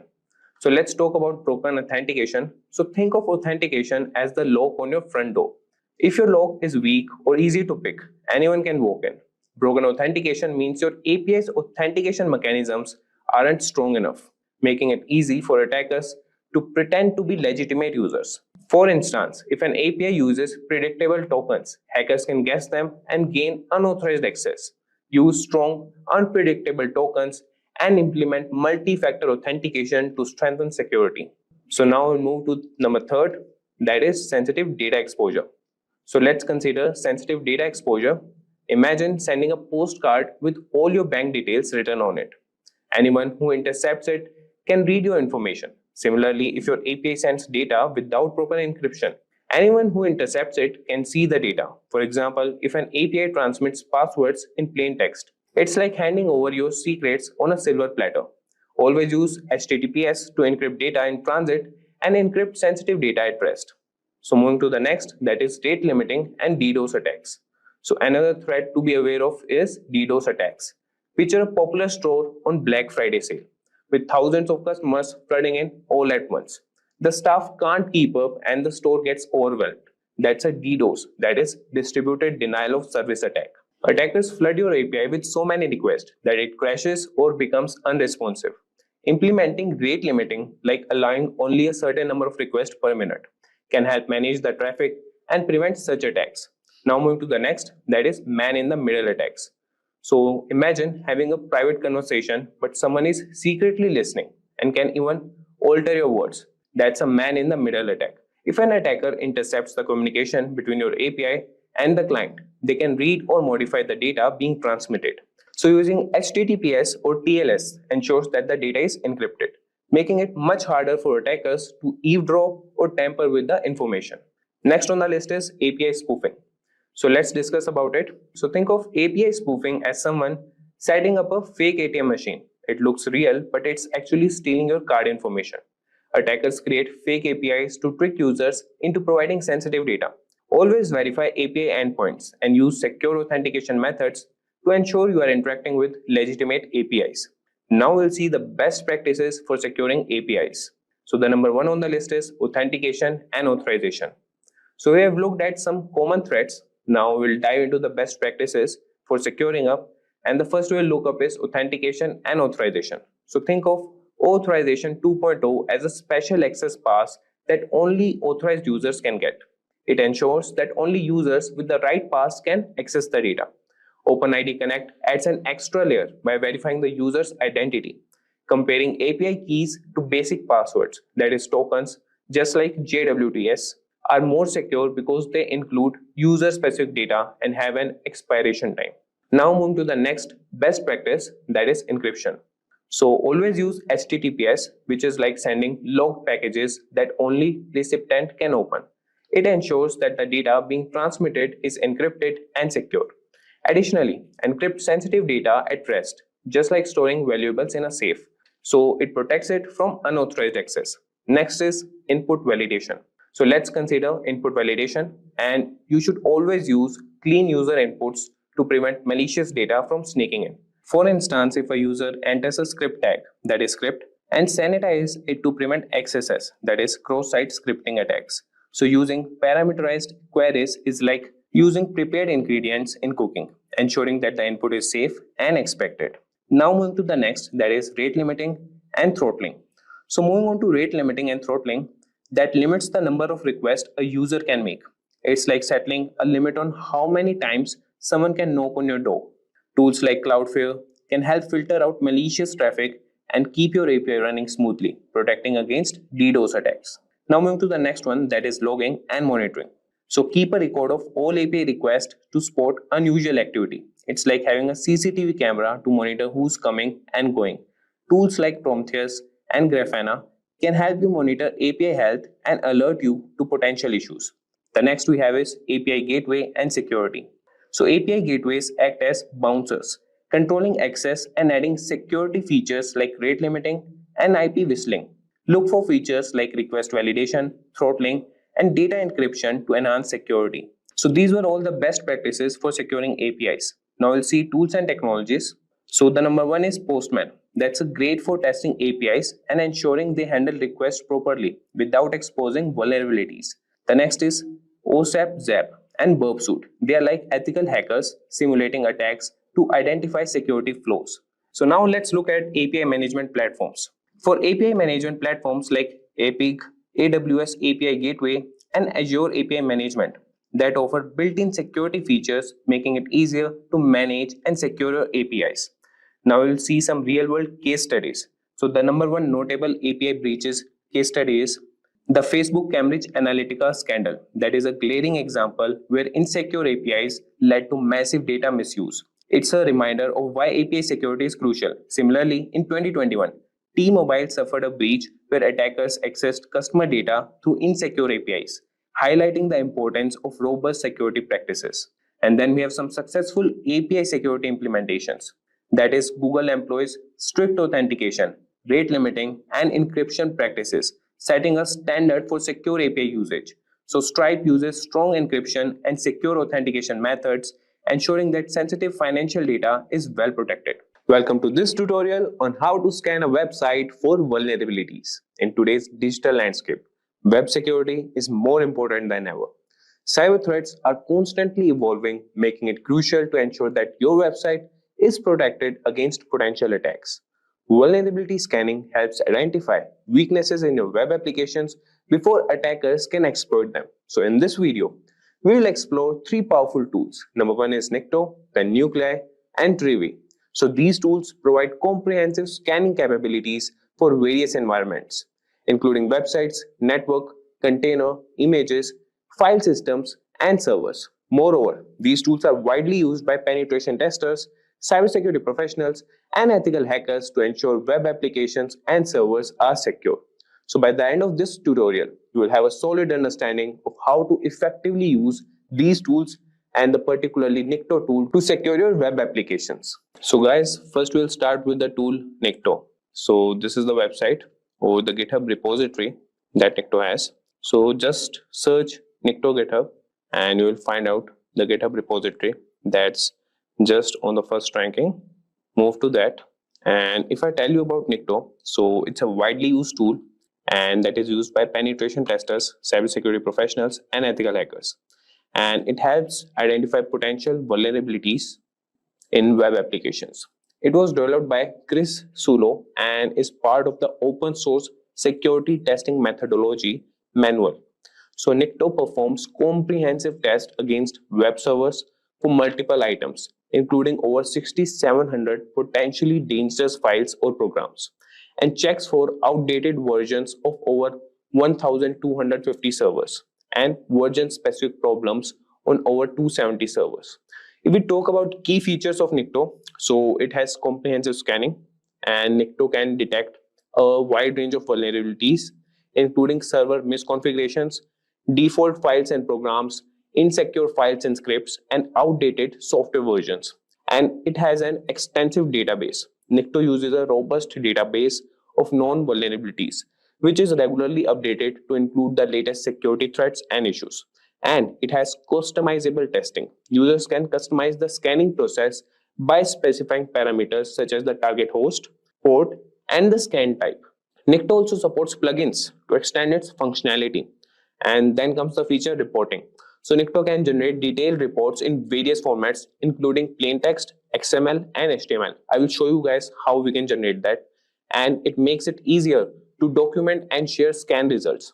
And if we talk about advantages, so the advantages, number one is ease of use. So Nikto is straightforward to use with a simple command line interface that requires minimal configuration.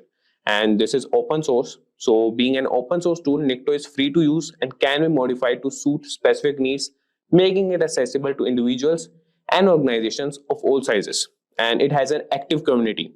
So because of that, the users and developers who contribute to its development and provide support and ensures that it remains up to date with the latest security trends. And we talk about some limitations. So it has noise generation. Nikto can generate a lot of network traffic and may trigger intrusion detection systems, that is IDS, making it less suitable for stealthy assessments. And if we talk about basic scanning, so while Nikto is great for identifying known vulnerabilities, it may not detect more complex security issues or zero-day exploits. For comprehensive security assessments, it should be used alongside other tools. So let's get started with installing it. You can find the repository and you could see here all the files, the programs they have written. And if you go in the README section, you can find the full documentation. Just click on that and you could have the whole overview, history and trivia, and it is based on the Perl language. And if you want to install on the Docker, Windows, Kali, so they have all the things. And if you want to see the usage, that would be, if you want to use it for the basic testing purpose, you can have the look here. You can use the commands, and if you want to scan multiple hosts, you could do that too. And if we get back, so this is the whole documentation. You can have a look on it, and here most probably all the usages you could have a look. And now we'll move to install it. So you can clone the repository on your system. For that, you should have git installed and use the command git clone, and after that the repository name. So for that, we'll open the terminal. If you want to install with the git, as this is the Ubuntu system and I don't have the git installed here, so you just have to write the command git clone, copy the file, not the file but the link, and paste it here, and you could go on with the cloning thing. And after that, you could navigate the program directory and run it using the Perl command. So to install Nikto, you just have to write the commands. I will show you guys. So just write, first what you can do is sudo apt update, and he's asking for the password. I will provide him. So he has updated all the packages, and now what we'll do, we will install Nikto as I've already installed, but I will write the command for you guys. So sudo apt install Nikto. So you could see that he is reading packages, that is done. And Nikto is already the newest version, that is, it is already installed in the system. So with this command, that is sudo apt install Nikto, you can install the Nikto on your system. And after that, to use it, and that's a basic command, that is Nikto -h and the server name, or you could use the IP address. Like you could use 3 methods to search with Nikto. That could be IP address to scan local servers, web domain to check public websites, or SSL or HTTP websites, that is to test secure websites also. So here we will have a website, and to ensure you guys, so use this tool just for ethical use. We are not promoting it to use it for any black hat hacking purposes, and we are also using to just scan the vulnerabilities, and we won't be showing much of it as we don't promote these kind of activities. So you could see that it has started the process, that is the target IP, target host name, target port, that is 443, and the target time. So he is running. And for Ubuntu and Mac OS, you can also install it. And for the ethical considerations, always use these tools ethically and legally, and ensure you have explicit permission to scan any website or server. Unauthorized access or scanning can lead to legal consequences and damage to your reputation. So kindly have this question with you. So it's a time-taking process. So this tool works with the port number and where the website is hosted. So all these things matter for the scanning purpose or getting the vulnerabilities checked. So till then, Nikto is scanning the website. I will show you guys the NVD website. So this is National Institute of Standards and Technology, National Vulnerability Database. So this is the US government repository of standards-based vulnerability management data that is represented using the Security Content Automation Protocol. And this data enables automation of vulnerability management, security measurement, and compliance. So what vulnerabilities you are finding here, you can go on and search on here on this website, as this is the basic foundation for all these tools. So guys, as it is taking more time, I will show you guys more features of Nikto till then. So we are in the new window, and till then it happens, we'll see more features. So what you can do is you could write Nikto minus help, and you can get all the commands that are used by Nikto. And after this, we have seen the basic syntax where you could just write Nikto minus h and the IP or the host name. And if we know that the target website is an SSL site that you are targeting, so we can specify with the Nikto command. I will show you guys what you can do. That is Nikto minus h, and what you want to specify, that could be IP or host name. So I will just write HTTP and what you want to specify, and after that you just write minus SSL. So by adding SSL to the end of the command, the Nikto knows that the targeting website is an SSL site. So this was about the SSL website. And if you want to scan an IP address, first you need to do is ipconfig, and that too in Kali Linux, as the command is we have to install the dev name, and you could find the ifconfig. And you can also scan any HTTP website here, that is by using Nikto minus h and then the website URL. And let's see, it's still doing. So till that guys, I will tell you about the other tools, that is Nuclei.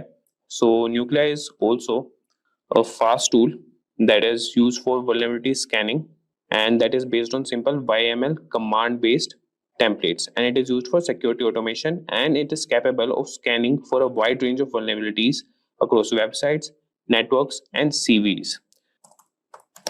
Nuclei GitHub, and you could see the repository here, and similarly you can install the Nuclei if you want to work with Nuclei, and you could get all the information in the readme section. So how it works and how you can run on your targets and how you can install it. So for installing, you would just go with this command, and how to use it, that's also same, that is Nuclei minus h, and then you have to write the IP or the domain name. So if we talk about its key features, so it is customizable, it uses YAML templates to define scan rules, and the performance, it is designed for speed and efficiency, and it is versatile, that scan for various types of vulnerabilities. And similarly, we have another tool, that is Trivi Scanner, or just we will move to Trivi GitHub. So Trivi is a comprehensive security scanner for container images, file systems, and Kubernetes. It identifies vulnerabilities, misconfigurations, and sensitive data. And if we talk about its key features, so it has container scanning that examines Docker images for known vulnerabilities, file system scanning, analyzes files and directories for security issues, and Kubernetes integration. It checks for security flows in Kubernetes cluster. For the installation purpose, you could just move to README section, and you will find all those details, how's the general usage. And both these Nuclei and Trivi are robust tools that offer unique capabilities for scanning across different environments and enhances the security of web applications, containers, and Kubernetes clusters. So these are all three tools. Like, there are many tools that you can use, and what we have done with this, we have done with Nikto, and you could see that he has completed the process of scanning. And what I've told you is this is the target IP, host name, port, and the start time. And you could see that for the server CloudFront, he has retrieved the header, and he has found some issues, that is uncommon header with contents, and he has found no CGI directories. And if you want to force check all possible directories, you can use -c command for that. So we won't be discussing these vulnerabilities. If you want, you can check them out on the NVD website. And he has checked 6,544 items and 0 errors, and 9 items reported on remote host. So he has reported them. So this is how we scan any website for vulnerabilities, and you should have the authority or the command or the consent for any website to check before that. Hey everyone. It's no secret that the majority of our internet usage is at the risk of getting hacked, be it via unsafe messaging applications or misconfigured operating systems. To counteract this void of digital security, penetration testing has become the norm when it comes to vulnerability assessment. Security OS is an operating system that has become a well-known weapon in this fight against hackers. A Linux distribution more catered towards penetration testers specifically, Security has layers of features that we will be covering in today's lesson. Let's take a look at the topics for this video. We start by learning about what Security is and why it should be considered as a viable alternative next to Kali Linux for penetration testers. Next, we take a look at the minimum system requirements necessary to obtain optimum performance from an installation of Security. Moving on, we learn about some unique features that make Parrot stand out among the multiple ethical hacking operating systems available on the market. And finally, we look at the multiple ways that Security OS can be installed, be it on a single system or for portable media. So let's start out by learning what Security is. Parrot OS is a Debian-based Linux distribution with an emphasis on security, privacy, and development. It is built on Debian's testing branch and uses a custom hardened Linux kernel while being founded in 2013. Parrot Security contains several hundred tools targeted towards various information security tasks such as penetration testing, security research, computer forensics, and reverse engineering. It has become a multi-platform solution, accessible and freely available to information security professionals and hobbyists. It features a distinct forensics mode that does not mount any of the system hard disks or partitions and has no influence on the host system, making it more stealthy than regular mode. This mode is used on the host system when there is a need for executing forensic procedures. In software development, a rolling release is a paradigm in which software upgrades are rolled out constantly rather than in batches of versions. This ensures that the software is constantly up to date. A rolling release distribution such as Parrot Security OS follows the same concept, providing the most recent Linux kernel and software versions as they become available on the market. With the basic introduction to the operating system out of the way, let us have a look at the bare minimum system requirements necessary to be able to run this operating system. First up, we got a CPU requirement which states that a 1 GHz dual-core CPU is the absolute minimum in order to use Parrot OS. While multiple core systems will provide more optimum performance, a small beginner has been included.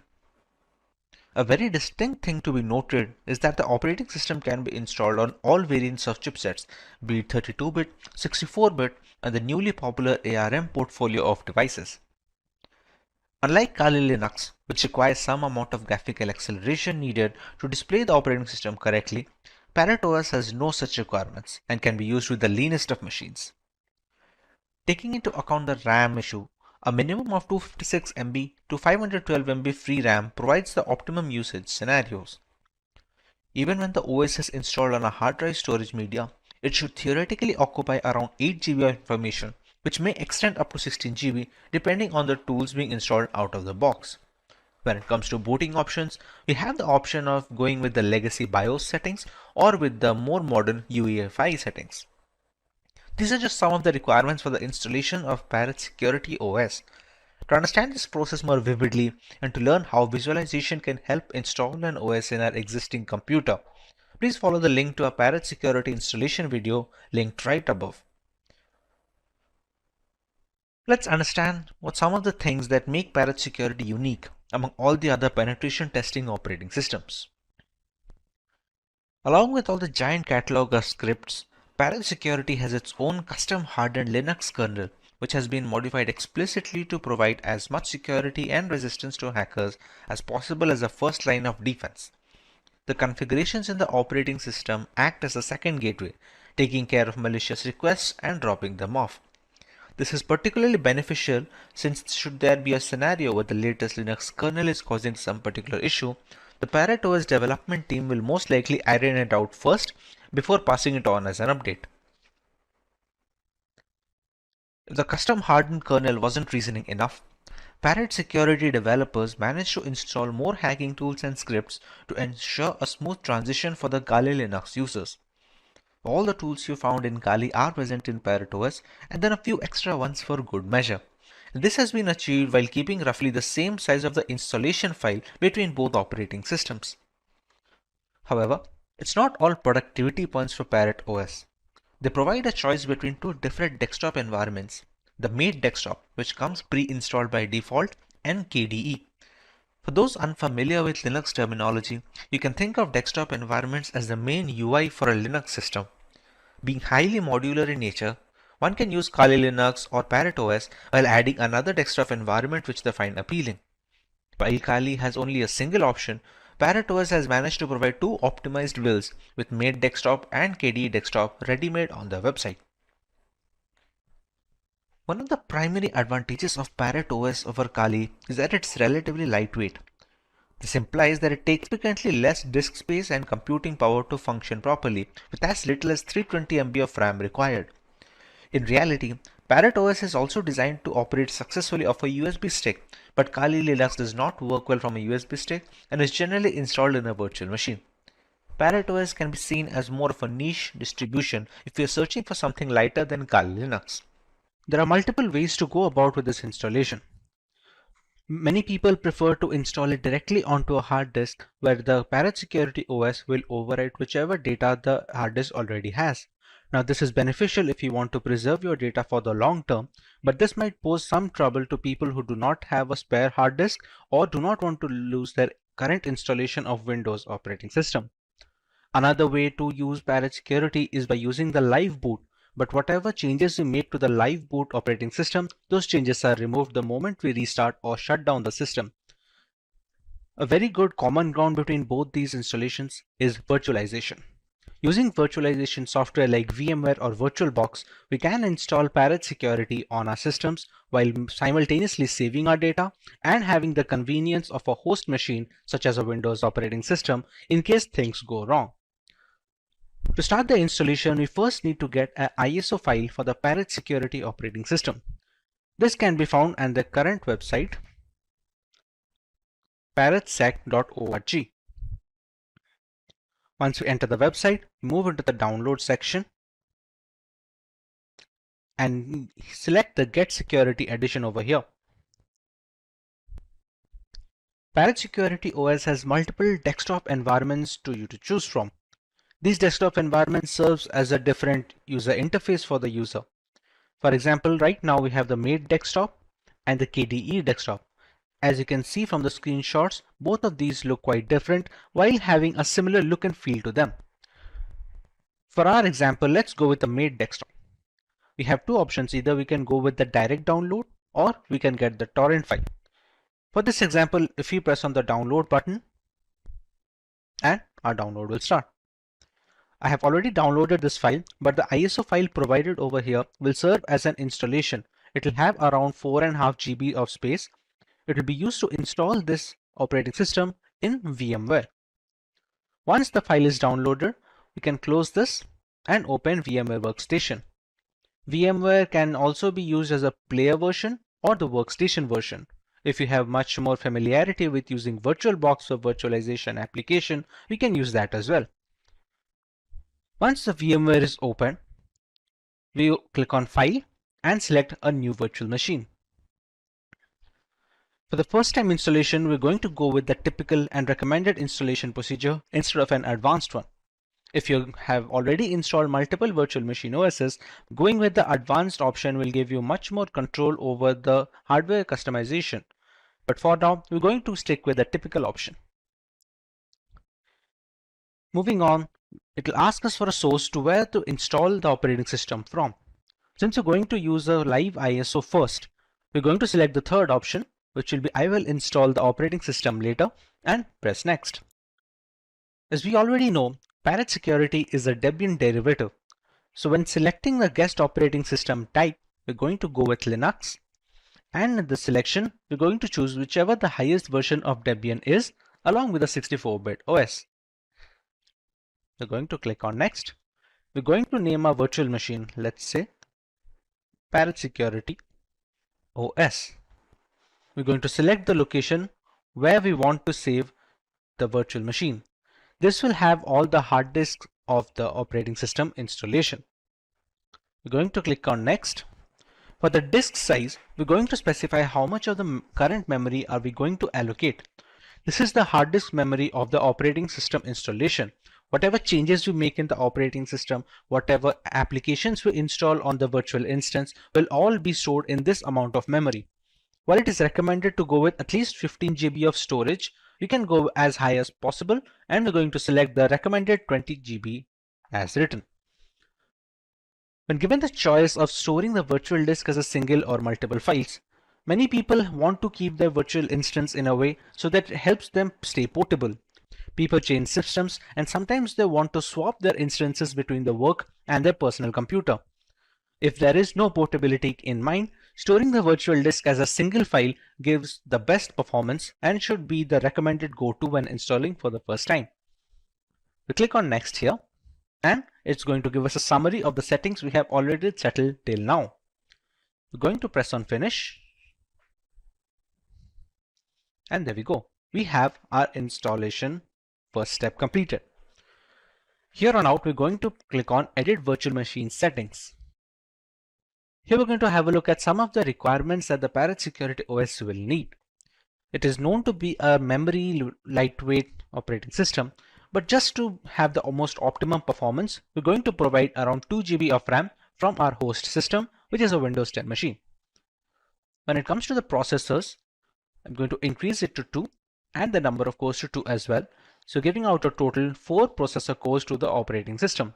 Now this depends on what are your computer rig and how much resources you can justify. So these need to be customized according to the system at hand. Hard disk size has already been set at 20 GB, and the rest of them are pretty standard, and we can go on.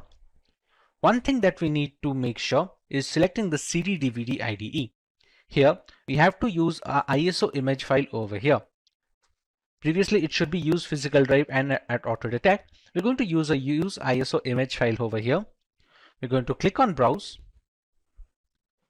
We're going to go to where we have downloaded the ISO file, which is over here, and select it. Press OK here, and we can now power on this virtual machine.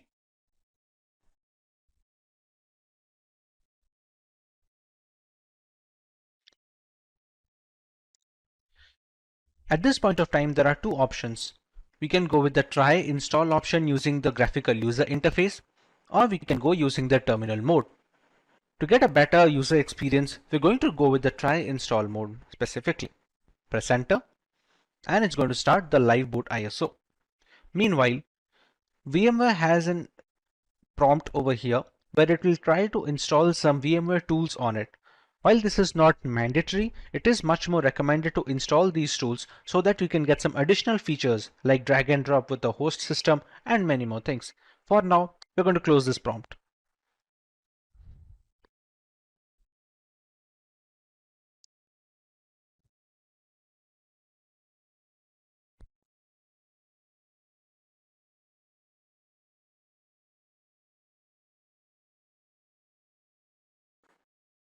As you can see, this is the live boot ISO of the Parrot Security operating system. Currently, it's running the Mate desktop as we have downloaded in the website. The live boot ISO is necessary to get a good feel of the operating system. There are many good Linux distros that have this live boot option so that you can give a try of the operating system before installing it permanently. Once you are into the live boot, we can start up with the installation using the shortcut, as you can see, install Parrot. I'm going to double click it. And this is the Calamares installer. Choose your language as American English and press next. You can select your time zone according to your location.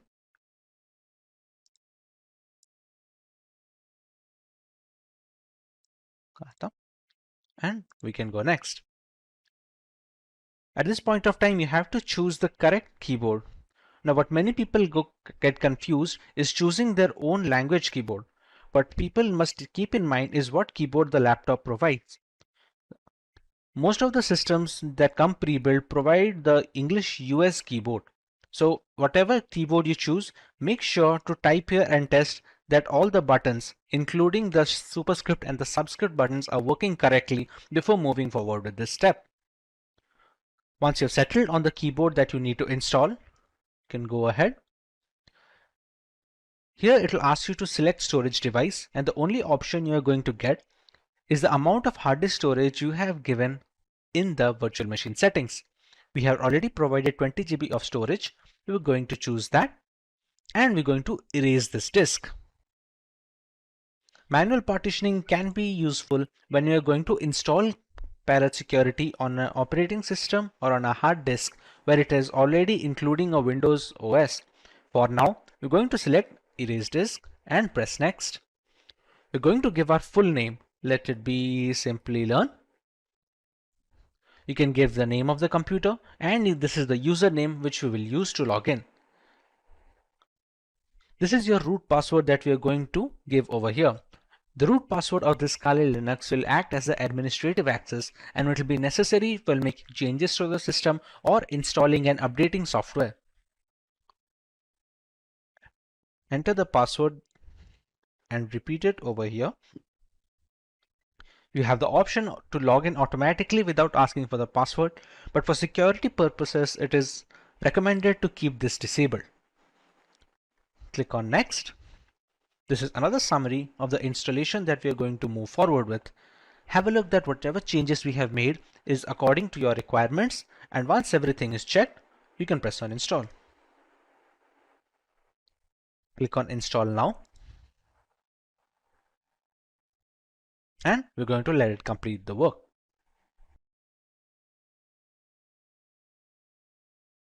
As you can see, the installation of Parrot Security is now completed. We're going to make sure that we have the Restart Now button over here disabled. I'm going to click on Done. We're going to shut down this live boot ISO. We're going to click on Menu, turn off the device, and shut down. We're not restarting straight away because if you remember correctly, in the virtual machine instance settings, we had given it an ISO file. Please remove the live medium and press enter to continue. We can just press enter to continue,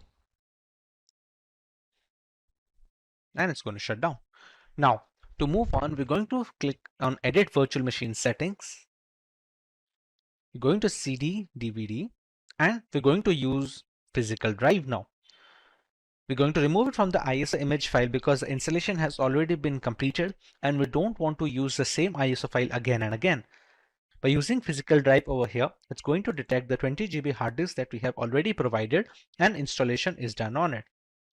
We're going to press OK, and we're going to power on this virtual machine for testing. Make sure you click yes over here.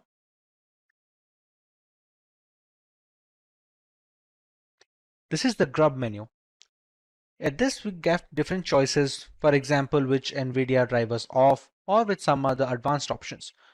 More often than not, we're going to choose the first option and press enter. If you remember clearly, we did not get the option of try install or a terminal run just like we did in the live boot ISO. Since this is running straight from the 20 GB hard drive storage, it's going to start the OS directly. Now with the login screen, you can see our username over here as we provided in the installation. We're going to enter our root password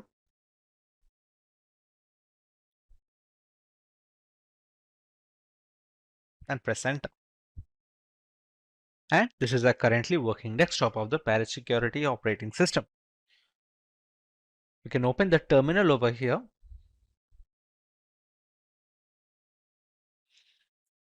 And we're going to try our root password and installation. To install any software, we're going to use the keyword sudo apt install and neofetch. We're going to use the root password that we used to log in. We're going to press Y for yes. This is just an additional step that we're doing to check that the installation is done correctly with the correct amount of hardware requirements that we had provided.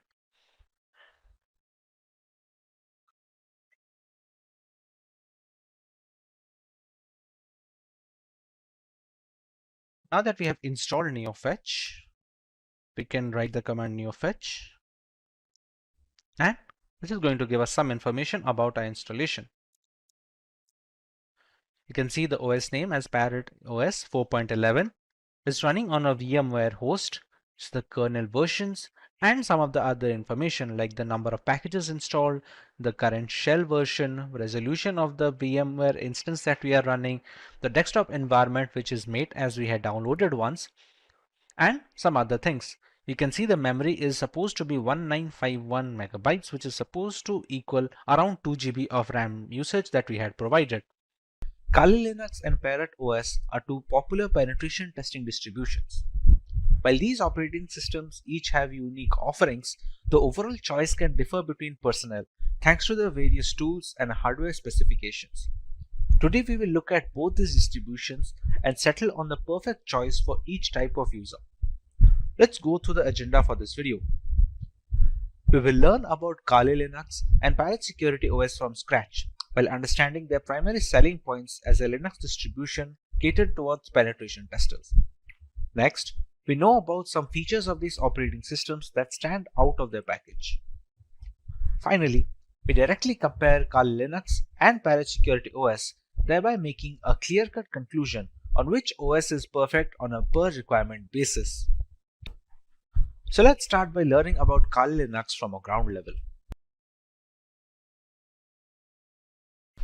Kali Linux, which is formerly known as Backtrack Linux, is an open source Linux distribution aimed at advanced penetration testing and security auditing. It contains several hundred tools targeted towards various information security tasks such as penetration testing, security research, computer forensics, and reverse engineering.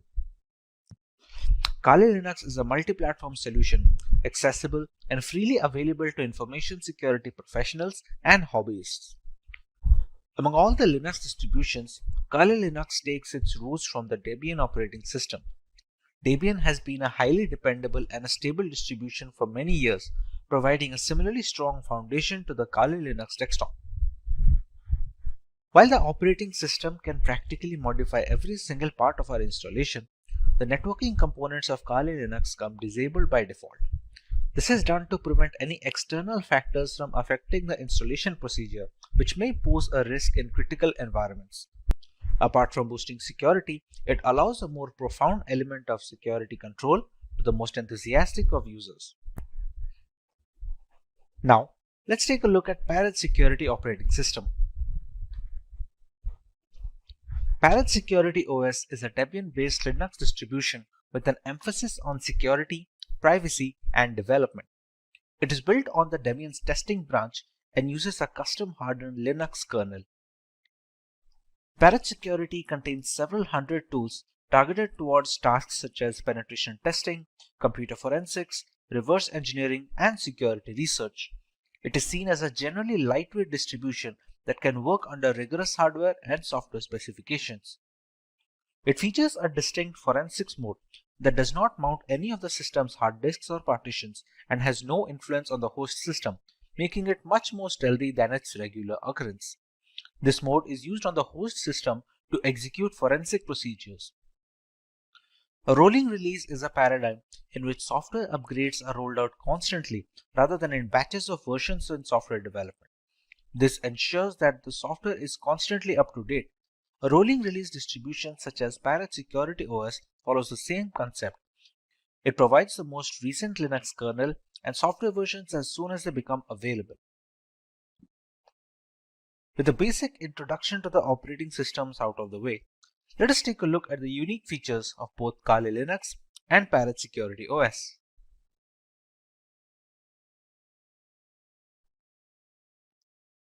The latest version of Kali Linux comes with more than 600 penetration tools pre-installed. After reviewing every tool included in Backtrack, developers have eliminated a significant number of tools that either simply did not work or duplicated other tools that provided the same and similar functionality.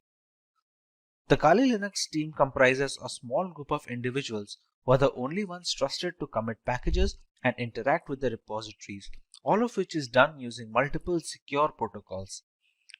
Restricting access of critical code bases to external assets dramatically reduces the risk of source contamination, which can cause Kali Linux users worldwide a great deal of damage as a direct victim of cybercrime. Although penetration tools tend to be written in English, the developers have ensured that Kali includes proper multilingual support, allowing more users to operate in the native language and locate the tools they need for their job. The more comfortable a user feels with the intricacies of the operating system, the easier it is to maintain a strong hold over the configuration and the device in general. Since ARM-based single-board systems like the Raspberry Pi are becoming more prevalent and inexpensive, the development team knew that Kali's ARM support would need to be as robust as they could manage with fully working installations. Kali Linux is available on a wide range of ARM devices and has ARM repositories integrated with the mainline distribution, so the tools for ARM are updated in conjunction with the rest of the distribution. Let's take a look at some of the features of Parrot Security operating system now. Along with a giant catalog of scripts, Parrot Security OS has its own hardened Linux kernel modified explicitly to provide as much security and resistance to hackers as possible in the first line of defense. The configurations in the operating system act as a second gateway, taking care of malicious requests and dropping them off. This is particularly beneficial since should there be a scenario where the latex Linux kernel is causing some particular issue, the Parrot OS development team will most likely iron it out first before passing it on as an update. If the custom hardened kernel wasn't reason enough, Parrot Security developers managed to install more hacking tools and scripts to ensure a smooth transition for the Kali Linux users. All the tools you find in Kali are present in Parrot OS and a few extra ones for good measure. And this has been achieved while keeping roughly the same operating system size between both of them. However, it's not all productivity points for Parrot OS. They provide a choice between two different desktop environments, Mate, which comes pre-installed by default, and KDE. For those unfamiliar with Linux terminology, you can think of desktop environments as the main UI for a distribution. Being highly modular in nature, one can use Parrot Security OS while adding another desktop environment that they find appealing. While Kali Linux has only a single option, Parrot Security has provided two optimized builds with Mate Desktop and KDE Desktop. One of the primary advantages of Parrot OS over Kali Linux is that it's relatively lightweight. This implies that it takes significantly less disk space and computing power to function correctly, with as little as 320 MB of RAM required. In reality, Parrot OS is designed to operate successfully off a USB stick, but Kali Linux does not work well from a USB drive and is generally installed in a virtual machine. Parrot OS is more of a niche distribution if you're searching for something lighter than Kali Linux. Features are great, but what about performance? Real-world metrics. Let us compare both these operating systems directly with respect to their hardware specifications and usability. In the end, we can decide on what distribution is fit for each type of user.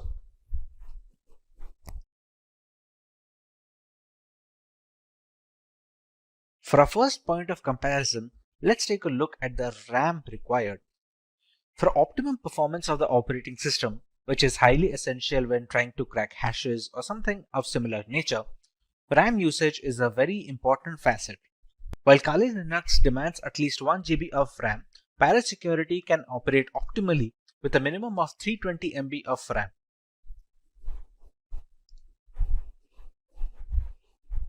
For correctly displaying graphical elements, Kali Linux requires GPU-based acceleration, while this is not the case with Parrot Security OS, which doesn't require any graphical acceleration needed from the user side. Once these operating systems are installed on VMware using their live boot ISOs, they take up a minimum amount of hard disk storage. Both of these operating systems have a recommended disk storage of minimum of 20 GB in Kali Linux and a minimum of 15 GB in Parrot Security, so they can install all the tools necessary in the ISO file. When it comes to the category and the selection of tools, Kali Linux has always been the first in securing every single tool available for hackers in the penetration testing industry. Parrot Security, on the other hand, has managed to take it up a notch. While specializing in wireless pen testing, Parrot Security makes it a point that all the tools that Kali Linux provides has been included in the ISO, while simultaneously adding some extra tools that many users will have to install from third-party sources in Kali Linux. Being a decade-old penetration testing distribution, Kali Linux has formed up a very big community with strong support signature. Parrot Security, on the other hand, is still growing, and it is garnering much more interest among veteran penetration testers and ethical hackers. A primary drawback of Kali Linux is the extensive hardware requirement. To perform optimally, it requires higher memory than Parrot Security. It also needs graphical acceleration while demanding more virtual hard disk storage. Parrot Security, on the other hand, was initially designed to run off a USB drive directly, thereby requiring very minimal requirements from a hardware perspective, like just 320 MB of RAM and no graphical acceleration needed. This means Parrot Security is much more feasible for people who are not able to devote massive resources to either their virtual machine or on their laptop hard disk directly. With the comparison done between both of these operating systems, let's take a look at the type of users both of these are catered to. One can go with Kali Linux if they want the extensive community support offered by its users, if they want to go with a trusted development team that have been working on this distribution since many years, if they have a powerful system which can run Kali Linux optimally without having to bottleneck performance, and if they are comfortable with a semi-professional environment which may or may not be very useful for new beginners. One can decide to go with Parrot Security if they want to go with a very lightweight and lean distribution that can run pretty much on all systems. It also has a lot of tools pre-installed, and some of them are not even present on Kali Linux. It is much more suitable for underpowered rigs where users do not have a lot of hardware resources to provide to the operating system, and thereby it is much more feasible for people with underpowered laptops or no graphical acceleration. Compared to Kali Linux, Parrot Security's desktop environment is also relatively easier to use for new beginners. For people who are just getting into ethical hacking, Parrot Security does a relatively better job of introducing them to the operating system and to the various tools without having to dump them into the entire intricacies. With ethical hacking and penetration testing becoming mainstream in corporate environments, trained personnel and relevant equipment are in high demand. The right software framework can be the tipping point in a hacking campaign which deals with intricate hardware. One such tool that has become a mainstay for decades is Nmap. When it comes to scanning machines for open ports and services, Nmap has always been the first choice for hackers. Being lightweight and open source, Nmap has strong community backing and receives regular updates. Let's take a look at the topics to be covered today. We start by learning about the different phases in ethical hacking and where Nmap is most valuable to ethical hackers. We learn the basics of Nmap and its purpose during a penetration testing campaign. Next, we take a look at the top-level approach of Nmap as a scanning tool and how it conducts these scans on host machines. Moving on, we cover the multiple modes and types of scans that can be performed using Nmap on unsuspecting users.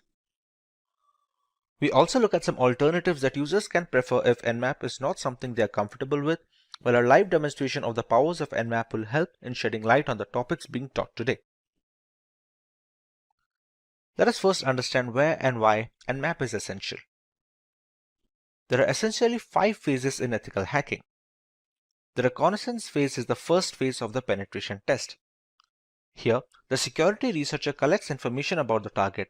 It can be done actively or passively or both. It helps security firms gather information about the target system, network components, active machines, etc. This activity can be performed by using the information publicly available and by using different tools. The scanning phase is more tool-oriented rather than being performed manually.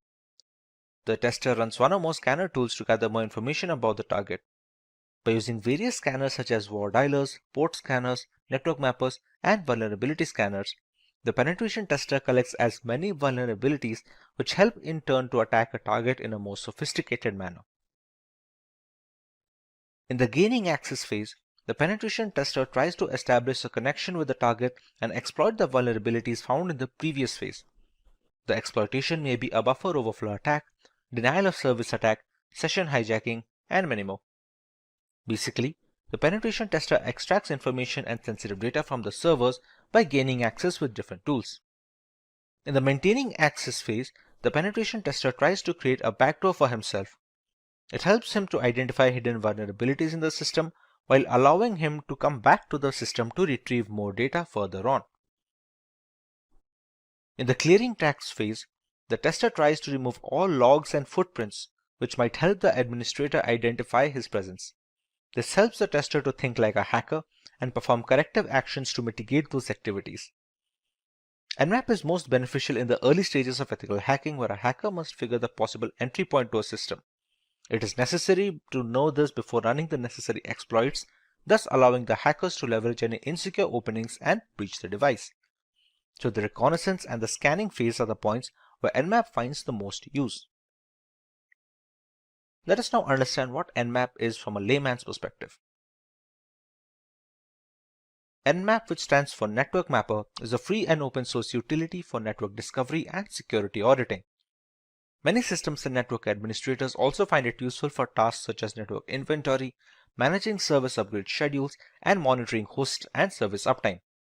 The program is most commonly used via a command line interface and is available for many different operating systems such as Linux, FreeBSD, and Gentoo. It is most beneficial in the early stages of ethical hacking, where a hacker must figure the possible entry point to a system before running the necessary exploits. Nmap was developed for enterprise-scale networks and can scan through thousands of connected devices. However, in recent years, Nmap is being increasingly used by smaller companies as well. Nmap uses raw IP packets in novel ways to determine what hosts are available on the network, what services these hosts are offering, what operating systems they are running, what type of packet filters and firewalls are in use, and dozens of other characteristics. It was designed to rapidly scan large networks but works fine against single hosts as well. The rise of the IoT, in particular, now means that networks used by these companies have become more complex and therefore harder to secure.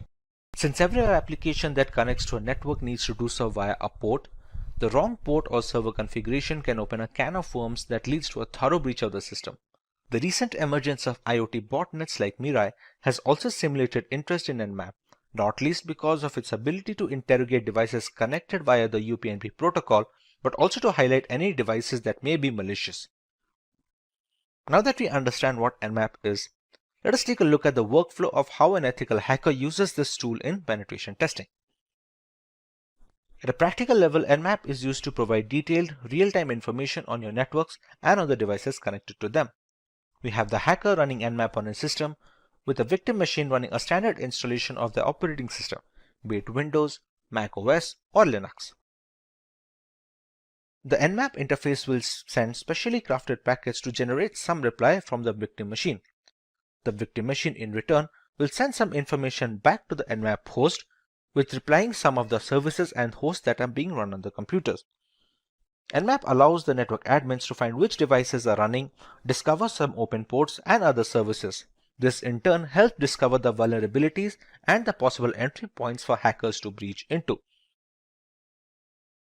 We are now aware of how Nmap works on a basic level, but there are many varieties of scans that users can run on local machines. Let's take a look at some of them. The ping sweep is a simple type of Nmap scan where it pings to all the available IP addresses to check which IPs respond to ICMP protocol. If the users need to know only the number of IP addresses and not many details, the ping sweep is very useful. It's fast and hence the results to be known are fetched very easily. The SYN scan is the most useful type of Nmap scan, which does work very quietly. It sends an SYN packet via the TCP protocol or the transfer control protocol to all the intended ports. If an acknowledgement pack is received to the system, it is sure that a port is opened there. No response means that the port is either closed or not available. Here the acknowledgement pack is not sent back to the system, assuming that the connection is not valid. The scan is not shown in most of the scan logs, and hence it is safe to use SYN scan to identify the open ports.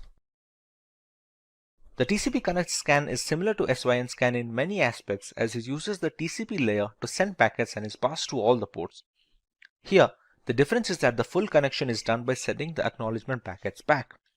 The logs can easily find the TCP scan and need more power from the machines to do the work, but it is more accurate.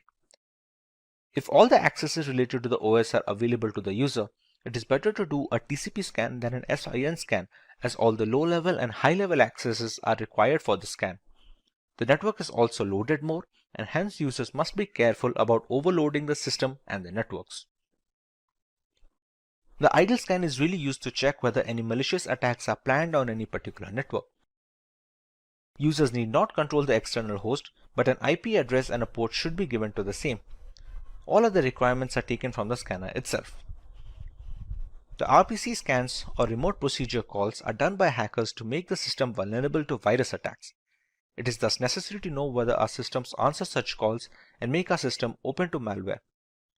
RPC scan is done to check this by finding the ports open with certain commands being run by RPC. The Windows scan is a simple scan where the application scans the acknowledgement packets received from the ports once the SYN packets are sent. If there are any abnormalities in the ACK packets received, the scan reports the same and helps in recognizing which ports are functioning in a different manner. The bound scan is used to check the security in the file transfer protocol layer. FTP layers mostly do not accept any packets, and once it is rejected from the FTP layers, there are chances that it might be sent to an internal layer so that it can access the internal machines. Bound scan checks this loophole by doing exactly the same process and identifies whether our FTP layer is open to vulnerability or not. The FIN scan is similar to SYN scan, where the system that sends the packets receives the response back, and it will mostly be a TCP FIN packet. If the system sends an RST packet, it is a false alarm and users need not be worried about the same. The null scan is useful for other systems than Windows, where the systems can easily identify what kind of packets they have received and respond back with either TCP packets or null responses. Null scans are not useful for Windows, as they may not always produce the desired results. When it comes to looking at alternatives, there is a wide range of free network monitoring utilities as well as free open source vulnerability scanners available to network administrators and security auditors. What makes Nmap stand out as the tool IT and network security managers need to know is its flexibility and power. There are some alternatives to Nmap, but most of them are focused on providing specific niche functionality than the average system administrator does need frequently. MassScan, for instance, is much faster than Nmap but provides less detail. In reality, however, Nmap provides all the functionality and speed that the average user requires, especially when used along with other similar tools like Netcat, which can be used to manage and control network traffic, and ZenMap, which provides a graphical user interface for Nmap. But as an all-rounder solution to network scanning, nobody can go wrong with Nmap as their tool of choice. Let's now take a tour of Nmap based on all the things we have covered today. In this live demonstration, we start by learning of how to install Nmap on a fresh operating system that doesn't come pre-installed with the tool. We also cover the different types of scans that can be run on local machines, along with checking multiple inferences an ethical hacker can gather based on the scan output of an Nmap screen. Finally, we run scans on vulnerable machines to get an idea of how to proceed with the outputs we gather using this tool. If getting your learning started is half the battle, what if you could do that for free? Visit SkillUp by Simplilearn. Click on the link in the description to know more. The first step in our demonstration is installing Nmap. Now it depends heavily on what Linux distribution you're going to use to perform ethical hacking. Right now I'm using Parrot Security operating system. If you're not aware of what Parrot Security is or even what Kali Linux is, we highly suggest that you check out the videos of those two operating systems on our YouTube channel so that you can get a fair idea of what they serve. Now, if you are using any of these two operating systems, Nmap should come pre-installed by default. To check if Nmap is pre-installed or not, you can just press on Applications over here, go to the pen testing section, go to this Information Gathering tab, and you should be able to see Nmap right here. Now let's say you do not have Nmap pre-installed. Maybe you're using a Linux distribution like Ubuntu or Linux Mint, or something that is based on Debian operating systems. One thing you have to make sure that Nmap should be in the distribution repository. Once you check that, or even if you do not know if it is present, you can just this command. It should be sudo, which is to give root permissions for installation, apt. apt is the package manager of all Linux distributions that are based on Debian. That goes for Debian Stable, Ubuntu, Linux Mint, Kali Linux, Parrot Security, and anything of that nature. apt is the package manager which handles the installation and removal of applications in these specific operating systems. Once you're here, just write install and nmap. Press enter and it's going to ask you for the root password that you set when you install the operating system in the first place. Enter your root password and press enter again. As you can see, it's saying that nmap is already installed the newest version since I'm running Parrot Security operating system. Now, should you be running this operating system or even Kali Linux, you should receive a similar message and the installation is already done. If you are using some other distribution, let's say even Black Arcs, Arch Linux or Manjaro, anything like that, the installation steps will be slightly different. This sudo apt install nmap command is for distributions that are derived from Debian and Ubuntu. If you want to install in Arch Linux based distributions, you have to use their package manager, which is known as PAMAC. But that is for a different step. And if you want to get ethical hacking, the best way to start is by learning either Kali Linux or Parrot Security. Now that the installation is done, we're going to learn how to use Nmap. One of the most basic functions of Nmap is to identify active hosts on the network. We can do this by using a ping scan. The ping scan identifies all of the IP addresses that are currently online without sending any packets to these hosts. Now to run the ping scan, we're going to write nmap. The flag we're going to mention over here is SP. Now these flags are the different traits of the nmap scan. Depending on what flag we use, we can send different kinds of requests to the host that we are scanning. Now, before moving forward with this, let me open another terminal over here and check the IP address. We're going to write the command ifconfig and find the subnet in which this system is present. As you can see, the IP address is 192.168.72.131. Now this operating system is being run on a virtual machine software known as VMware. The VMware in itself is running on a Windows 10 operating system. Considering they are now a part of the local network, this IP address is of Parrot Security, and the Windows operating system, which is the host system in my scenario, will fall in this particular subnet. So to run our scan, we're going to target 192.168.72.1/24.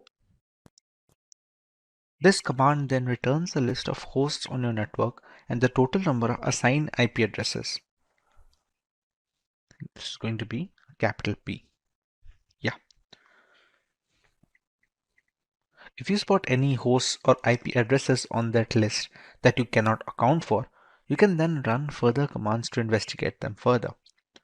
As of right now, you can see the machine that is the Parrot Security. This IP address can be detected in the subnet. The 192.168.72.1 is my local Windows machine that is running VMware software and ultimately this virtual machine. The 72.2 is the DHCP server that hosts the internet connection of the Parrot Security. This we can ignore for now. Now, the Windows machine that we have over here, let's run some tests on that. We're going to clear our terminal and we can close this actually.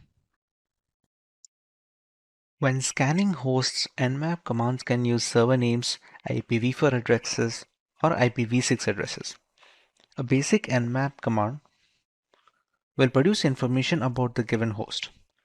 To run a basic port scan, we can just use nmap along with the IP.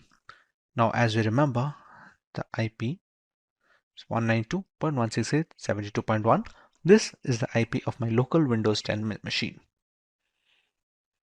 As you can see, it shows the ports that are open and the particular servers that these ports are running. Now, you can also have a detection of the operating system. Now, mind you, this is not 100% correct, and the reliability depends on the installation and what kind of fingerprinting measures are available. Now, since this does TCP/IP fingerprinting, it needs some extra permissions. The flag that we are going to use is nmap -o along with the same IP address. Like I said, since this does TCP/IP fingerprinting, it requires root privileges. Now, to provide root privileges, we're just going to add the nmap and sudo keyword. Going to repeat the same command that we wrote above.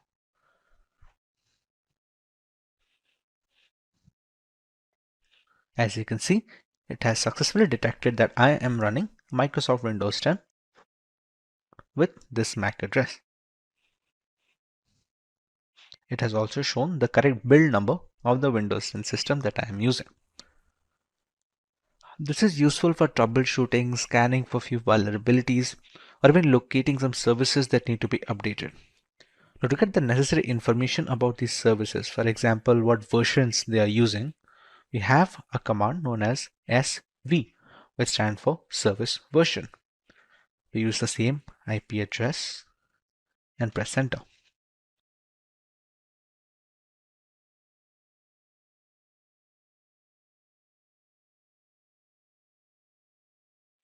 Now, as you can see, the scan is complete, and if you can check the results of the scan above here, we don't see any version number for the services. Here, we can actually check what version they are running. Now, this becomes helpful when we are trying to find specific versions to exploit. For example, if VMware Workstation 16.1.2 had some particular vulnerability, we can exploit it by checking this command. Apart from the host scanning, port scanning is one of the most basic utilities. There are a few ways that this command can be customized as well. For example, I have already checked that the 443 command is open, but I have found out after running this lengthy scan. Let's say I only want to check if the port 443 is open. Nmap. I'm going to use the flag of -p, which stands for port, and give 443 as an argument here, using the same IP address. And you can see it says it's open, but we already knew it is open. Let's say there was something else. If let's say we're going to scan if the Apache web server port is open, which usually runs on 80. Obviously, since I'm not running an Apache web server, it says it's closed.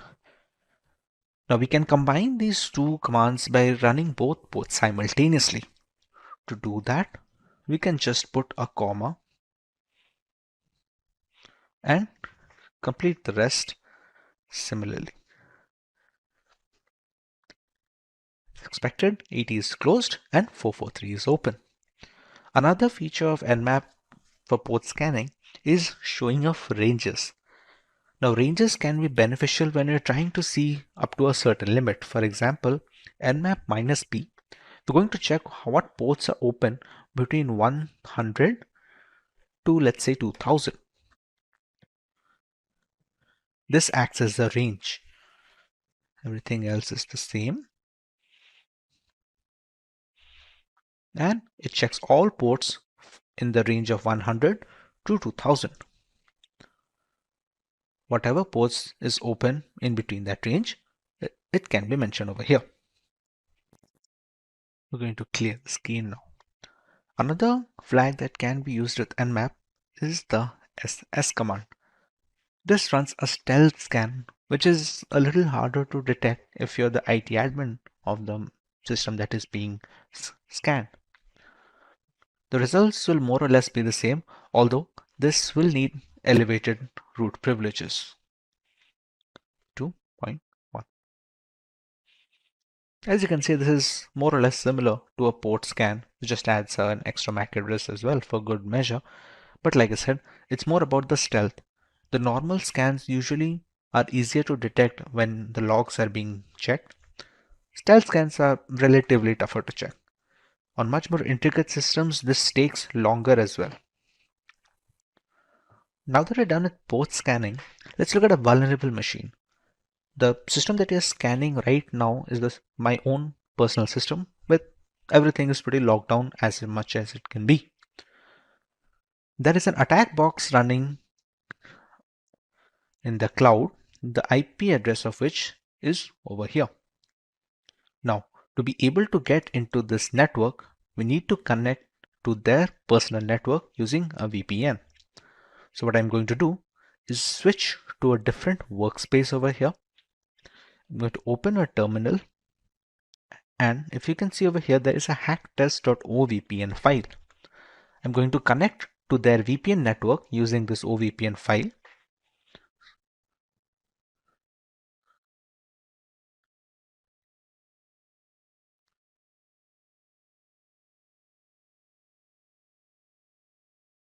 And once we get the initialization sequence completed message, we know that the connection has been established. Like we discussed, this is the vulnerable device IP. We're going to copy this and we're going to try to ping this. Let's open a new terminal. We're going to try to ping this and check if we are able to reach this machine. And as you can see, we're getting a reply back, which means we are now part of the local network where the vulnerable machine is present. Let's run a service scan map with the respective versions. We ran the similar scan on my local machine, where we were able to detect what version each service was running. What we're going to do over here is by checking what kind of services are open on the machine running on the cloud, we're going to decide what we are going to do next, and we're going to see if Nmap alone can point us to a direction where we can gain access to the machine.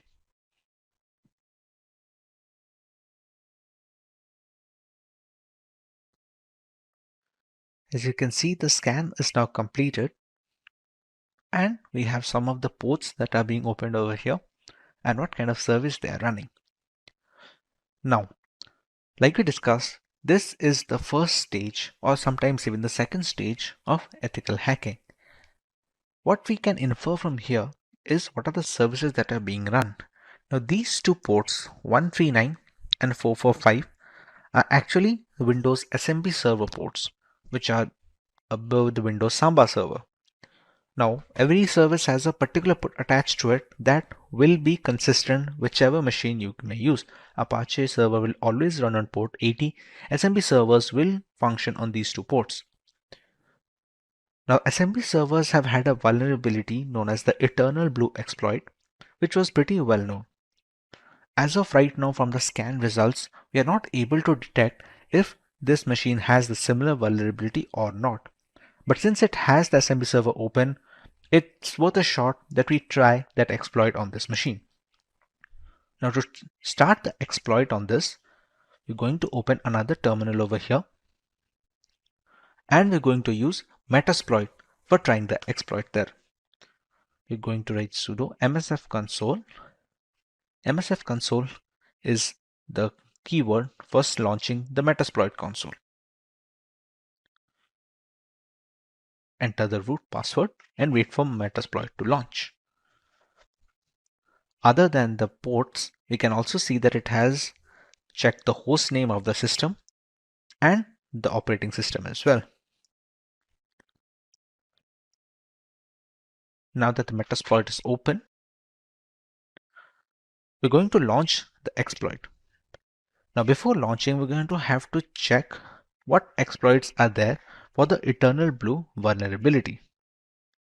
We're going to write use exploit blue, and we're going to check what kind of results we are getting over here. As you can see,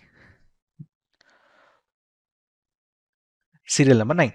Exploit Windows SMB MS17010 Eternal Blue. It was first disclosed in 2017 and SMB remote kernel pool corruption. Let's say we're going to use this particular exploit. Now all of this may be confusing if you're not aware of Metasploit, but remember, this is the next stage of ethical hacking, which comes into the gaining access part. We're going to use exploit number 9 as we found above to use exploit number 9.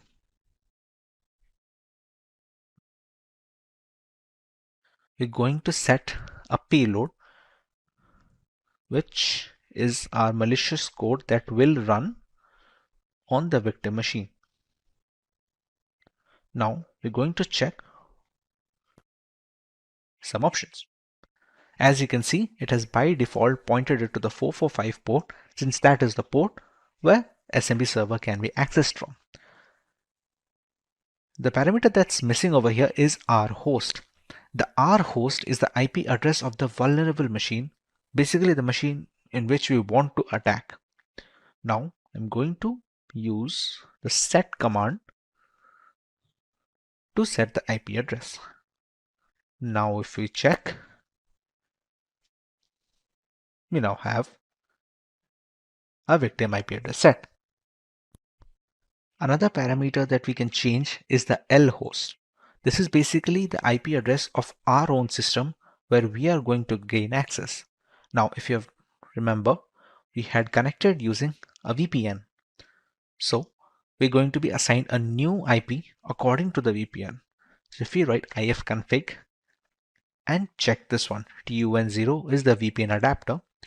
This is our IP address that we have been assigned in the server, in the network where the vulnerable machine is present. So we're going to copy this IP address. We're going to move over this workspace. And we're going to set lhost with that IP address. With that, our options are set. Now we're going to run exploit and it's going to check if Samba server vulnerability is present. As you can see, it has written that the target is vulnerable to this particular exploit. It's going to send the malicious code, and the malicious code is set in the payload that we sent above.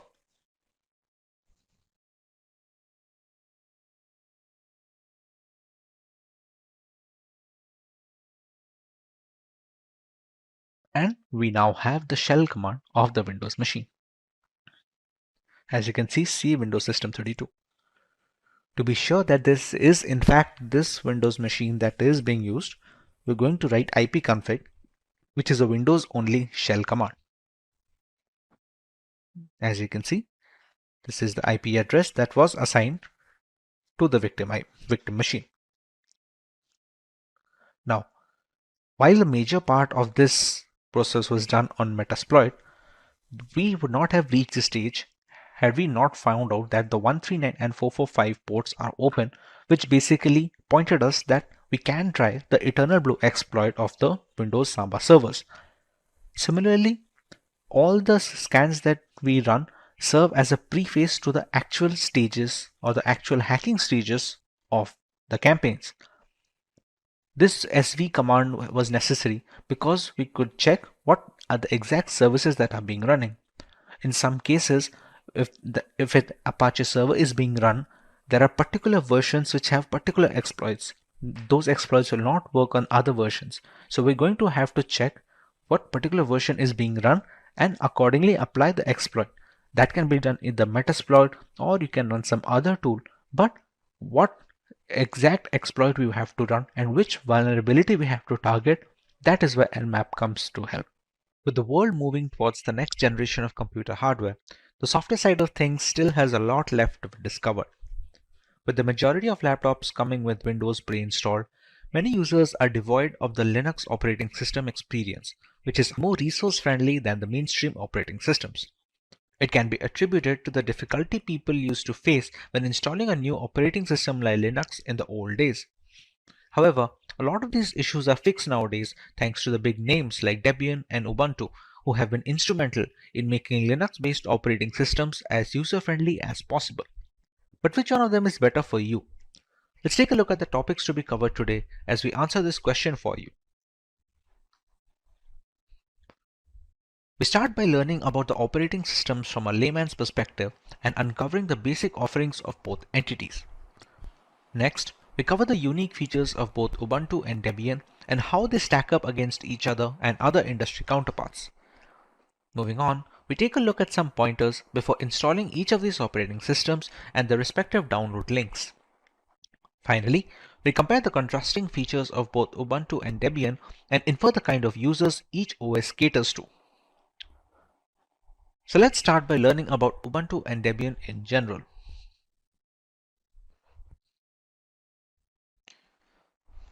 Ubuntu is an open source, free Linux distribution. It is an operating system for cloud computing in accordance with support with OpenStack. Ubuntu is developed by the Canonical community and it is freely available. Also, Canonical Limited is responsible for the funding of Ubuntu. Basically, Ubuntu is released every 6 months. Free support is available for 9 months after every release, and long-term support, which are the LTS, is released every 2 years. The first release of Ubuntu was in October 2004. You must have heard about Ubuntu no matter what. It is the most popular Linux distribution overall, not just limited to servers, but also the most popular choice for Linux desktops. It's easy to use, offers a good experience, and comes pre-installed with essential tools to get a head start. Of course, Ubuntu managed to simplify the Linux experience years back, and that is the reason why it is still so popular even with several impressive Linux distributions available right now. Every new release is more polished and comes loaded with new features and improvements. Thanks to its huge user base, a number of software vendors have made their applications compatible with Ubuntu. While the catalog may not be as extensive as Windows, the options are still well curated. More importantly, the advantage of Linux-based operating systems is the ability to use free and open source alternatives to major proprietary software. While lacking some polish and overall feature set, most alternatives are enough to get the job done for majority of the users. The never-ending community support also helps in troubleshooting should things go wrong at any point in time. The default desktop environment in Ubuntu is GNOME or a Unity. The Unity is a modern desktop environment with a powerful search tool for finding all your applications and documents with its base setup as GNOME. It integrates well with common applications such as audio players, video players, and social media. There are a few other desktop environments for Ubuntu as well, with Unity as its flagship environment. Debian, on the other hand, is a free operating system for your computer which started in 1996 and is maintained by global contributors. If the operating system, a set of basic programs and utilities that make your computer run, its core is the kernel. The kernel is the most fundamental program on the computer. Debian uses the Linux kernel, a completely free piece of software which was started by Linus Torvalds and supported by thousands of programmers worldwide. A large part of the basic tools that fill out the operating system come from the GNU project, and those tools are free as well. Debian is the mother of Linux distributions. Beginners always wonder why this not so good looking distro is so popular inside the Linux developers community, especially when there are a lot of modern distributions that are easy to use and have beautiful UI. Later on, they found out the power of Debian after using a bunch of distributions from other developers. You will be surprised to know that almost all other popular consumer level distros are based on Debian, even Ubuntu. It is so stable and feature rich that the developers find it easy to build their distros based on Debian rather than building it from scratch. Debian is run and maintained on its GitHub repository thanks to contributions from developers worldwide. The major decisions are taken up on the repository issues tab, leading to community-wide feedback and a holistic approach to open source development of the Debian operating system. Thanks to this variety of personnel, the source code of Debian comprises around 70 different programming and scripting languages. Debian supports all kinds of graphical environments, ranging from full-featured desktop environments to lighter alternatives and even minimalist window managers. Ubuntu ships with Unity Desktop by default, but the package manager can install the GNOME environment if needed, while also including Cinnamon, LXDE, XFCE, KDE, and Mate. On the other hand, Debian gives you the choice of choosing which desktop environment you want from the get-go by providing ISO files for each desktop environment individually. Now that we understand where both these operating systems stand, let us take a look at some of the best features offered by each of these distributions. Ubuntu is the closest thing to a household name among desktop Linux distributions. It is a great distribution to start with, and it's even a great distribution to keep using after you're more experienced if you're happy with it. It is user-friendly in a lot of ways. It provides a simple desktop, has an easy installer, and provides a checkbox during the installation process that will automatically install Flash plugins and various codecs that you will need for multimedia support.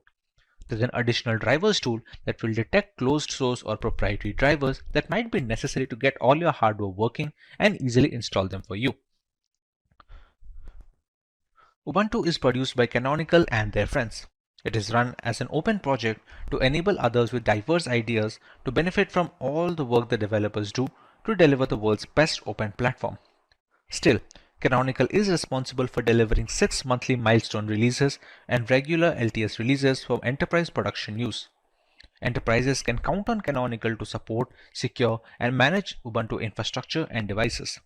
With more than 500 employees in over 39 countries, the company underpins the critical infrastructure for thousands of businesses and millions of Ubuntu users around the world. Unity Desktop was originally developed by Canonical and introduced earlier for netbook computers with Ubuntu 10.10. Then it went on to be the default desktop environment for Ubuntu. Eventually, it has been dropped by Canonical and replaced by GNOME. However, it has made a comeback after Ubuntu 18.04. While being completely stable, the HUD and global menu hold up just fine with major applications such as LibreOffice, Thunderbird, and other web browsers. That means that the Unity desktop works as it is supposed to while making you more productive. While some desktop environments have a steep learning curve, Unity is very intuitive for new users in spite of deviating from the traditional start menu format that the Windows users are generally accustomed to. The Calamares installer is a framework. By design, it is very customizable in order to satisfy a wide variety of needs and use cases. Calamares aims to be easy, usable, beautiful, pragmatic, and more importantly, distribution agnostic. Calamares includes an advanced partitioning feature as well, with support for both manual and automated partitioning operations. It is the first installer with an automated replace partition option, which makes it easy to reuse a partition over and over for distribution testing. Coming to Debian, it is a community distribution through and through. It's governed by a board of elected developers. It has its own internal structure and laws, and just about everyone working on it is a volunteer, making it completely community driven. It is maintained and developed by programmers and developers all around the world. This form of development ensures continuity. If one of the developers decides to stop working on the project, another developer might come in and take place and keep the project going on. It is completely free of centralized control, and this is also one of the reasons for an undecided stable release cycle. Debian SID is the permanently unstable development version of Debian. It is where the latest versions of programs are being considered for inclusion in the Debian release cycle are uploaded and tested. Because it has no official install media and the few netboot images that are built often don't work, even people who are willing to risk using a development version may have trouble installing it. However, it still remains the best place to test new features that have not yet made their way onto the stable branch. Debian has only free and open source software in its repositories. This is mostly ample for our users. Except for users who use hardware that only has proprietary drivers, these repositories work well in most cases. It is possible to add other repos as well that have proprietary software if that is the requirement. Debian's standard version is very stable as software and libraries in it go through rigorous testing. This stability makes Debian a perfect server OS, and it's also the same reason why average users shy away from using Debian as their primary OS on desktop. This is also one of the reasons why many developers use Debian as a base for their derivative, one of which is also Ubuntu. Now that we are aware of each distribution's unique features, let's take a look at how we can go ahead and install these operating systems and where we can get their downloadable images.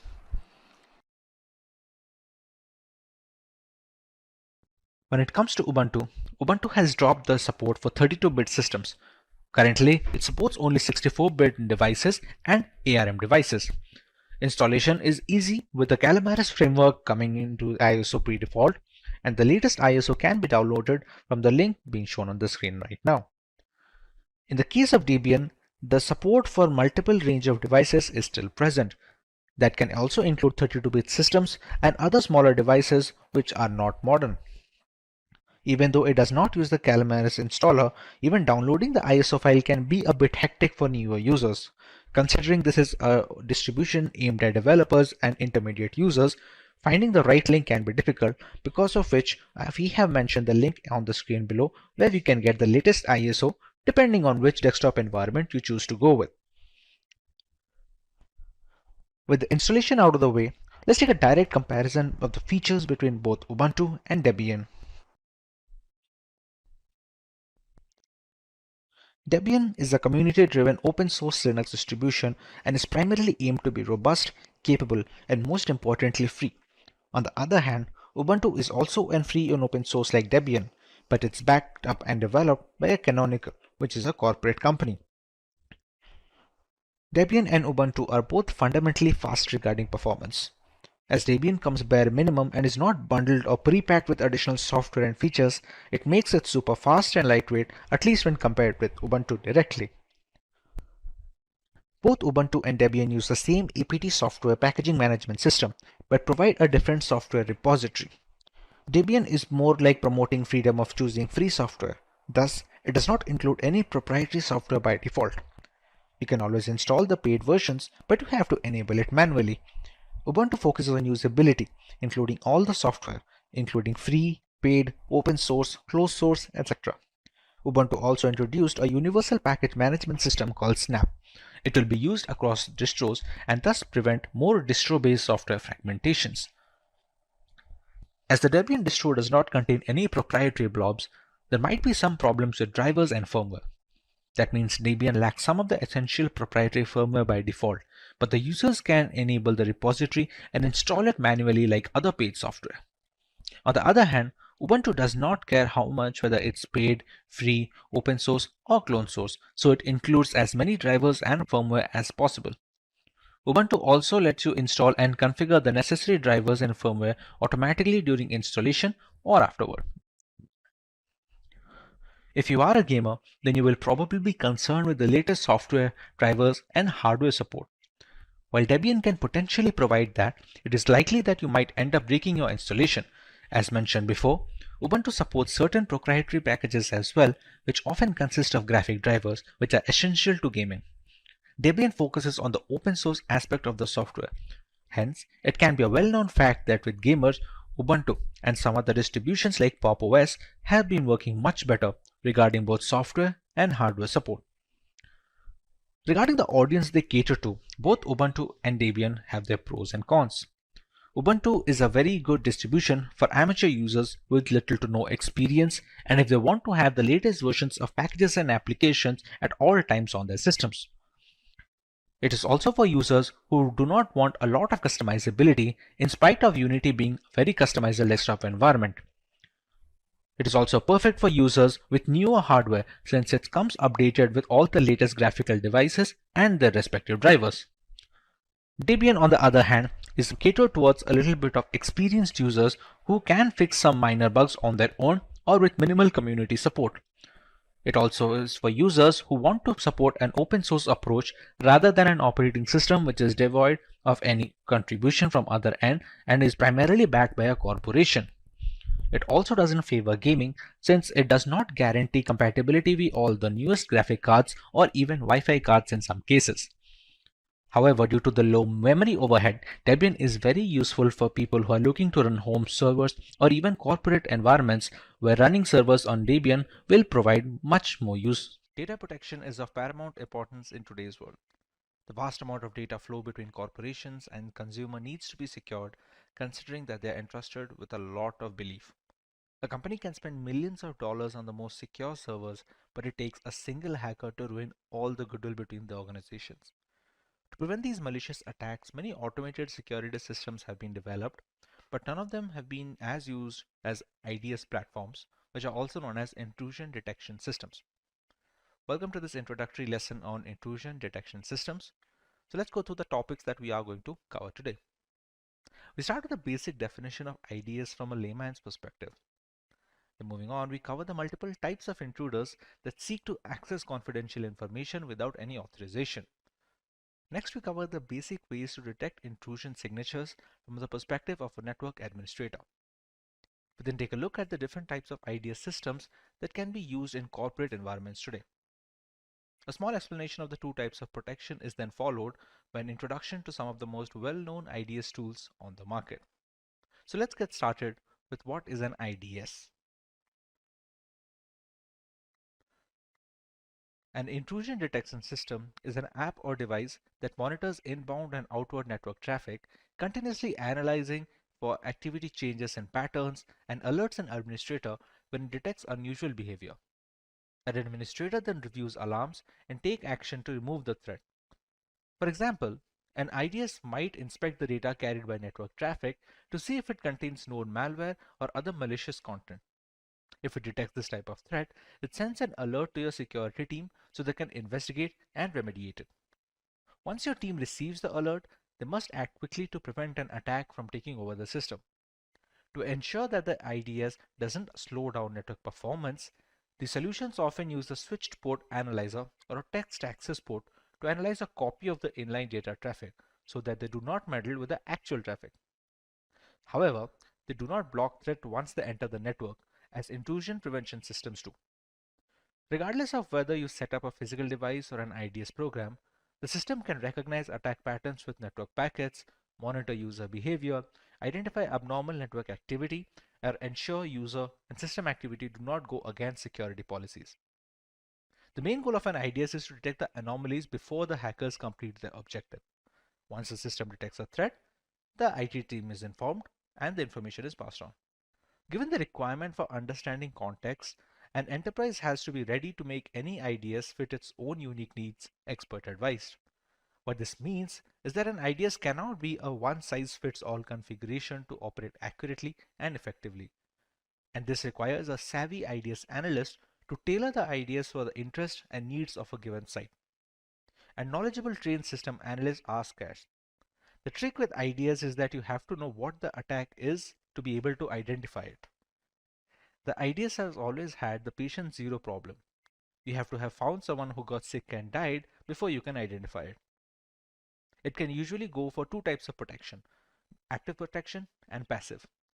In a passive system, the IDS detects a potential security breach, logs the information, and signals an alert. In a reactive system or an active system, the IDS responds to the suspicious activity by logging off a user or by reprogramming the firewall to block network traffic from the suspected malicious source. So now that we understand what an IDS is, let us go through the different types of intruders IDS platforms must be aware of. To understand this type of intruders, let us go through a scenario. We have the servers, which are protected by the IDS platforms in place. So let's say a hacker tries to breach the system from outside the organization. This can be done using multiple attacks like DDoS attacks, injection attacks, etc. The category of individuals that are not authorized to use the system but still exploit users' privacy and confidential information using different techniques are known as masqueraders. A masquerader is an intruder that is an outsider who does not have direct access to the system and aims to attack unethically by stealing data or information. However, there is another intruder who is theoretically harder to detect and uproot than a masquerader. These are the people within the organization who want to weaken the security defenses, be it for corporate espionage or to aid other masqueraders. The category of individuals that are authorized to use the system but misuse the granted access and privilege. These are individuals that take undue advantage of the permissions and give access to them, and this category of intruders are known as misfeasor. Misfeasors are people that are insiders and have direct access to the system, which they aim to attack unethically by stealing data or information. Let us now go through some of the ways the IDS platforms can detect intrusion before it is too late. Intrusion detection systems primarily use two key methods. One is signature-based intrusion and the anomaly-based intrusion. Signature-based intrusion detection is designed to detect possible threats by comparing the given network traffic and log data to existing attack patterns. These patterns are called sequences and could include byte sequence, which is also known as malicious instruction sequences. Signature-based detection enables you to accurately detect and identify possible known attacks. Anomaly-based intrusion detection is the opposite. It's designed to pinpoint unknown attacks, such as new malware, and adapt to them on the fly using machine learning. Machine learning techniques enable an intrusion detection system to create baselines of trustworthy activity, which is known as a trust model, then compare new behaviors to verify trust models. False alarms can occur when using an anomaly-based IDS, since previously unknown yet legitimate network traffic could be falsely identified as malicious activity. Now, if you combine both of those, you have the hybrid intrusion detection. They use signature-based and anomaly-based intrusion detection to increase the scope of your IDS. This enables you to identify as many threats as possible.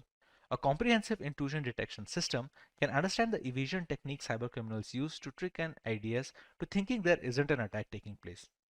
These techniques could include fragmentation, low bandwidth attack, pattern change evasion, and many more. We can now take a look at the type of protection offered by IDS platforms. There are a couple of ways that can be set up, so let's go through each method. The first is a network-based IDS. The sensors are deployed at strategic points within the network, such as within the DMZ or at the network's perimeter. The sensor can monitor individual packets of inbound and outbound traffic to and from all devices on the network. It analyzes them for malicious activity, and depending on the network architecture and amount of traffic involved, multiple instances of network-based IDS may be necessary. The second category is host-based intrusion detection systems, or HIDS. An agent runs on all servers, endpoints, and devices in the network that have access to both the internet and the internal network. Intrusions are identified by analyzing operating-specific activities like the modification of the file system, registry, or access control lists, and by monitoring system application logs as well.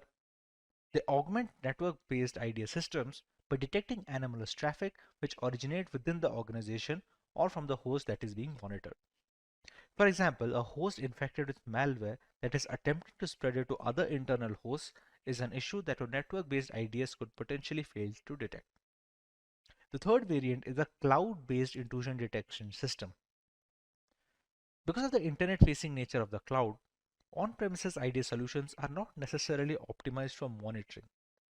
For example, network-based sensors need to be deployed within the cloud at an environment's network perimeter, and yet a cloud service provider may or may not have a way to facilitate this. Cloud-based servers use purpose-built cloud sensors that use cloud service provider application programming interface, or cloud service provider APIs, to get as much visibility as possible into your cloud environment. Now that we understand the different types of IDS deployment tactics, let us go through some tools that excel in this field, offering top-of-the-line implementations in a corporate and consumer environment. The first tool being covered is the SolarWinds Security Event Manager. The SolarWinds Security Event Manager is designed to integrate real-time log data from across your infrastructure, enabling it to act both as a network-based IDS system and a host-based IDS system. The solution can let you discover all kinds of malicious attacks and help you protect your network from harm. It is also designed to enact both signature-based and anomaly-based intrusion detection by comparing sequences of network traffic against a set of customizable rules. Next, we have the McAfee LifeSafe. McAfee LifeSafe is an intrusion detection system designed to bring real-time threat awareness to your physical and virtual networks. It uses signature-based intrusion prevention and anomaly-based intrusion detection, along with emulation techniques to spot and identify malicious activity. McAfee is also built to correlate threat activity with application usage, which can further prevent network issues stemming from cyber attacks. Next, we have Blumera. Blumera is a security information and event management platform built to enact threat detection and responses across your cloud and on-premises environments. It is designed to continuously monitor your IT infrastructure for suspicious activity and misconfigurations, both of which could result in data leaks and compliance breaches. It enables you to respond to an attack in progress and stop malicious actors in their tracks. Monitoring usage of corporate data and access to privileged information had been a daunting task before the advent of IAM. Encompassing numerous APIs, single sign-on frameworks, and data handling policies, IAM has established itself as a key component of every IT department. But how does it enforce these rules? And who are the key benefactors of these policies? What about the advantages of these frameworks and the workflow of these systems? We are here today to answer these questions. Let's take a look at some of the topics to be covered today.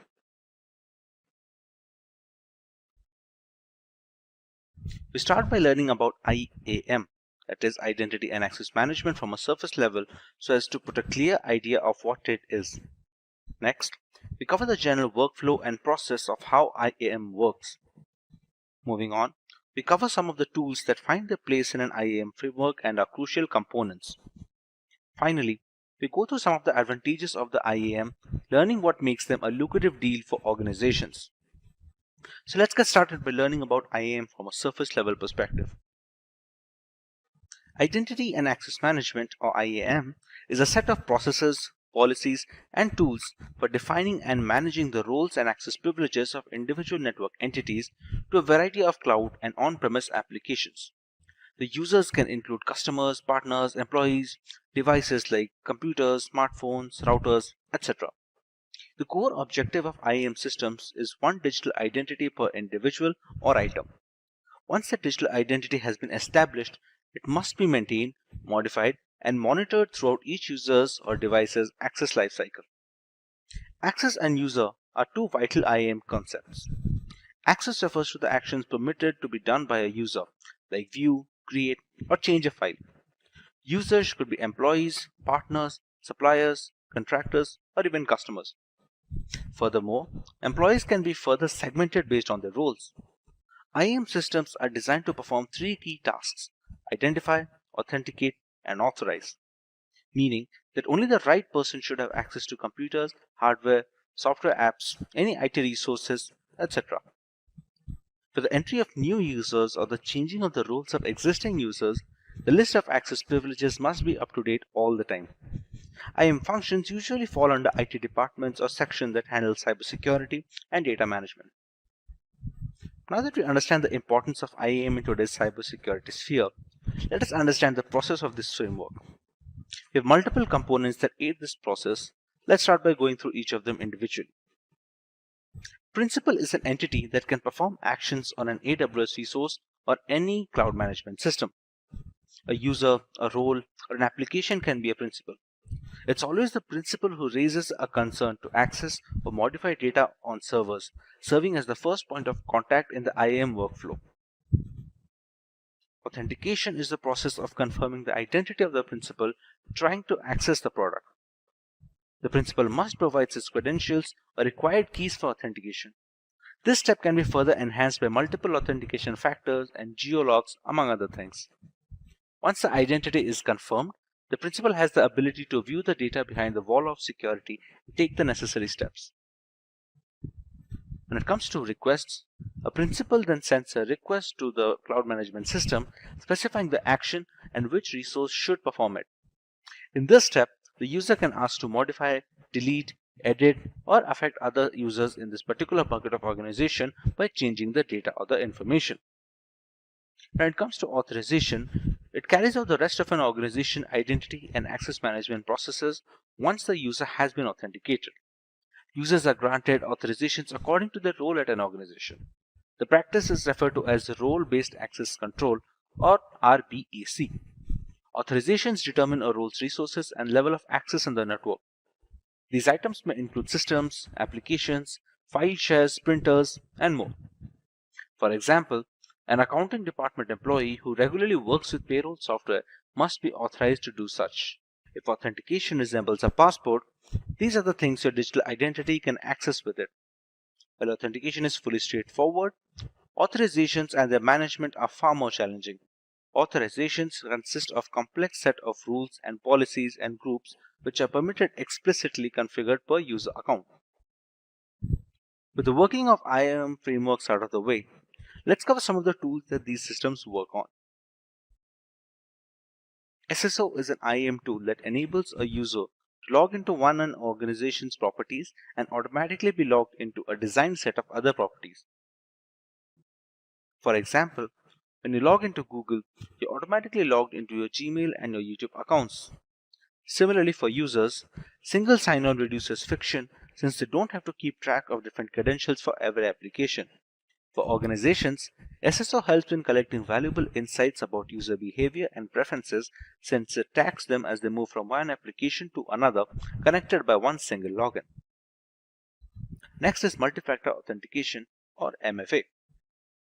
Implementing multi-factor authentication is crucial to protect your organization's data from malicious intrusions, and virtually every IAM platform offers some form of MFA. However, it's equally crucial to customize MFA with the appropriate level of security. For example, in business-to-consumer scenarios, you need to consider UX and try not to create unnecessary friction for users who don't want to be subjected to heightened scrutiny every time they log in. For workforce IAM, you may want a more stringent MFA, since the consequences of an unauthorized party gaining access to your private network can be so devastating. A modern IAM solution will allow you to implement MFA only when it's needed. This can be accomplished through setup authentication or adaptive authentication, in which users only trigger MFA if they are trying to access sensitive data or their behavior is flagged as risky. In the past few years, identity has become the preferred gateway for hackers to break into systems. Brute force attacks, credential stuffing attacks, and even highly targeted phishing campaigns are all attempts by hackers to break in through a company's front door, which is the login box.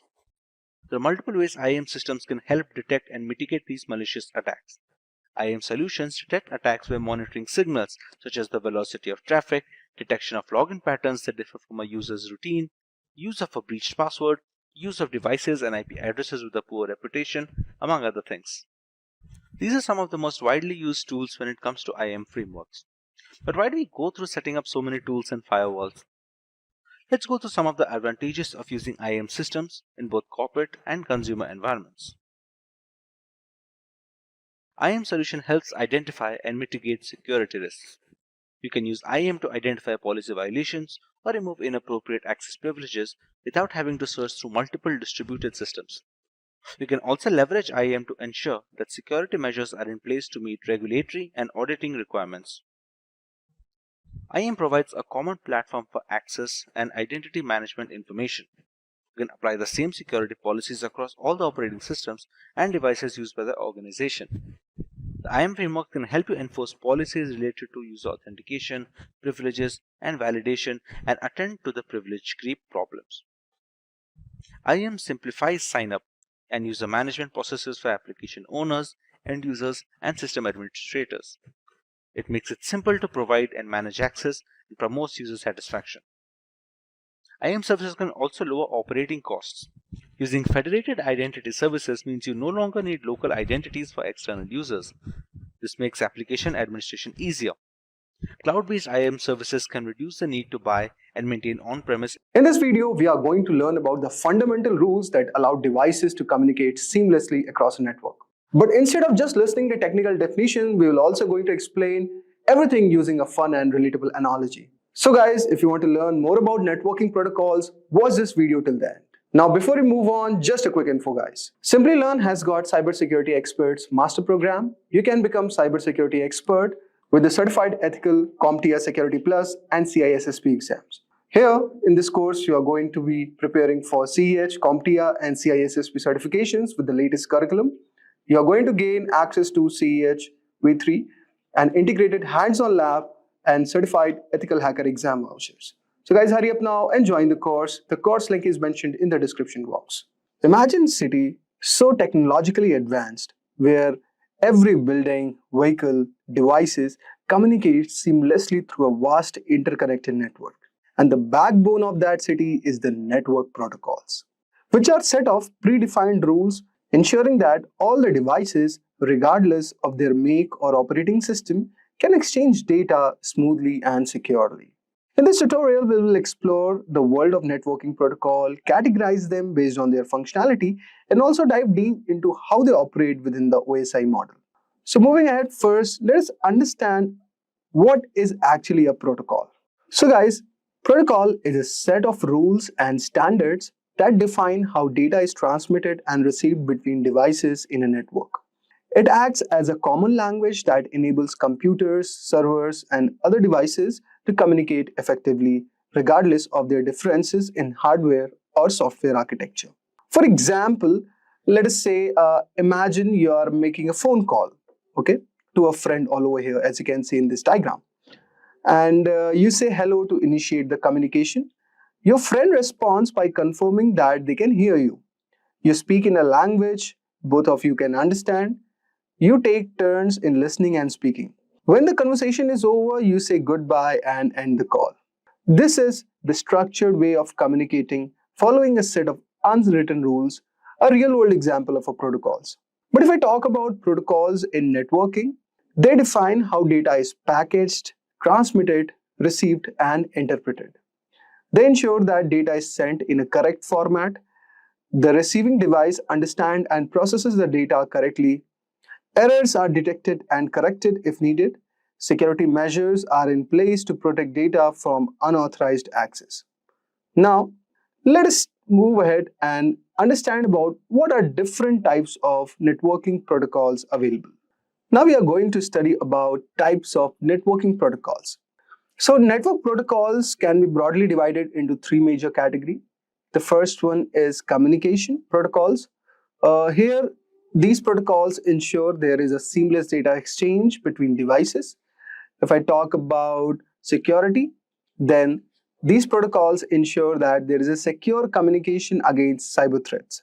And finally, if I talk about management protocols, they monitor and optimize network performance. To understand these better, let us explore each one of them one by one. So if I talk about communication protocol, so this protocol governs data transmission and defines structure, format, and method for exchanging messages between devices. So we have this HTTP protocol or hypertext transfer protocol. So this is a backbone of the internet and it facilitates the web exchange between a server and a browser. So this is one kind of a protocol. Then you have a TCP protocol, which is a transmission control protocol. So it is a connection-oriented protocol where protocol is ensured that the data packets are delivered accurately and they are in order. Then we have the Internet Protocol or IP protocol. These protocols addresses the system of internet, routes a packet across the given network. Then we have the UDP. So this is User Datagram Protocol. So it is a fast and connectionless protocol. And then you also have this File Transfer Protocol, which enables file sharing between servers using separate connections for controlling and data transfer. And finally, you could also see an ICMP, which is not mentioned in this diagram, so which is basically Internet Control Message Protocol. This protocol acts as a diagnostic tool, helping detect network errors and connectivity issues. So let us take an example and try to understand the communication protocol. Now, imagine you are sending a parcel from one city to the another, or you can also consider sending from one country to the another. Now, let us understand how these protocols are going to work. So if I talk about TCP IP that we have discussed earlier, you can consider it as a courier service. You choose a reliable courier company that ensures your package is delivered intact and it is in order. So the courier service, which is reliable, that is TCP IP protocol working all over here in this scenario. Now, if I talk about UDP or User Datagram Protocol, you can consider this as a public announcer. So instead of a courier, you broadcast a message over the city's public announcement system that everyone hears it. But there's no guarantee also that anyone will respond. Then you could understand FTP protocol as a parcel delivery system. So you use a secure delivery truck to send bulk packages from one place to the another. And if I talk about ICMP, so this is kind of a traffic reporter. This protocol is working like that. So this protocol service monitors traffic and alerts courier if certain routes are blocked. So in this way, these communication protocols are working. These communication protocols also ensure that fast, structured, and reliable delivery of data is happening in the digital network, just like cities' postal and transport system. Now let us move ahead and discuss about the security protocols. So if I talk about the network security protocols, so these security protocols protect sensitive data from unauthorized access, cyber attacks, and data breaches. Now if I talk about SFTP, which is not mentioned here. So you can consider it as a secure version of FTP. So which basically ensures the secure file transfer. So here it encrypts a file transfer using the public key encryption for authentication. Then you have the HTTPS, which is Hypertext Transfer Protocol. This is a secure version of HTTP which encrypts data between browsers and the servers. Then you have the SSL also, which is a secure socket layer, and it ensures that all the encrypted communication is happening over the internet, preventing any eavesdropping or any data theft. Now, as you can see also here, we have the SMTP protocol, which is Simple Mail Transfer Protocol. It's also a communication protocol. So it is ensuring that it sends email over the internet, and also it ensures that emails are properly formatted, routed, and delivered to the recipient's email server. This protocol works in very simple steps. Like first of all, when you send an email, SMTP performs these steps. First is compose the email. Okay, so you type email in your email client like Gmail or Outlook. Then it connects to a SMTP server when you hit send. So your email client communicates with an SMTP server. Then the routing happens in the email where SMTP server checks the recipient's domain name and contacts their email server. And then the email is being delivered. So the recipient's email server receives a message and stores it for retrieval. So these were one of the scenario. And you could consider the same analogy for SMTP as a postal system also. Now, suppose you write a letter all over here and you put it up in envelope. Okay, you drop it up at the post office, which is basically the SMTP server, where it's checked and it is sorted, and the postal system finds the recipient's address, mail server, and also the recipient can pick up and read the letter. Okay, so there are protocols like IMAP which are used to retrieve the emails. So SMTP only sends emails, not retrieves them. Okay, retrieval is done by IMAP protocol or POP3. So this was one of the example. Now let us discuss about SSH protocol. So SSH means it is a secure shell network protocol, which is basically used to securely access and control remote computers over an encrypted connection. It is widely used for securing remote logging and file transfers. Now, how does SSH works? So it initiates the connection. A user enters a command in the terminal, such as you can say SSH user remote server. Then the authentication happens where the user provides a password or uses an SSH key for authentication. Once it is authenticated, the user gains secure access to the remote server, and then the commands starts executing. The user can run commands, transfer files, or manage the system remotely. Imagine like a bank vault. Okay, so you can think SSH of a secure key card entry system for a high security vault. Okay, or in the banking, in the banks basically, where you will be needing credentials, password, or key card. Once inside, all the communications are private and encrypted. Okay, you can check records, retrieve documents, or make updates very much securely. And when done, you can log out and exit the vault safely. So you can think of SSH providing a secure way to access and manage remote computers, just like a bank vault system, which prevents the unauthorized entry. Now let us move ahead and discuss about our third and final protocol, which is basically the network management protocols. Network management refers to the process of monitoring, configuring, and maintaining the network devices to ensure a seamless communication is happening and preventing failures. It involves fault detection, performance optimization, and security enforcement. Now, the key network management protocols include like SNAP, which is Simple Network Management Protocol. So this protocol, as you can see all over here, this is basically used to monitor and manage network devices such as routers, switches, or servers. How this protocol works, guys? So, for example, devices have an SNMP agent that collects data, for example, the CPU usage or bandwidth.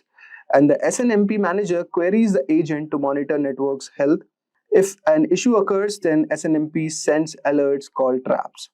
So this is how it works. So for example, you can consider in a large office, SNMP alerts IT admins if a router is overloaded, something like this. Then we have the DHCP protocol, very famous protocol. So it stands for Dynamic Host Configuration Protocol. It automatically assigns IP addresses to devices in a network. So suppose when a new device connects, so it requests an IP address from the DHCP server. And the DHCP server assigns the available IP, preventing conflicts.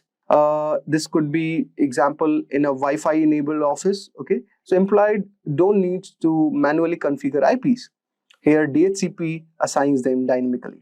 Then we have the ICMP protocol, which is Internet Control Message Protocol. This protocol is basically used for error reporting and network diagnostics.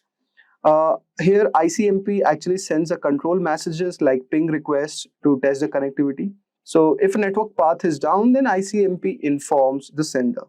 For example, if a website isn't loading, then a technician runs ping www.com or any given domain to check if the server is reachable or not.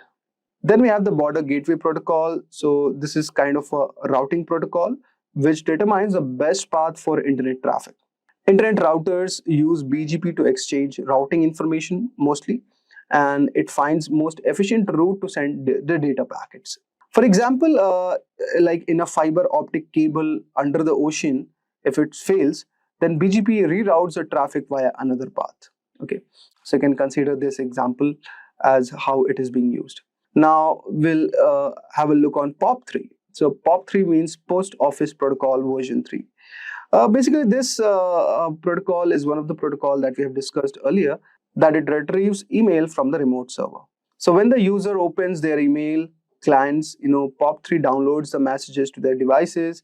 Emails are deleted from the server after retrieval.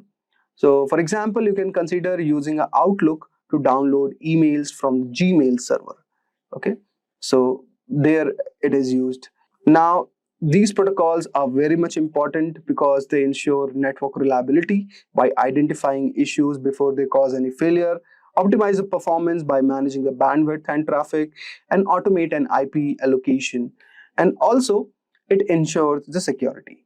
So you could see this is as an example of a network security protocol, how it's working. So suppose this is an office. Now the data packets are being sent. So here you have the IP header, then IP payload. So IPsec is a security protocol. So here the IPsec header is added and a secure payload is added. And the same is, data is being transferred. This packet is to the laptop and it is routed via router IPsec, okay, with IPsec protocol all over here to the branch office. So this is how, you can consider architecture where, the network security communication is happening. Now, this is an example of a network monitoring protocol where there are endpoints, okay, and these you could see you are sending the data about health and performance, and it aggregates data from multiple endpoints. The network monitoring tools are present which converts raw data into usable metrics, and then the following data is given to the network administrators. Also, it generates alerts and reports. So this is how the network monitoring protocols are working in this alignment. So we've discussed about these protocols, and this was a certain diagrammatic explanation. So I hope so you would have got a brief idea regarding these protocols. Okay, so now let us briefly understand the 7 layers of the OSI model. Okay. Now this is OSI stands for Open System Interconnection Model. So there are 7 layers in this model. Okay, and along with there are protocols also mentioned and the components associated with each layer. So let us break down these layers. So first of all, we have the physical layer. Okay, the purpose of this layer is to define the physical structure of the network, such as cables, switches, and wireless transmission. Here, the function is that of this layer is that it converts data into electrical signals like radio or optic signals for transformation. It also manages bit rate control and transmission media. Now, this is all about the physical layer. Then you have the data link layer, or you could say the error detection layer. This layer basically manages the direct node-to-node data transfer and error detection. The function of this layer is that it ensures that the data is correctly framed before transmission. It detects and corrects errors in transmission, and it basically uses MAC address for device identification. Examples of this layer could be considered as Ethernet or PPP, point-to-point protocol, switches, bridges. All these come into this layer. The third one, we have the network protocol or the routing layer. So this layer determines the best path for data to travel between different networks. It assigns logical IP addresses, routes data using protocols. It manages network congestion and fragmentation. The examples of this protocol could be IP protocol, ICMP, IPsec, IGMP, okay, Internet Group Management Protocols. Just like navigation systems, that determine the best route for a vehicles to reach destination. Similarly, this layer is working like that.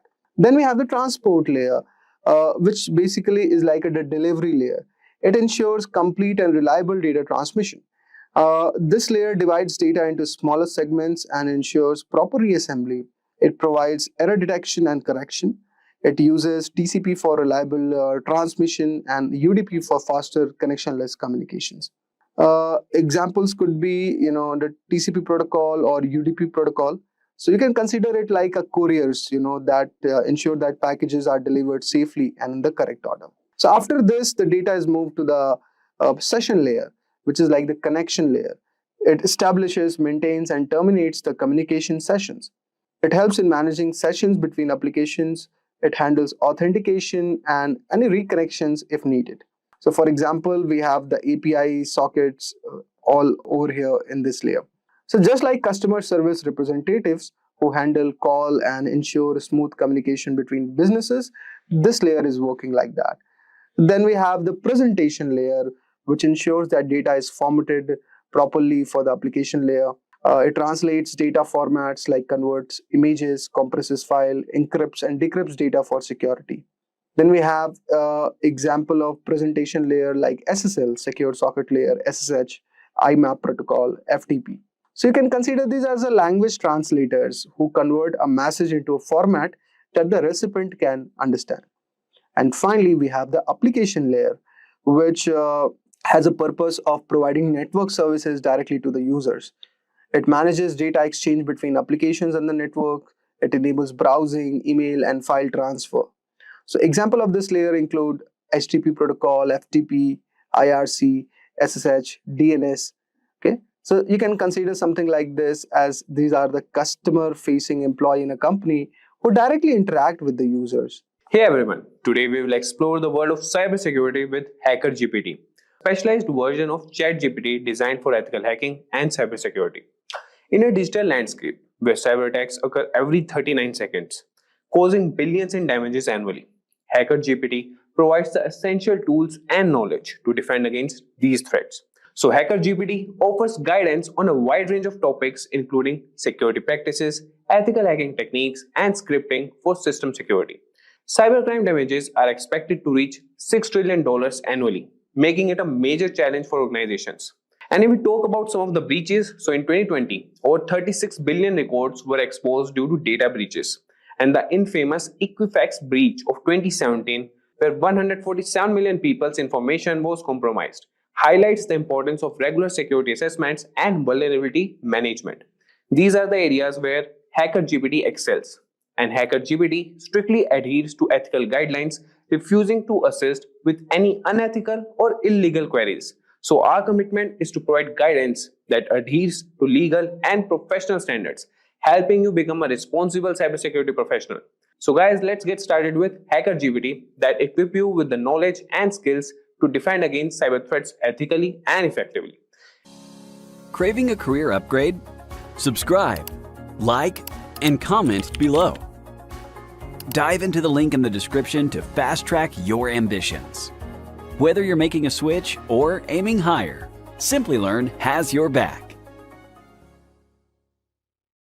And just a quick info for you guys, if you are an aspiring cybersecurity professional looking for online training and certification from prestigious universities and in collaboration with leading experts to enhance your credibility, then search no more. Simplilearn's postgraduate program in cybersecurity from MIUT University in collaboration with EC Council should be your right choice. For more details, you can use the link in the description box and pinned comment. So let's get started. So guys, this is ChatGPT and this is the paid version of ChatGPT 4.0. And what I was telling you is, this is the Explore GPT section So here you can find all the GPTs that are created by ChatGPT, OpenAI, or the individuals, or you can find the companies who have created GPTs.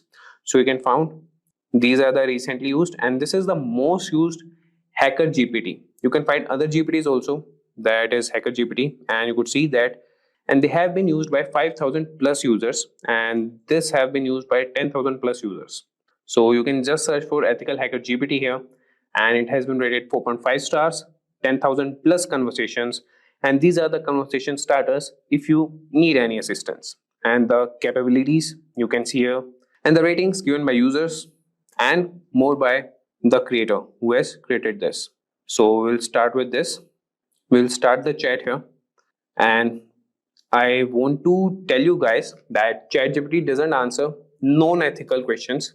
So if you try to extract that information from ChatGPT, that won't be possible. But we can do a bit, like we can cross a bit line with EthicalHacker GPT, but that should be used for ethical purposes only.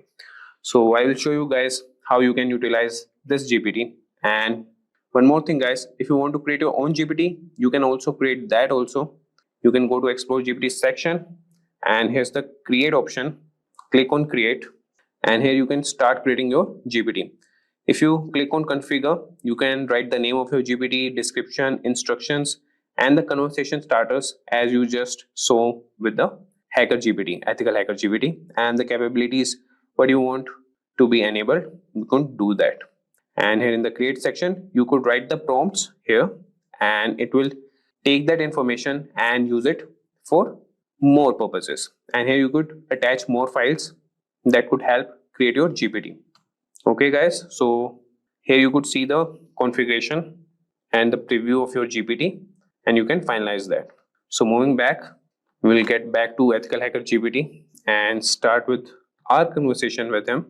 So starting with, the first thing we can do is we can ask him like, how can I perform a basic security assessment on a web application? So if I tell you guys, performing a basic security assessment on a web application is crucial for identifying vulnerabilities and ensuring the application is secure. And this process involves using various tools and techniques to test the application for common security issues. So you could ask him that, how can I perform a basic security assessment on a web application?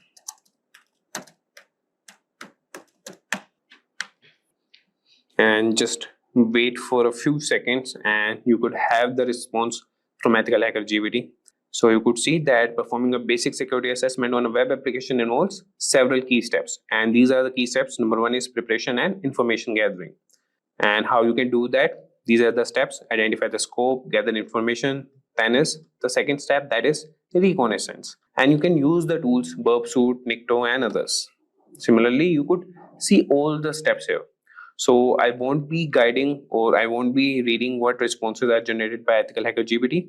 I have used that, and he provides very accurate, like I would say around 95 to 96% accurate results. Here I want to show you guys how you can utilize it. So I will show you prompts and what things you can ask him. So this was all about, repeat. So this was about the general security thing. Now we'll move to ethical hacking, and we can ask him how we can perform a SQL injection attack ethically on a test environment. So these are the prompts that you can write. That would be, how do I perform a SQL injection attack, and that too ethically. If you write this, that would be good on a test environment.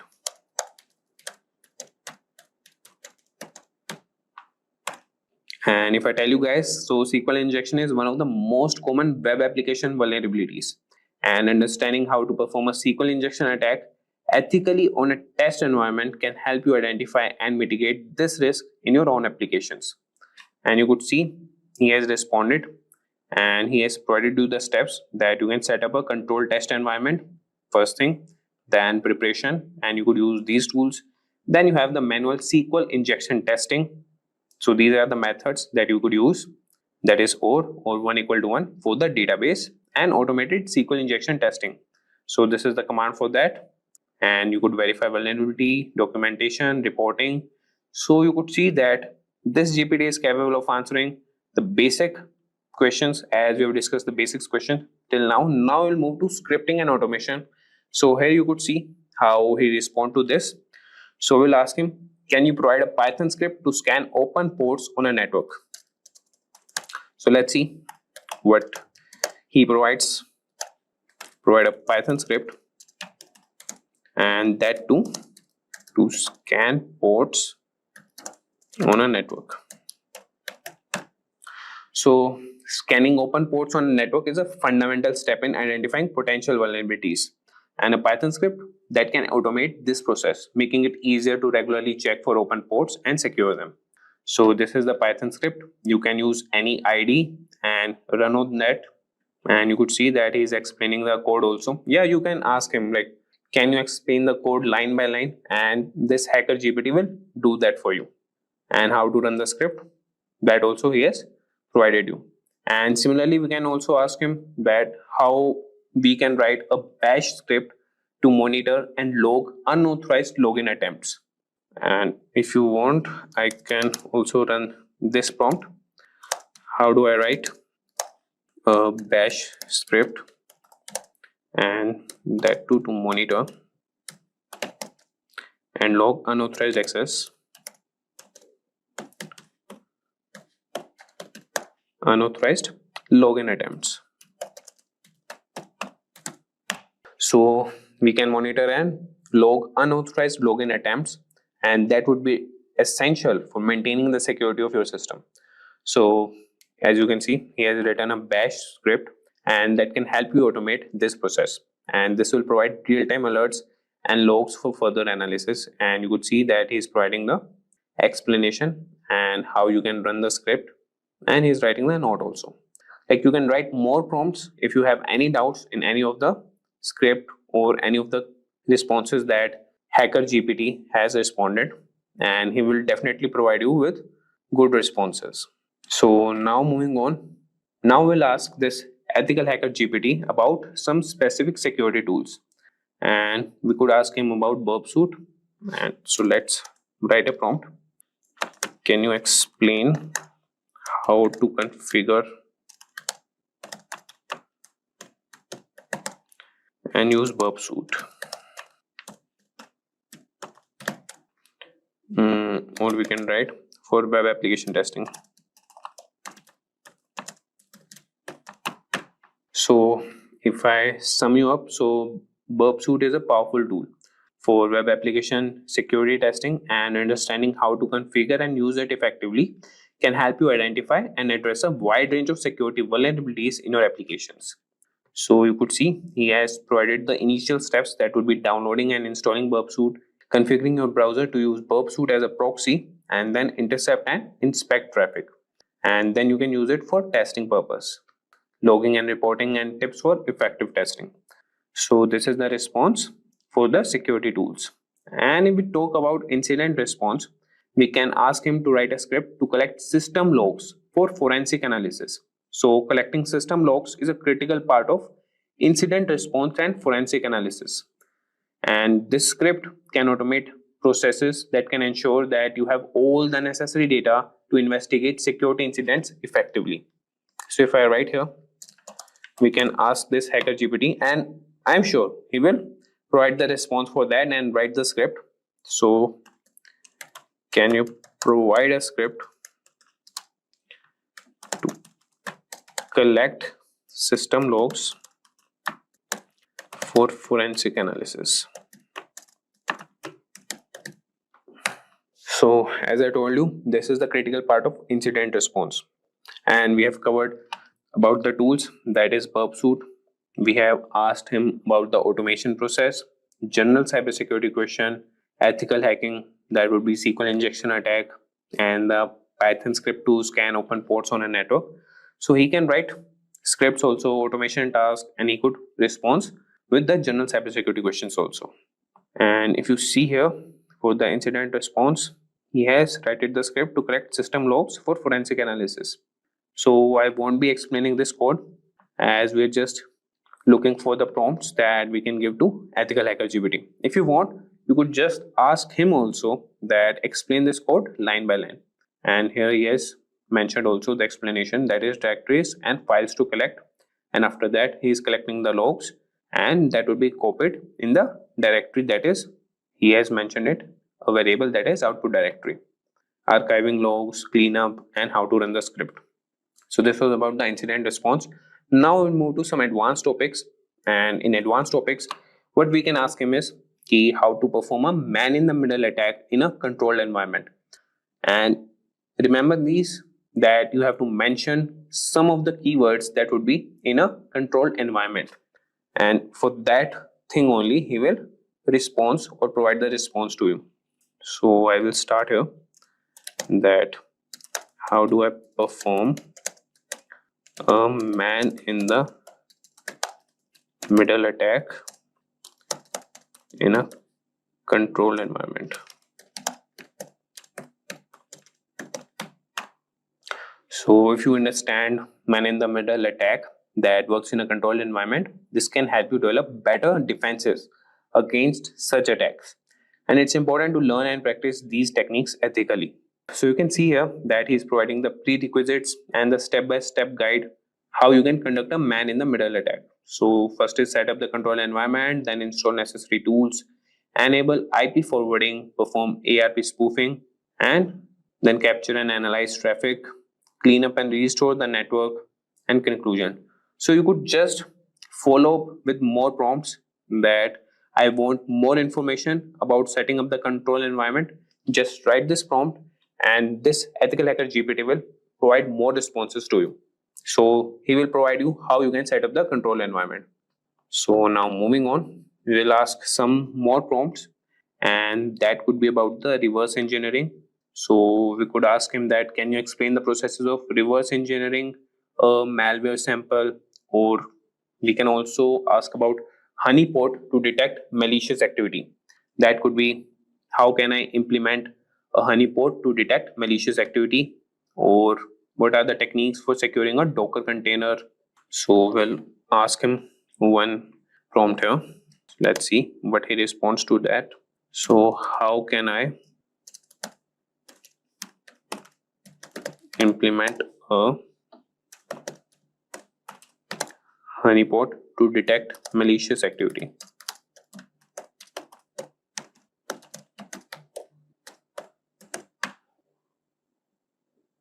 So you could see that he has started responding to that. And if I tell you the sum, so a honeypot is a security mechanism set to detect, deflect, or in mechanism to some manner. And it counteract attempts at unauthorized use of information systems. Implementing a honeypot can help you monitor and understand attack patterns. And this is the step-by-step guide to implement a honeypot. You can choose the type of honeypot, prepare your environment, install and configure the honeypot software, and these are all the commands how you can configure it. Then you can monitor and analyze the honeypot and regular maintenance and updates. And this is the simple honeypot using honeyd. You could install that and run these commands. So with that, guys, and in the last we will also cover cybersecurity policies and compliance. So he could also answer to those prompts also, that you can ask him that what should be included in a company's cybersecurity policy, and you could mention which type of company you are running. So I will ask him that, so you could ask him that what should be included in a edtech company's cybersecurity policy.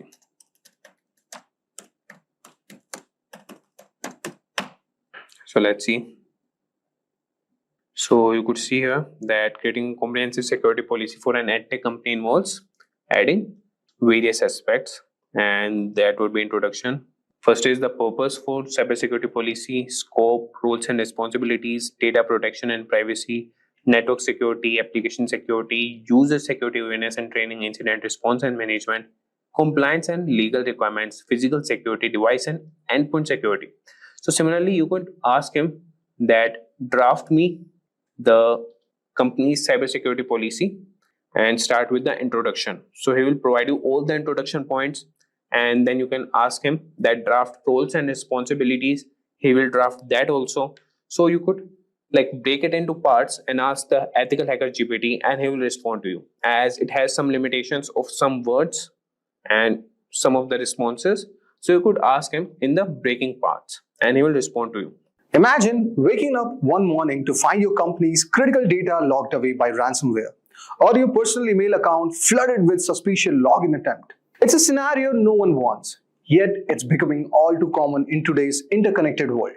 Now picture yourself equipped with the right tools that allow you to detect vulnerabilities before attackers do, simulate phishing attempts to train your teams, or analyze networks for hidden threats. Sounds empowering, right? This is where the cybersecurity tools comes in.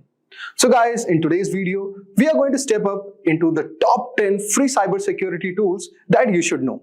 So let us discuss our first tool. Our first tool is AirCrackNG. AirCrackNG is a comprehensive suite of tools for Wi-Fi security auditing and penetration testing. It enables ethical hackers and security professionals to monitor, test, and crack wireless networks to assess vulnerabilities in encryption protocols. Now, let us discuss some of its key features.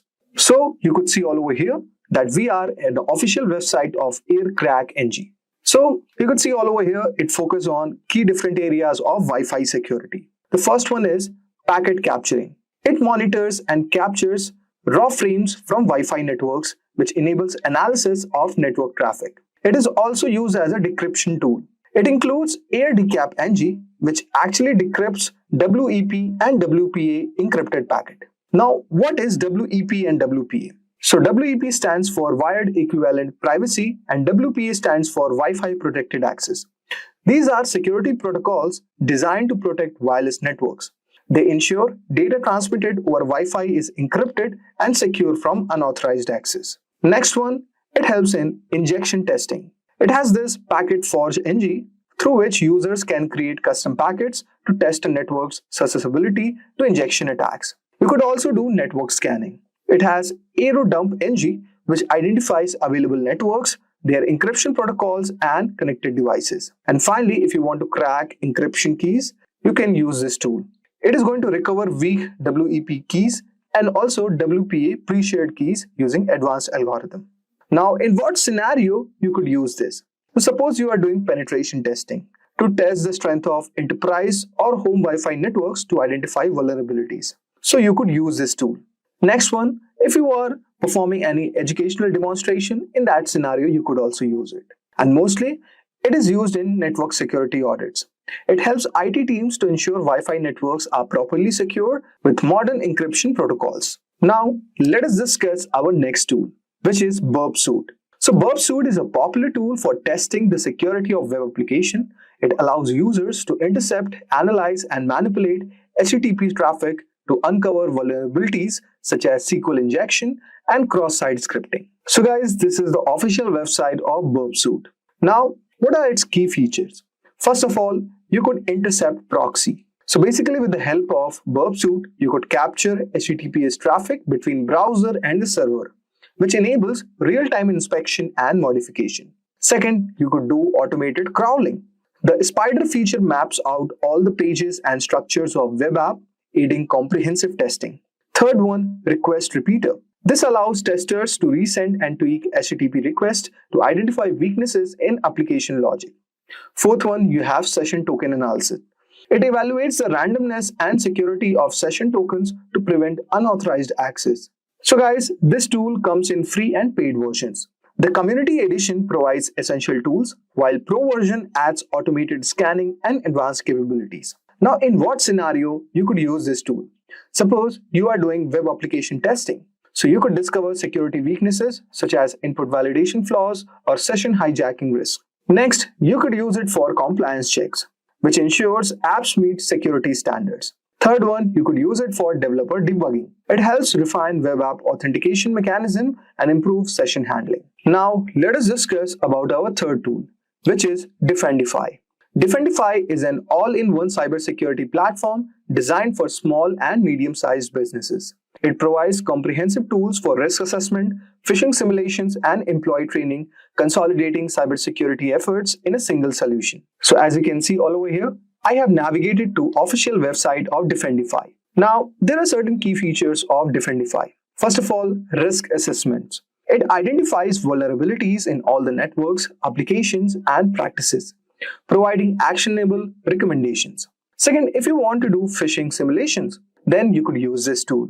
It is going to test employee susceptibility to phishing with realistic and customizable campaigns.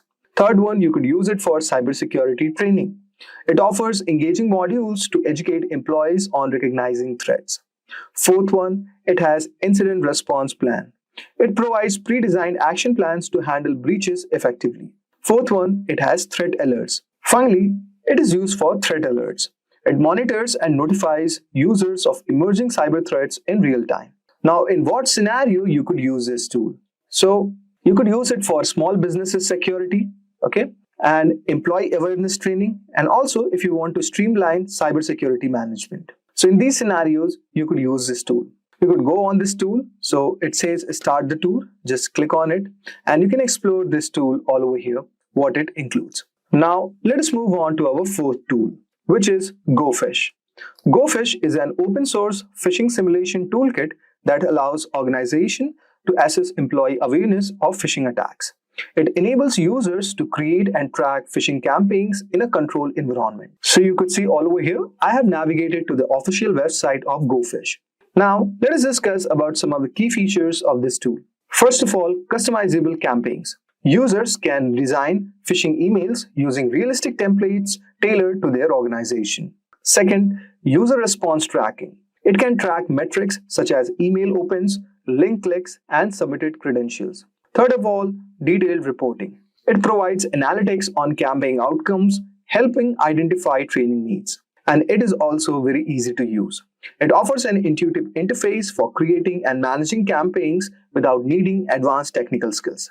And finally, it is open source, which is fully customizable and free to use for organizations of any size. Now, what scenario you could use this tool? So suppose you are going for employee security awareness. So in that scenario, you could use this tool. Or if you want to improve security culture, then you could use simulation results to reinforce best practices for email security. In that scenario, this tool works perfect. Now let us move ahead and discuss about our fifth tool. Our fifth tool is Have I Been Pwned? So it is basically a free web service that allows users to check if their email addresses, usernames, or passwords have been exposed in a known data breaches.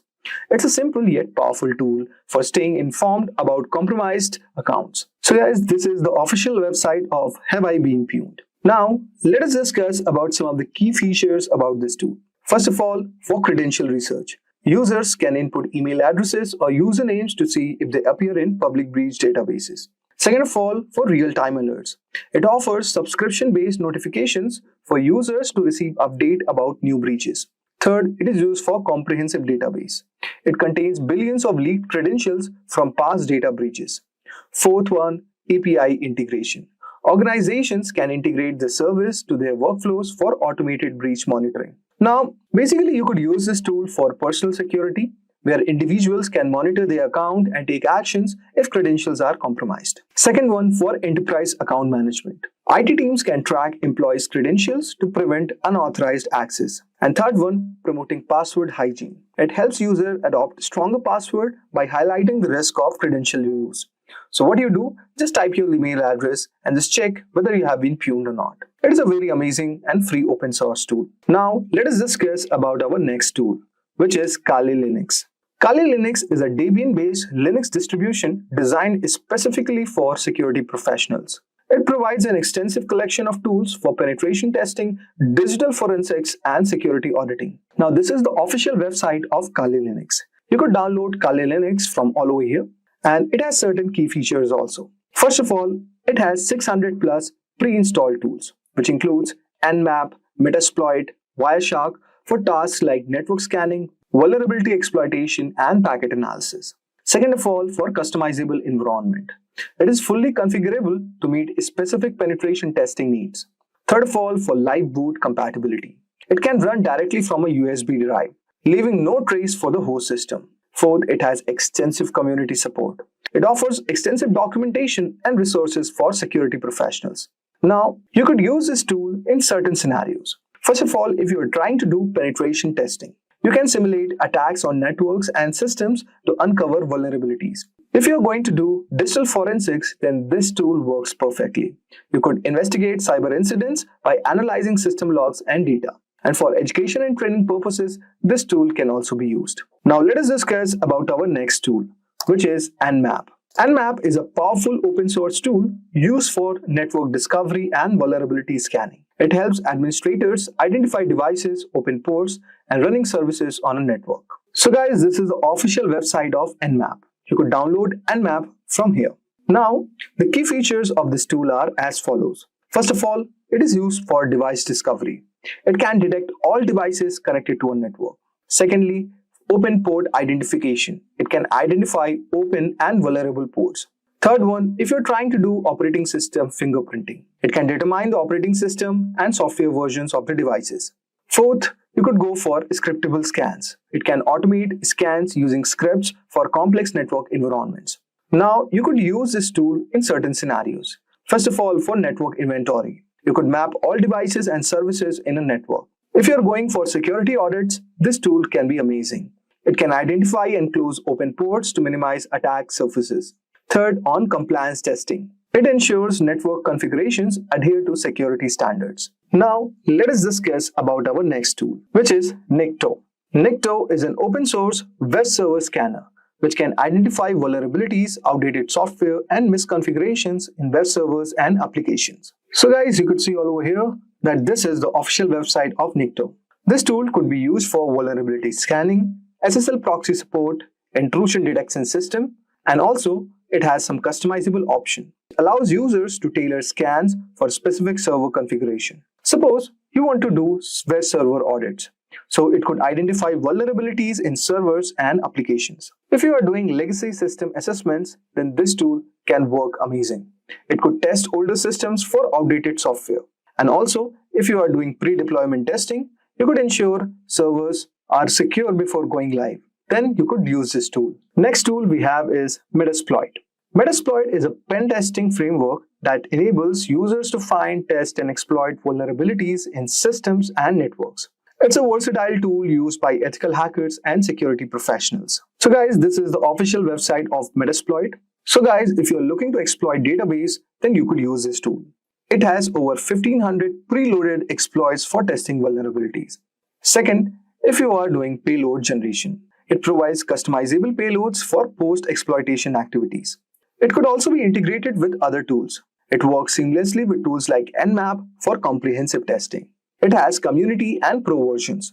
The free framework edition is suitable for beginners, while Pro edition offers some advanced features. If we talk about use cases, then it could be used in vulnerability testing. If you are doing red team exercises, then this tool could be amazing. You could conduct simulated attacks to improve organizational defenses. Third of all, for security research, you could develop and test new exploits in a controlled environment. Now, our final tool is Open Vulnerability Assessment Scanner, or OpenVAS. OpenVAS is a vulnerability scanner that comprehensively tests networks, systems, and applications for security flaws. So guys, this is the official website of OpenVAS. The key features of these tools are as follows. If you are looking for daily update, then you could use this tool. You would receive updated vulnerability feeds for detecting new threats. If you're looking for customizable scans, then you could use this tool. You could configure scans to meet specific organizational needs. Third of all, for authenticated testing, you could scan systems with user credentials for deeper insights. Fourth, for detailed reporting, it could generate reports for compliance and mitigation planning. So guys, you could use this tool in certain scenarios like for enterprise security audits where you want to test scale networks for vulnerabilities. Second of all, for compliance testing, if you want to ensure that system meets regulatory standards. Third, if you're looking for continuous monitoring, you could automate periodic scans to maintain secure environments. So guys, this was the top 10 free cybersecurity tools that you should know. Today, we are going to talk about some really interesting and powerful hacking gadgets you should know about in 2024. But remember, this is just for learning. We don't want anyone getting into trouble. So moving on. The best way to keep your computers and devices safe is to know about the risk. So some risks are easy to cater, using strong passwords, and don't download from bad websites, and don't hand your unlocked device to strangers. But there are also hidden dangers that can cause big problems. Some tools look innocent but can be very dangerous. Here are 7 gadgets that look normal but are actually powerful hacking tools. These tools are made for security experts to test systems, but they can be misused. So let's kick things off with a device that's small but incredibly powerful. That is Raspberry Pi. So Raspberry Pi is a compact and affordable computer that has revolutionized the tech world. Originally designed for educational purposes, it has become a favorite among hobbyists, makers, and even professionals. Despite its small size, it boasts impressive capabilities, including multiple USB ports, HDMI output, and support for various operating systems like Linux and Windows 10 IoT Core.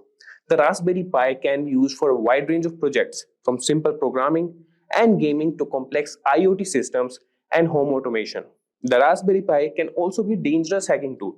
With the right software, it can be used to perform a variety of hacking tasks. For example, it can run Kali Linux, a popular operating system for penetration testing. This allows it to be used for network scanning, password cracking, and even setting up rogue access points to intercept data. Its small size makes it easy to hide, and its affordability means it's accessible to many. In the wrong hands, this innocent-looking device can become a powerful tool for malicious activities. Now that we have seen the potential of the Raspberry Pi, which by the way is one of the personal favorites for tinkering, let's move on to another seemingly simple but powerful device, the Wi-Fi adapter. So Wi-Fi adapter might seem like a simple device used to connect to wireless networks, but it can be a potent hacking tool in the wrong hands. These adapters, when paired with the right software, can intercept and monitor wireless communications, making them invaluable for network analysis and penetration testing. For example, they can be used with tools like AirCrackNG to crack Wi-Fi passwords. Hackers can use Wi-Fi adapters to perform attacks such as packet sniffing and man-in-the-middle attacks. These activities can lead to unauthorized access to networks, data theft, and severe security breaches. It's like having a digital spy in your pocket. While essential for legitimate security testing, it's crucial to be aware of their potential misuse and to secure your own wireless networks against such threats. Speaking of Wi-Fi, you won't believe how sneaky this next device is. Let's take a look at a device that takes wireless hacking to a whole new level, the Wi-Fi Pineapple. The Wi-Fi Pineapple looks like a standard router, but it is a sophisticated device used for hacking wireless networks. It allows attackers to create rogue Wi-Fi access points, tricking users into connecting and revealing their login credentials. Imagine connecting to what looks like a free public Wi-Fi only to have your data intercepted. This device is capable of advanced man-in-the-middle attacks, monitoring, and recording data from all connected devices. Additionally, the Wi-Fi Pineapple can capture Wi-Fi handshakes, which can then be used to crack network passwords. Its powerful feature makes it a favorite among penetration testers for assessing network security, but in the wrong hands, it can be used for malicious activities, highlighting the importance of robust wireless security. So from Wi-Fi to Bluetooth, which is everyone these days, right? Let's now explore a powerful tool for Bluetooth hacking, the Ubertooth One. The Ubertooth One is an open source Bluetooth testing tool that appears to be a simple USB dongle. Despite its unassuming appearance, it can monitor and analyze Bluetooth communications, making it a valuable asset for those testing the security of Bluetooth devices. Think of it as a spy for Bluetooth traffic. The Ubertooth One can capture Bluetooth packets, perform Bluetooth attacks, and even explore vulnerabilities in Bluetooth networks. Its ability to dissect Bluetooth traffic makes it a powerful tool for both legitimate security research and potential misuse. Understanding its capabilities helps highlight the importance of securing Bluetooth-enabled devices against unauthorized access and attacks. Continuing with radio frequency tools, which honestly sounds like something out of a spy movie. So let's discuss the Hack RF1 and its versatile capabilities. So the Hack RF1 is a versatile software-defined radio SDR platform that can transmit and receive radio signals from 1 MHz to 6 GHz. It looks like a standard electronic device, but can be used for a wide range of hacking activities. Imagine being able to capture and manipulate signals across a broad spectrum, With the Hack RF1, users can capture and analyze various radio signals, jam frequencies, and even spoof signals to manipulate communication systems. This tool is particularly useful for exploring and testing the security of wireless communication systems. While it serves an essential role in legitimate research and development, the Hack RF1 also demonstrates the need for robust security measures to protect against radio frequency based attacks. So now let's look at a tool that takes advantage of a computer's trust in USB devices. And trust me, this one's sneaky, the USB rubber ducky. So the USB rubber ducky is a device that looks like a regular flash drive but acts like a keyboard, typing commands into any computer it's plugged into. Hackers use it to execute pre-programmed scripts that can steal data, install malware, or take control of the target device. It's like a tiny digital ninja. This tool exploits the trust computers have in USB devices, making it a potent weapon for cyber attacks. It's a reminder to be cautious about plugging in unknown USB devices, as they could be rubber duckies in disguise, ready to unleash harmful commands and compromise your system security. So finally, we have got a real undercover gadget here. Let's uncover the secret capabilities of the LAN turtle. The LAN turtle looks like a typical USB Ethernet adapter, but it's a covert hacking tool used to monitor and infiltrate networks. Don't let its innocent appearance fool you. It provides hackers with several capabilities, such as network scanning, DNS spoofing, and data capture. The LAN turtle can be discreetly plugged into a network, allowing access to gather sensitive information and gain unauthorized access. Its ability to operate undetected makes it particularly dangerous, emphasizing the need for vigilance and robust network security measures to prevent unauthorized devices from connecting to your systems. So there you have it, guys. We have explored some of the most powerful and dangerous hacking gadgets out there. These tools can do a lot of damage if they fall into the wrong hands. That's why it's so important to stay informed and vigilant about cybersecurity. Today, we are diving into a super important topic that affects everyone: phishing attacks. As cyber criminals get more sophisticated, it's important for us to stay one step ahead. So in this video, I'll be walking you through what phishing is, how it works, some famous examples of phishing attacks, different types of phishing, how to protect yourself, and what to do if you ever fall victim. So let's jump right in. What is phishing? To start, let's talk about what a phishing attack really is. In simple terms, phishing is a type of scam where hackers pretend to be legitimate people or companies to steal your personal information, whether it's your passwords, bank details, or even social security number. They typically do this through emails, text messages, or fake websites that seem genuine at first glance. But phishing attacks don't just rely on fake emails.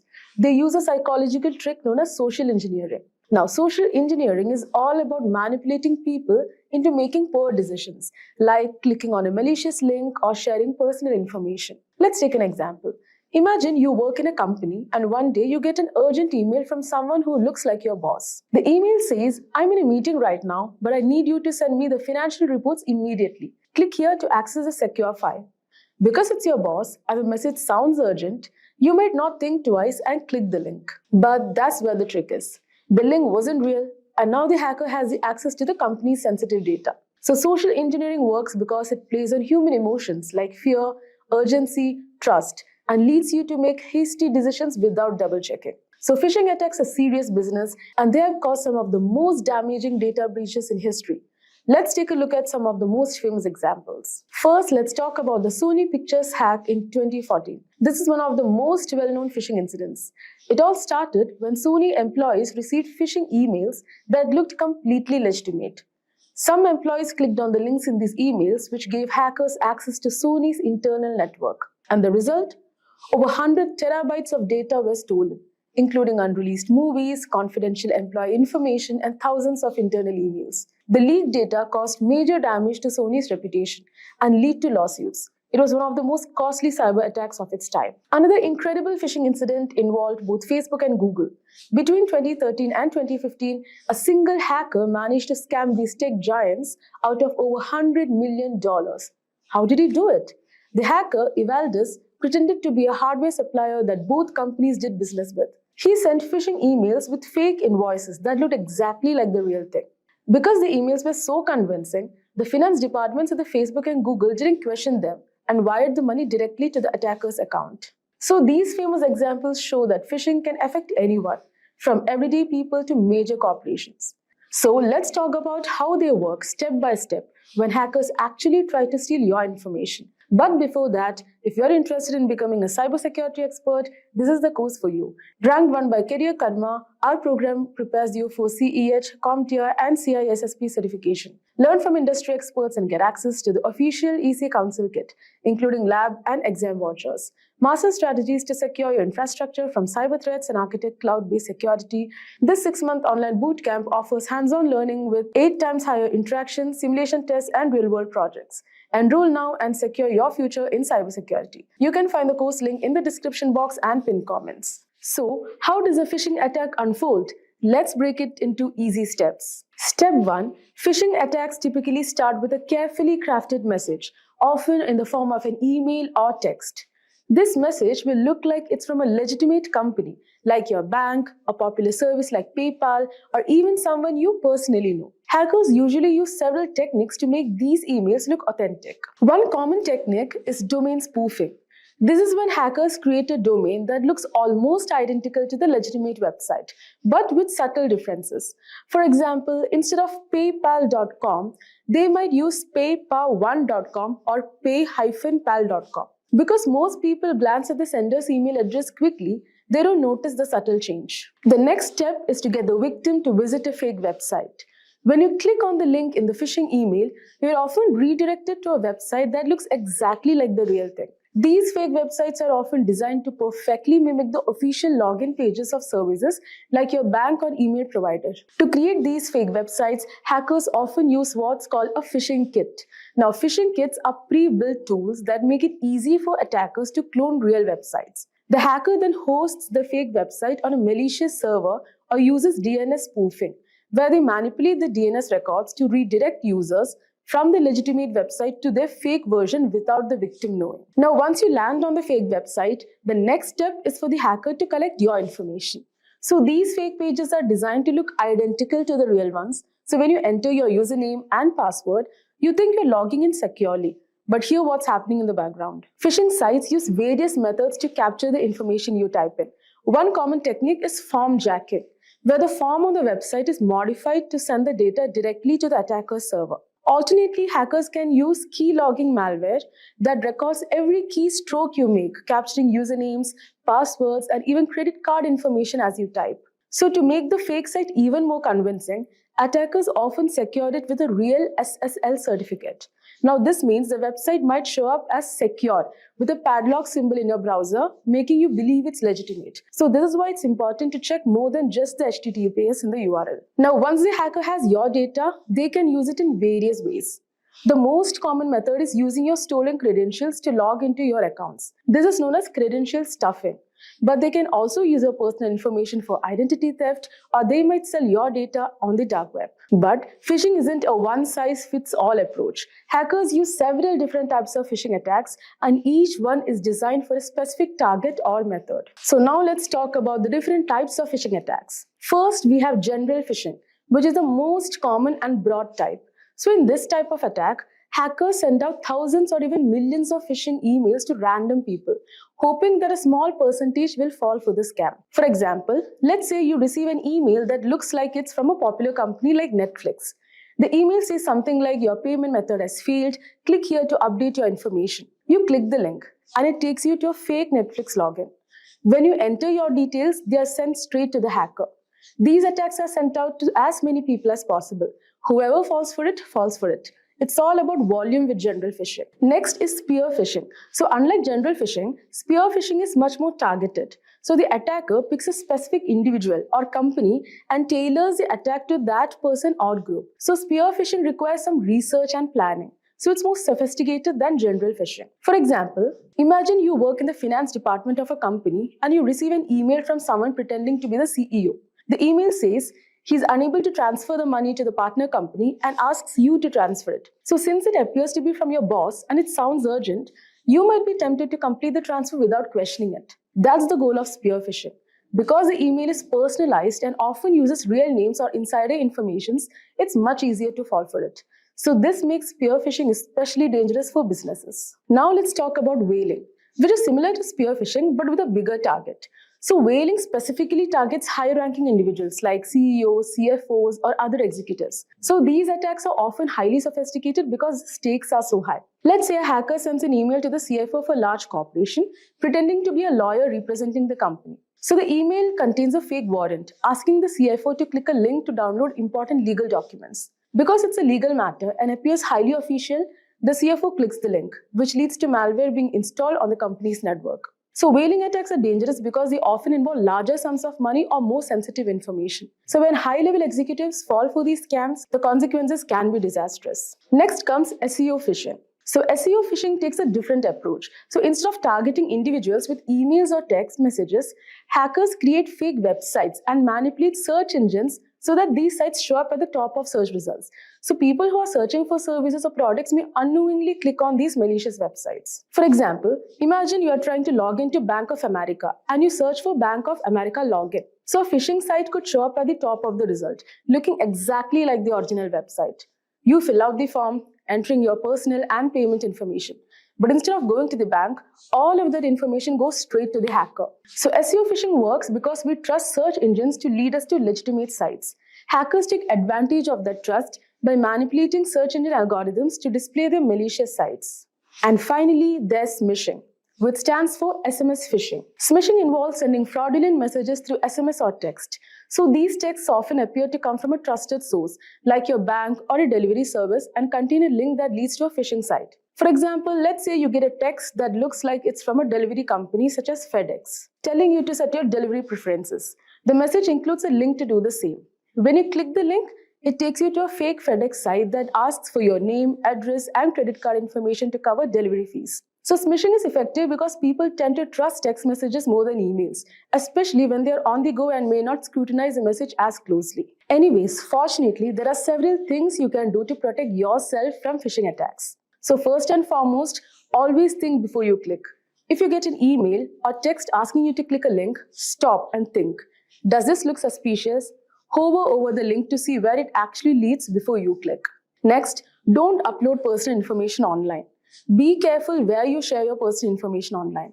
Hackers often gather details from social media or public profiles to make their phishing attempts more convincing. So make sure to keep your software, operating system, and apps updated. Regular updates include security patches that protect against known vulnerabilities. Next is use antivirus and email security. Install a good antivirus program and use email services with phishing filters.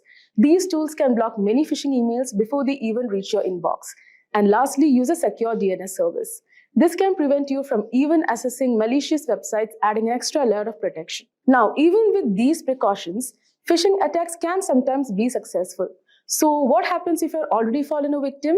Let's talk about what to do after a phishing attack. So if you realize you have fallen for a phishing attack, don't panic. There are steps you can take to minimize the damage. First, report the attack to cybercrime authorities. In many countries, there are dedicated teams that handle online fraud, and the faster they are notified, the better.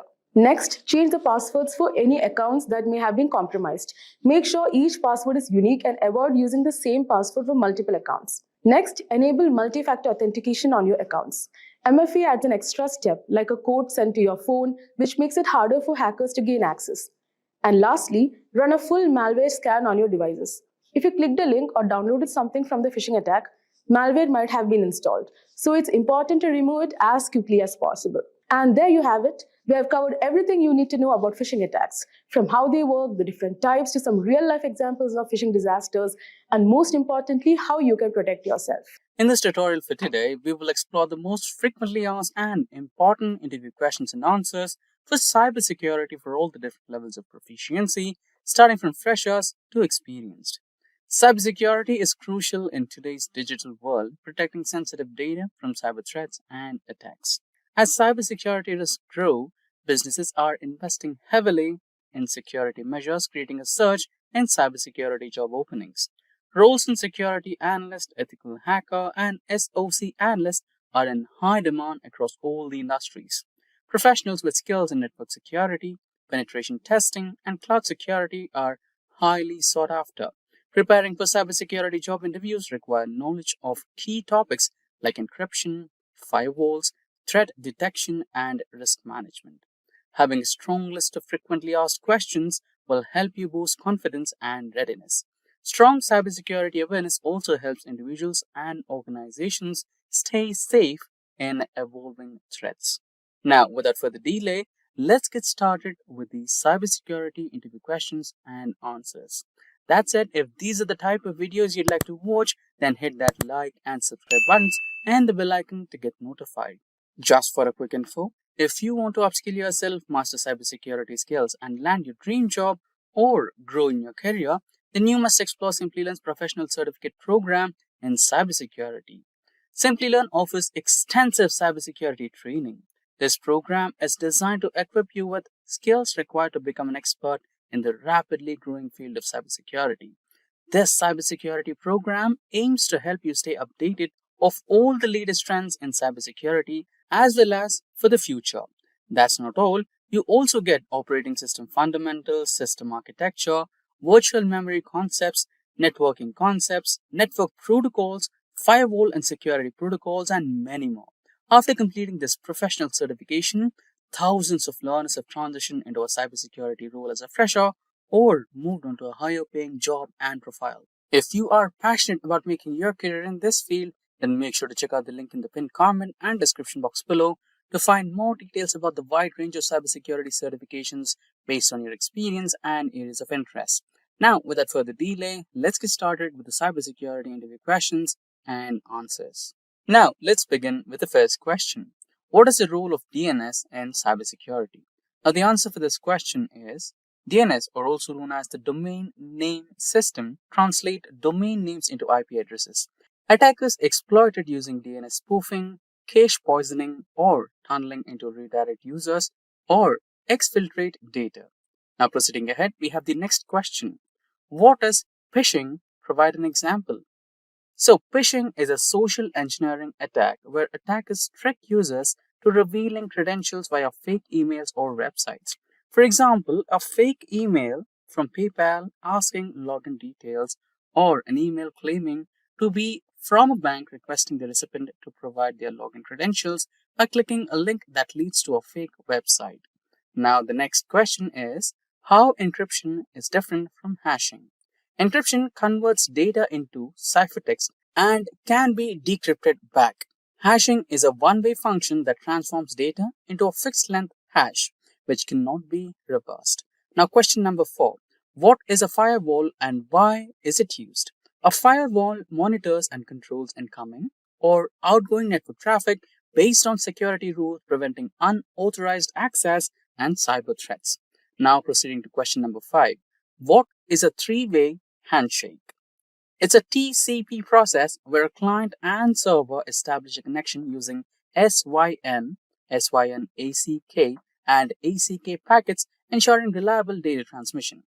So basically, the client sends SYS, or also known as synchronized packet, to the server to check if the server is up or has open ports. The server sends SYN ACK packet to the client if it has open ports. Lastly, the client acknowledges this and sends back an ACK or acknowledgement packet back to the server. Proceeding ahead, we have the 6th question. What is a VPN and why is it used? A VPN, or also known as the Virtual Private Network, encrypts internet traffic, ensuring secured remote access and protecting data from interception. Now, the 7th question. What are the common techniques for securing a computer network? Techniques like firewalls, IDS or IPS, strong authentication, encryption, patch management, network segmentation, and endpoint protection are a couple of common techniques that can be used to secure a computer network. Proceeding ahead, we have the 8th question. Define the terms encryption and decryption. So the answer is, firstly, encryption. Encryption converts plain text into unreadable ciphertext. So the other end is the decryption, which reverses the process using a key to restore the plain text. Proceeding ahead, we have the 9th question. What are cookies in a web browser? So you can consider cookies as some specific details that are stored by the website to help you navigate to the website when you revisit the same website. So the answer is cookies are small data files stored in the browser to track users' session, preferences, and authentication. Malicious cookies can be exploited for tracking and session hijacking as well. Now, proceeding ahead, we have the 10th question, which talks about what is the difference between IDS and IPS. So, firstly, IDS. IDS is also known as Intrusion Detection System, which monitors traffic for threats, while IPS is Intrusion Prevention System, which actively blocks malicious traffic. Now, proceeding ahead, we have the 11th question. What is two-factor authentication? So, for all of those you're already using Gmails or any of the email accounts, and you want to log in from a remote location, which kind of seems different to your browser, then you get a notification. Authenticate yourself via mobile or your phone, etc. Right? Send an OTP or some secured questions. So that is known as two-factor authentication. The security method requiring two independent authentication factors like a password or a one-time code to verify identity is called as two-factor authentication. Proceeding ahead, we have the 12th question. What is SSL encryption? Secured sockets layer encrypted data between a web browser and a browser to prevent eavesdropping and tampering. Proceeding ahead, we have the 13th question. Explain a data security audit. So, a security audit is an organization's security control, policies, and vulnerabilities to identify and mitigate risks. Now, the 14th question. Explain cross-site scripting and SQL injection. XSS injects malicious scripts into web pages to steal data. SQL injection manipulates database queries to gain unauthorized access. Now, the 15th question. What is a zero-day vulnerability? So, it refers to a security vulnerability present in software or hardware that is undisclosed to the vendor and lacks an existing solution. This loophole can be leveraged by malicious actors before a remedy is created. So, proceeding ahead, we have our 16th question. Discuss the ISO 27001 and 27002 standards. So, it is a framework for information security management systems, which is ISMS, while ISO 27002 provides guidelines for implementing security controls and practices within an organization. Now, proceeding ahead, we have the 17th question. Explain the principles of ethical hacking. Ethical hackers identify vulnerabilities legally, following rules and engagement, ensuring data integrity, and reporting findings responsibly. Now we have the 18th question. What are the different types of network security? So the 18th question. What are the different types of network security? So the different types of network security includes firewalls, IDS or IPS, encryption, VPNs, endpoint protection, network segmentation, and access controls. Proceeding ahead, we have the 19th question. So moving ahead, we have the 19th question. Discuss the concept of risk assessment in cybersecurity. Risk assessment evaluates threats, vulnerabilities, and potential impacts to prioritize security measures. Now, moving ahead, we have the next question, which is what is the incident response and how is it managed? So, the answer is incident response is handling security breaches using a structured approach, which is detection, containment, eradication, recovery, and lessons learned. Now, moving ahead, we have the 21st question, which talks about what is the CIA triad in cybersecurity. So, CIA stands for C, confidentiality, which is data privacy, I for integrity, which is data accuracy, and A for availability, which is for data access when needed from the CIA triad. Proceeding ahead, we have the 22nd question. What is network sniffing? Capturing and analyzing network traffic using tools like Wireshark, which attackers exploit to intercept sensitive data, is called as network sniffing. Now, the 23rd question. How do you manage cryptographic keys? Using key management systems like KMS, rotate key regularly, use strong storage methods, and enforce least private access, you can manage the cryptographic keys. Now we have the 24th question. Define the terms virus, malware, and ransomware. So the answer for this question is, firstly, a virus. Virus replicates and spreads. Next is malware. includes all malicious software. And lastly, the ransomware, where data gets encrypted and the attacker demands payment for decrypting the data. Now, the 25th question. What is the difference between HIDS and NIDS? So HIDS is host-based IDS, which monitors systems activity on a device, while NIDS is network-based IDS, which analyzes network traffic for threats. Now proceeding ahead, we have the 26th question, which asks about explain data leakage. So unauthorized data exposure via breaches, insider threats, or misconfigurations prevented by DLP or data loss prevention tools is known as data leakage. Now proceeding ahead, we have the 27th question. What is port scanning? A technique used to identify open ports on a system, often used by attackers to find vulnerabilities, is called as port scanning. Proceeding ahead, we have the 28th question. How often should you perform patch management? So, standard-wise, the answer for this question is it should be done as soon as it is released.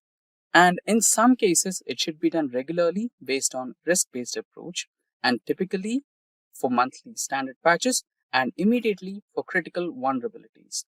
Proceeding ahead, we have the 29th question. How would you reset a password protected BIOS configuration? Now, the answer for this question is, since BIOS is a pre-boot system, it has its own storage mechanism for setting and preferences.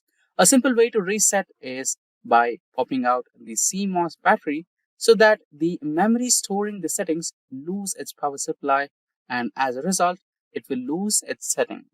Now proceeding ahead, we have the 30th question. What is a botnet? So the answer for this question is a network of compromised devices controlled remotely to launch cyber attacks such as DDoS or spam campaigns is known as a botnet. Now the 31st question. What is the difference between a threat, a vulnerability, and a risk? So the answer is a threat is a potential danger. A vulnerability is a weakness. And lastly, a risk is a probability of exploitation. Now 32nd question. What is cognitive cybersecurity? AI-driven cybersecurity that uses machine learning and natural language processing to detect and respond to threats is known as cognitive cybersecurity. Now, the 33rd question. What is a block cipher? A block cipher is a symmetric encryption method that encrypts data in fixed-size blocks such as AES. Now, 34th question. What do you mean by shoulder surfing? So, it's a very simple answer. Basically, someone which is observing your screen or keypad to steal credentials or sensitive data is called as shoulder surfing. Now, 35th question. What do you mean by system hardening? So the answer for this question is strengthening a system's security by removing vulnerabilities, disabling unused services, and enforcing strict policies is known as system hardening. Now, the 36th question for the day. How to prevent MITM?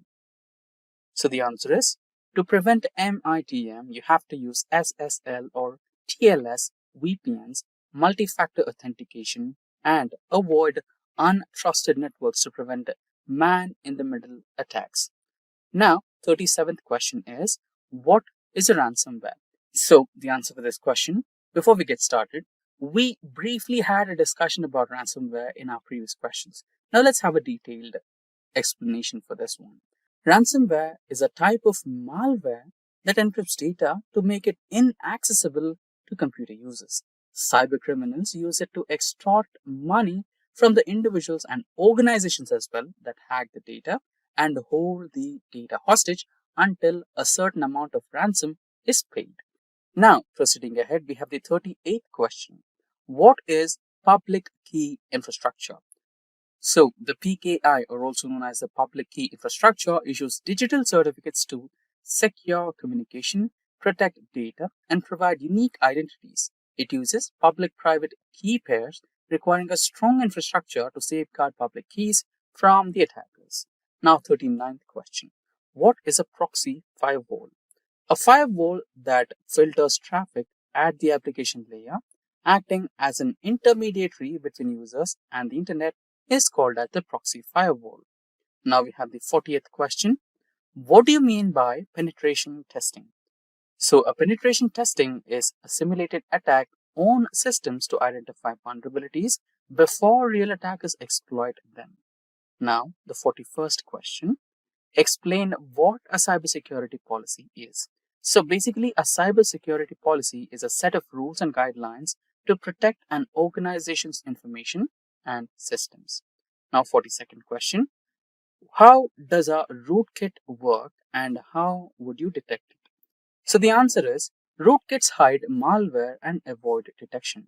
In order to find one or detect one, you need to use rootkit scanners, behavioral analysis, and integrity checks to detect them. Now, the 43rd question. Explain the principle of least privilege. So, the users and processes should have the minimum permissions needed to perform their tasks to reduce security risks. So, this particular principle is known as least privilege. Now, 44th question. What are the key elements of a strong security policy? So, the answer to this question is access control, encryption, incident response, audit logging, risk management, and compliance requirements. So these are the key elements for a strong security policy. 45th question. Explain the concept of a digital signature. A cryptographic method ensuring the authenticity and integrity of digital messages using public key encryption is known as a digital signature. Now, the 46th question. What is a honeypot in cybersecurity? So the term honeypot is self-explanatory. So in terms of cybersecurity, it is a decoy system designed to attract the monitor attackers, helping identify the attack methods and also sometimes observe their behavior in order to understand what are their intentions. Now, 47th question. What are the common cybersecurity threats today? So some of the common cyber threats today are ransomware, phishing, DDoS attacks, insider threats, zero-day exploits, and supply chain attacks. Now, 48th question. How can you prevent a man-in-the-middle attack or MITM attack? So for that, you need to use encrypted communications like TLS or SSL, use VPNs, strong authentication, and avoid unsecured networks. 49th question. What is a DDoS attack and how does it work? So the answer for this question, firstly, DDoS, it is called as distributed denial of service, and DDoS overloads a system with excess traffic using a botnet, causing service disruption. So basically, it's kind of blocking the service. And with this, we come to the final question of today's session, which is, what is the difference between black hat, white hat, and gray hat hackers? So the answer for this question is, let's begin with the black hats. Black hats are malicious hackers. They exploit vulnerabilities for illegal purposes. And then we come with white hat.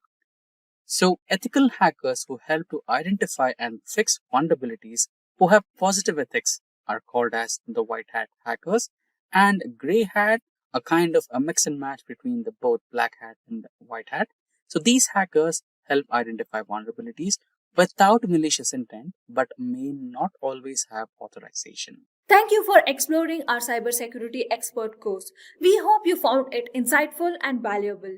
Cybersecurity is a rapidly evolving field and new skills will be essential in protecting against emerging threats. Stay connected with us for more expert content, tips, and tutorials. Remember to like, share, and subscribe to stay updated on the latest in cybersecurity. See you in the next video. Until then, stay secure.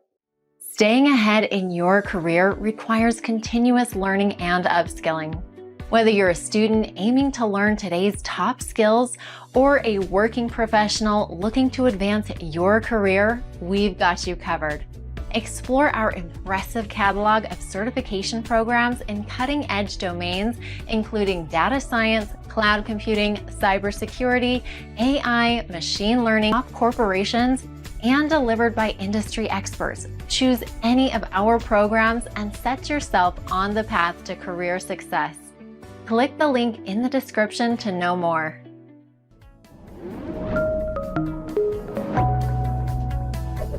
Hi there, if you like this video, subscribe to the Simplilearn YouTube channel and click here to watch similar videos. To nerd up and get certified, click here.